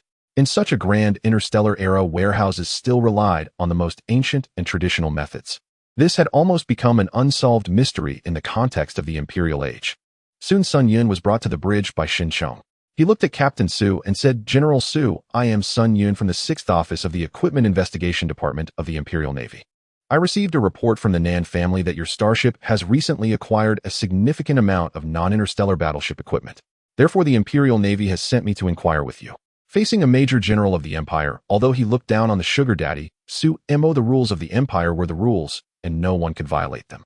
Sitting in the command chair, Su Mo looked at Sun Yun and said, Investigator Sun, I can't understand you as a captain of the Empire and a major general. It is my right to procure any equipment. Which law of the Empire states that as a major general, I cannot procure non-interstellar battleship equipment. In the past half-month, I have paid 578 billion star coins to the Empire, and my rank is Major General of the Empire. If there is evidence, arrest me directly. If not, this is slander. This is a slander against a captain who has devoted himself to the Empire, shedding blood and making outstanding contributions. From the moment he became a captain, his skin had grown thick. In the interstellar era, face was something that could be disregarded. Letting go of face would lead to a smooth life. He would never engage in the self-destructive act of clinging to pride. Furthermore, one must be ruthless. Those who manage to reach the rank of captain are generally not kind-hearted. Kind-hearted captains simply do not survive to this day. Once a starship leaves port apart from the calibration by the Empire's spiritual energy tower, no one can be trusted. Inside the bridge of the Eternal Dawn, there was a silence. Even Bai Qianqian did not anticipate that their captain's acting skills were this impressive. Faced with Sumo's words, Sun Yun helplessly said, Captain Su, this is a necessary process. Someone reported you. Thus, the Imperial Navy sent me to investigate this matter. Clearly, he had been set up. Those rumors were unreliable. It seemed that it was Captain Su who controlled the Eternal Dawn, not that young lady from the Yun family. Su Mo coldly stated this as slander. The Nan family has some grievances due to certain matters which I can understand. However, I have reason to suspect that there are rotten elements in the Equipment Investigation Department of the Imperial Navy. Then Su Mo directly produced an authorization document saying all procurements have been reported to the Imperial Navy, thus this is a legitimate procurement and constitutes slander. Slandering a major general of the Empire, I have reason to suspect that you have accepted bribes from the Nan family. What the hell was this? Without catching a big fish, he encountered a small fry. Instead, the Equipment Investigation Department of the Imperial Navy was truly the cleanest of clean departments. Sun Yun looked at the authorization document, cold sweat dripping from his forehead. Why doesn't the Equipment Investigation Department know about this yet? Su Mo snorted coldly. Investigator Sun, what level are you? This is a record belonging to the Imperial Navy for captain-level officers. You don't even qualify as a major officer. How could you know? You should thank the Empire's procedural justice, otherwise you would have died under a phase gun by now. It turned out this was the Nan family's counterattack. How interesting. Causing trouble for him from within the Imperial Navy was quite a feat. Didn't they understand the current state of the Empire? As long as a captain of major general rank does not betray the Empire, the worst he faces is being sent to the frontier. Sun Yun quickly stood up and apologized. I apologize, General Su. We may have made a mistake. I will definitely return to carefully investigate the cause and consequences of this matter. Su Mo stood up and said, Shin Shong, take him down and notify the Imperial Navy that someone has impersonated an enforcement officer from the Imperial Navy and come aboard the Eternal Dawn to swindle. I want to see if they dare to respond. Did they really think of the Eternal Dawn as their own home, coming and going as they pleased? Such a good thing would not happen. Shin Shong immediately drew his phase gun and escorted the genuine investigator away from the bridge, heading to the confinement room on the lower floor. In the Imperial Capital's star domain, amidst the 9 stars of the Imperial Capital, the modifications of the Eternal Dawn battleship were proceeding in an orderly manner within the dry dock. Since Su Mo detained the investigator from the Imperial Navy's Equipment Investigation Department, the landing forces aboard the Eternal Dawn have already entered a state of heightened alert. Around-the-clock patrols were being conducted outside the star battleship dry dock. The star destroyers aboard the Eternal Dawn also began busy patrols along the approved routes. In order to prevent anyone from coming into the star battleship dry dock to confront Su Mo, one could say that every effort was being made. When a star battleship is undergoing modifications, it is at its weakest, yet also its most formidable. For if the captain were reckless enough to activate the hyperspace engine directly on the surface of the Imperial Capital's 9 stars, the raging hyperspace storm could deliver a fatal blow to the Imperial Capital's star domain. Under normal circumstances, any starship navigating within the Imperial Capital's star domain would have its hyperspace engine monitored by the Imperial Navy. However, within the star battleship dry dock, no one could monitor the actions of a star battleship. This was due to confidentiality and to prevent any harmful individuals from using detection methods to spy on secrets. Thus, the current situation of the Eternal Dawn was exceedingly perilous, reaching alarming levels. On the bridge of the Eternal Dawn, Su Mo idly watched the apology statement sent by the Imperial Navy's Equipment Investigation Department, saying, "Oh, I thought I could hold out a bit longer, but it's only been less than a week, and they've already apologized." It seems that this investigator's son is truly treated like a disposable tool. Baiho notify the confinement room to escort that investigator's son off the starship. A living person just wasting food aboard my starship all day long. For such a minor figure, even if they walk out from the confinement room of the Eternal Dawn, they will inevitably face the reckoning from those behind the scenes. Reckoning indeed. This is a genuine tradition inherited from the Federation by the Empire. Reckoning is not about not settling accounts, but it's just that it's not autumn yet. Yun Muyin looked at the news released by the Empire on her personal holographic device, saying the 3rd Expeditionary Fleet encountered an attack from alien civilizations in the Wilderness star system, losing a large portion of the Empire's colonies. The Imperial Upper House has initiated inquiries against the Imperial Third Prince. The Lower House is also criticizing the royal family's nepotism, completely disregarding the hard-earned money of the Imperial citizens. The situation within the Empire remained relatively stable. However, from certain perspectives, it was fundamentally irreconcilable. Only when core interests are not at stake do the various factions within the Empire maintain mutual respect. Yet once core interests are touched, even dog brains could clash. Su Mo took the holographic device from Yun Mu Yun's hand, smiling, as he said, "Such a powerful fleet, how could they have lost?" Even if they randomly swapped in second senior brother, they might not necessarily lose. All the boasting before now has turned into a rapid decline, just wasting the star coins of the Empire's taxpayers. Did those 11 taxes feed the dogs? The third expeditionary fleet of the Empire possessed absolute advantages, facing numerous alien civilizations' attacks. They should not have retreated so swiftly. From the obituaries, it appears that during this operation of the Imperial Expeditionary Fleet, the Empire's maneuvering units became cannon fodder, and without even a splash of water. Bai Qianqian approached with a stack of documents, saying, "Captain, there's a request from the Imperial Ministry of Internal Affairs. They hope to hitch a ride on our next journey to the Wilderness Star System." According to them, this great defeat may have other underlying issues.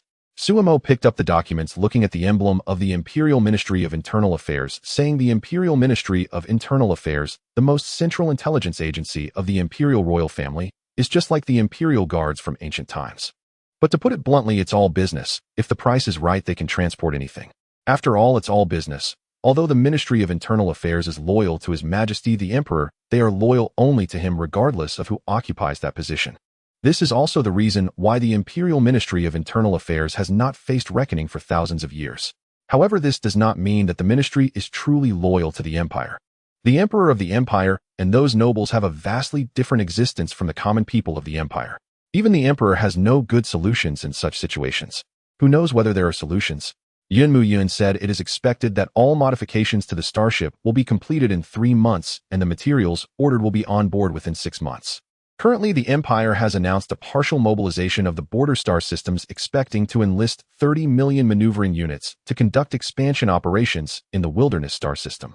In just a short while, Suemo and his partner had finished reading the stack of documents in Bai Qianqian's hands.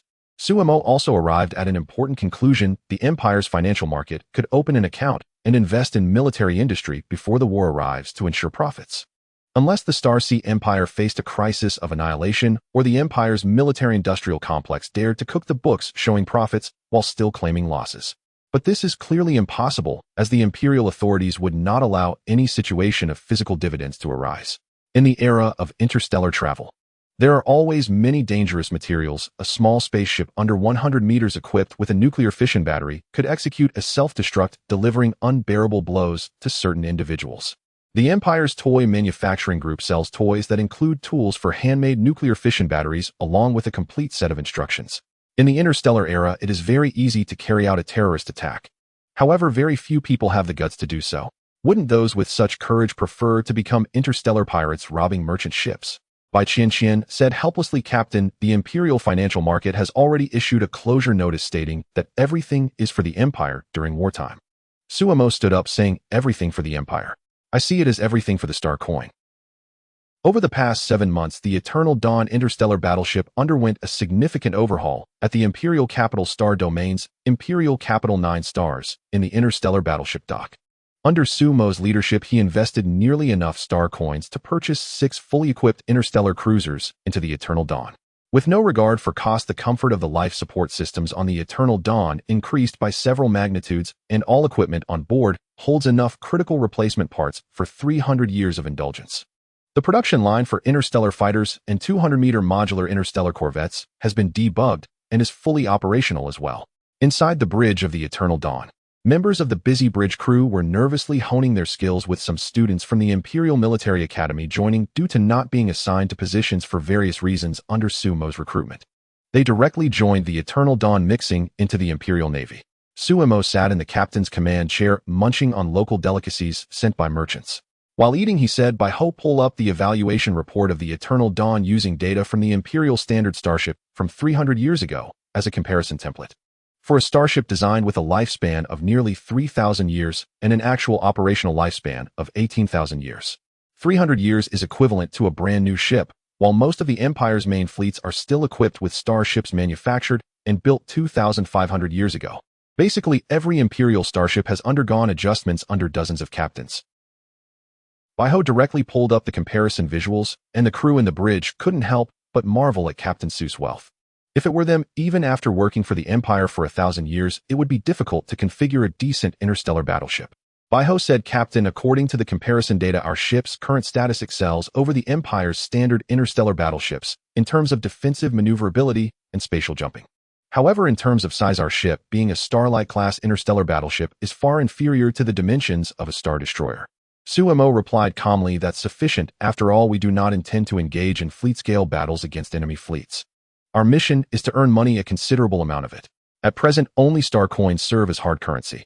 While star coins aren't powerful within the Empire, lacking them is simply not an option. Such defensive firepower is sufficient since every Star Destroyer undergoes extensive modifications by the Imperial Navy.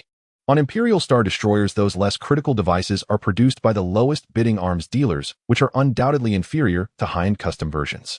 At this moment, Bai Qianqian spoke up, "Captain, the dock management has sent a notification. The airspace around the dock is cleared and the navigation channels are open. Our ship can leave the dock. Proceed to Imperial Capital 9 stars remaining in low Earth orbit for a duration of 1,200 standard hours." Suemo looked at the genius recruited from the Imperial Royal Military Academy and said, "Chu Xia, take good control of the helm. This is our first descent from the surface in the Imperial Capital Star Domain. Do not cause any disturbances. We are a military starship, not a civilian vessel." Chu Xia nodded and said, "Aye, Captain. Activate the anti-gravity engine with an output power of 16.98%. Auxiliary pulse engine output power at 18%. Main pulse engine output power at 5%. By Ho as helmsman, please plan the attitude pulse engine group with a deviation angle not exceeding 3.85 degrees. The bottom retrograde engine operates at 35% power." Bai Qianqian said, "Deflective shields are raised. Group shields are being raised. Energy shields are operating at 15% power." The biorobot Xia Yi reported, "Captain, the ship's status is good, and there are no abnormalities on any deck. Captain, we are leaving the atmosphere of Imperial Capital 9 stars."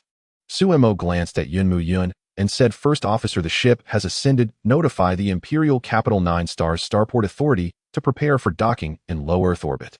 The docking level is superior to other civilian starships designated for military use. As an important planet within the Imperial Capital Star Domain, the starport at Imperial Capital 9 stars is naturally quite busy.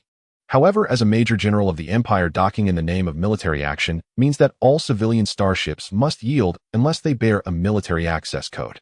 Otherwise, it would be a violation of the Empire's military action regulations." Yunmu Yun quickly contacted the Starport Authority at Imperial Capital 9 stars, as the Yun family has been deeply entrenched in the Starport Authority for many years. However, this direct expulsion behavior was something she saw for the first time. It seems she has indeed been rather uninformed. With the Eternal Dawn ascending, the Imperial Starship Management Office at Imperial Capital 9 stars finally breathed a sigh of relief. If they hadn't known the background of Captain Su, they would have likely been terrified. After all, some of the equipment that Captain Su installed is considered high-end even for Star Destroyers. And those production lines for smaller warships are not something that the average person would use. In the Imperial Capital Star Domain, within the Imperial Capital Star, the head of the Nan family gazed at the spices meticulously protected on the table and said to Nan Riyao, who was dressed in splendid attire, "Your Highness, we have suffered tremendous losses this time. The Nan family has paid a steep price for these spices. The lost star coins and the offended old nobles are serious costs indeed. If the third prince is the biological child of her, the imperial concubine, with a trace of the Nan family's blood flowing within him, then the Nan family would go to great lengths to protect the third prince, even at the cost of their entire fortune. However, in reality, that third prince is not the biological child of their imperial concubine. He is merely a maintained prince, so it is unlikely that the Nan family would stake their future entirely on that third prince." Nan Riyao looked at the data on her personal light brain and said, "All right, once I become a saint of spiritual energy, all the losses will be returned to the family. Additionally, we must intensify our efforts to win over Captain Su Mo of the Eternal Dawn. The mother of the Empire's Grand Princess, the Empress, holds Captain Su in high regard. That prince's biological mother is not the Empress.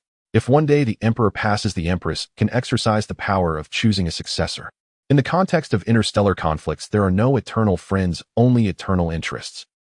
After investigating Captain Su Mo of the Eternal Dawn, she discovered an important fact: this captain strictly adheres to procedural justice, and he only stands with the victors. It is uncertain whether that prince will be able to laugh until the end. The head of the Nan family said, "Your Highness, the family's elder council requires an explanation. We must acknowledge that due to Captain Su, we have lost trillions of star coins while he uses the Nan family's resources and star coins to develop his own connections. The Nan family cannot accept such a result. Although the imperial concubine is of noble status, it is the elder council of the Nan family that is the greatest reason for the family's enduring prosperity. Allocating resources to the capable and allowing the younger generation to venture forth while providing good arrangements for those without capability is essential. If the elder council loses its original significance, no matter how prosperous the family becomes, it will inevitably fade into obscurity within the vast cosmos. Inside the secret conference room of the Nan family, it was so quiet that even the sound of a needle dropping could be heard. Nan Royale smiled at the head of the Nan family and said, "For the third prince to ascend to the throne for me, to become the Empress Dowager, I wonder if such reasons are sufficient. There are no eternal enemies nor eternal friends, only eternal interests. It is well known that Captain Su's relationship with the young lady of the Yun family is not as close as we perceive. Your Majesty, the current situation is quite dire. The Emperor has been in power for 3,000 years. The radiation from the spiritual energy tower constantly affects the Emperor's lifespan. The Emperor may pass away at any moment and directly meet the Heavenly Emperor. From the analysis of the think tank, the prince finds it difficult to withstand the radiation from the spiritual energy tower. Do you know the navigational level of the Eternal Dawn in the Imperial Capital Star Domain? It is under the double authorization of the Emperor and the Empress with the highest priority. She did not understand how the couple who controlled the highest power of the Empire made such decisions. However, all of this indicates that Captain Su of the Eternal Dawn has in fact become an indispensable presence in the Imperial situation. A fully equipped starship can protect their safety in times of danger. Upon hearing such alarming news, the head of the Nan family also said, "Your Highness, we need to convene a top-secret family meeting. Although I don't know what the outcome will be, I can guarantee that under certain circumstances the family will attempt to win over Captain Su. Since a decision has been made, it must be executed. After all, it's just a matter of putting one more egg in the basket. The Nan family has already suffered enough losses and naturally needs to recover some." Nan Royale said, "All right, prepare quickly. Gather the family fleet outside the Empire's territories and have them assemble as soon as possible. The third expedition fleet has encountered some serious setbacks, so the Empire's prince should lead the charge himself. The forces of alien civilizations have far exceeded our anticipated levels, so be prepared for the prince to suffer serious injuries. She cannot wait too long, so she needs to ensure the prince's demise quickly. Then the third prince will ascend, and it will be no problem for her to manipulate a puppet. By that time, the entire Star Sea Empire will be crawling at her feet." The head of the Nan family watched Nan Royale leave the secret conference room and said, "What a turbulent time." In the Imperial Capital Star Domain, among the 9 stars of the Imperial Capital in low Earth orbit, the Eternal Dawn starship docked at the starport, occasionally dispatching its escort ships to engage in friendly exchanges with the warships of the Imperial Starport Administration. Although the crew aboard the Eternal Dawn starship were in space, sometimes being on the starship felt more comfortable than staying on the planetary surface. On the starship, as long as one follows the captain's orders, one is always in the right. However, on the planetary surface, whether dealing with planetary governors or major departments of the Empire, one could easily end up ruined. In short, do not have an overly positive impression of the Empire's officials. They are all wolves and tigers. If it were not for the captains wielding certain ultimate powers within the Empire, how would those wolves and tigers ever let the wealthy captains off the hook? Everything is due to the fear of the strong. Compared to the unity among the captains, those wolves and tigers of the Empire have all sorts of bizarre factions. Many newly graduated elites lacking ancestral ties to the Emperor's conquests find themselves unemployed upon graduation and thus have to seek a starship to live off scraps. Inside the bridge of the Eternal Dawn, Chu Xia, who was on duty for combat readiness, looked at the holographic screen displaying a boarding request from the Imperial Ministry of Internal Affairs, which was directly linked to Su Mo, who was enjoying a sunbath. Far away in the control room and viewing area, Su Mo simply let the sunbathing mode go and, dressed in pajamas, took the high-speed elevator and quickly reached the bridge. Although there were strict dress codes on the starship, only the captain and vice-captain could freely choose their attire. Su Mo sat in the captain's command chair and said, "Chu Xia informed the Imperial Ministry of Internal Affairs to allow boarding. Eternal Dawn Passage 7-6, let them in. There's still some time before heading to the Wild Star system, but it is evident that those guys from the Ministry of Internal Affairs are becoming impatient. What could possibly attract the attention of the Empire's high-ranking officials in the Wild Star system? Even the Crown Prince is preparing to lead troops personally. Doesn't he fear dying on the way? Although that Crown Prince is also a spiritual energy user, according to some rumors, his condition isn't very good. Moreover, the various pioneering lords of the Empire are not very friendly towards the Crown Prince, who is contemplating reducing their fiefs. This is why he dares not expose his true intentions. For once his true purpose is revealed, it is very likely that the Crown Prince will directly eliminate him." Chu Xia said the passage is open and Bai Ho is conducting full tracking. No suspicious activities from the Ministry of Internal Affairs have been detected. How should I put it? He is the one who graduated only to be unemployed and he directly signed a lifelong contract with Captain Sue. In a sense, he is now part of Captain Sue's entourage, and once Captain Sue applies to become an overseas lord, his status will naturally rise. Regardless, it's much better than working for those old masters. Suemo said, "By ho, let them head to the 6th confidential meeting room. I will be there shortly." The Imperial Ministry of Internal Affairs directly serves His Majesty the Emperor. No one knows what His Majesty intends to do now. The closer it gets to the Emperor's death, the more dangerous it becomes. This has ample historical evidence in the Empire. Every emperor has suffered a reduced lifespan due to the side effects of the divine artifacts left by the previous emperors. That is why the officials within the Empire unanimously believe that the Crown Prince is not suitable for ascending the throne. Meanwhile, in the investigation team of the Imperial Ministry of Internal Affairs, the leader, Nan Ni Chong, looked solemnly at the combat robots that had been following them. Were they really that intimidating? Remember, this is not a warship of the Imperial fleet. We have no authority to detain or interrogate anyone aboard the Eternal Dawn. I hope that when we return, everyone is still alive. As the last legitimate daughter of the Nan family, she is not married for some reason until now. Since entering the Imperial Ministry of Internal Affairs, no one has dared to marry her. Even her niece has married the current emperor, while she can only stay in the ministry to contribute to her family. Understood, my lady. We will follow your orders closely. The 18 members of the investigation team did not dare to show any signs of negligence. After all, this trip to the WildStar system is to search for the lost artifact components of the 6th Emperor of the Empire. It is precisely because of the loss of that artifact component that the lifespans of subsequent emperors, including the current emperor, have significantly diminished. Thus, their opportunity for promotion and wealth has arrived.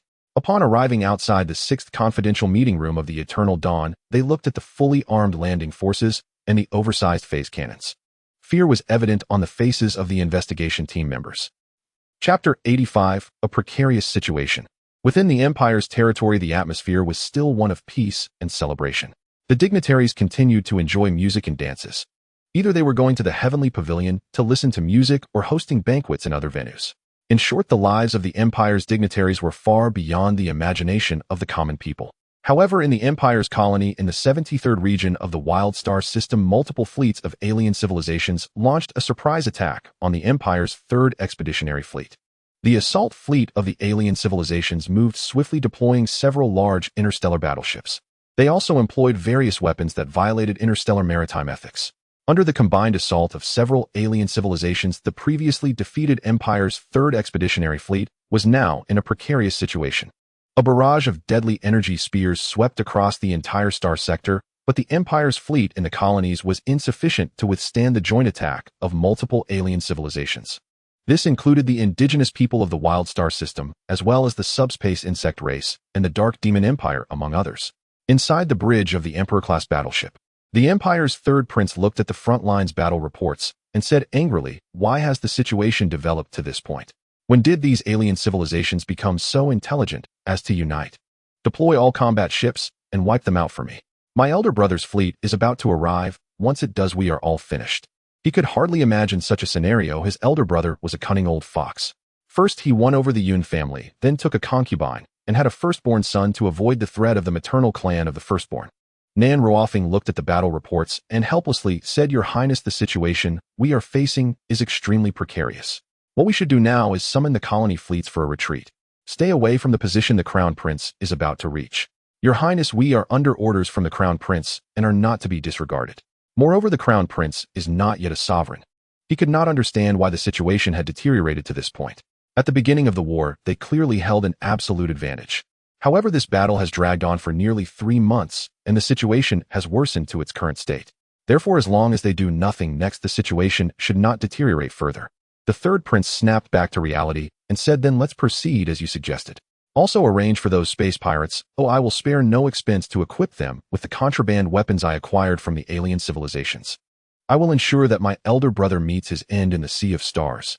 Is it not better to stay comfortably in the Imperial Capital Star Domain? Why come to the WildStar system to snatch my meal? Damn. Now that the advantage is on our side, if the Crown Prince sinks in the Sea of Stars, it will be my opportunity to rise to power. Who besides me can take on the position of the Empire's Crown Prince?" In the Imperial Capital Star System, at the Imperial Capital's 9 stars in the Interstellar Port, inside the 6th confidential meeting room of the Eternal Dawn interstellar battleship, Suemo looked at the urgent orders issued by the Imperial Navy and said, "Everyone, we are in trouble. Director, Nan, the Imperial Navy's first combat order is for all warships to set sail and stand by in the WildStar system. As a captain who has signed the Empire's Pioneer Agreement, I must comply with the assistance request from the Imperial Navy. The Eternal Dawn will transport a large number of mobile troops to the WildStar system. So I won't say much more. You are now ordinary staff members of the Eternal Dawn. I don't want to know clearly what you are investigating in the WildStar system. But please be a little more restrained on my territory. Without waiting for the last legitimate daughter of the Nan family to speak, Su-Mo left the 6th confidential meeting room, leaving the personnel from the Imperial Ministry of Internal Affairs exchanging glances. These investigators who had never experienced a large-scale battle had no idea what the first combat order of the Imperial Navy meant. In the high-speed elevator heading to the bridge, Su-Mo said by Ho issue an emergency recall order commanding all outgoing crew members to return to the Eternal Dawn within 7 standard hours. All landing troops check your equipment and prepare to maintain order. Authorize lethal weapons on the ship. The command level is under martial law, so anyone approaching without permission will be treated as a spy. Inform the starport personnel that the Eternal Dawn is preparing to launch. Have them coordinate with the Imperial Capital's 9 stars to deliver the necessary resources to me. The situation was extremely precarious, and it was not just the Third Prince's 3rd Expeditionary Fleet causing the chaos. The Crown Prince's fleet was also gathering. No one knew if the Crown Prince would encounter any misfortune on the way to the WildStar system. Inside the bridge, Yun said, "My father sent a message. The Empire's 3rd Expeditionary Fleet has suffered significant blows from multiple alien civilizations. The Imperial Ministry of Internal Affairs has issued the highest mobilization order. We may really be facing a millennial war." A millennial war is just a hypothetical, and once such a large-scale war begins, no one knows how long it will last. In the Empire's military history, the shortest millennial war lasted at least around 2,800 years. Su-Mo said war is the catalyst for technology. Spiritual ascension does not necessarily mean we will truly obtain freedom in the Sea of Stars. Therefore, war is an inevitable product, and it aligns with the internal situation of the Empire.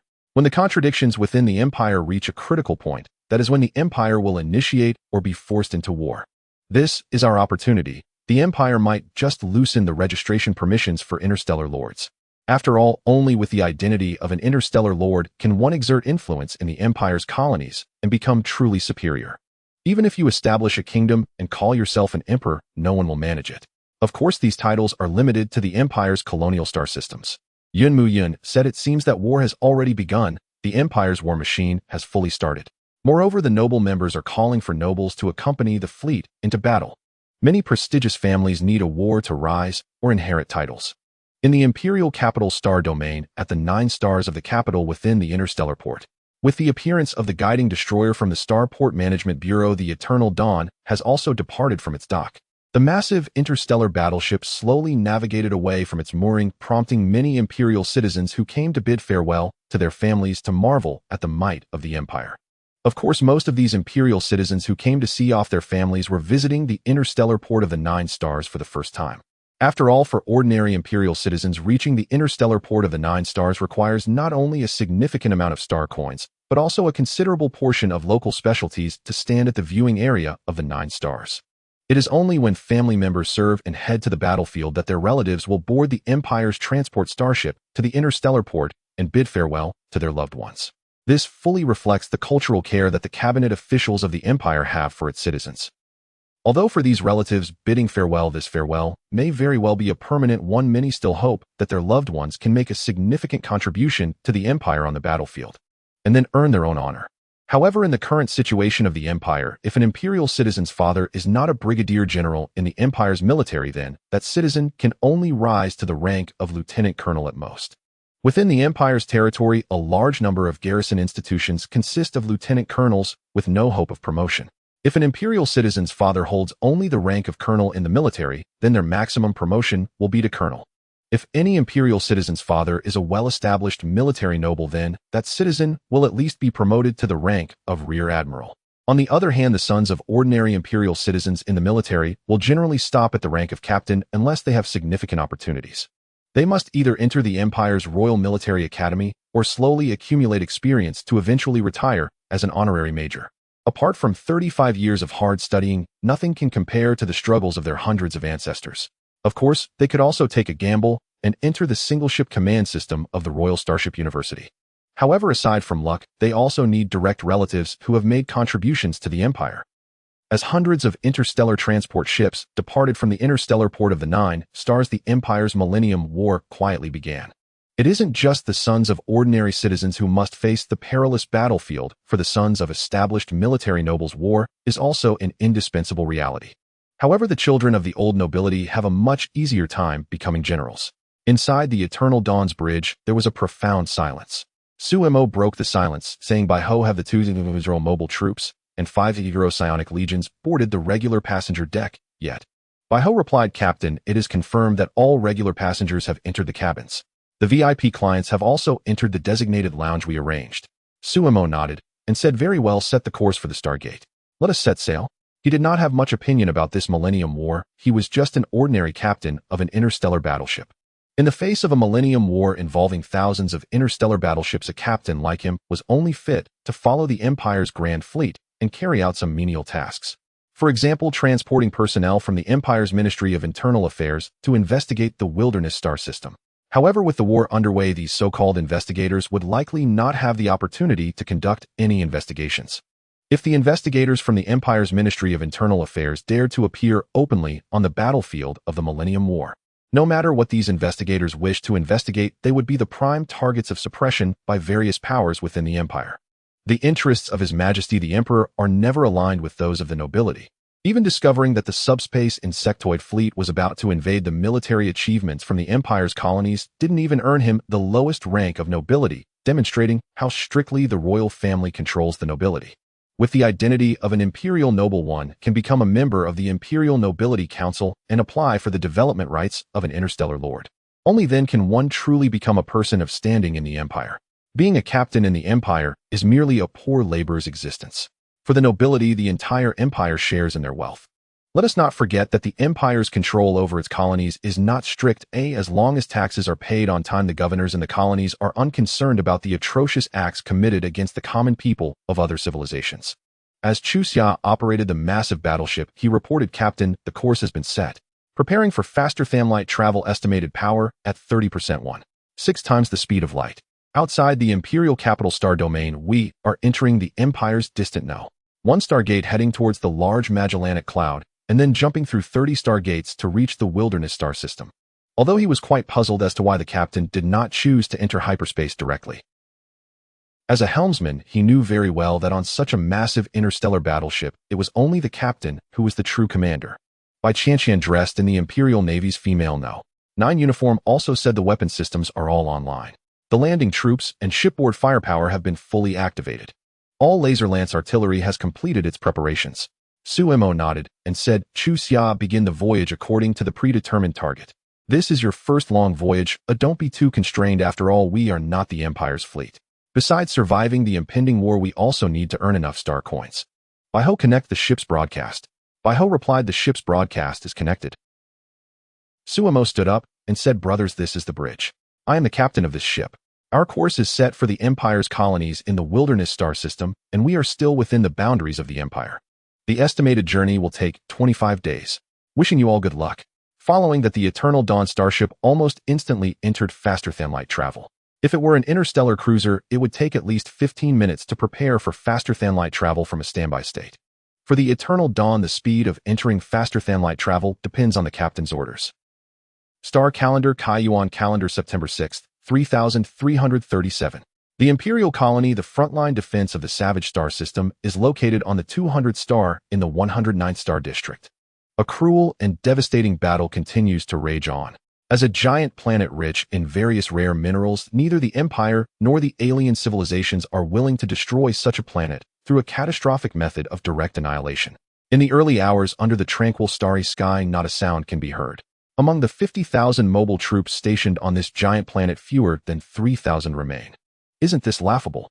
Even more ridiculous is that on the 200th star, the highest military rank is that of a major, and he is merely a staff officer of the Imperial Mobile Troops. A staff officer without authority who doesn't even make a sound when he speaks. The fleet of alien civilizations has blocked the routes to the 200th star, while the Imperial 3rd Expeditionary Fleet is incapable of mounting a decent rescue for these 3,000 Imperial soldiers. This is what mobile troops are all about, either dying or on the path to death. "Commander, we are running low on ammunition and the energy block reserves are down to 15%. The firepower of the large-caliber phase cannons has been completely destroyed.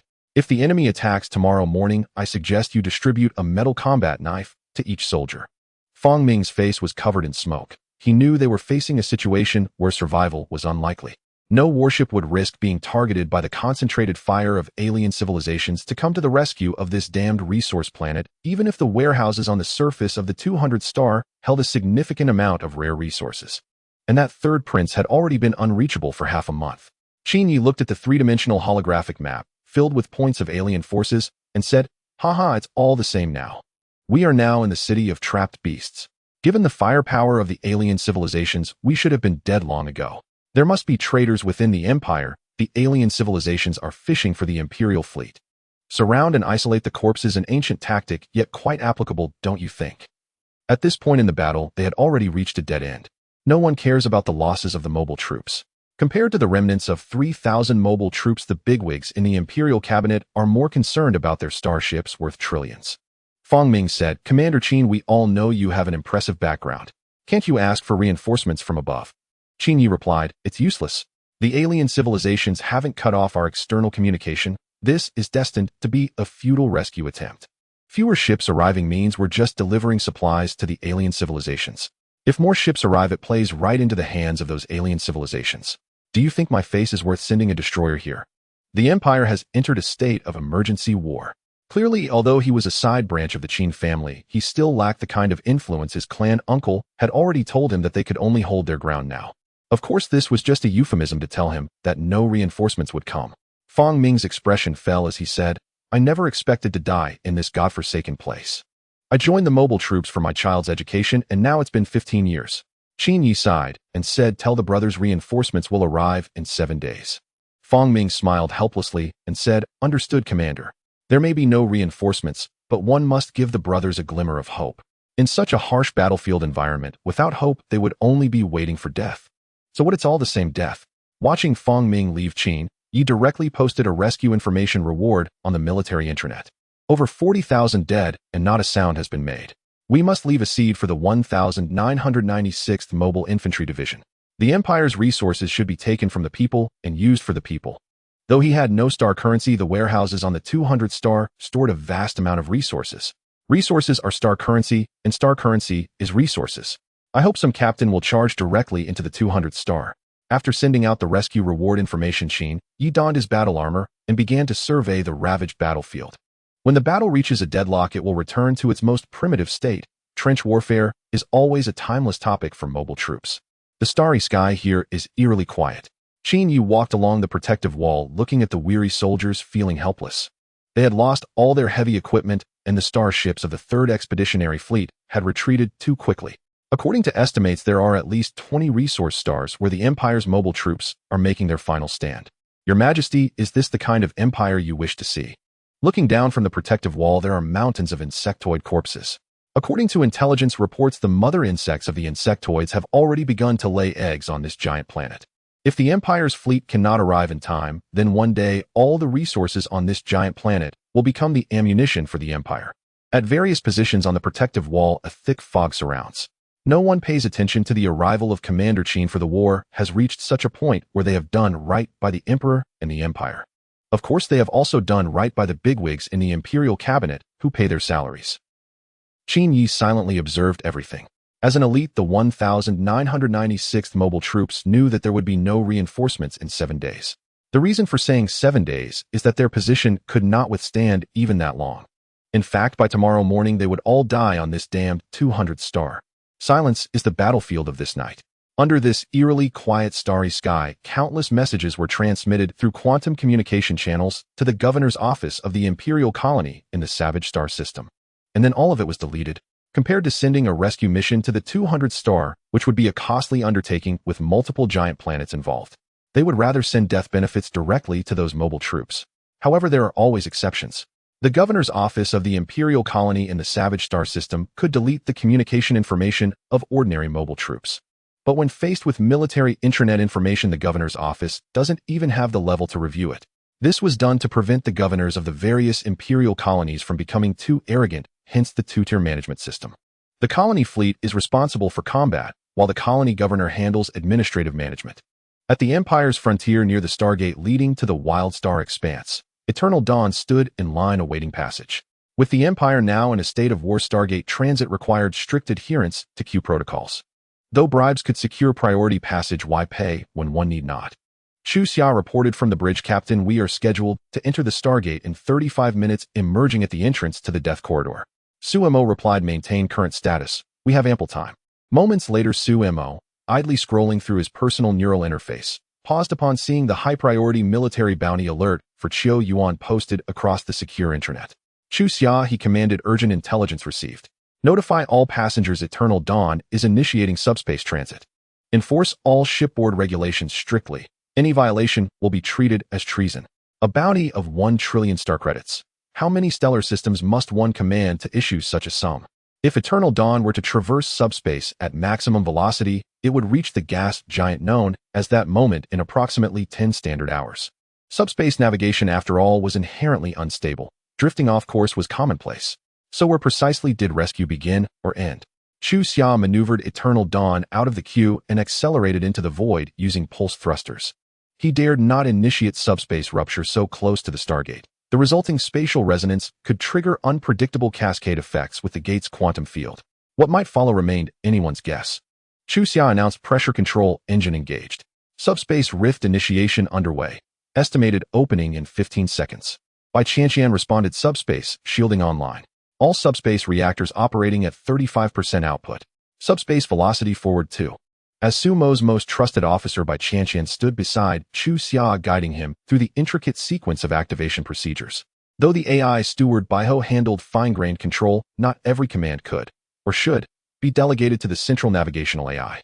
Su Mo ordered Baiho engage subspace engines at 95% capacity. Full combat alert. Initiate fire protocol 1. Subspace velocity forward 7. This was Eternal Dawn's absolute maximum within subspace. Within the treacherous expanse of subspace, velocities could exceed warp 9 or plummet below planetary orbital speeds. Thus, the subspace drive was engineered to bypass the spatial uncertainties arising from subspace degradation. Yun Muyun murmured beside him, "Full-speed subspace transit. Has something gone awry on the front lines?" Subspace teemed with peril. Not even the Xylos hive dared return home lightly. Imperial starships, therefore, typically maintained conservative velocities once submerged. Safety outweighed haste. Within subspace, full-throttle transit invited disorientation. Su Mo handed his neural interface to Yun Muyun. "A rapid response unit is trapped. The 3rd Expeditionary Fleet fears entanglement and refuses to intervene. My parents perished in the Stargate defense campaign, abandoned with no relief force dispatched. We joke that rapid response troops are either dying or en route to die, yet they are husbands, sons, fathers. I only wish things returned to their rightful order, that those who bleed and toil for the Empire should not be left stranded on Starbase 200. Of course, this decision rested upon Eternal Dawn's postrophic capabilities, its reinforced shielding, and overwhelming firepower. Resources were incidental, but that trillion credit bounty undoubtedly drew heavily from Imperial depots stationed on Starbase 200. What did that matter to him?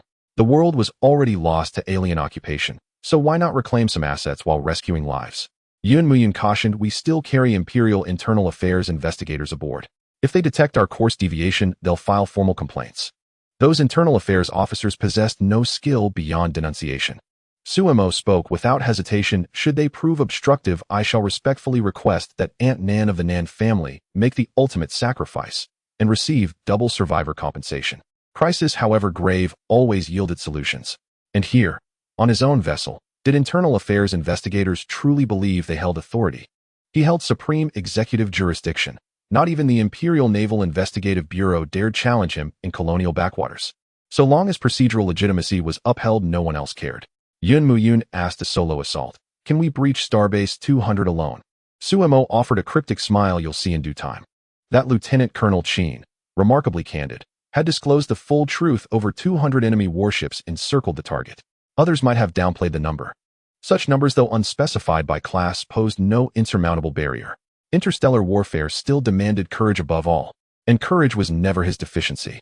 Eternal Dawn plunged into subspace, surging forward at maximum velocity, and courteously severed all external communications. All passengers were officially informed that Eternal Dawn had suffered subspace navigation failure, a report that sent tremors through the VIP cabins where several rapid response generals sensed the gathering storm. They retained access to the military intranet, yet chose silence. For their brothers were marooned on distant Starbase 200, abandoned by Prince 3 himself. Rapid response troops did not march toward glory, they marched toward death. On the bridge, Baiho declared psionic spire calibration complete. Attack trajectory finalized. Estimated arrival at strike position in 10 standard hours. All departments prepare for combat. This is not an exercise. This is not an exercise. Instantly, crew and rapid response personnel sprang into action. Only the internal affairs inspection team and fresh recruits dreaming of glory continued their idle banter. The veterans, however, already smelled war in the air. Under the starry sky, danger lurked everywhere. After a lengthy 10-hour journey, the Starship Eternal Dawn finally exited the hyperspace. Beneath the vast starry expanse, the primary sensor of the Eternal Dawn almost immediately detected the oddly shaped warships of an alien civilization as soon as it powered on. Inside the bridge of the Eternal Dawn, by Chanshan reported, Captain Alien warships detected. 3 bioships of the hyperspace insectoid race, 5 interstellar cruisers, and a native fleet from the wild galaxy, totaling around 176 ships. Interstellar pirates detected 35 interstellar destroyers, 107 star cannons. By Chanshan's voice resonated throughout the entire bridge. Suemo set down his coffee cup, stood up, and said, "Red alert, notify everyone that we are about to engage in combat. All mobile units proceed to the drop bay, board the landing craft, and prepare for airborne operations." This is not a drill, it is a direct order from a rear admiral of the Imperial Navy. Anyone who dares to disobey will be shot on the spot. Before these mobile units left the Eternal Dawn, even the generals had to obey his command. Chu Xia said, "The orders have been relayed. Mobile units 7789, 7790, 7791, and 8865 are acting according to instructions." Suemo looked at the alien warships on the main screen and said, "By activate Captain's command mode. Full speed ahead on both flanks, 7th battle speed. All shields to overdrive operation. Raise the ramming prow. Forward assault, Eternal Dawn." As Sumo's orders were given, even with the inertial dampeners at full, the crew of the Eternal Dawn could still feel the sudden acceleration. In less than 2 minutes, the Eternal Dawn appeared under this starry sky like a lone wolf. There were no flashy tactics, only an unwavering charge towards the 200-star system. All light spear weaponry was ready to fire, waiting for the alien warships to come to their doom. Meanwhile, on the command ship of the Karuno civilization, they also detected this suddenly appearing warship. "My lord, an interstellar battleship of the Star Sea Empire detected. Enemy ship is advancing at full battle speed. Our ships are on a collision course." Kato Da, an old noble from the Karuno civilization, commanded, "We are also an interstellar battleship. The flagship does not retreat. Inform our allies to go full battle speed." The captain on the opposite side is quite brave. "We are not lacking in courage either. All cannon ports open, advance at full battle speed, and charge right in." The first officer advised, "My lord, isn't this a bit too risky?" Kato Da replied, "War is a game of risk. I am willing to trade my daring for the victory of the Karuno civilization. My orders are to be executed, not questioned." The main screen displayed the Eternal Dawn charging forward at full battle speed. Under the starry sky, 2 of the most advanced ships of the Star Sea should have resolved the battle with their main cannons, yet these 2 ships chose the same method to engage in combat. This was an ancient tactic from a super-ancient era, but it has been revitalized in the present. Inside the bridge of the Eternal Dawn, Suemo looked at the alien warships that made the same maneuver and ordered all shields to operate at 200% power. Notify the Psychic Legion that they will be the first to drop onto the 200th star. Tell Shinchong the all-terrain combat mechs and small cruisers will assist them in emptying the warehouses. We are about to engage in a decisive battle here, inform those generals. We have drifted here, we must do something before we leave. All gains have their 5%. It's all business. In accordance with the Imperial Programmatic Justice, those generals, after receiving their benefits, would naturally not say much. By Chanshan said, "Shields are operating in overdrive. Estimated duration is 3,600 standard hours." Suemo said, "This is the advantage of changing equipment. Although the shield system of the Eternal Dawn is operating in overdrive within the system, it doesn't actually exist in overdrive." Then Suemo sat down and said, "Tell the commander of the mobile units on the 200 star that reinforcements have arrived." 3 minutes later, the 2 interstellar battleships finally collided with each other, and the reaction from the shield collision caused some shaking within the battleships. However, the fully modified Eternal Dawn was not shaken enough for even an upright coin to fall. Inside the bridge, Suemo looked at the alien warship that was now within arm's reach and commanded, "Now is the time. By deactivate the shields and unleash all firepower at the enemy warship." Sometimes in the Star Sea, the perception between interstellar battleships can differ by an entire battleship. With Sumo's order, all firepower of the Eternal Dawn was directed at the alien warship. The alien ship erupted into hundreds of fireballs at the same moment. Interstellar battleships without strong mutual interaction armor coatings are not suited for action without the protection of shield ships. In essence, these interstellar battleships are merely the ignorant attempts of the alien civilization completely unaware of the current Star Sea world. At this moment, the starship Eternal Dawn was like a hot knife slicing through butter. The defense line of the alien civilization was torn open in an instant. Sumo wondered why the powerful Imperial Third Expeditionary Fleet did not dare to come to their rescue against such a trash fleet. Bai Qianqian watched the enemy warships disappearing from the main screen and said, "The enemy warships are beginning to retreat. Our mobile units are landing." In the Imperial colony within the near-Earth orbit of the 200th star in the 109th star sector, the light spear artillery of the Eternal Dawn continued to bombard the defensive capabilities of this alien civilization. Faced with such a defense which even surpassed that of certain battleships, the warships of the alien civilization fled in panic. Meanwhile, the Eternal Dawn began a game of hunting down the warships of the alien civilization. On the bridge of the Eternal Dawn, they had successfully passed the most dangerous moment. Sumo coldly remarked, "Those bastards of the Third Fleet, seeing how weak the alien warships are, dare not come to their rescue. They must have prepared how to issue compensation to the families back in the colony. Don't these damned bastards realize that in this day and age doing so is akin to killing the goose that lays the golden eggs?" It was hard to believe that the Third Prince truly did this, abandoning the resource planets that were already deployed. Then he consolidated the fleet hiding within the Imperial colony, doing nothing. This way he could shift all the blame onto that Crown Prince. Unfortunately, that Crown Prince was not necessarily a good person. Otherwise, playing such tricks at this critical moment would lead to exposure. If the fleet of the alien civilization were indeed powerful, he could understand the Third Prince's retreat, but seeing such weakness and still refusing to help was incomprehensible. Was there nothing but filth in the Third Prince's mind? It would inevitably impact the morale of the mobile troops. Although everyone joked that the mobile troops were not going to their deaths, no one truly wanted to step onto the battlefield just to die. Nobody wanted such a thing to happen. At this moment, Bai Qianqian said, "Captain, many times we are powerless in the face of such matters. The 200th star is fortunate to have received our rescue, but the mobile troops on other resource planets do not have such good luck." It was precisely because she couldn't stand the bureaucrats of the Empire that she chose to serve on the Eternal Dawn. However, since coming to the Eternal Dawn, she found that those bureaucrats from before seemed like good people compared to the current bastards. Compared to being cannon fodder, having bonuses deducted was not something difficult to accept. Sumo said, "I only feel indignant. Now where are the mobile troops?" Yun Muyun glanced at the holographic display and said, "Major General Ma of the mobile troops and Major Qian have arrived within the atmosphere of the designated star currently at an altitude of 76,000 meters. They are still descending." Sumo looked at the landing countdown and said, "By lower our altitude and let us enter the atmospheric zone to activate the anti-gravity engines." The alien warships and their firepower at the outer perimeter of this solar system had already been cleared by the Eternal Dawn. He had 17 hours of rescue time. If he missed this window, things would get troublesome. According to the regulations of the Imperial Navy, after experiencing hyperspace navigation, a calibration to the Imperial Psionic Tower system must be conducted within 24 hours or things would get complicated. By said altitude is descending. Anti-gravity engines activated.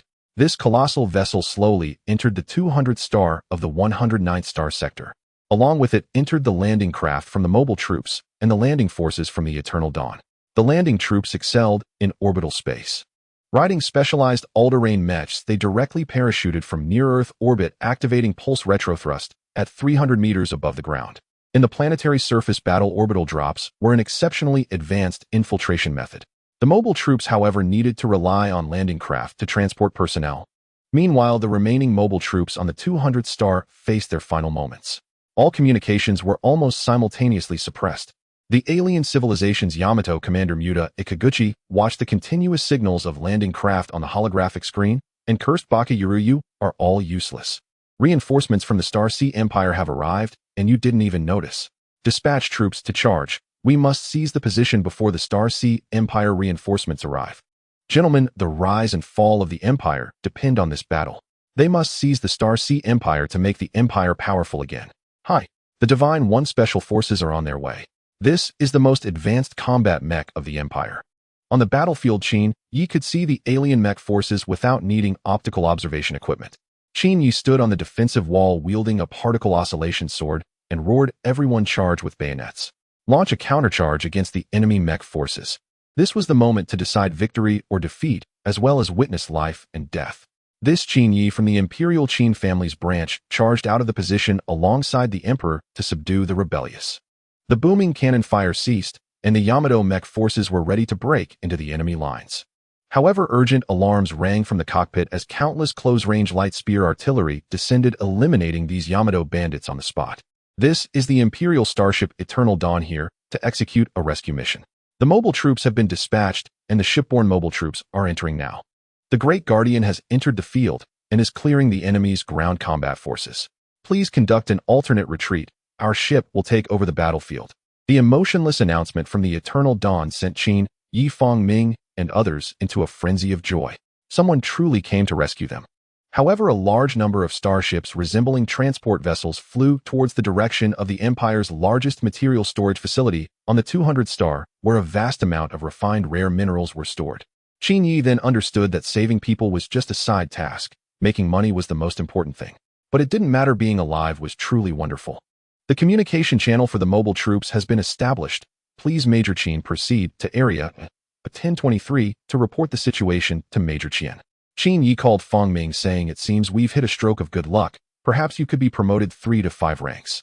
Fong Ming smiled wryly and said, "Just surviving is already a blessing. A general's success often comes at the cost of countless bones." In the Wildstar System Sector 109, on Star 200, with the addition of the large and small Guardians on board the Eternal Dawn, the raid launched by the alien civilization has entered its final phase. Facing those warplanes designed for interstellar combat, the outdated machines equipped by the alien civilization seem like nothing more than targets to shoot at. In Warehouse No. 9, Shinchong and the others blew open the warehouse doors with a single shot, and as Shinchong looked inside, he saw mountains of ore. After glancing at the scanning results and comparing them to Buyhouse estimates, he couldn't help but exclaim, "Oh my, how many zeros are there behind this 1693? However, all of this was now the spoils of their Eternal Dawn ship. Although the captain made a fortune, they wouldn't be at a loss either, as they could earn at least several million star coins from this haul. Little Song said, "Brothers, arrange the engineering mechs and prepare standard space containers. The captain has ordered us. We have only 15 hours to load as much as we can." Everyone loves star coins, but it's rare for someone like their captain to earn so much. They are literally making money while standing still. The massive unmanned engineering mechs entered the scene, loading standard ore blocks into the standard space containers. The already prepared large Guardians placed the space containers in the cargo bay, leaving the hatch open as they activated the engines and flew towards the sky. This clearly did not meet combat requirements, but right now no one cared. Meanwhile, as General Ma was hastily eliminating the remaining enemies, he looked at Qin Yi and said, "Major Qin, you have worked hard. You are heroes of the Empire who have endured great losses, but I hope some matters are best left unsaid. The enemies on this planet are very dangerous. Please retreat to the Eternal Dawn immediately." Many times, being a general does not equate to possessing star coins, especially for the generals and mobile units. If you don't want to get shot in the back on the battlefield, then don't think about cutting the budget for mobile forces. They are just tired of being poor. Qin Yi naturally understood what General Ma meant. Understood, General. We will retreat immediately. I'll please take care of things here. Afterward, Qin Yi directly pulled away Fong Ming, who wanted to say something, fearing he might say something inappropriate. Watching the two leave, General Ma said, "This is a time for profit. We have not engaged in corruption or bribery. We simply cooperated with Captain Su to seize some strategic resources from the alien civilization." What a fittingly just and orderly act. Not only them, but any other generals would have done the same. This is the Empire. Major Qian smiled slightly and said, "That's why we need veterans. New recruits are still too upright, having not experienced the bureaucratic beatings of the Empire. Currently, our troops are progressing smoothly, cooperating with the landing forces of the Eternal Dawn to conduct security and loading operations. The enemy is so weak that the 3rd Expedition Fleet was defeated. It's not that simple, but thankfully we are the mobile forces, and whoever wins has little to do with us. No matter who sits on the Emperor's throne, they will not care about the lives of the mobile forces. After all, mobile forces exist to take the heat. When the mobile forces are needed, the soldiers are heroes. When they are not needed, they are just expendables." Major Qian said, "Save money to buy an interstellar cruiser and go see the great landscapes of the Empire. Every man dreams of traveling the Starry Sea, but due to various reasons, very few can actually do it." On the main screen of the bridge of the Eternal Dawn, numbers were constantly flashing, representing the amount of minerals loaded by the landing forces. Suemo looked at those numbers with a smile and said, "This is what it means to make money while standing still. This is literally making money while standing. Notify Shinchong to keep up the good work. This year we are distributing 360 months worth of salaries with bonuses up to 7 million star coins for each person. The more we load, the higher the salary. They are all brothers in life and death, and doing the most dangerous jobs deserves higher pay." Yun Muyun said, "If the alien civilization's warships are so easily defeated, there should be many captains coming to their aid. Why has no captain stepped forward to admit their involvement in the rescue on the military intranet until now? This is quite a strange matter." Suemo explained to the confused Yun Muyun this is actually quite normal. Typically, military officials at the regiment level and mobile forces have the capability to directly request assistance. But as a military official, one cannot act as recklessly as Qin Yi.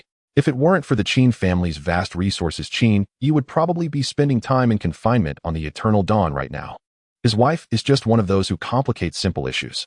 The situation is this simple. There are no complex problems, just the mutual opposition of the powerful within the empire. Yun Muyun nodded slightly and said, "Perhaps. So where do we go next? After all, we still have a mission." Suemo said, "Let's stay in the hyperspace for a while. That third prince is indeed quite unreliable. If we really send these mobile forces and psionic legions to the mission site, they will surely be treated as cannon fodder by that third prince to showcase the strength of the alien civilization. Although the main fleet of the alien civilization is indeed formidable, these escort fleets and law enforcement fleets are just the dregs of the dregs. I have a premonition that something big is about to happen." His intuition was quite accurate. After putting himself in the context of the situation, he realized that if that prince were to die in the Wild Star system, the Empire's fate might truly change. That southern concubine is not a good character. She is practically a demoness. Back in his high school days in the Empire, he had always used the image of that southern concubine as his computer's boot screen. Unfortunately, that woman is not a good person. Yun Muyun said, "Timing is key. Oh, I like this. But those investigators from the Ministry of Internal Affairs are not to be trifled with." Suemo continued, "Let them behave. This is a time of war, and it's completely normal for a few people to die." At this moment, Chun Qianqian, the former young lady of the Nan family, suddenly walked onto the bridge.